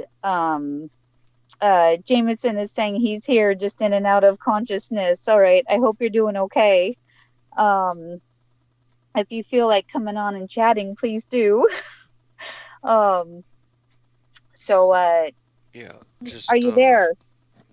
yes. Oh, good. How are you feeling? Uh, just tired, wiped out. And that's what I mean by like consciously awake, just drifting Okay. in and out. Do you feel like this is a reaction from the shot? Your body is just acclimating? Yeah, yeah, Okay. without a doubt. Are you definitely staying hydrated though, and all right otherwise, or? Yes, plenty of fluids.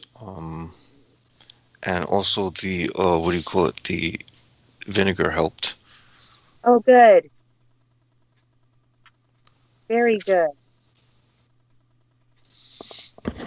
Yeah. So oh, Douglas went for a break or something. He did. He was gonna go take a quick 5 to 7 minute break and just kind of rehydrate and re-get himself together. Um, that was Oh, several minutes ago, I believe he said when he left. Um, I don't know if maybe you were awake. Douglas was kind of talking about some of the Dungeons and Dragons days. Were you ever into Dungeons and Dragons, or any interactions with people who were in that world or that gaming area? well, I came a little later when I think Magic the Gathering was the big thing. So Right. yeah, so that's what sort of swept me away. Now, Which is is that one maybe more accurately occult centered, or I'm familiar with it, but not as much as Dungeons and Dragons. it's as like fantasy oriented. It's one of those fantasy oriented things where they kind of draw in influences from the occult, like vaguely. I see. Yeah, I mean they probably just touch on it, but they don't really like they keep it at a fantasy level. Right. Nothing like a Diablo game or something. Yeah, those seem a lot more in depth. For sure. I noticed that they're bringing a lot more of those games back. Not refurbishing them, but they're updating them, and they seem to be quite popular. Oh yeah. They seem to be repackaging a lot of things as well. They seem to be incorporating a sort of mythology into it that seems to be completely disaccurate. Of Right, course. right. I noticed that there was a lot of mixing of old names, accurate names, or known stories and whatnot, but totally twisting the actual story or mythology or um, known story behind them that is teaching or using it very falsely, very opposite. Yeah. Well, it seems that if they could rewrite the mythology, they can change the gods themselves. Because Mm, again, things like deities and gods are fixed to some degree.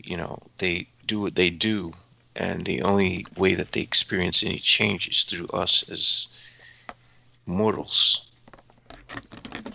But right. outside of that, they just are what they are. They are unchanging unless they change through us. So when we change the mythology, we change them in a sense, in a very real sense. And so I just got back and was chewing on some cookies. I noticed that Jameson wrote, "I'm here just in and out as far as consciously awake." And so do you feel better after alkalining your body? Is that the correct term? Kind of Yeah, a little bit. deacidifying? Yeah, a little bit. Yeah, that Oh, helped a lot. oh, that's wonderful. That's wonderful there. You see, Mandy, you've been proven to be efficacious in your methods. Both of you continue for a few more minutes. I'm just going to go mute here and chew some more of these cookies, give myself a little bit of a sugar hit. And then I'll come on in to do solicitations and carry through into monologue. But you're both doing so well right now, talking about gods and changing mythologies. How did that arise, the subject? Well, I think Amanda brought up like Warhammer and all these other games that are out there, like Dungeons and Dragons, and I was just mentioning how like they seem to touch vaguely on like the mythologies of certain actual deities, but they warp it. And so, one example they had was where they presented like Horus as like a evil character, I think with Warhammer and whatnot. Yes, disgusting. Warhammer is wretched. It is a cult in its own right, truly a cult. I don't mean occult. My mouth is full of cookies right now. I mean cult.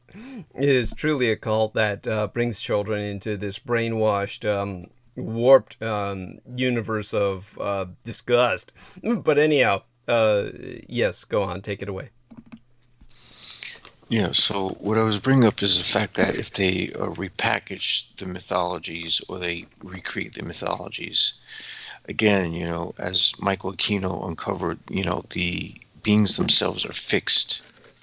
The only way they experience change is through our mortal existences. They're not exactly what we think of gods as being. To be a god is to be a highly limited being. It's not as omnipotent, omnipresent, and all that stuff as people think. Because the only thing you can't do is change, unless you have humans through which to operate that change through. So to some degree, we guide the process of transformation by being beings that actually die. Because that's what death is. Yes, death is change. And that's what the death card represents in tarot. By the way, Mandy, tell us a bit about your tarot readings. I take it you must have practiced at some point. Yeah, it was a really I've just been into them for a very long time. I remember going into I guess what you'd call a cult bookstore, the only one in Juneau. Wow. And so I was looking at tarot decks and was drawn to this specific one. And as I was checking out, the classic old, long grayed haired lady looked at me and was like, this is a really powerful deck, don't you? And I was like, no. And she said, you need this book. And she handed me the Book of Thoth. And it was Aleister Crowley's tarot deck. Oh my God. And it was my first, I had no idea who he was specifically at that time. And I just had started to learn them through the book, and tarot's kind of always stuck with me since then. Wow. I mean, that's amazing. I had no idea. Honestly, I just threw that out as a shot in the dark. So I'm so glad that. So don't stop there. Tell us more. There must be some readings you did that were particularly striking. Or... they can be trippy. I would do it for several friends who, they would always be tripped out about what they got. I remember doing one for my friend who he was in and out of trouble and hard times, and he had asked me to read for him, and I just remember the shocked look on his face, and he's just like, holy shit, I know this is true, but and it was about him needing to make some life choice changes, and he was heading for some major karmic repercussions if he didn't, it was a time of getting shit together basically, and he ignored it, and he also ended up going to jail for like 5 years not too long after that. And oh my God, I just remember that reading, but that was like, oh my God, like 20 years ago, maybe. It's just one that stuck out because it was just so prophetic, and he was in such agreement with it. But at the same time, I could just tell that he was so torn, you know, about changing and about, you know, his personal choices and stuff. So I kind of mainly used them on myself, just kind of checking in and self-guidance. And you know, the top tarot deck is definitely accurate. It's definitely pretty powerful. It was pretty gnarly. Wow. And so this individual, do you have any memory of what he went to jail for? Yeah, he got in trouble with robbing a couple houses and stealing guns and dealing on a small scale drugs. Okay. Yeah. It was his roommate was more of the kind of deviant one of the two, but he'd also had a rough childhood, he was with foster care for a while, and his mom, his dad left when he was very young, and his mom had hard times and lost him for a while. And so he has definitely had a hard life. He's had a lot to overcome. So, but he's been taking care of his nephew because his dad got sick, and he's just been living life and doing good now. But he definitely had a DUI, as so many stupid people do. Oh my God. It's sad. It's scary. This is recently? No, I guess this is probably, he's probably been good and taking care of stuff good for, you know, at least the last decade or whatnot. Okay. So that's good. But a sweet guy, an old friend. That's amazing. And thank you so much for sharing that. And thank you, Jameson, for coming on when needed. And I'm glad you're feeling a little bit better after what Mandy recommended. And that's wonderful that you actually have what she recommended around the home. I mean, oh my God, how many people have Mother's apple cider or whatever that was you recommended? I'm sorry, vinegar, apple cider vinegar, was it? Yes. He says he feels just cold. That's the flu shot. Might make you feel even feverish. Yeah. The flu shot certainly made myself feel cold and feverish when I had it, and I spent a day sleeping it off. I actually spent a day with a horrible headache sleeping it off. That was... but I was so tired I didn't get up to take any painkillers.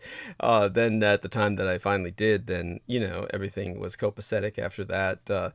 But definitely had the fever chills. Now, Mandy, this is kind of funny. This is going to be a topic of conversation ongoing into the future. Obviously, one of the new topics of conversation that people are going to have is which vaccine did you get? And in terms of what I was saying to Pac One, tragically, he hasn't even been able to get a vaccine yet. But what's your situation again? I forget whether or not you have sensitivity to vaccines, or have you had an opportunity? Have you had one yet? I was just curious. I definitely have a sensitivity Okay. issue. And so with my other issues, I don't know which one it is, and I don't know if it's only offered in Canada, but I do know they're having a problem with one of the vaccines with blood clotting. And I do not know exactly what that is. I think the person said it was on Sky News. It could definitely be looked up. But I definitely have many other underlying issues where for me, it's a greater risk to get it than to have a natural immunity to it. My immune system is fabulous. But I have sensitivities from deathly reactions to just making me on the ground puking sick, wishing, you know, I could just die. You know, feelings of reactions from just pain medications to antibiotics. So it would I would definitely be in the category of it would be more difficult to not, because there must be some sort of outbreak, near me, within my family, immediate, as in my children, sort of issue. It would be worth risking my system. Right. Well, definitely. Our friend Jameson notes that the vaccine that you're referencing is AstraZeneca, and so Jameson, what do you know about the AstraZeneca blood clotting controversy? Is there something? Yeah, I'm sure you can tell us more about this. What brand did you get? You got Pfizer, right? Yeah, I got the Moderna. The AstraZeneca one was supposed to be I think it's supposed to be a single shot one, but America is hesitant to pass it due to some of the issues that it had in, I think, Europe, where they were raising concerns about the blood clotting issue. Okay. And thank you for bringing that up. So that somehow also is impacting Canada because they were getting it through Europe or something like that? Yeah, I think they might have opened to getting it, whereas America doesn't want to risk it right now. Okay, thank you. And oh my God, you sound like you have this kind of tired lilt to your voice, and that's understandable. Honestly, the vaccines do wipe people out when you get them, and so what you're telling us, Mandy, is that you basically are someone who's sensitive to them, and I'll respect that. And of course, so your position then would be, what about, just out of curiosity, what about your children? Have you had them vaccinated for other issues like the normal vaccines that children are expected to get? You haven't resisted that, right? What they've done is kind of the I forget what they call it, but it's just the major ones. Okay. And certain milestone ones, but we've never done like flu shots. Okay, interesting. And that sort of thing. And we've also we've had a few nasty bugs and shit go around, but my kids have never really gotten horrifically sick, except for when they were at school, and obviously caught it through stuff that goes through our schools horrifically. So Right. I mean, schools are just, of course, virus pits. But in terms of, that's, thank you for clarifying that. And thank you, Jameson, for the information that you brought up. And, well, definitely, I'm just so glad that you were able to join us tonight and stay with us as long as you feel as long as you wish. I'm going to now go into solicitation, and so after that I'll go a bit into some of the Chinese cultural things I was going to bring up in the past. And we've got, let me see now, we've been on 9.5 hours, and therefore we have let's see, 10 to 11. We've got 2.5 hours left. So let me take that time up to do what needs to be done in an obligatory sense. And I'll start that off with the, which one should I start off with? I guess I'll start off with Benestenius. It's the easiest one to do, I guess, and then move into, I'll just get mine out of the way, and then do Ben's. All right, Mein Kampf, my struggle, be thine own. Contribute to the struggle at paypal.me/Douglas Dietrich, where we now be accepting contributions via PayPal Holdings Incorporated at DouglasDietrich.com. And Mandy, you're welcome to go get yourself some tea or something. And just let me know when you're back if you want to make a little trip of this, because obviously this is usually taken as a break time for everyone involved. Just let me know when you're back. And obviously, when you make a contribution at PayPal, via PayPal, always indicate myself as friends and relations, so that that faggot Peter Thiel doesn't come in and take his cut. And Amanda gives me the thumbs up, and deeply appreciated. Such a wonderful human being. And let's go on with what my task is at hand. And in all due acknowledgement unto our own personal hero, we asketh of everyone moral and our fiscal support. On behalf our dearest English brother in battle, John Henry McMills Warrington. Friend and follow he via his Facebook timeline at facebook.com/john.war, and subscribe to his YouTube maggot channel at youtube.com/C/Magator.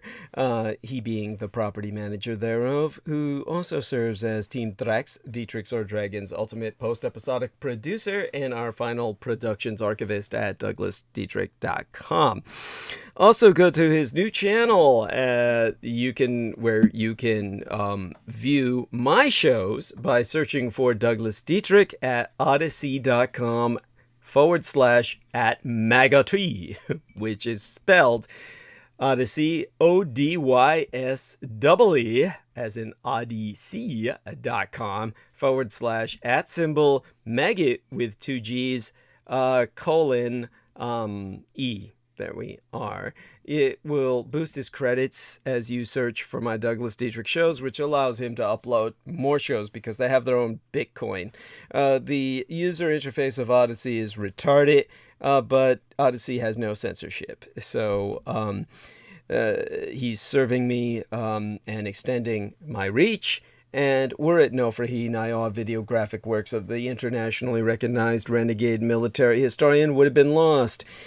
So financial aid no be prohibitive per budgetary constraints. Electronically relay monetary assistance via PayPal, where you can donate to the Maggot Man, aka John Warrington, by clicking send on your PayPal account page and then entering his email address, john_war@hotmail.com.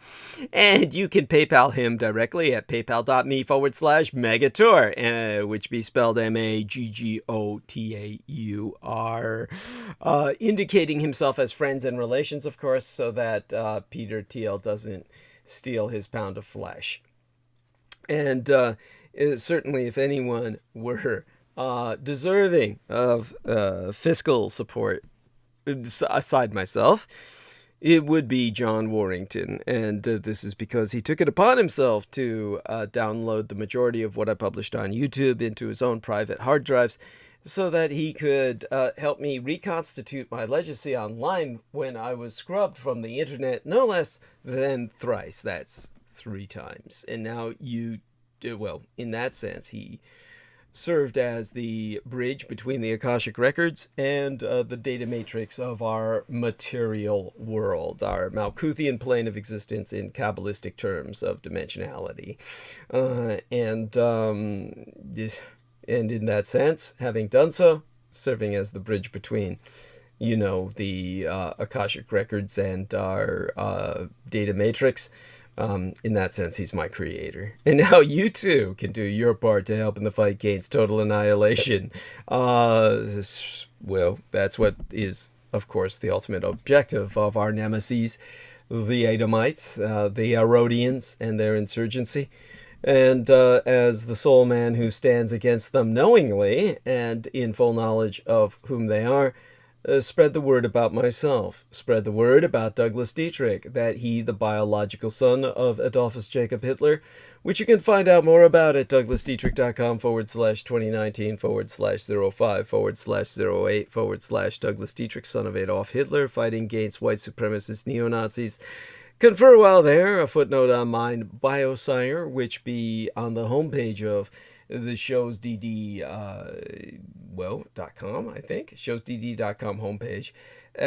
There you'll find, of course, the analysis or the etymology, the meaning of my biological father's name, the name what made the man.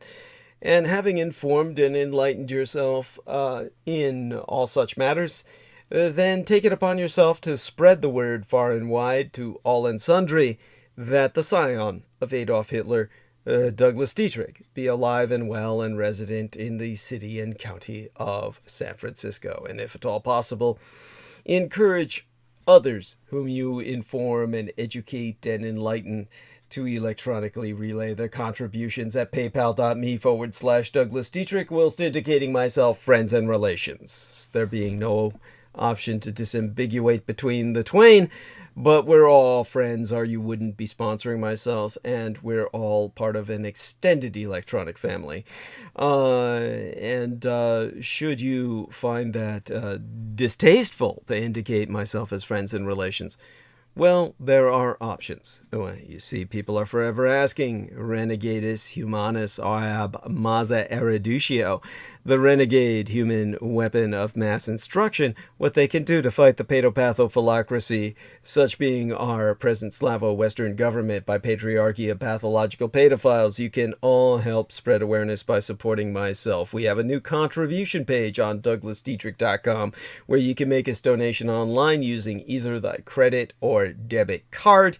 You would do this to contribute directly without any fear or concern about a middleman taking their fucking pound of flesh by pressing the red donate button at douglasdietrich.com. Afterwards, of course, you would still have to press the yellow donate button in order to reward yourself by registering into our archives and site at douglasdietrich.com, and thereafter being able, after registration, you should be able to log in at your convenience 24 hours a day to access that which is within the archives on site douglasdietrich.com, because all sponsors will be granted exclusive electronic access to both my videographic and audio recorded archives through to this year, from the 2011 year in our Lord, the very year mine own late and sainted matriarch, the Grandma Dame Diana Linzujin Takabayashi Hideko Dietrich, was murdered, assassinated nigh immediately aftermath Sanjuichi Sensemi, the 3/11 terror attack against Fukushima Daiichi, or the Big One cluster of nuclear power plant facilities on site the 7,000 Isles of the Greater Japanese Empire, when 'twas deemed by much Native American cosmological reckoning that the first rays of the dawning of the sixth world broke upon us, and magics could again be worked conjointly with Mother Earth to redeem the folk upon her. They're not on YouTube anymore, whereon the intra-global crisis analyst Douglas Dwayne Dietrich long ago established his high-profile visibility platform per rationale of personal security by way of public promotion. Only on contribution will thy membership be processed within 48 through 72 hours, between 2 to 3 days, for full access to all mine archives, meaning all those videos that John Warrington saved, aside those on the Maggot Douglas Dietrich channel, which you can see when you search for Douglas Dietrich at odyssey.com/@maggot:E. Odyssey being spelled ODYSEE.com/@maggot:E. That sounds so disgusting, like maggot colony. It will boost his credits when you search for me on his channel, and it allows him to upload more shows. And, of course, the YouTube channel named Taboo Bros 2 must be on your itinerary, as managed by the mixed martial arts maestro Daniel Arola. Spell his channel TABOO space BROS space Roman numeral 2, which of course you can visit as well by looking up Taboo Bros 2 on YouTube. And you can also visit Daniel more personally at facebook.com/Daniel.Arola.3. And he is, of course, the Grand Maestro of Damage, DAMAG, the Daniel Arola Martial Arts Group Incorporated, Cali Combatives. Optionally mail either checks or money orders, never cash, to the personal residential address of the Mr. Douglas Dietrich, which itself be listed on douglasdietrich.com/donate-2. The most important thing being that people regularly donate what they can within their means. And Foremost among Access Daddy D's donors, aside his mistress and manager Selena Khan. Be our most beloved greater British brother in battle. The Team Drax, Dietrich or Dragons, heavyweight lifting, keeper of the spirits, and YouTube Bizarre HD channel managing mixologist George Edward Knight, whom you can friend at facebook.com/george.e.knight.7 and subscribe to his channel at youtube.com/user/bizarrehd, which itself be spelled Bizarrehd, he being mine own personal hero who asked substantially delivered towards my salvation from the streets, and whose self-produced videos entitled How the United States Won World War I and Why We Are Still Legally at War with the Third Reich both be factually substantiated per mine own expositions. Also on the Bizarre HD channel, you will find trailered his latest production, well, his latest cinematic documentary currently in production, the Thousand-Year Reich in Exile, subtitled The Third Reich's Flügelrad and Hanabu Technologies. Indeed, the last Dietrich, the first time I've mispronounced that in years, son of Dietrich's, or son of a dragon's, Anglo-corrupted as Dracula's, expositions via YouTube would not be possible sans generous benefaction from my listeners on a monthly basis. The Amerasian agent of the Peacock Angel, Tavush Meliek, be the only person on the surface of this world with the insider knowledge and experience necessary to lead thy resistance against the Russo-subsatanic occupation and anti-godly insurgency at bearing no end of emphasis. That Judy, Anglo-corrupted as Jedi, literally Master D, or the Master of Enlightenment myself, is not paid to articulate mine own expositions and have never once been remunerated from my services rendered unto thyself and all thy holdest dear at incomparable sacrifices to myself, most tragically of all mine loved ones, in my most singular and quite unenviable role as the ultimate public informant at personal risk, still at large. Your taxation cannot support myself, as I be denied access to United States Department of Veterans Affairs benefits and our services due dishonorable discharge. So again, go to paypal.me/Douglas Dietrich and enter mine remunerative compensation. The very survival of the human species be at stake, and I am not exaggerating. Do not wait, donate now. It be appreciated beyond my ability to express in any language as well. Forget not to subscribe to the Douglas Dietrich YouTube channel at youtube.com/C/Douglas Dietrich and click that notification bell in order to receive notifications that live streams has started. Even if you be subscribed, you will only receive notifications if you select all in notifications. To reemphasize, subscribe to the Douglas Dietrich YouTube channel at youtube.com/C/Douglas Dietrich, and thereafter tune in at 8 p.m. Eastern Daylight Time. That would be 5 p.m. Pacific Daylight Time every Wednesday or Sunday. Tonight's a Sunday or a Wednesday. I forget. It's Wednesday, right? Every Wednesday and Sunday night. And click that notification bell in order to receive notifications that live streams has started. Finally, subscribe and support at douglasdietrich.com. And over and above all else, donate at paypal.me/Douglas Dietrich, where you, most importantly, above and beyond all else, you indicate myself as friends and relations. The sponsors will be granted exclusive access to the online archives, including all video and MP3 recordings of Douglas Dietrich from 2011 through to the present. All right, let's see if Mandy has returned. Going to check in, see if I've gotten I have returned back from either Jameson, Reese, or herself. We've got excellent connection going now that I check, and just cruising around a bit, and just really overwhelmed by the support from everybody who's here. And thank you all for being here. And let's take a look at what time we have left. 9:30. Fuck, we still have 10 to 11, 11 to 12, 2.5 hours left, essentially. A little less. I went through that fast. Thank God. Oh. Now, let's go a bit into Tomb Sweeping Day. This is something that happened on the fuck. I didn't put my calendar up tonight. Let's get my calendar up here. Now, we are now in Thursday. It is the 8th of April, but on the 5th of April, opening this last work week, it was Qingming, which is the Tomb Sweeping Festival. Let me try and put that into some perspective for you. Tomb Sweeping Day in China. Now, Qingmingjie, that's in the pinyin, the pronunciation system of Mandarin Chinese.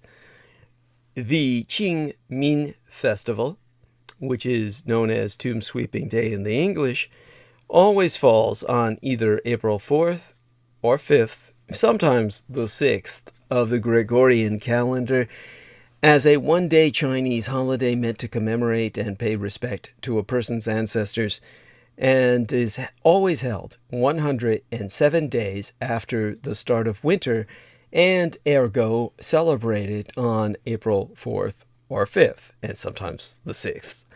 That has been celebrated in China for centuries as time to pay respect to relatives and ancestors who have passed away.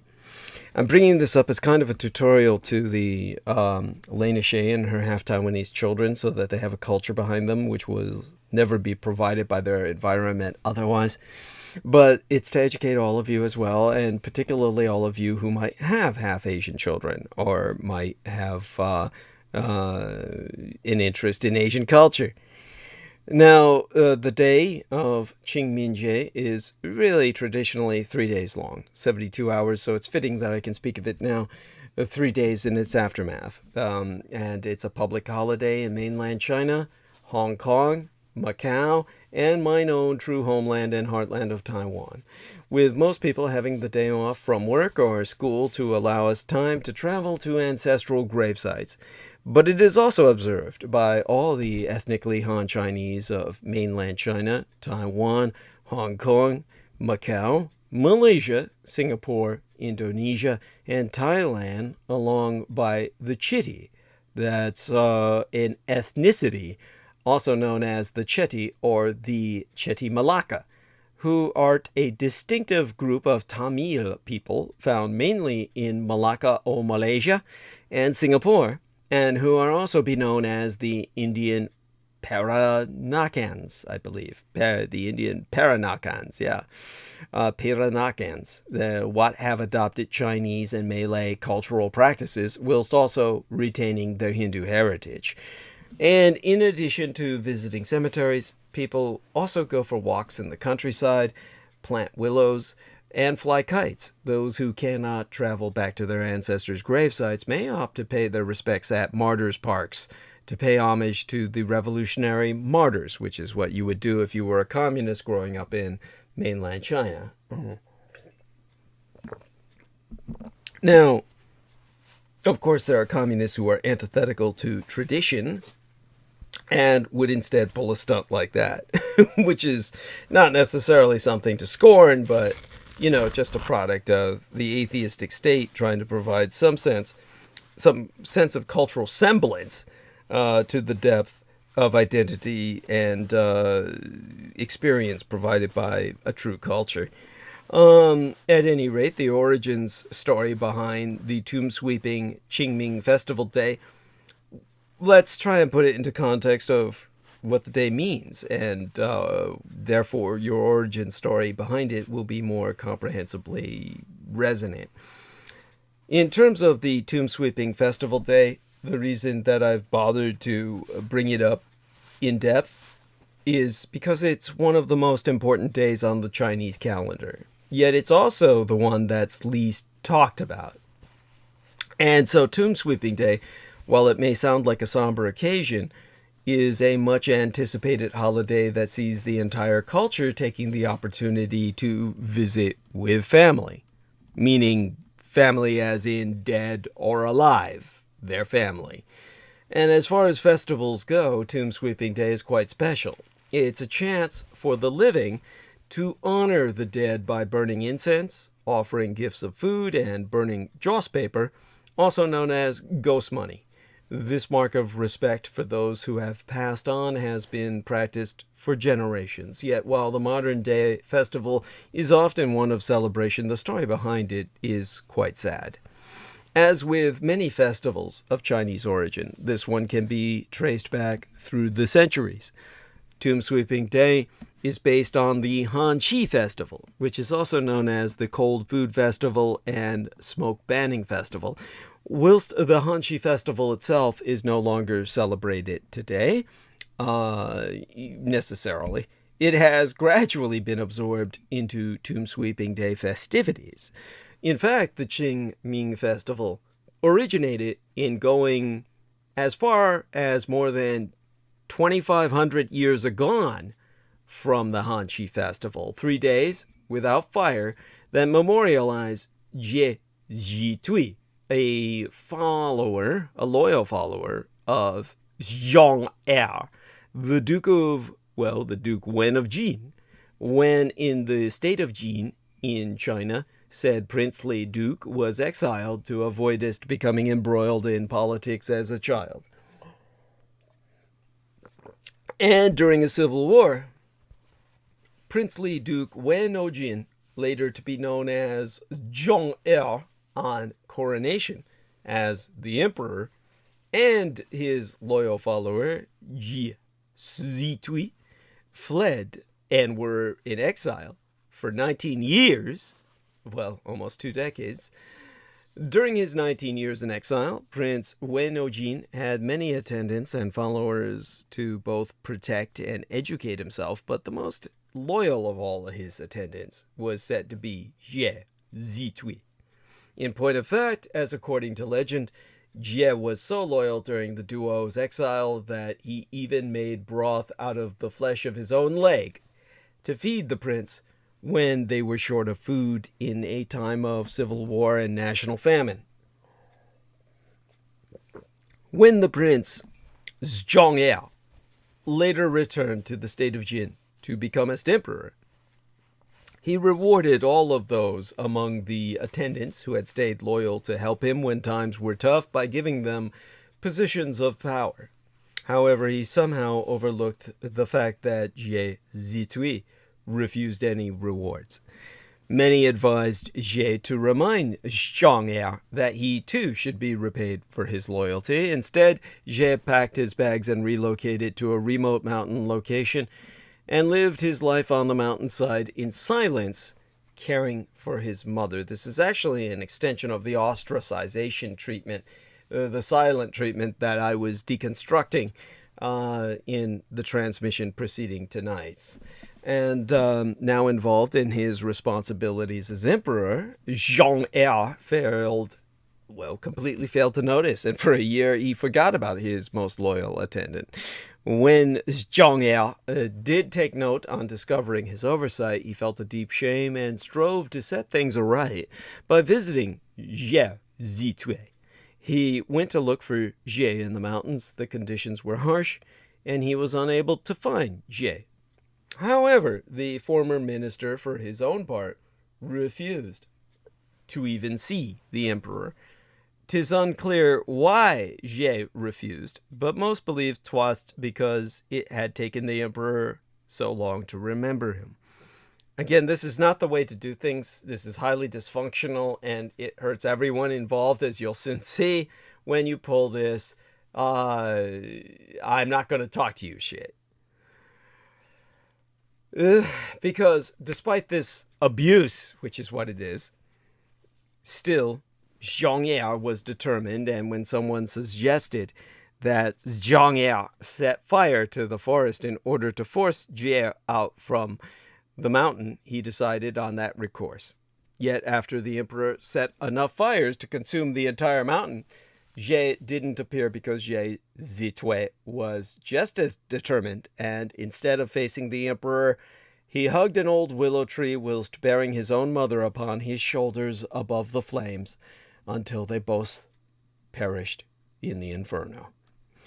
When the conflagration was extinguished, the Jies were found dead. Jie Zhitui was under a willow tree with his mother on his back, whilst a letter writ in his own blood was found in a hole in the tree trunk. The letter read, "Giving meat and heart to my Lord, hoping my Lord will always be upright. An invisible ghost under a willow is better than a loyal minister beside my Lord. If my Lord has a place in his heart for me, please make a self-reflection when remembering me. I have a clear conscience in the netherworld, being pure and bright in my offices year after year." The Emperor Zhong'er was much distraught, and to commemorate Jie's death, declared the day on which Jie died a day of mourning, thereafter himself creating the Hanxi festival by ordering that no fire could be set on this day. On this day, people were forbidden from lighting fires, forcing them to eat cold food. But a single year later, the Emperor Zhong'er returned to the mountain to visit the tomb of his former attendant, to hold a memorial ceremony, and was amazed to find that the old willow tree had not only survived, but was in bloom again. He took this as a sign from the gods and decided that the day after Hanxi festival should be named Qingmingjie, which translates as Pure and Bright Day, as the willow itself was now named Pure Bright White by his own edict. The festival struck a chord with emperors during later dynasties who were taken by the idea that Jie Zitui was so loyal and humble and that his emperor sought to respect him after his passing. They wanted to encourage the same feelings in their followers and therefore encouraged their own attendants to celebrate the festival. During this time, both Hanxi and Qingmingjie festivals became as one and were oftentimes celebrated on the same day, a tradition that continues to this day, with the Hanxi festival itself becoming known as Pure Brightness Festival, meaning only cold food could be eaten, even though Pure Brightness still be a fitting name for the festival because the weather is usually bright and clear in early April. Thus, on Tomb Sweeping Day, families visit and clean the gravesite of their ancestors to show us their respect. The festival today, well, Tomb Sweeping Day is now seen as an occasion to celebrate the lives of those who have passed. Qingmingjie takes place on the 15th day after the spring equinox. As aforecited, this day usually falls on either the 4th or 5th of April, sometimes the 6th, as dependent upon the lunar calendar. During this time, many people take as the opportunity to reunite with family at their ancestral home. They will then visit the tombs of their relatives, tidying up the grave sites and making offerings to the spirits of their ancestors. Now, in terms of how Tomb Sweeping Day is celebrated, Tomb Sweeping Day is celebrated with families reuniting and traveling to their ancestors' grave sites to pay their respects. And first, weeds are removed from the gravesite, and the tombstone is cleaned and swept. Any necessary repairs to the gravesite are also made. The new earth is added, and willow branches are placed atop the gravesite. Next, joss sticks are placed by the grave. The sticks are then lit, and an offering of food and paper money is placed at the tomb. Paper money is burned while family members show their respect by bowing to their ancestors. Fresh flowers are placed at the tomb, and some families also plant willow trees. In ancient times, the 5-colored paper was placed underneath a stone on the ground to signify that someone had visited the grave and that it had not been abandoned. As cremation is gaining popularity, families continue the tradition by making offerings at ancestral altars or by placing wreaths and flowers at martyr shrines, if you're in a communist state like on mainland China. Due to hectic work schedules and the long distance, some families must travel. Some families opt to mark the festival earlier or later in April over a long weekend, or assign a few family members to make the trip on behalf of the entire family. Once the family has paid their respects at the gravesite, some families will have a picnic at the gravesite. Then they take advantage of the usually good weather to take a walk in the countryside known as Ta Qing. hence another name for the festival, Ta-Ching Festival. The festival, you might say, of the Walking Dead. That's not a transliteration, but rather a pun. Some people think of Ash Wednesday in the Western world. In Asia, on Tomb Sweeping Day, some people wear a willow twig on their heads to keep ghosts away. Another custom includes picking shepherd's purse flower. Women also pick herbs and make us dumplings with them, and they also wear the shepherd's purse flower in their hair. Other traditional activities on Tomb Sweeping Day include playing tug of war and swinging on swings. It is also a good time for sowing and other agricultural activities, including planting willow trees. So in terms of the next year, this time of year rolls around, mark your calendars. That will be the first step in celebrating the Qingming Festival, which of course will be taking place on the first day of the 5th solar term of the Chinese calendar, and thereby falls every year on April 4th or 5th, transpiring the 4th day in April amid this 2021 year in our Lord as it has. But as I said, some people have to postpone and do it a little later, so I'm fine by explaining people its meaning and celebratory customs now. And as I said, sometimes it even happens on the 6th day of the month. Either way, I think of it more traditionally as a 3-day holiday. It's because it takes 3 days to do the traveling and return to your own home to these distant sites and back. In terms of the basics, the Qingming Festival is also referred to as the Pure Brightness Festival, paying respect to the ancestors and celebrating the warming weather of spring. It's a time for honoring the past with a spirit of celebration that includes space for both reflection and renewal. Celebrating the Qingming Festival has two halves, equally balanced between sadness and happiness, death and rebirth. Qingming is generally observed quietly among family by visiting the grave sites of relatives and enjoying time outdoors. It's a wonderful time to fondly share stories about ancestors, Chinese or not, and to get the kids outside to hike, fly kites, or plant seeds. So, to go back to the Qingming Festival in terms of history and folklore, the Qingming Festival occurs as spring blooms, making the holiday an interesting mix of somber tomb sweeping and celebratory outdoor activities. It's one of the two big annual festivals designated for the dead. The other is the Hungry Ghost Festival in the fall, which of course is a pretty ominous name and a pretty ominous concept, and you'll get to hear about that from me in the fall. Now, on further reflection on the story of the Qingming Festival itself, the Cold Food Festival, or Hanshi Festival, commemorated Jie Zitui, that loyal court official from the spring and autumn period ministering to the princely Duke Wen of Jin, who would become his zhong-heir on living apotheosis.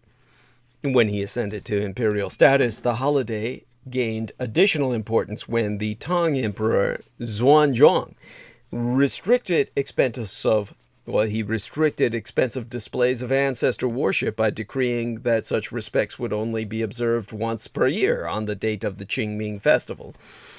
Though tomb sweeping remains the holiday's primary observable practice today, people in some parts of China still eat only cold foods during the Qingming Festival. I would be one of them. That brings us to some recipes. Unless you're observing the customs of the Cold Food Festival, there aren't many traditional foods specifically associated with the Qingming Festival because the holiday focuses on honoring family ancestors. The culinary focus is placed on making their favorite dishes.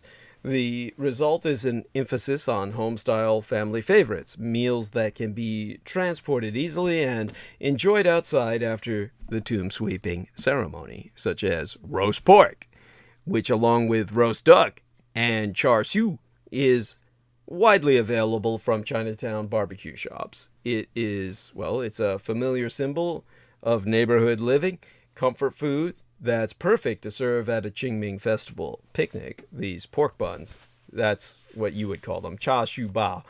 Now, of course, there's whole white cut chicken. A whole white cut chicken is a staple of Chinese reunion meals, which makes it especially fitting to serve during the Qingming festival when all the family on either side of the veil is getting together. The chicken represents happiness, health, and purity, whilst serving it whole symbolizes completeness and family unity. And, of course, the Qingming festival is all part of the agricultural cycle. It takes place on April 4th, 5th, or 6th every year, the first day of the 5th solar term of the Chinese calendar. Qingming itself, the term for pure brightness, is one of 24 such seasonal division points and begins a period of rising temperatures and increasing rainfall. And during the preceding month of March, the natural landscape awakens from its winter slumber, flowers bloom, trees sprout leaves, and the sun shines. The Qingming festival's place on the calendar explains the holiday's close relationship with agriculture and the outdoors. Traditionally, the festival marked a crucial time to begin plowing and sowing seeds. And since the Qingming festival takes place on April 4th or 5th every year, workers receive one day off for the Qingming festival. Practically speaking, the Qingming festival is a 3-day holiday, with up to 2 of these days made up on either the preceding or following weekend. So, in terms of if you were to try to understand when the next holiday of Qingming will be, it'll be the 4th of April it was the 4th of April this year in 2022, and the year thereafter, 2023, it's going to be April 5th. In the 2 years after that, 2024 and 2025, it'll be April 4th. And then on 2026, it'll be back to April 5th again. So just remember, it's going to be April 5th for the next 2 years. In terms of the origins of these Qingming festival traditions, the Qingming festival's very name refers to the arrival of spring, literally pure and bright, providing a refreshing counterbalance to the solemn task of tomb sweeping. Fly kites, plant seeds, and visit the park to tap the holiday spirit of rejuvenation and growth. And that brings us to some of the other festival traditions. The most visible Qingming festival traditions revolve around tomb sweeping, the ritual cleaning of grave sites to honor a family's ancestors. People care for their relatives in the afterlife by visiting at the cemetery, refreshing their tombstones, and making offerings of food, incense, and joss paper. Enjoying time outdoors during the Qingming festival provides a refreshing counterbalance to the somber task of tomb sweeping. Qingming, of course, as I said, literally translates as pure and bright. It's a warming period of rejuvenation and growth that farmers historically used as a seasonal signpost for plowing and sowing seeds.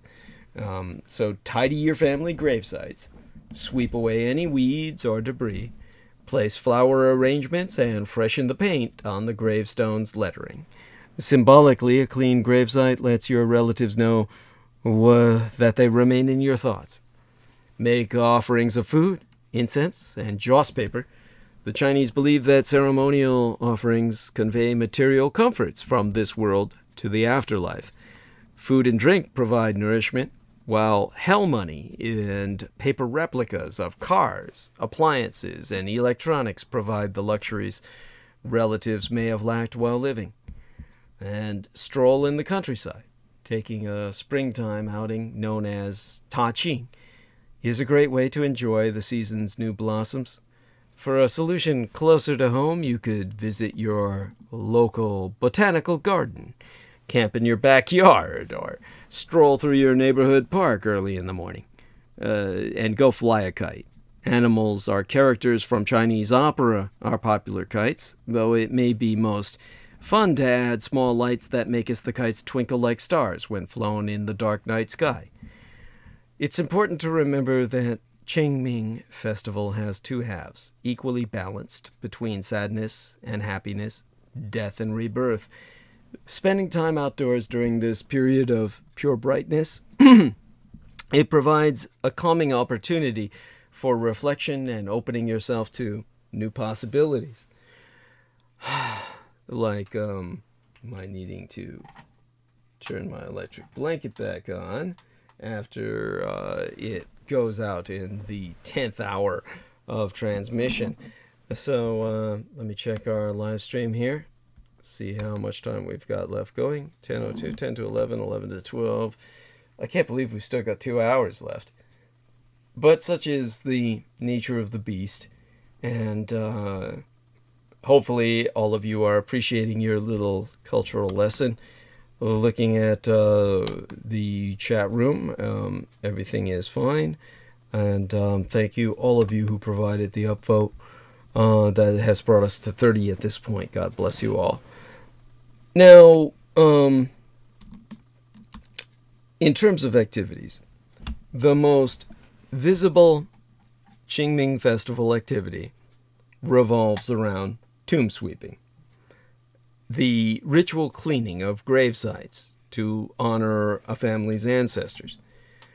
People care for their relatives in the afterlife by visiting at the cemetery, refreshing their tombstones, and making offerings of food, incense, and joss paper. Once tomb sweeping is complete, families picnic at the cemetery and commonly spend the afternoon enjoying outdoor activities in the early blooming days of spring. If you're wondering how to plan a tomb sweeping ceremony, tidying family grave sites is the most important Qingming Festival tradition, kind of the point of the whole affair, a respectful family obligation that gets to the heart of Chinese filial piety. Symbolically, maintaining a clean gravesite commemorates deceased relatives and lets them know that they remain in your thoughts. Celebrating the Qingming Festival while living in these United States provides a palpable connection with Chinese culture. On the one hand, the holiday's rites and customs feel very traditional and out of step with daily American life. On the other, taking a purposeful moment to pause and remember ancestors from the past feels like reaching back to China through generations of family heritage. Planning a tomb sweeping ceremony incorporates 3 elements: supplies you'll need to tidy a gravesite, ceremonial offerings of joss paper and incense, and food to share at the cemetery.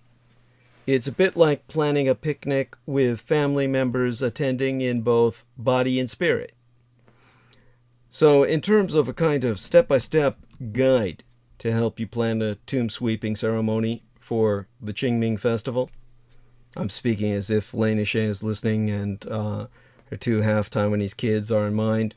But for anybody with half-Asian children or anybody interested in Asian tradition, all of this applies to educating the American public in general. 1 week before the date in mind, buy your ritual offerings.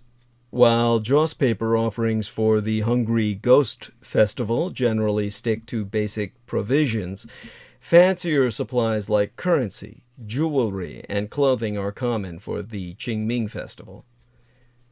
So, you can buy joss paper, and there's common types. I'll get a little bit into that. But after you purchase your ritual offerings, check your cemetery calendar. Now, if you were in China or Taiwan or Hong Kong or Macau, any of all the Chinas, long lines of cars would normally be stretching in non-pandemic years from the entrances of cemeteries outside cities with large Chinese American communities, even here in these United States during the Qingming Festival. Big cemeteries such as the Mountain View Cemetery outside Oakland, California, and Skyline Memorial Park near San Mateo, California, may also have special hours or ceremonies planned. So check your cemetery community events calendar to plan your visit ahead of time.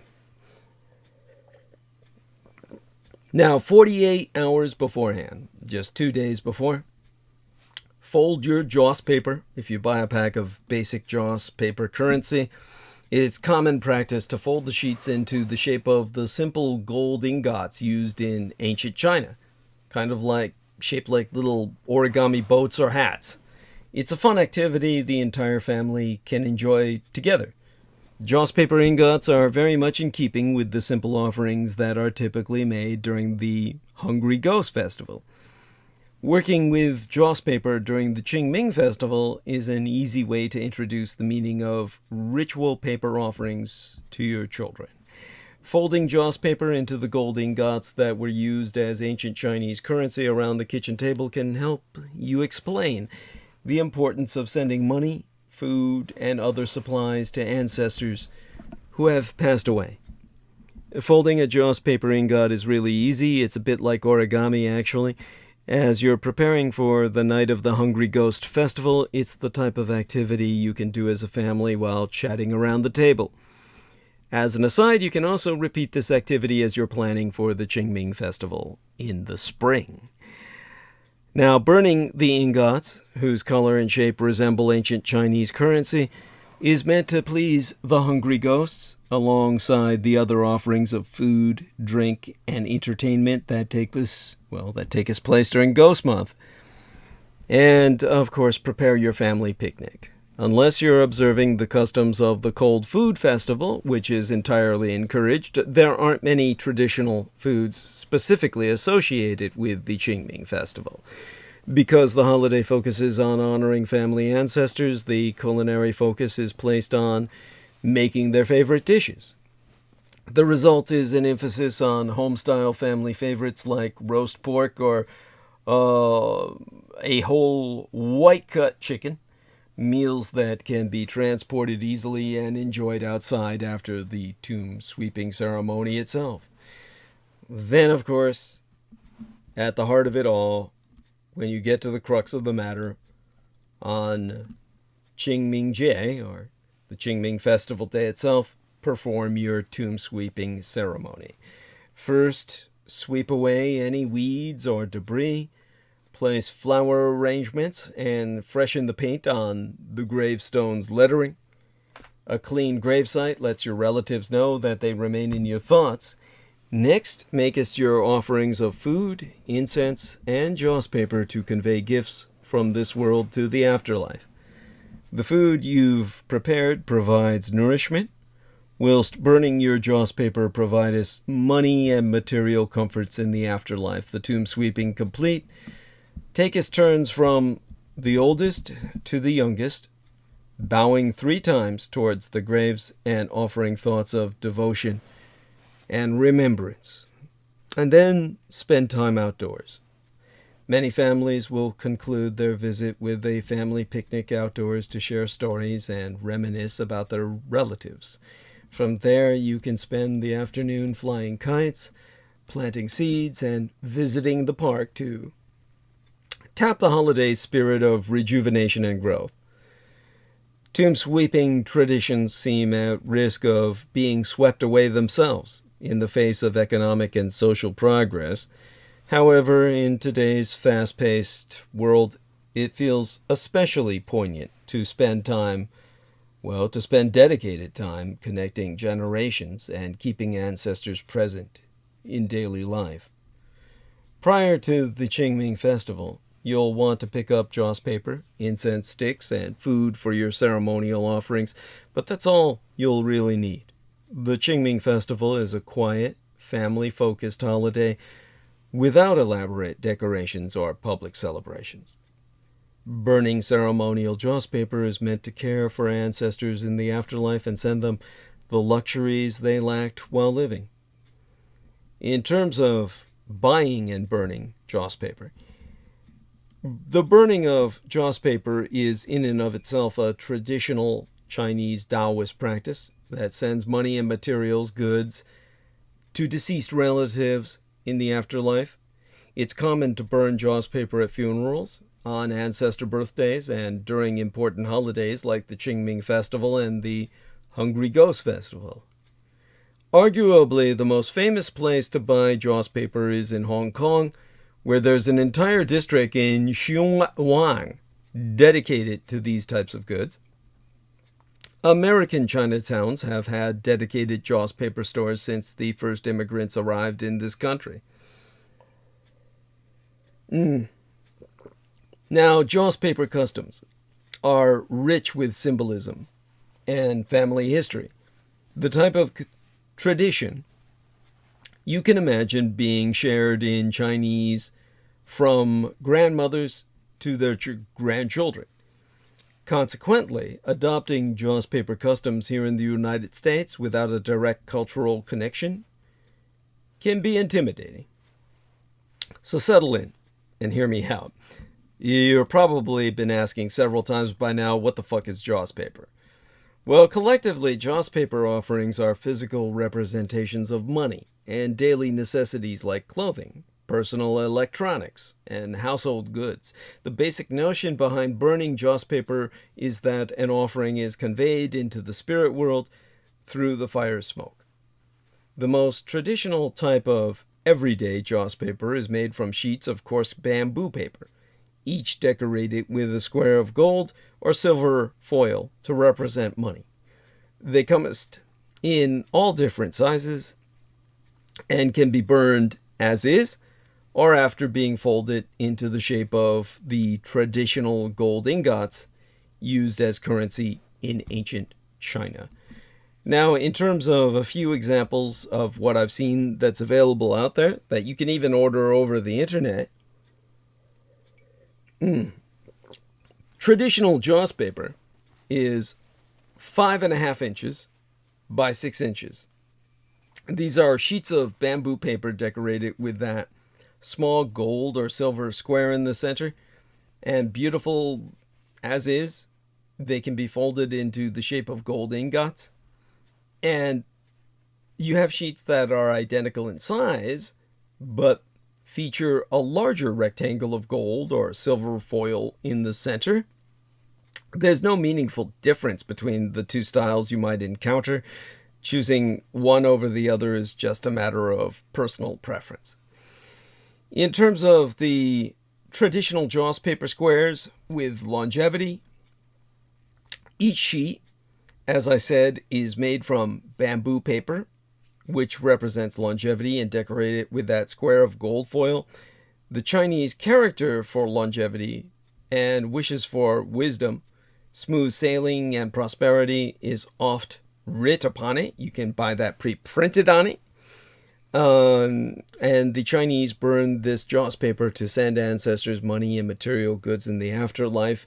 When it comes to shopping for the three most common types available, the Chinese joss paper or spirit money, known as hell bank notes, are commonly used in all manner of contemporary ancestor ceremonies. The most traditional notes bear the seal of the afterlife's Bank of Heaven and Earth, whilst others are reprinted to resemble legal tender currency from various countries. Bills feature an image of the Jade Emperor, the Taoist monarch of heaven himself, and comest in outrageous denominations from 10,000 to 1 billion United States dollars to help an ancestor purchase services, pay off the god of death, or escape punishment in hell. So this is assuming, of course, that many people do go to hell, and then you kind of buy your way out because they're so corrupt. You can do that. So you can buy collections meant for funeral, ancestor birthdays, and holidays like the Qingming Festival and the Hungry Ghost Festival. And so you'll get collections that include bills resembling the US dollar, the Chinese yuan, and of course, the Bank of Heaven and Earth. And I've seen hell bank notes that resemble Chinese yuan. Each bill comes in a 20, 50, or 100 yuan denomination. The use of those bills for family members who would be used to spending Chinese currency is what that's aimed for. And then there's hell bank notes printed to resemble the Hong Kong dollar. Each of, there's about 3 designs I know of, decorated with an image of the Jade Emperor himself in 100, 500, or $1,000 denominations. And then I've seen hell bank notes that resemble the US dollar, with each bill coming in as a $1 million denomination with an image of the Jade Emperor, a fitting way to memorialize family members who spent their lives in America. And I've seen extra large size hell bank notes printed to resemble currency from the traditional Bank of Heaven and Earth. Each of the included designs you might find in sets you might purchase would be decorated with an image of the Jade Emperor and auspicious symbols like gold ingots, dragons, and peonies. And then there's hell bank notes printed to resemble currency from the traditional Bank of Heaven and Earth. I've seen some of these sheets decorated with an image of the Jade Emperor in a $50 million denomination. Depending on your source, the earliest Jost paper rituals date back more than 1,000 years to when paper coins were burned to please the spirits.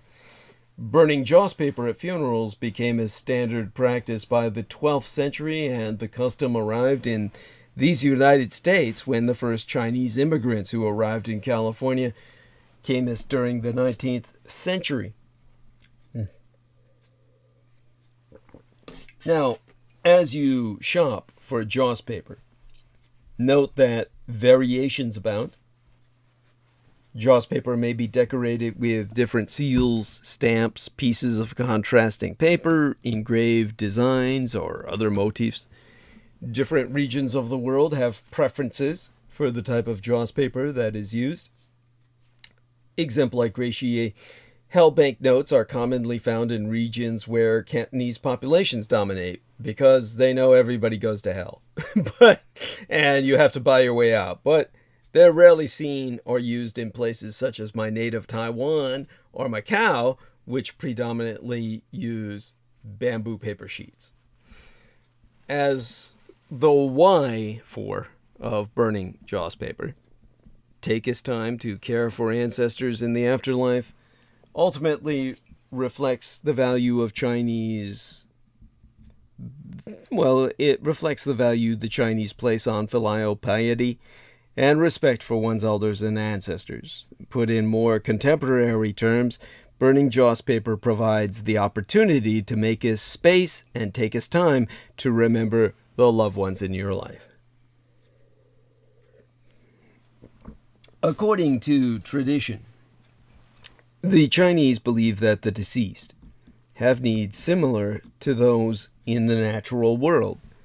Joss paper is burned at funerals and during important dates thereafter to help they help the deceased pay off their debts and thereby decrease the burden upon them. Down below, all those chains you saw on the guy who visited Ebenezer Scrooge helps to break them. And of course, they can also use their money to trade for goods and exist comfortably in the spirit world. And with this context, Joss paper ingots and currency with denominations reaching into the billions serve an obvious purpose. More contemporary additions like Joss paper clothing, shoes, and lengths of fabric also seem practical. Of course, I'll easily leave you to form your own opinions about Joss paper iPads, sports cars, and mansions, complete with servants that can also be purchased, kind of like giant dollhouses to set on fire. And that brings us to the question of when to burn all this. And there's many occasions to burn joss paper throughout the year, and each instance carries a slightly different meaning and requirements. For some people, burning joss paper is a near daily spiritual practice. For others, it's something that's done only during holidays and important family gatherings. In terms of deciding what's right for yourself, think funerals foremost. The Chinese believe that it's unlucky to arrive in the afterlife empty-handed or indebted. Consequently, burning joss paper is an essential part of Chinese funeral customs. Funeral offerings can be elaborate and typically include joss paper squares, lots of currency, and household necessities like clothing, electronics, and jewelry. In terms of ancestor birthdays and death anniversaries is another burn time. Recognizing the anniversary of a relative's birth or passing is something like a family party for the deceased. You can prepare a relative's favorite meal, exchange family stories, and burn a small offering of joss paper money in remembrance. And then there's the Qingming festival itself. As part of a tomb sweeping ceremony, joss paper currency and personal craft items are burned to honor the deceased. Larger offerings are emphasized, as this is the primary opportunity during the year to remember a family's ancestors. And then we have the Hungry Ghost Festival. And joss paper offerings during the Hungry Ghost Festival are less elaborate because they are intended to appease wandering spirits without families to care for them. Setting up a makeshift altar at the curb outside your home with joss paper offerings and food for the ghosts is common in China. But you could do that here, doubtless to the ire and consternation of many Americans around you. So, turning towards daily life and the burning therein, many Chinese families keep a supply of joss paper at home to burn during moments in everyday life when a deceased relative is remembered. Exempli gratiae, some people burn joss paper on the 1st and 15th of every lunar month, and at family gatherings like a Chinese New Year dinner, or simply after thinking fondly of an ancestor during the day. Then you will take that moment and say, "Oh, I remember you. Let's burn a little of this money your way." There are many ways to incorporate the burning of joss paper into the rhythms of the year. For what it's worth, the biggest sales of joss paper at the Chinese American Family Shop in the 5th, that's prior to the Qingming Festival in April, and the 7th of, I forget which month, right now, consciously, prior to the Hungry Ghost Festival, you've got, that would be the 5th and 7th lunar months, as well as immediately prior to Chinese New Year. Now, if you're wondering how to burn joss paper, aside from the obvious, there's really no coherent theology behind the burning of joss paper. All you really need is the paper items, a pot or urn to burn them in, and the time for reflection. The underlying belief is that burning changes the nature of the offering, allowing it to escape the natural world and reach ancestors, gods, and ghosts in the spirit world. Joss paper burning is usually the last act performed in a Chinese ancestor worship ceremony. Joss paper squares may be burned as is, folded in half, or stacked into elaborate pagodas or lotuses. People may write the names of loved ones on the back of the offering before saying a quiet prayer while the item burns and the smoke rises into the air. As you prepare to burn joss paper, remember that the practice is meant as an expression of sincerity and gesture. Well, it's a gesture that honors those who have come before us. The act respects, honors, and cares for ancestors in the afterlife, guaranteeing their well-being and positive attitude toward the living, so they don't come back all pissed off and hungry and eat you. There's a few superstitions to observe while burning joss paper. Joss paper is treated as real money for gods and ghosts. Don't casually throw joss paper onto the fire, step on joss paper and the burned ashes, or throw away unused joss paper. Each of these acts I've just described shows disrespect to the very ghosts we're trying to please. In terms of joss paper practices today, the growth of Christianity, the loss of language skills, and the dispersal of the Chinese American community each threaten the practice of traditional cultural customs in these United States. Those who burn joss paper often do so in small, quiet ceremonies within their immediate families, resulting in less understanding of the practice across the broader community. Consequently, it's up to us in the new generation to preserve and pass along joss paper customs to our children, many of whom have lived their entire lives in these United States and may not speak even a word of Chinese. Visit a joss paper store in Chinatown, spend time with grandma, and then share why and how we burn joss paper with loved ones. Families usually burn joss paper to send departed ancestors everything they might need in the afterlife. Offerings can range from simple paper banknotes to elaborate paper crafts shaped like, as I said, clothing, cars, and electronics. During the Hungry Ghost Festival, however, burning joss paper is more an act of appeasement, intended to calm the wandering spirits and keep them from creating mischief, to put it as mildly as possible. In other words, it's a bribe to the orphan dead to keep them from fucking your day up every day. Then we have crafts, because finally joss paper crafts are burned to send ancestors the luxuries they lacked while living. Crafts are most commonly burned for specific relatives at funerals, on birthdays and death anniversaries, and during the Qingming festival. You'll see joss paper houses, cars, servants, airplane tickets, and flat-screen TVs. No extravagance is too large. In terms of a few examples of joss paper craft kits I've seen, there are those produced for men, where you get a box of essentials designed to provide a male family member with everything needed in the afterlife, including a mobile phone, a wallet, a credit card, glasses, a watch, a lighter and a belt. And there's joss paper craft kits for females, where you will be purchasing a box of essentials designed to provide a female family member with everything needed in the afterlife, including a watch, a jade bracelet, a gold bracelet, a lighter, and a necklace and a ring.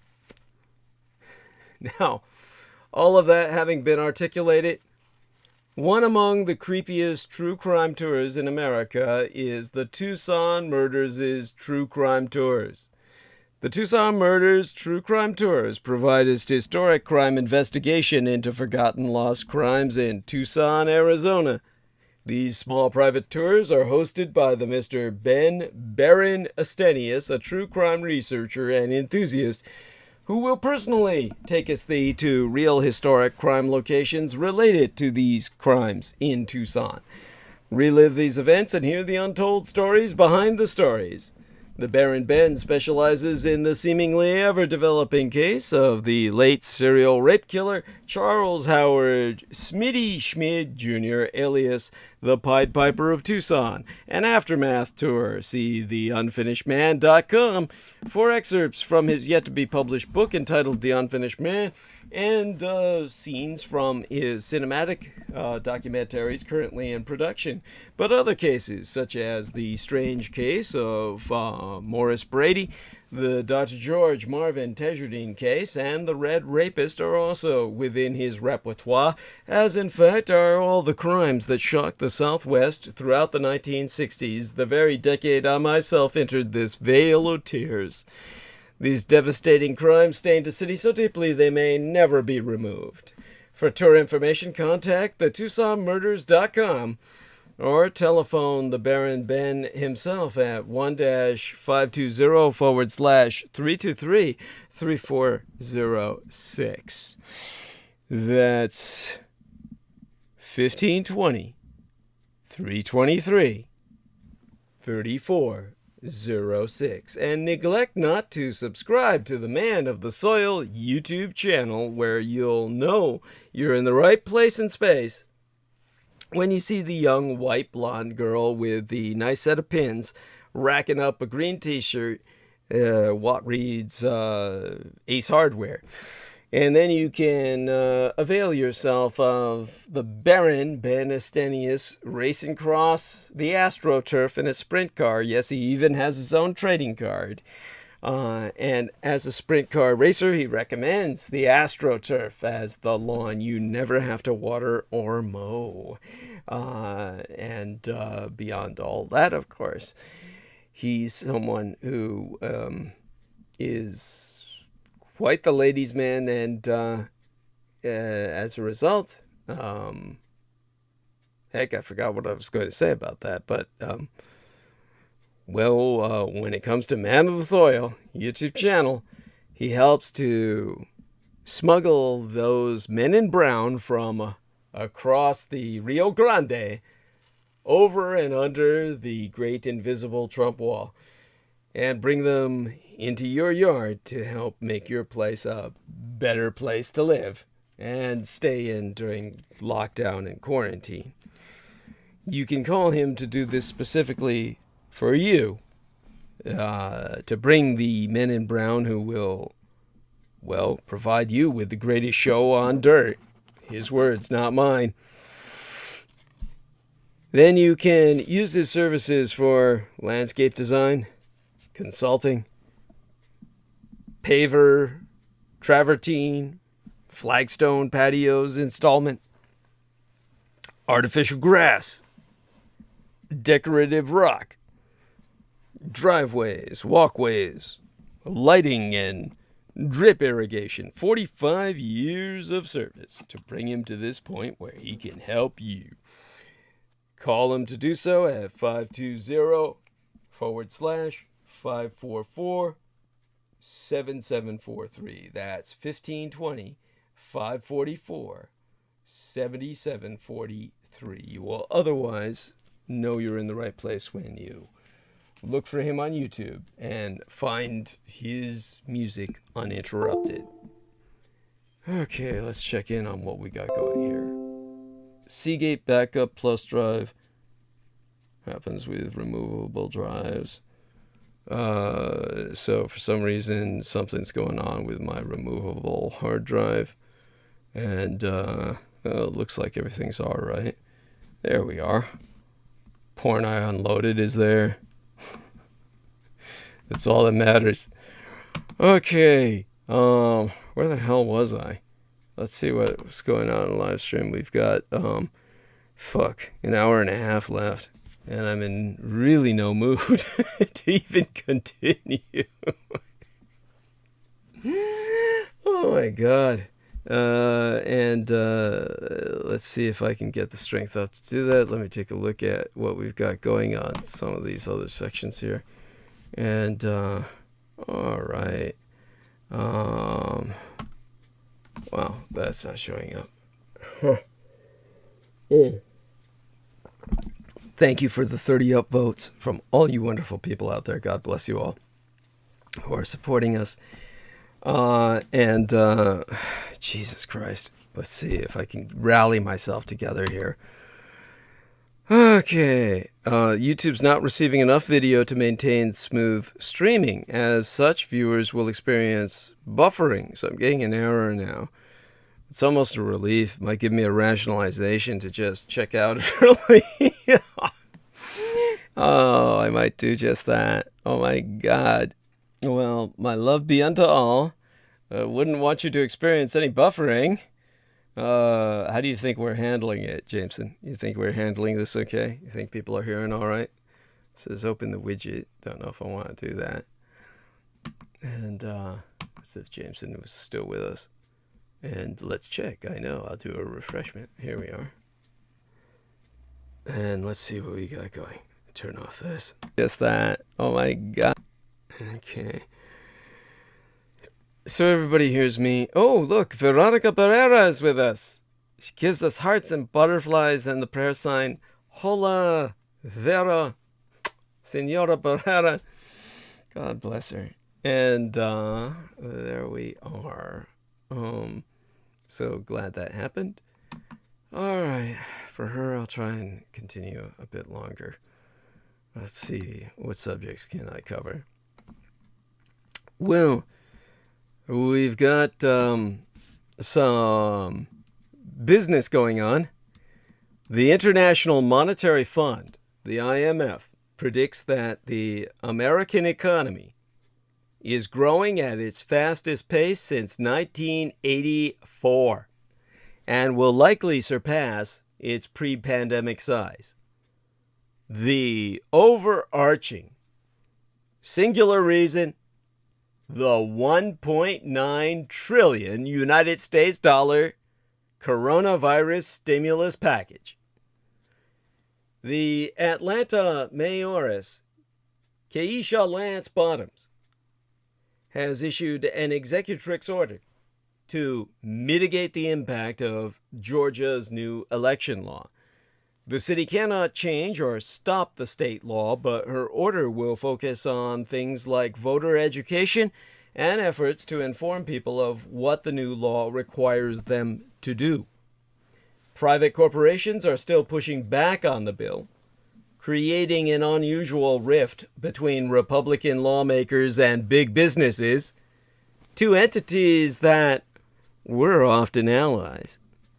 The Senate Minority Leader Mitch McConnell, that Republican from Kentucky, backed off his stern warning that companies such as Major League Baseball stay out of politics this Wednesday last.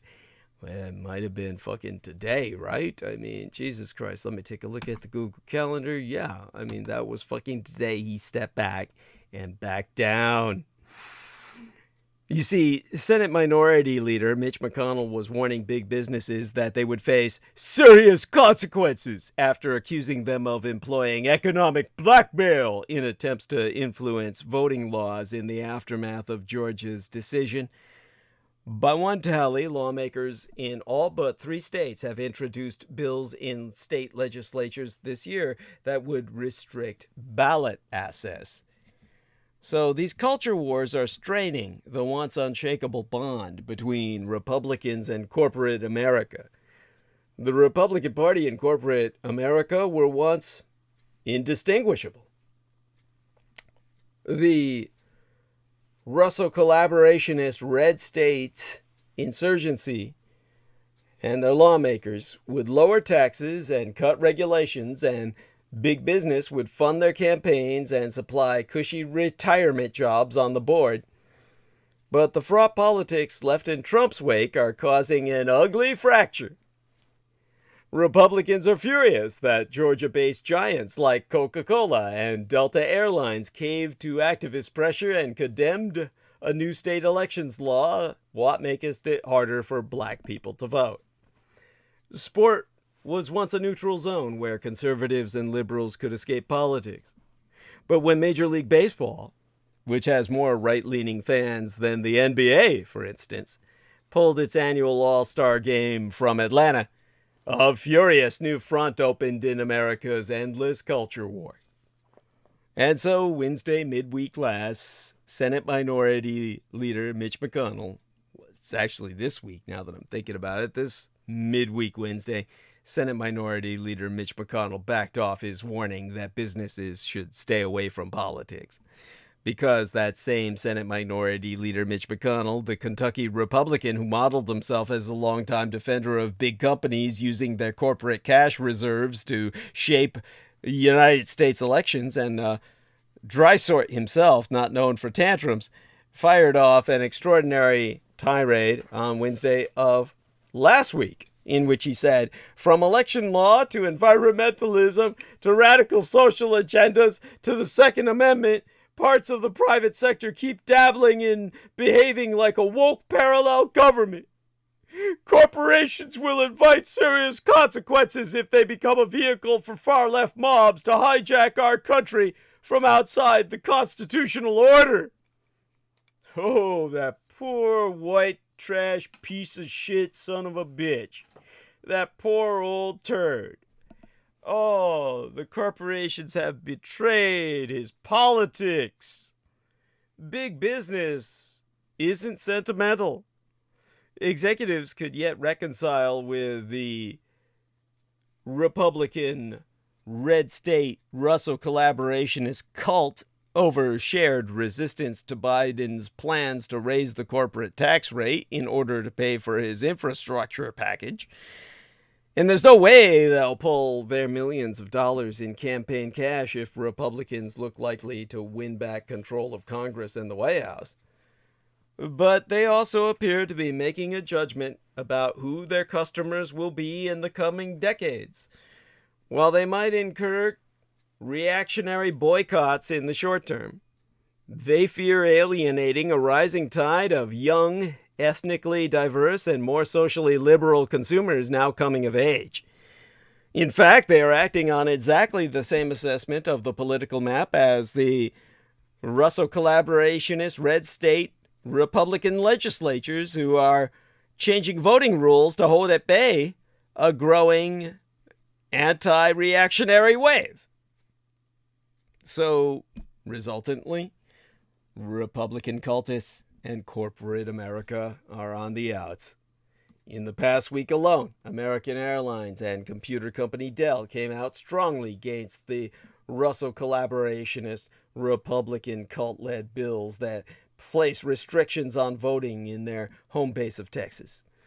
South Dakota Governor Kristi Noem, a rising star in the Republican Party, continued to take heat for nixing a bill that would have imposed a ban on transgender athletes in sports, citing the potential impact on her state's bottom line.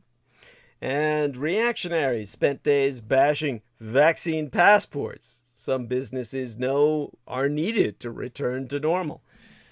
And then there was Georgia, where the Republican-controlled state house narrowly voted to end a tax break worth millions that Delta enjoys on jet fuel after the airline's CEO, along with the CEO of Coca-Cola, another major Atlanta-based business, condemned new voting restrictions in the state. The Russo collaborationist red Republican cult-led state Senate did not take up the measure. On Friday, Major League Baseball pulled this year's All-Star Game out of Atlanta in protest of that same law. And Republicans were outraged. In a statement, former President Donald Trump said, "Boycott baseball and all of the woke companies that are interfering with free and fair elections. Are you listening, Coke, Delta, and all?" And Senator Marco Rubio, the Republican of Florida, tweeted, "Why are we still listening to these woke corporate hypocrites on taxes, regulations, and antitrust?" Such public dust-ups between businesses and members of the grand old cultic party are becoming more frequent, though the divide, probably one of the most consequential in American politics and society, well, it's been years in the making. The shift is the product of a Republican cult, increasingly driven by culture war issues that animate a cultic base invigorated by Trump and corporate powerhouses that are under more pressure than ever to align themselves with the left on voting rights, LGBTQ rights, and anti-racist efforts. The result is a fraying in relations between a Russo collaborationist red insurgent cult that has, well, that grand old party that has for years advocated for the kinds of libertarian economic policies that have widely benefited these businesses and companies that are using their might to help advance racial and social justice causes now.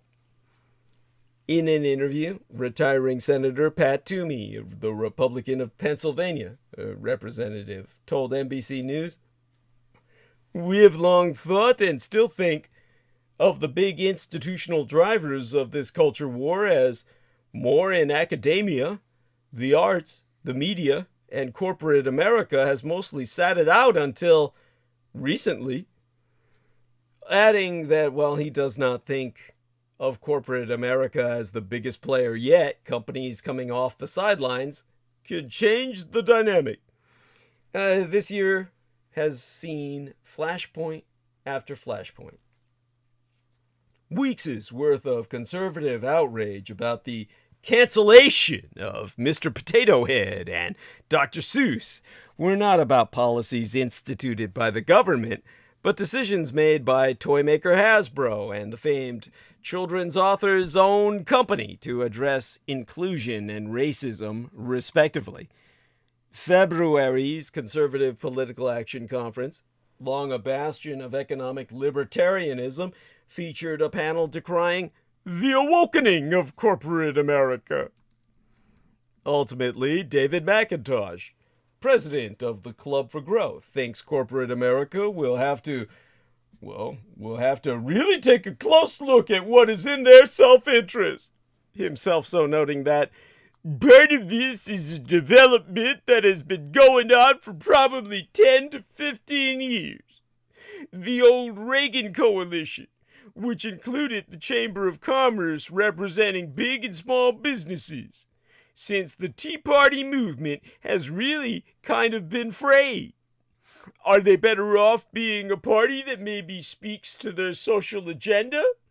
Or are they better off with a party that looks out for their economic interests?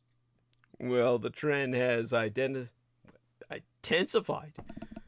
really intensified as the red Republican cult absorbs more white working class voters, and as the Democratic Party is finding new success with well-to-do suburbanites.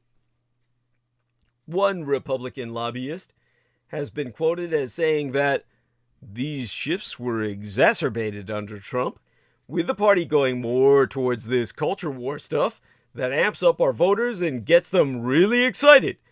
Talking about corporate tax cuts and reducing burdensome regulations doesn't do it for our new voters. I guess it's not that exciting. It might be exciting for those country club Republicans we lost, but we're losing them. What it means for policy is less clear, however, even as some Republicans embrace some leftward policies like an increase in the minimum wage. Or Peter Moon going so far left as to insist that wealthy families should adopt a homeless person each. Which is, I think,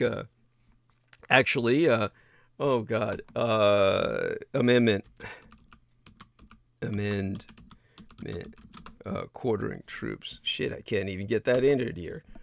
Amendment, quartering troops.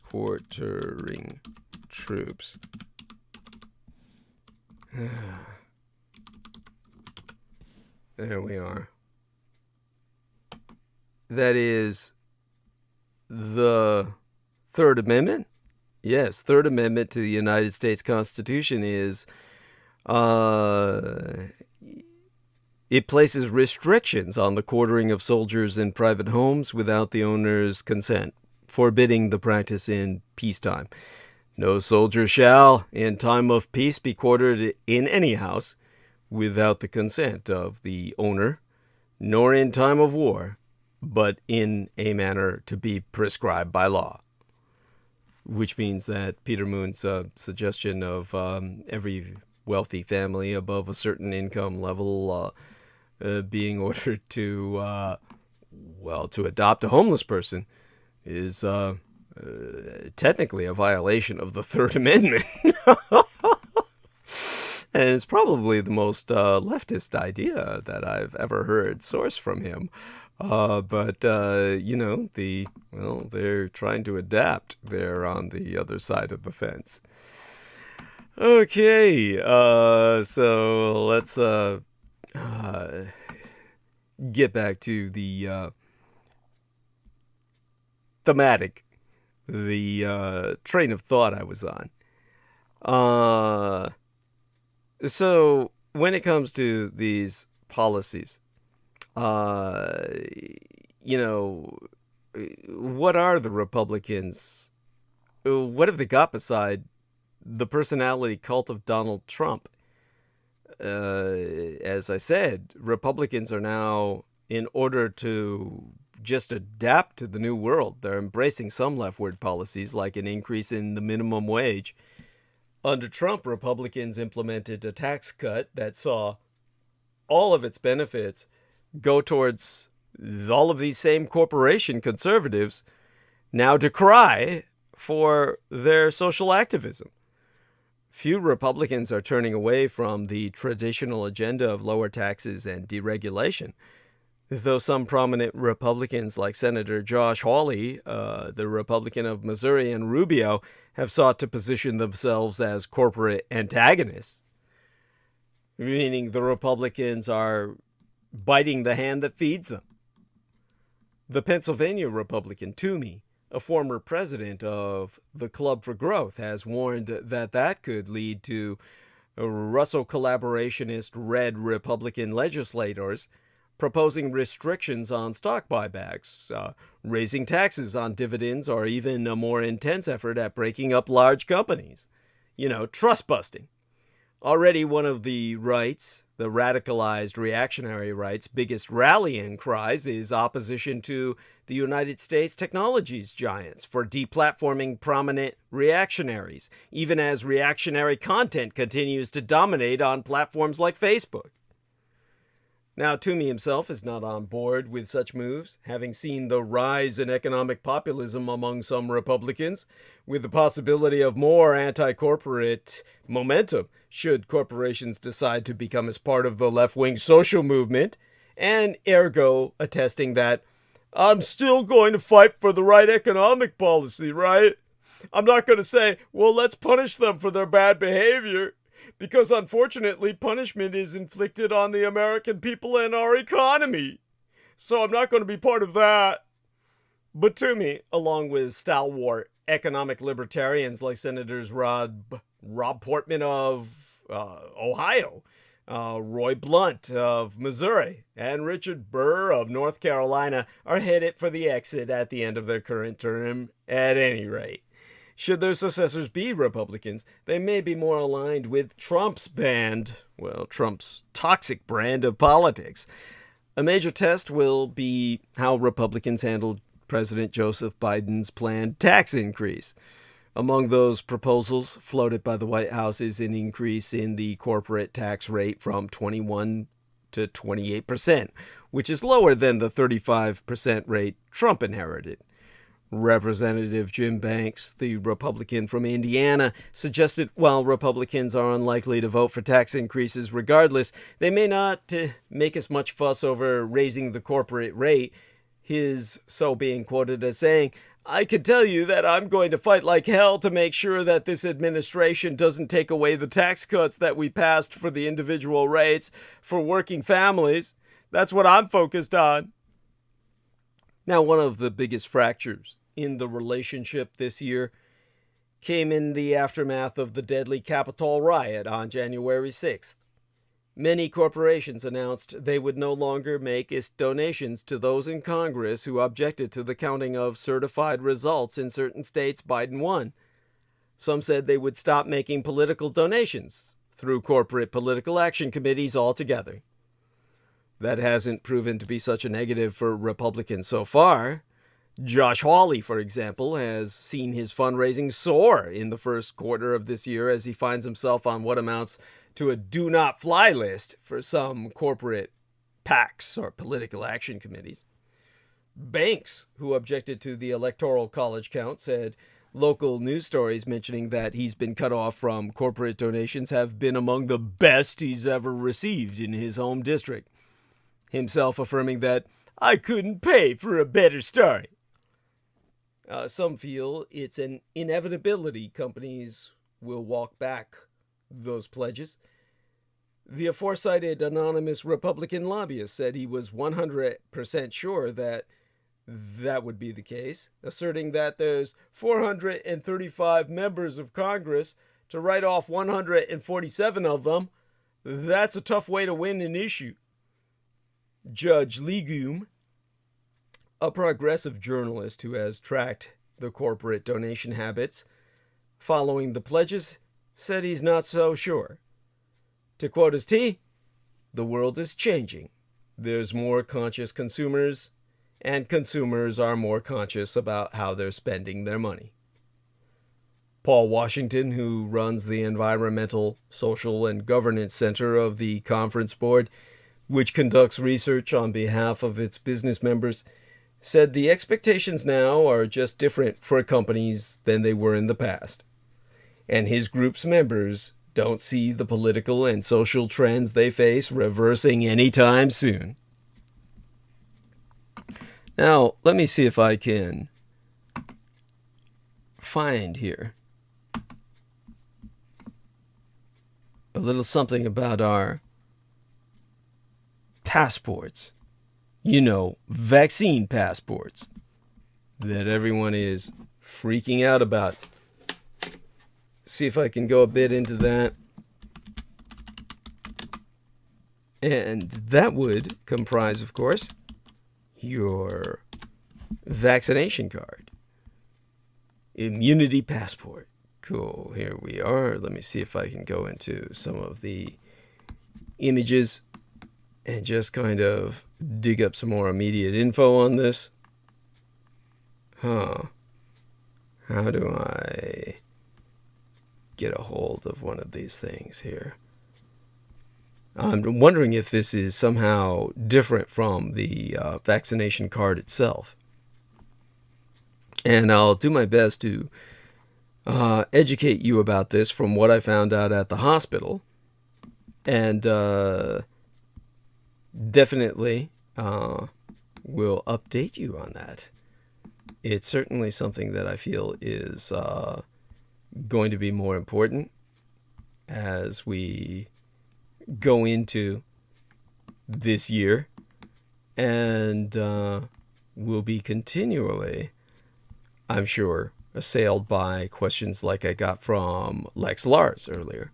Nothing against Lex Lars, but like I said, you know, hopefully I'll discourage further such questions like what he asked. Oh, here we are. Veronica Pereira talks about the tomb sweeping day. Says, just like our Dia de Muertos, the Day of the Dead. Yes, honey, that's right. Love you dearly. God bless you. And, okay, how much time have we got left in live stream? Okay, got a little less than an hour. In fact, we got a whole hour. And what I'll do now is try and talk to people a little bit about the fact that nearly half of American adults could have a first COVID-19 vaccine dose by the weekend, and the country will have enough vaccines for all Americans by the end of next month. However, there are several reasons to temper any optimism that brings. For one, some willing adults may be waiting until the end of the year to get vaccinated because of slow rollouts in some states. Hospitals are also noticing younger and younger patients, and experts say youth sports and extracurriculars may be contributing to the rise. Researchers have also reported as many as 1 in 3 people infected with COVID-19 have longer-term mental health or neurological symptoms. A quick look around the world. Chile is postponing its elections for 5 weeks due to a surge in cases. And India keeps breaking single-day case records, this time with a high of 115,000 new infections. Amidst all this, Lex Lars left a comment on my last episode, the transmission preceding tonight's, saying, reading, can you please address Geert van Bosch's concerns in your next session? Thanks. Okay. Let's talk about the doomsday prophecy of Dr. Geert van den Bosch. We've got a Belgian quote-unquote virus expert who scared the internet by claiming the COVID-19 vaccines will doom all humanity. In other words, bring an end to the human species. No need to panic. Not to mention that an end to the human species, according to Jameson Rees, is a great positive for nature. But let's start with the take-home message. First off, Dr. Geert Vanden Bossche is a veterinarian who recently released an open letter boldly claiming that the COVID-19 vaccines will be harmful to all humanity by allowing the virus to mutate in dangerous ways. If we are worried about dangerous variants emerging, it is much riskier to allow the virus to spread between unvaccinated people. If coronavirus variants emerge, for which the current vaccines offer little to no protection, the vaccines can be reformulated to be a better fit, much like the annual flu vaccine. Dr. Bossche proposes the use of a new type of vaccine based on natural killer cells, which he claims he is working on, but for which there be no published evidence.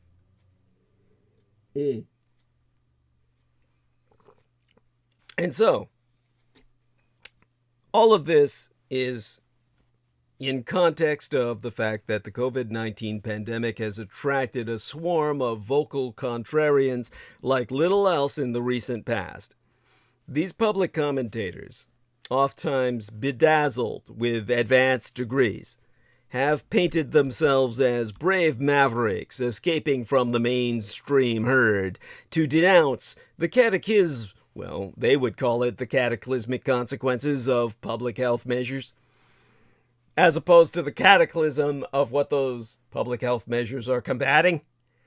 The latest example of this phenomenon cometh in the form of Dr. Geert Vanden Bossche, who recently published an alarming manifesto, within which Dr. Bossche maketh a number of incorrect and downright exaggerated claims about the use of mass vaccination during a pandemic and urges international health authorities to stop the current crop of COVID-19 vaccines or else risk unleashing a global catastrophe without equal, as if we weren't in one already.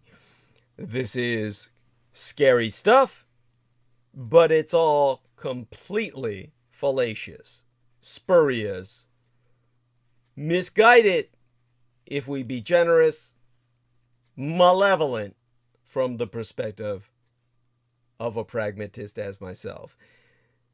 All analogies break down in the face of data. Dr. Bossche asserts that vaccines are like antibiotics in that when they are both overused and imperfect, they allow us germs to mutate in dangerous ways. With antibiotic usage, the bacteria that have developed a mutation or acquired a gene that giveth them protection from the antibiotic will escape death and soon become the dominant strain. That's antibiotic resistance. Bossche claims that the same thing will happen with the coronavirus. Because, he says, the vaccines are imperfect, they will allow the virus to keep being transmitted from person to person and thus mutate inside of us until a dangerous new variant emerges, as if they weren't emerging already. This is complete and total nonsense. It is bullshit. Dr. Paul Offit, a pediatrician specialized in vaccines and immunology and the co-inventor of the rotavirus vaccine, has stated his thoughts on whether antibiotic resistance and vaccine-associated immunoescape are indeed comparable. And what he's said on the record is that, in a sense, it is, but Dr. Bossche misses the main point. In other words, a vaccine shows your body an inert part of the virus so that your body can make neutralizing antibodies against it.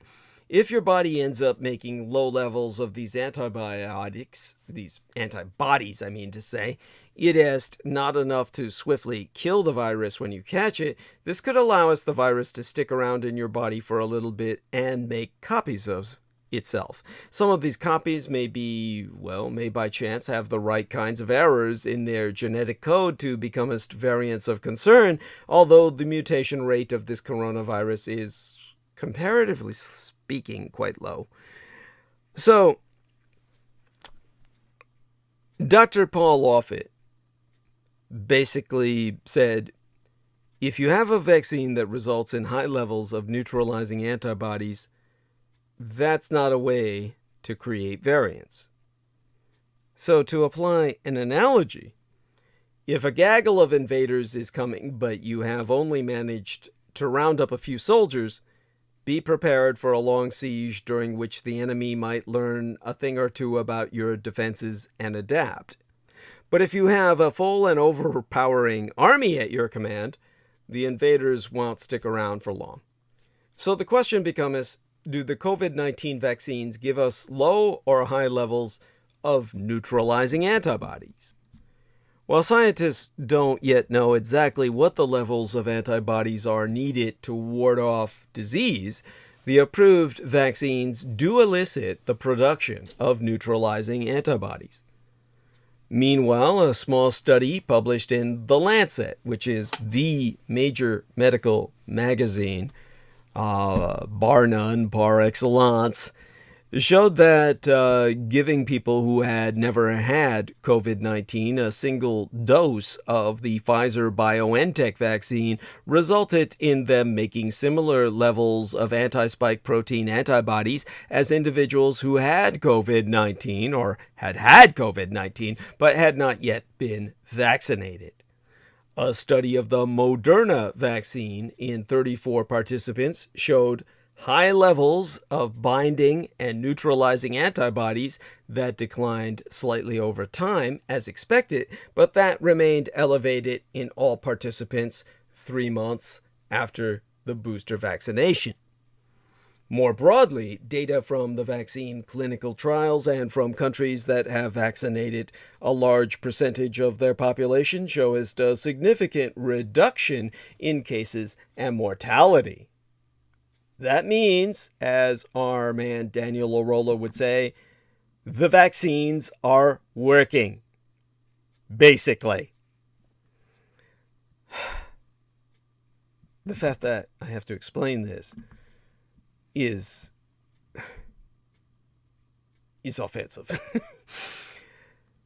But you might ask, what about asymptomatic transmission?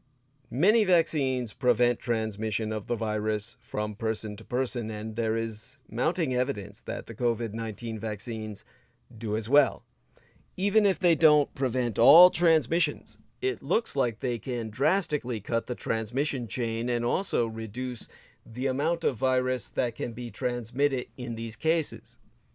Dr. Bosch's idea that the coronavirus will simply continue moving from person to person and that vaccines will only prevent severe disease is contradicted by the data that is accumulating.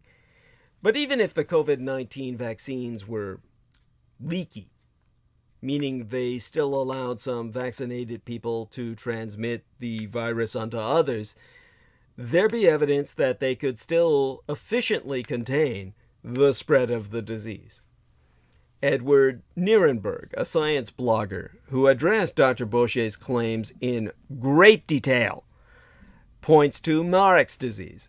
It is caused by a herpes virus, and it gives chickens a number of health problems, including cancer.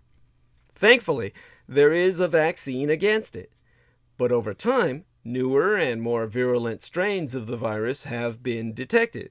And this it made scientists think it was because the vaccine was leaky, that it did not allow the chicken to mount a good enough immunoresponse. Interestingly enough, the use of this seemingly leaky vaccine in chickens led to a reduction in the incidence of Marek's disease by 99%. Potentially leaky vaccine, but stellar disease reduction. Another important counterpoint to Doc Bosch's claim is that we can simply reformulate our vaccines to match new variants of concern. There is a reason why a new flu vaccine is made each and every year. The influenza virus drifts and shifts, and the vaccine needs to be reformulated to be a better match for the specific viruses that are predicted to be common during the next flu season. Similarly, if a new SARS-CoV-2 variant emerges and is so different that our current crop of vaccines don't match it, scientists can simply tweak their vaccines. It's not an instantaneous solution, as massive vaccination campaigns require manufacturing and deployment at scale, but it's a fix we know well and have implemented in the past. And lest we forget, the variants of concern making the headlines now arose before we had any vaccine against the coronavirus. Dr. Bosch's concern about imperfect vaccines allowing the virus to mutate should be dwarfed by the much larger, evidence-based worry of allowing the virus to mutate inside of unvaccinated people. Without vaccines, the virus is allowed to jump from person to person and make imperfect copies of itself. And this flawed replication process is like a worldwide game of Russian roulette. Most times, the virus will not mutate or its mutation will be harmless. But the more people incubate the virus, the bigger the chance of a dangerous mutation emerging by chance. Vaccines can put a stop to all that. If Dr. Bosch fears the current vaccine so much, what is his solution? And that's what brings us to the innate immunity gambit. You see, our immune system is divided into two main branches, innate and adaptive. Basically, innate immunity is a bit like Dory the amnesiac fish from Finding Nemo. It doesn't remember much. You can throw the same virus at your innate immunosystem and it will not remember it. It will not get any stronger fighting it each time. By comparison, the adaptive immunosystem has a memory built in. It remembers tiny invaders and fights them back with more vigor each time. Vaccines make us use of the adaptive part of our immunosystem. Dr. Bosch, however, seems to be a big fan of the innate immunosystem, and he worries that all of these COVID-19 vaccines and public health measures are getting in the way of our innate immunosystem fighting off the coronavirus. He claims that keeping people in lockdown during the pandemic is not beneficial to their innate immunosystem, which requires exposure to viruses and bacteria to remain in tip-top shape. This is, to say the least, a bad argument. As Dr. Offit has pointed out, even at home, we are exposed to legions of microorganisms. To quote his T, the food you eat is not sterile. The dust you inhale is not sterile. The water you drink is not sterile. We get exposed to a lot of microorganisms just by being integral to the greater chain of life. This innate immunity gambit on the part of Dr. Bosch is something typically seen in wellness communities obsessed with the naturalistic fallacy, where strengthening your immunosystem is as simple and as natural as taking in the sun, walking in the woods, and hugging people. For Dr. Bosch, however, the solution is not long walks on the beach, but an alleged new type of vaccine focused on training the innate immunosystem. One of the cell types of the innate immunosystem is the natural killer cell, and Dr. Bosch claims to be developing a natural killer cell vaccine. Have we seen any evidence of this? No! I have the credit equivalent of 2 master's degrees, one in library science and one in medical journalism. So I believe I can speak for many scientists when I say, show us the evidence. Imagine you were a public health advisor and were confronted with this choice: to heed Dr. Bush's apocalyptic warning and stop all COVID-19 vaccinations. That would be scenario 1. Or to ignore him and follow the evidence, which would comprise scenario 2. What would you do? In scenario 1, you get rid of vaccines and lockdowns and allow the virus to spread, practically unimpeded, through the population, killing more and more people and leaving many with long-term health consequences. As the virus spreads, it mutates here and there, and new variants of concern emerge.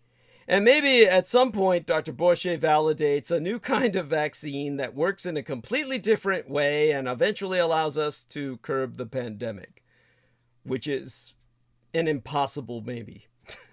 In scenario 2, we vaccinate as many people as we can and as quickly as we can. Cases and deaths go down.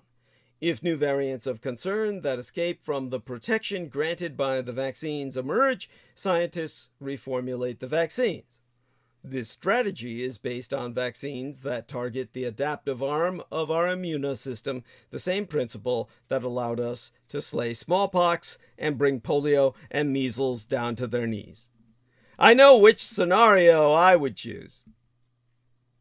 It's based on pattern recognition, because, finally, I'll devote a few words on Dr. Bush himself and the rhetorical tricks he employs in his manifesto. Now, of course, I deal with gang stalkers who do not but attack the person instead of simply even attempting to address the arguments. But appraising the messenger and the phrasing of the message can be very useful in a case such as this, unlike when applying such an approach to myself, where it has no relevance. In this case, Dr. Geert van den Bossche is a veterinary doctor who also has a PhD in virology. His LinkedIn profile lists several jobs in upper management positions, including a 3-year stint as the Senior Program Officer for Vaccine Discovery at the Bill and Melinda Gates Foundation. He is no stranger to vaccines. His academic publications essentially stop in 1995, except for one 2017 article about his natural killer cell vaccine idea published in a journal belonging to a publishing group, Omics Group Incorporated, OMICS, that has been called predatory and was sued by the FTC, the Federal Trade Commission, for deceptive practices. So when you read Dr. Bush's open letter, you should pick up on the Galileo gambit, which is when you infer that because Galileo was laughed at, but ultimately correct, your laughable idea must also be correct. You should pick up on his apocalyptic language. There is no time to spare. If we are committed to perpetuating our species, and turns of phrases that would be more at home in a superhero movie. Guardians of mankind. You should pick up on the tactic too often used by anti-vaccination promoters. I am all but an anti-vaxxer. You should subsequently pick up on the types of people who grab this manifesto and endorse it for their audience, people like Robert F. Kennedy Jr. and Del Bigtree, both known figureheads of the modern anti-vaccination propaganda movement in service of our enemy, the Red Russian and Communist Chinese empires. And if you have been at this for a while, like Dr. David Gorski, who has followed and denounced the anti-vaccination movement since time immemorial, you may even pick up on similarities with the disgraced Andrew Wakefield.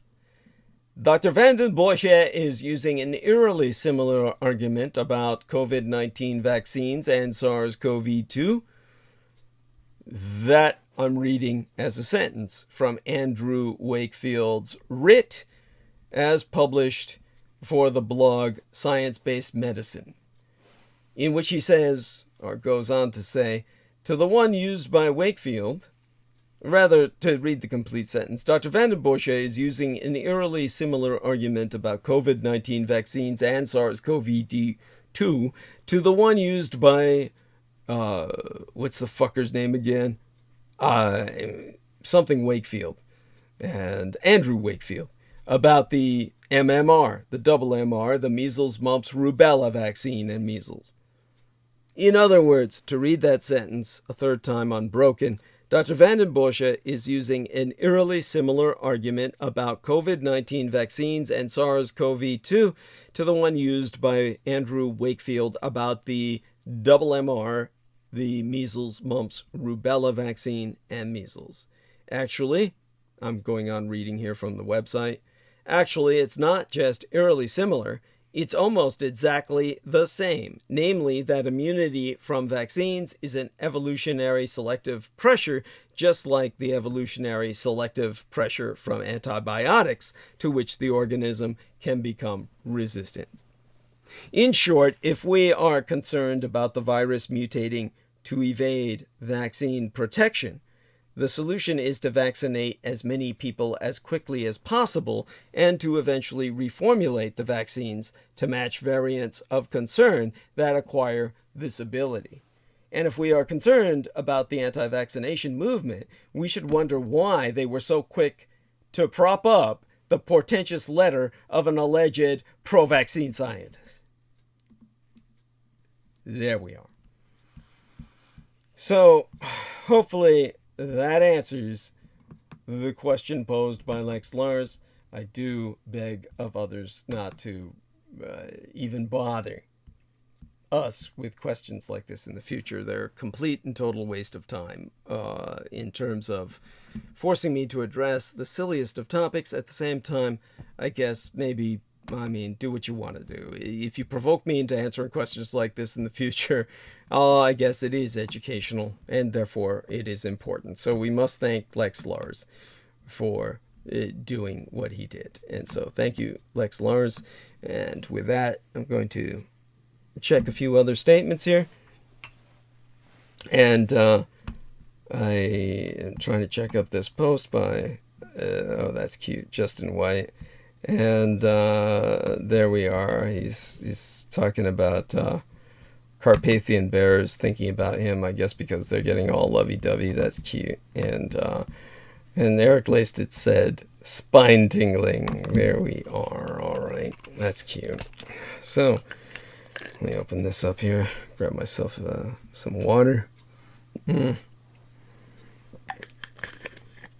All right. My lips are cracking from drying up from talking too much. All right, where are we?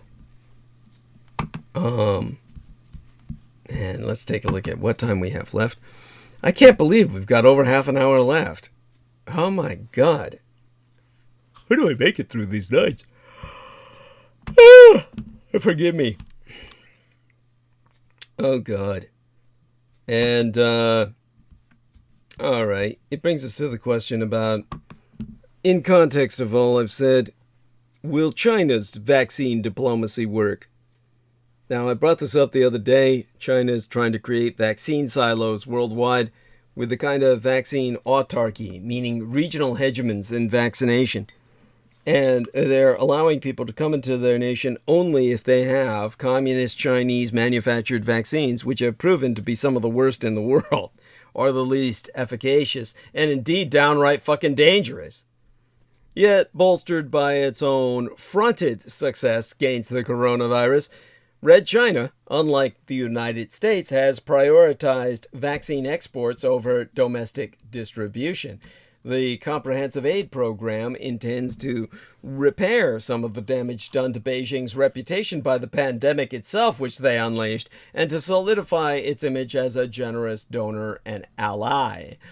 China has exported over 115 million vaccine doses, nearly double the number of India and the European Union. There's just one problem. The Chinese COVID-19 vaccines, Sinovac and Sinopharm, aren't inspiring any confidence. Now, how ineffective Red China's vaccines are remains unclear, as no firm has yet published its late-stage test data.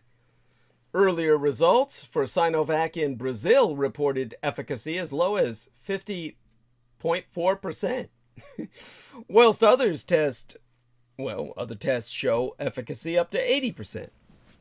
China's own science and medical sector also has recurrent problems with falsified or even non-existent data. The World Health Organization has described the vaccines as reaching necessary standards, or above 50%. Its advisory panel suggests that the data shows close to 70% efficacy. Of course, they're fucking bribed by communist China. And regardless of the fact that they are compromised, these results are still far below the performance of Western vaccines, such as Pfizer, BioNTech, and Moderna, which have efficacy rates of more than 90%. The poor reputation of Chinese vaccines is already causing distribution problems, even in countries with close ties to Beijing. In Kyrgyzstan, some doctors are refusing Sinopharm doses, choosing to hold out for Russian vaccines instead. Only 39% of Hong Kongers say they will get the vaccine, likely due to China pushing its shots over Western alternatives. But many countries, still facing a surge in coronavirus cases, such as Papua New Guinea, are eager for anything that can help stem the tide. Most concerning is that some countries that use Chinese vaccines, including the United Arab Emirates and Chile, have relatively high vaccination rates, but new cases are still rising or stagnant. Death rates have fallen somewhat, however, suggesting the Chinese vaccines have some mitigating effect, even if they are not blocking transmission as well as the Western vaccines. Communist Chinese state media, meanwhile, has spread conspiracy theories about Western vaccines.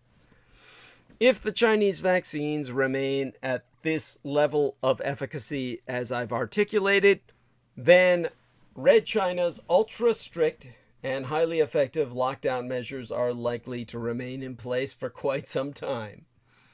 That means occasional citywide lockdowns, such as the latest one in Ruili near the border with Myanmar. Nationalism is likely to keep overriding logic in border control. Currently, only proof of vaccination with a Chinese shot allows people to evade barriers to entry and quarantines. So there we have that. Now I'm exhausted. I'm going to get ready to go to bed, sometime soon. Well, maybe not. As soon as I'm off air, I'll probably get a second wind. We technically have half an hour left, but I see no reason to, go on. That sounds incredibly depressing and fatalistic, but that's not what I mean. I don't mean it in that sense. I see no reason to go on with the transmission. I'll end it a little early tonight. Shout out to the Senora Veronica Pereira. I'm so sorry. Already beginning to slur on my side. Love you, honey. I love everybody who's been with us tonight, who's been supportive. God bless you all. And oh my God, a lot of playbacks, 503, over 5,000 playbacks already. And deeply appreciated it that people do that. And of course, all of you out there are angelic to me, and hope to hear more from some of the people who gave me such well wishes throughout the time that I was hospitalized. And Okay, just happy to be back, and certainly beyond ecstatic that I am healthy, and love all of you who have prayed for that result. And with that, join us on Sunday night. We'll go more in depth into some of these other issues about China in particular, but about the world in general as well. And until next we speak, thank God I've had so many people who helped me tonight, through the night, and they've made our world a better place to live. A shout out to Salman Sheikh, who's out there. A shout out to George Knight. There's so many people who have been with us throughout the night. Blessed be Daniel Rolla, and certainly we just couldn't do this at all without Jameson Reese, Amanda Ute, and Pac-1 Morales, etc. And all right, my love be unto all. Going to be shutting down the stream, and let me go over to the live stream to do just that, and we'll be hearing from you again on Sunday night, it being Wednesday now. So that, what date will that be? Let me get the calendar for us. That'll be on the 11th, April 11th. There we have that. All right, for now. Let's do this. How do we do this? Okay, not that button. Now we go to this button and go to live stream.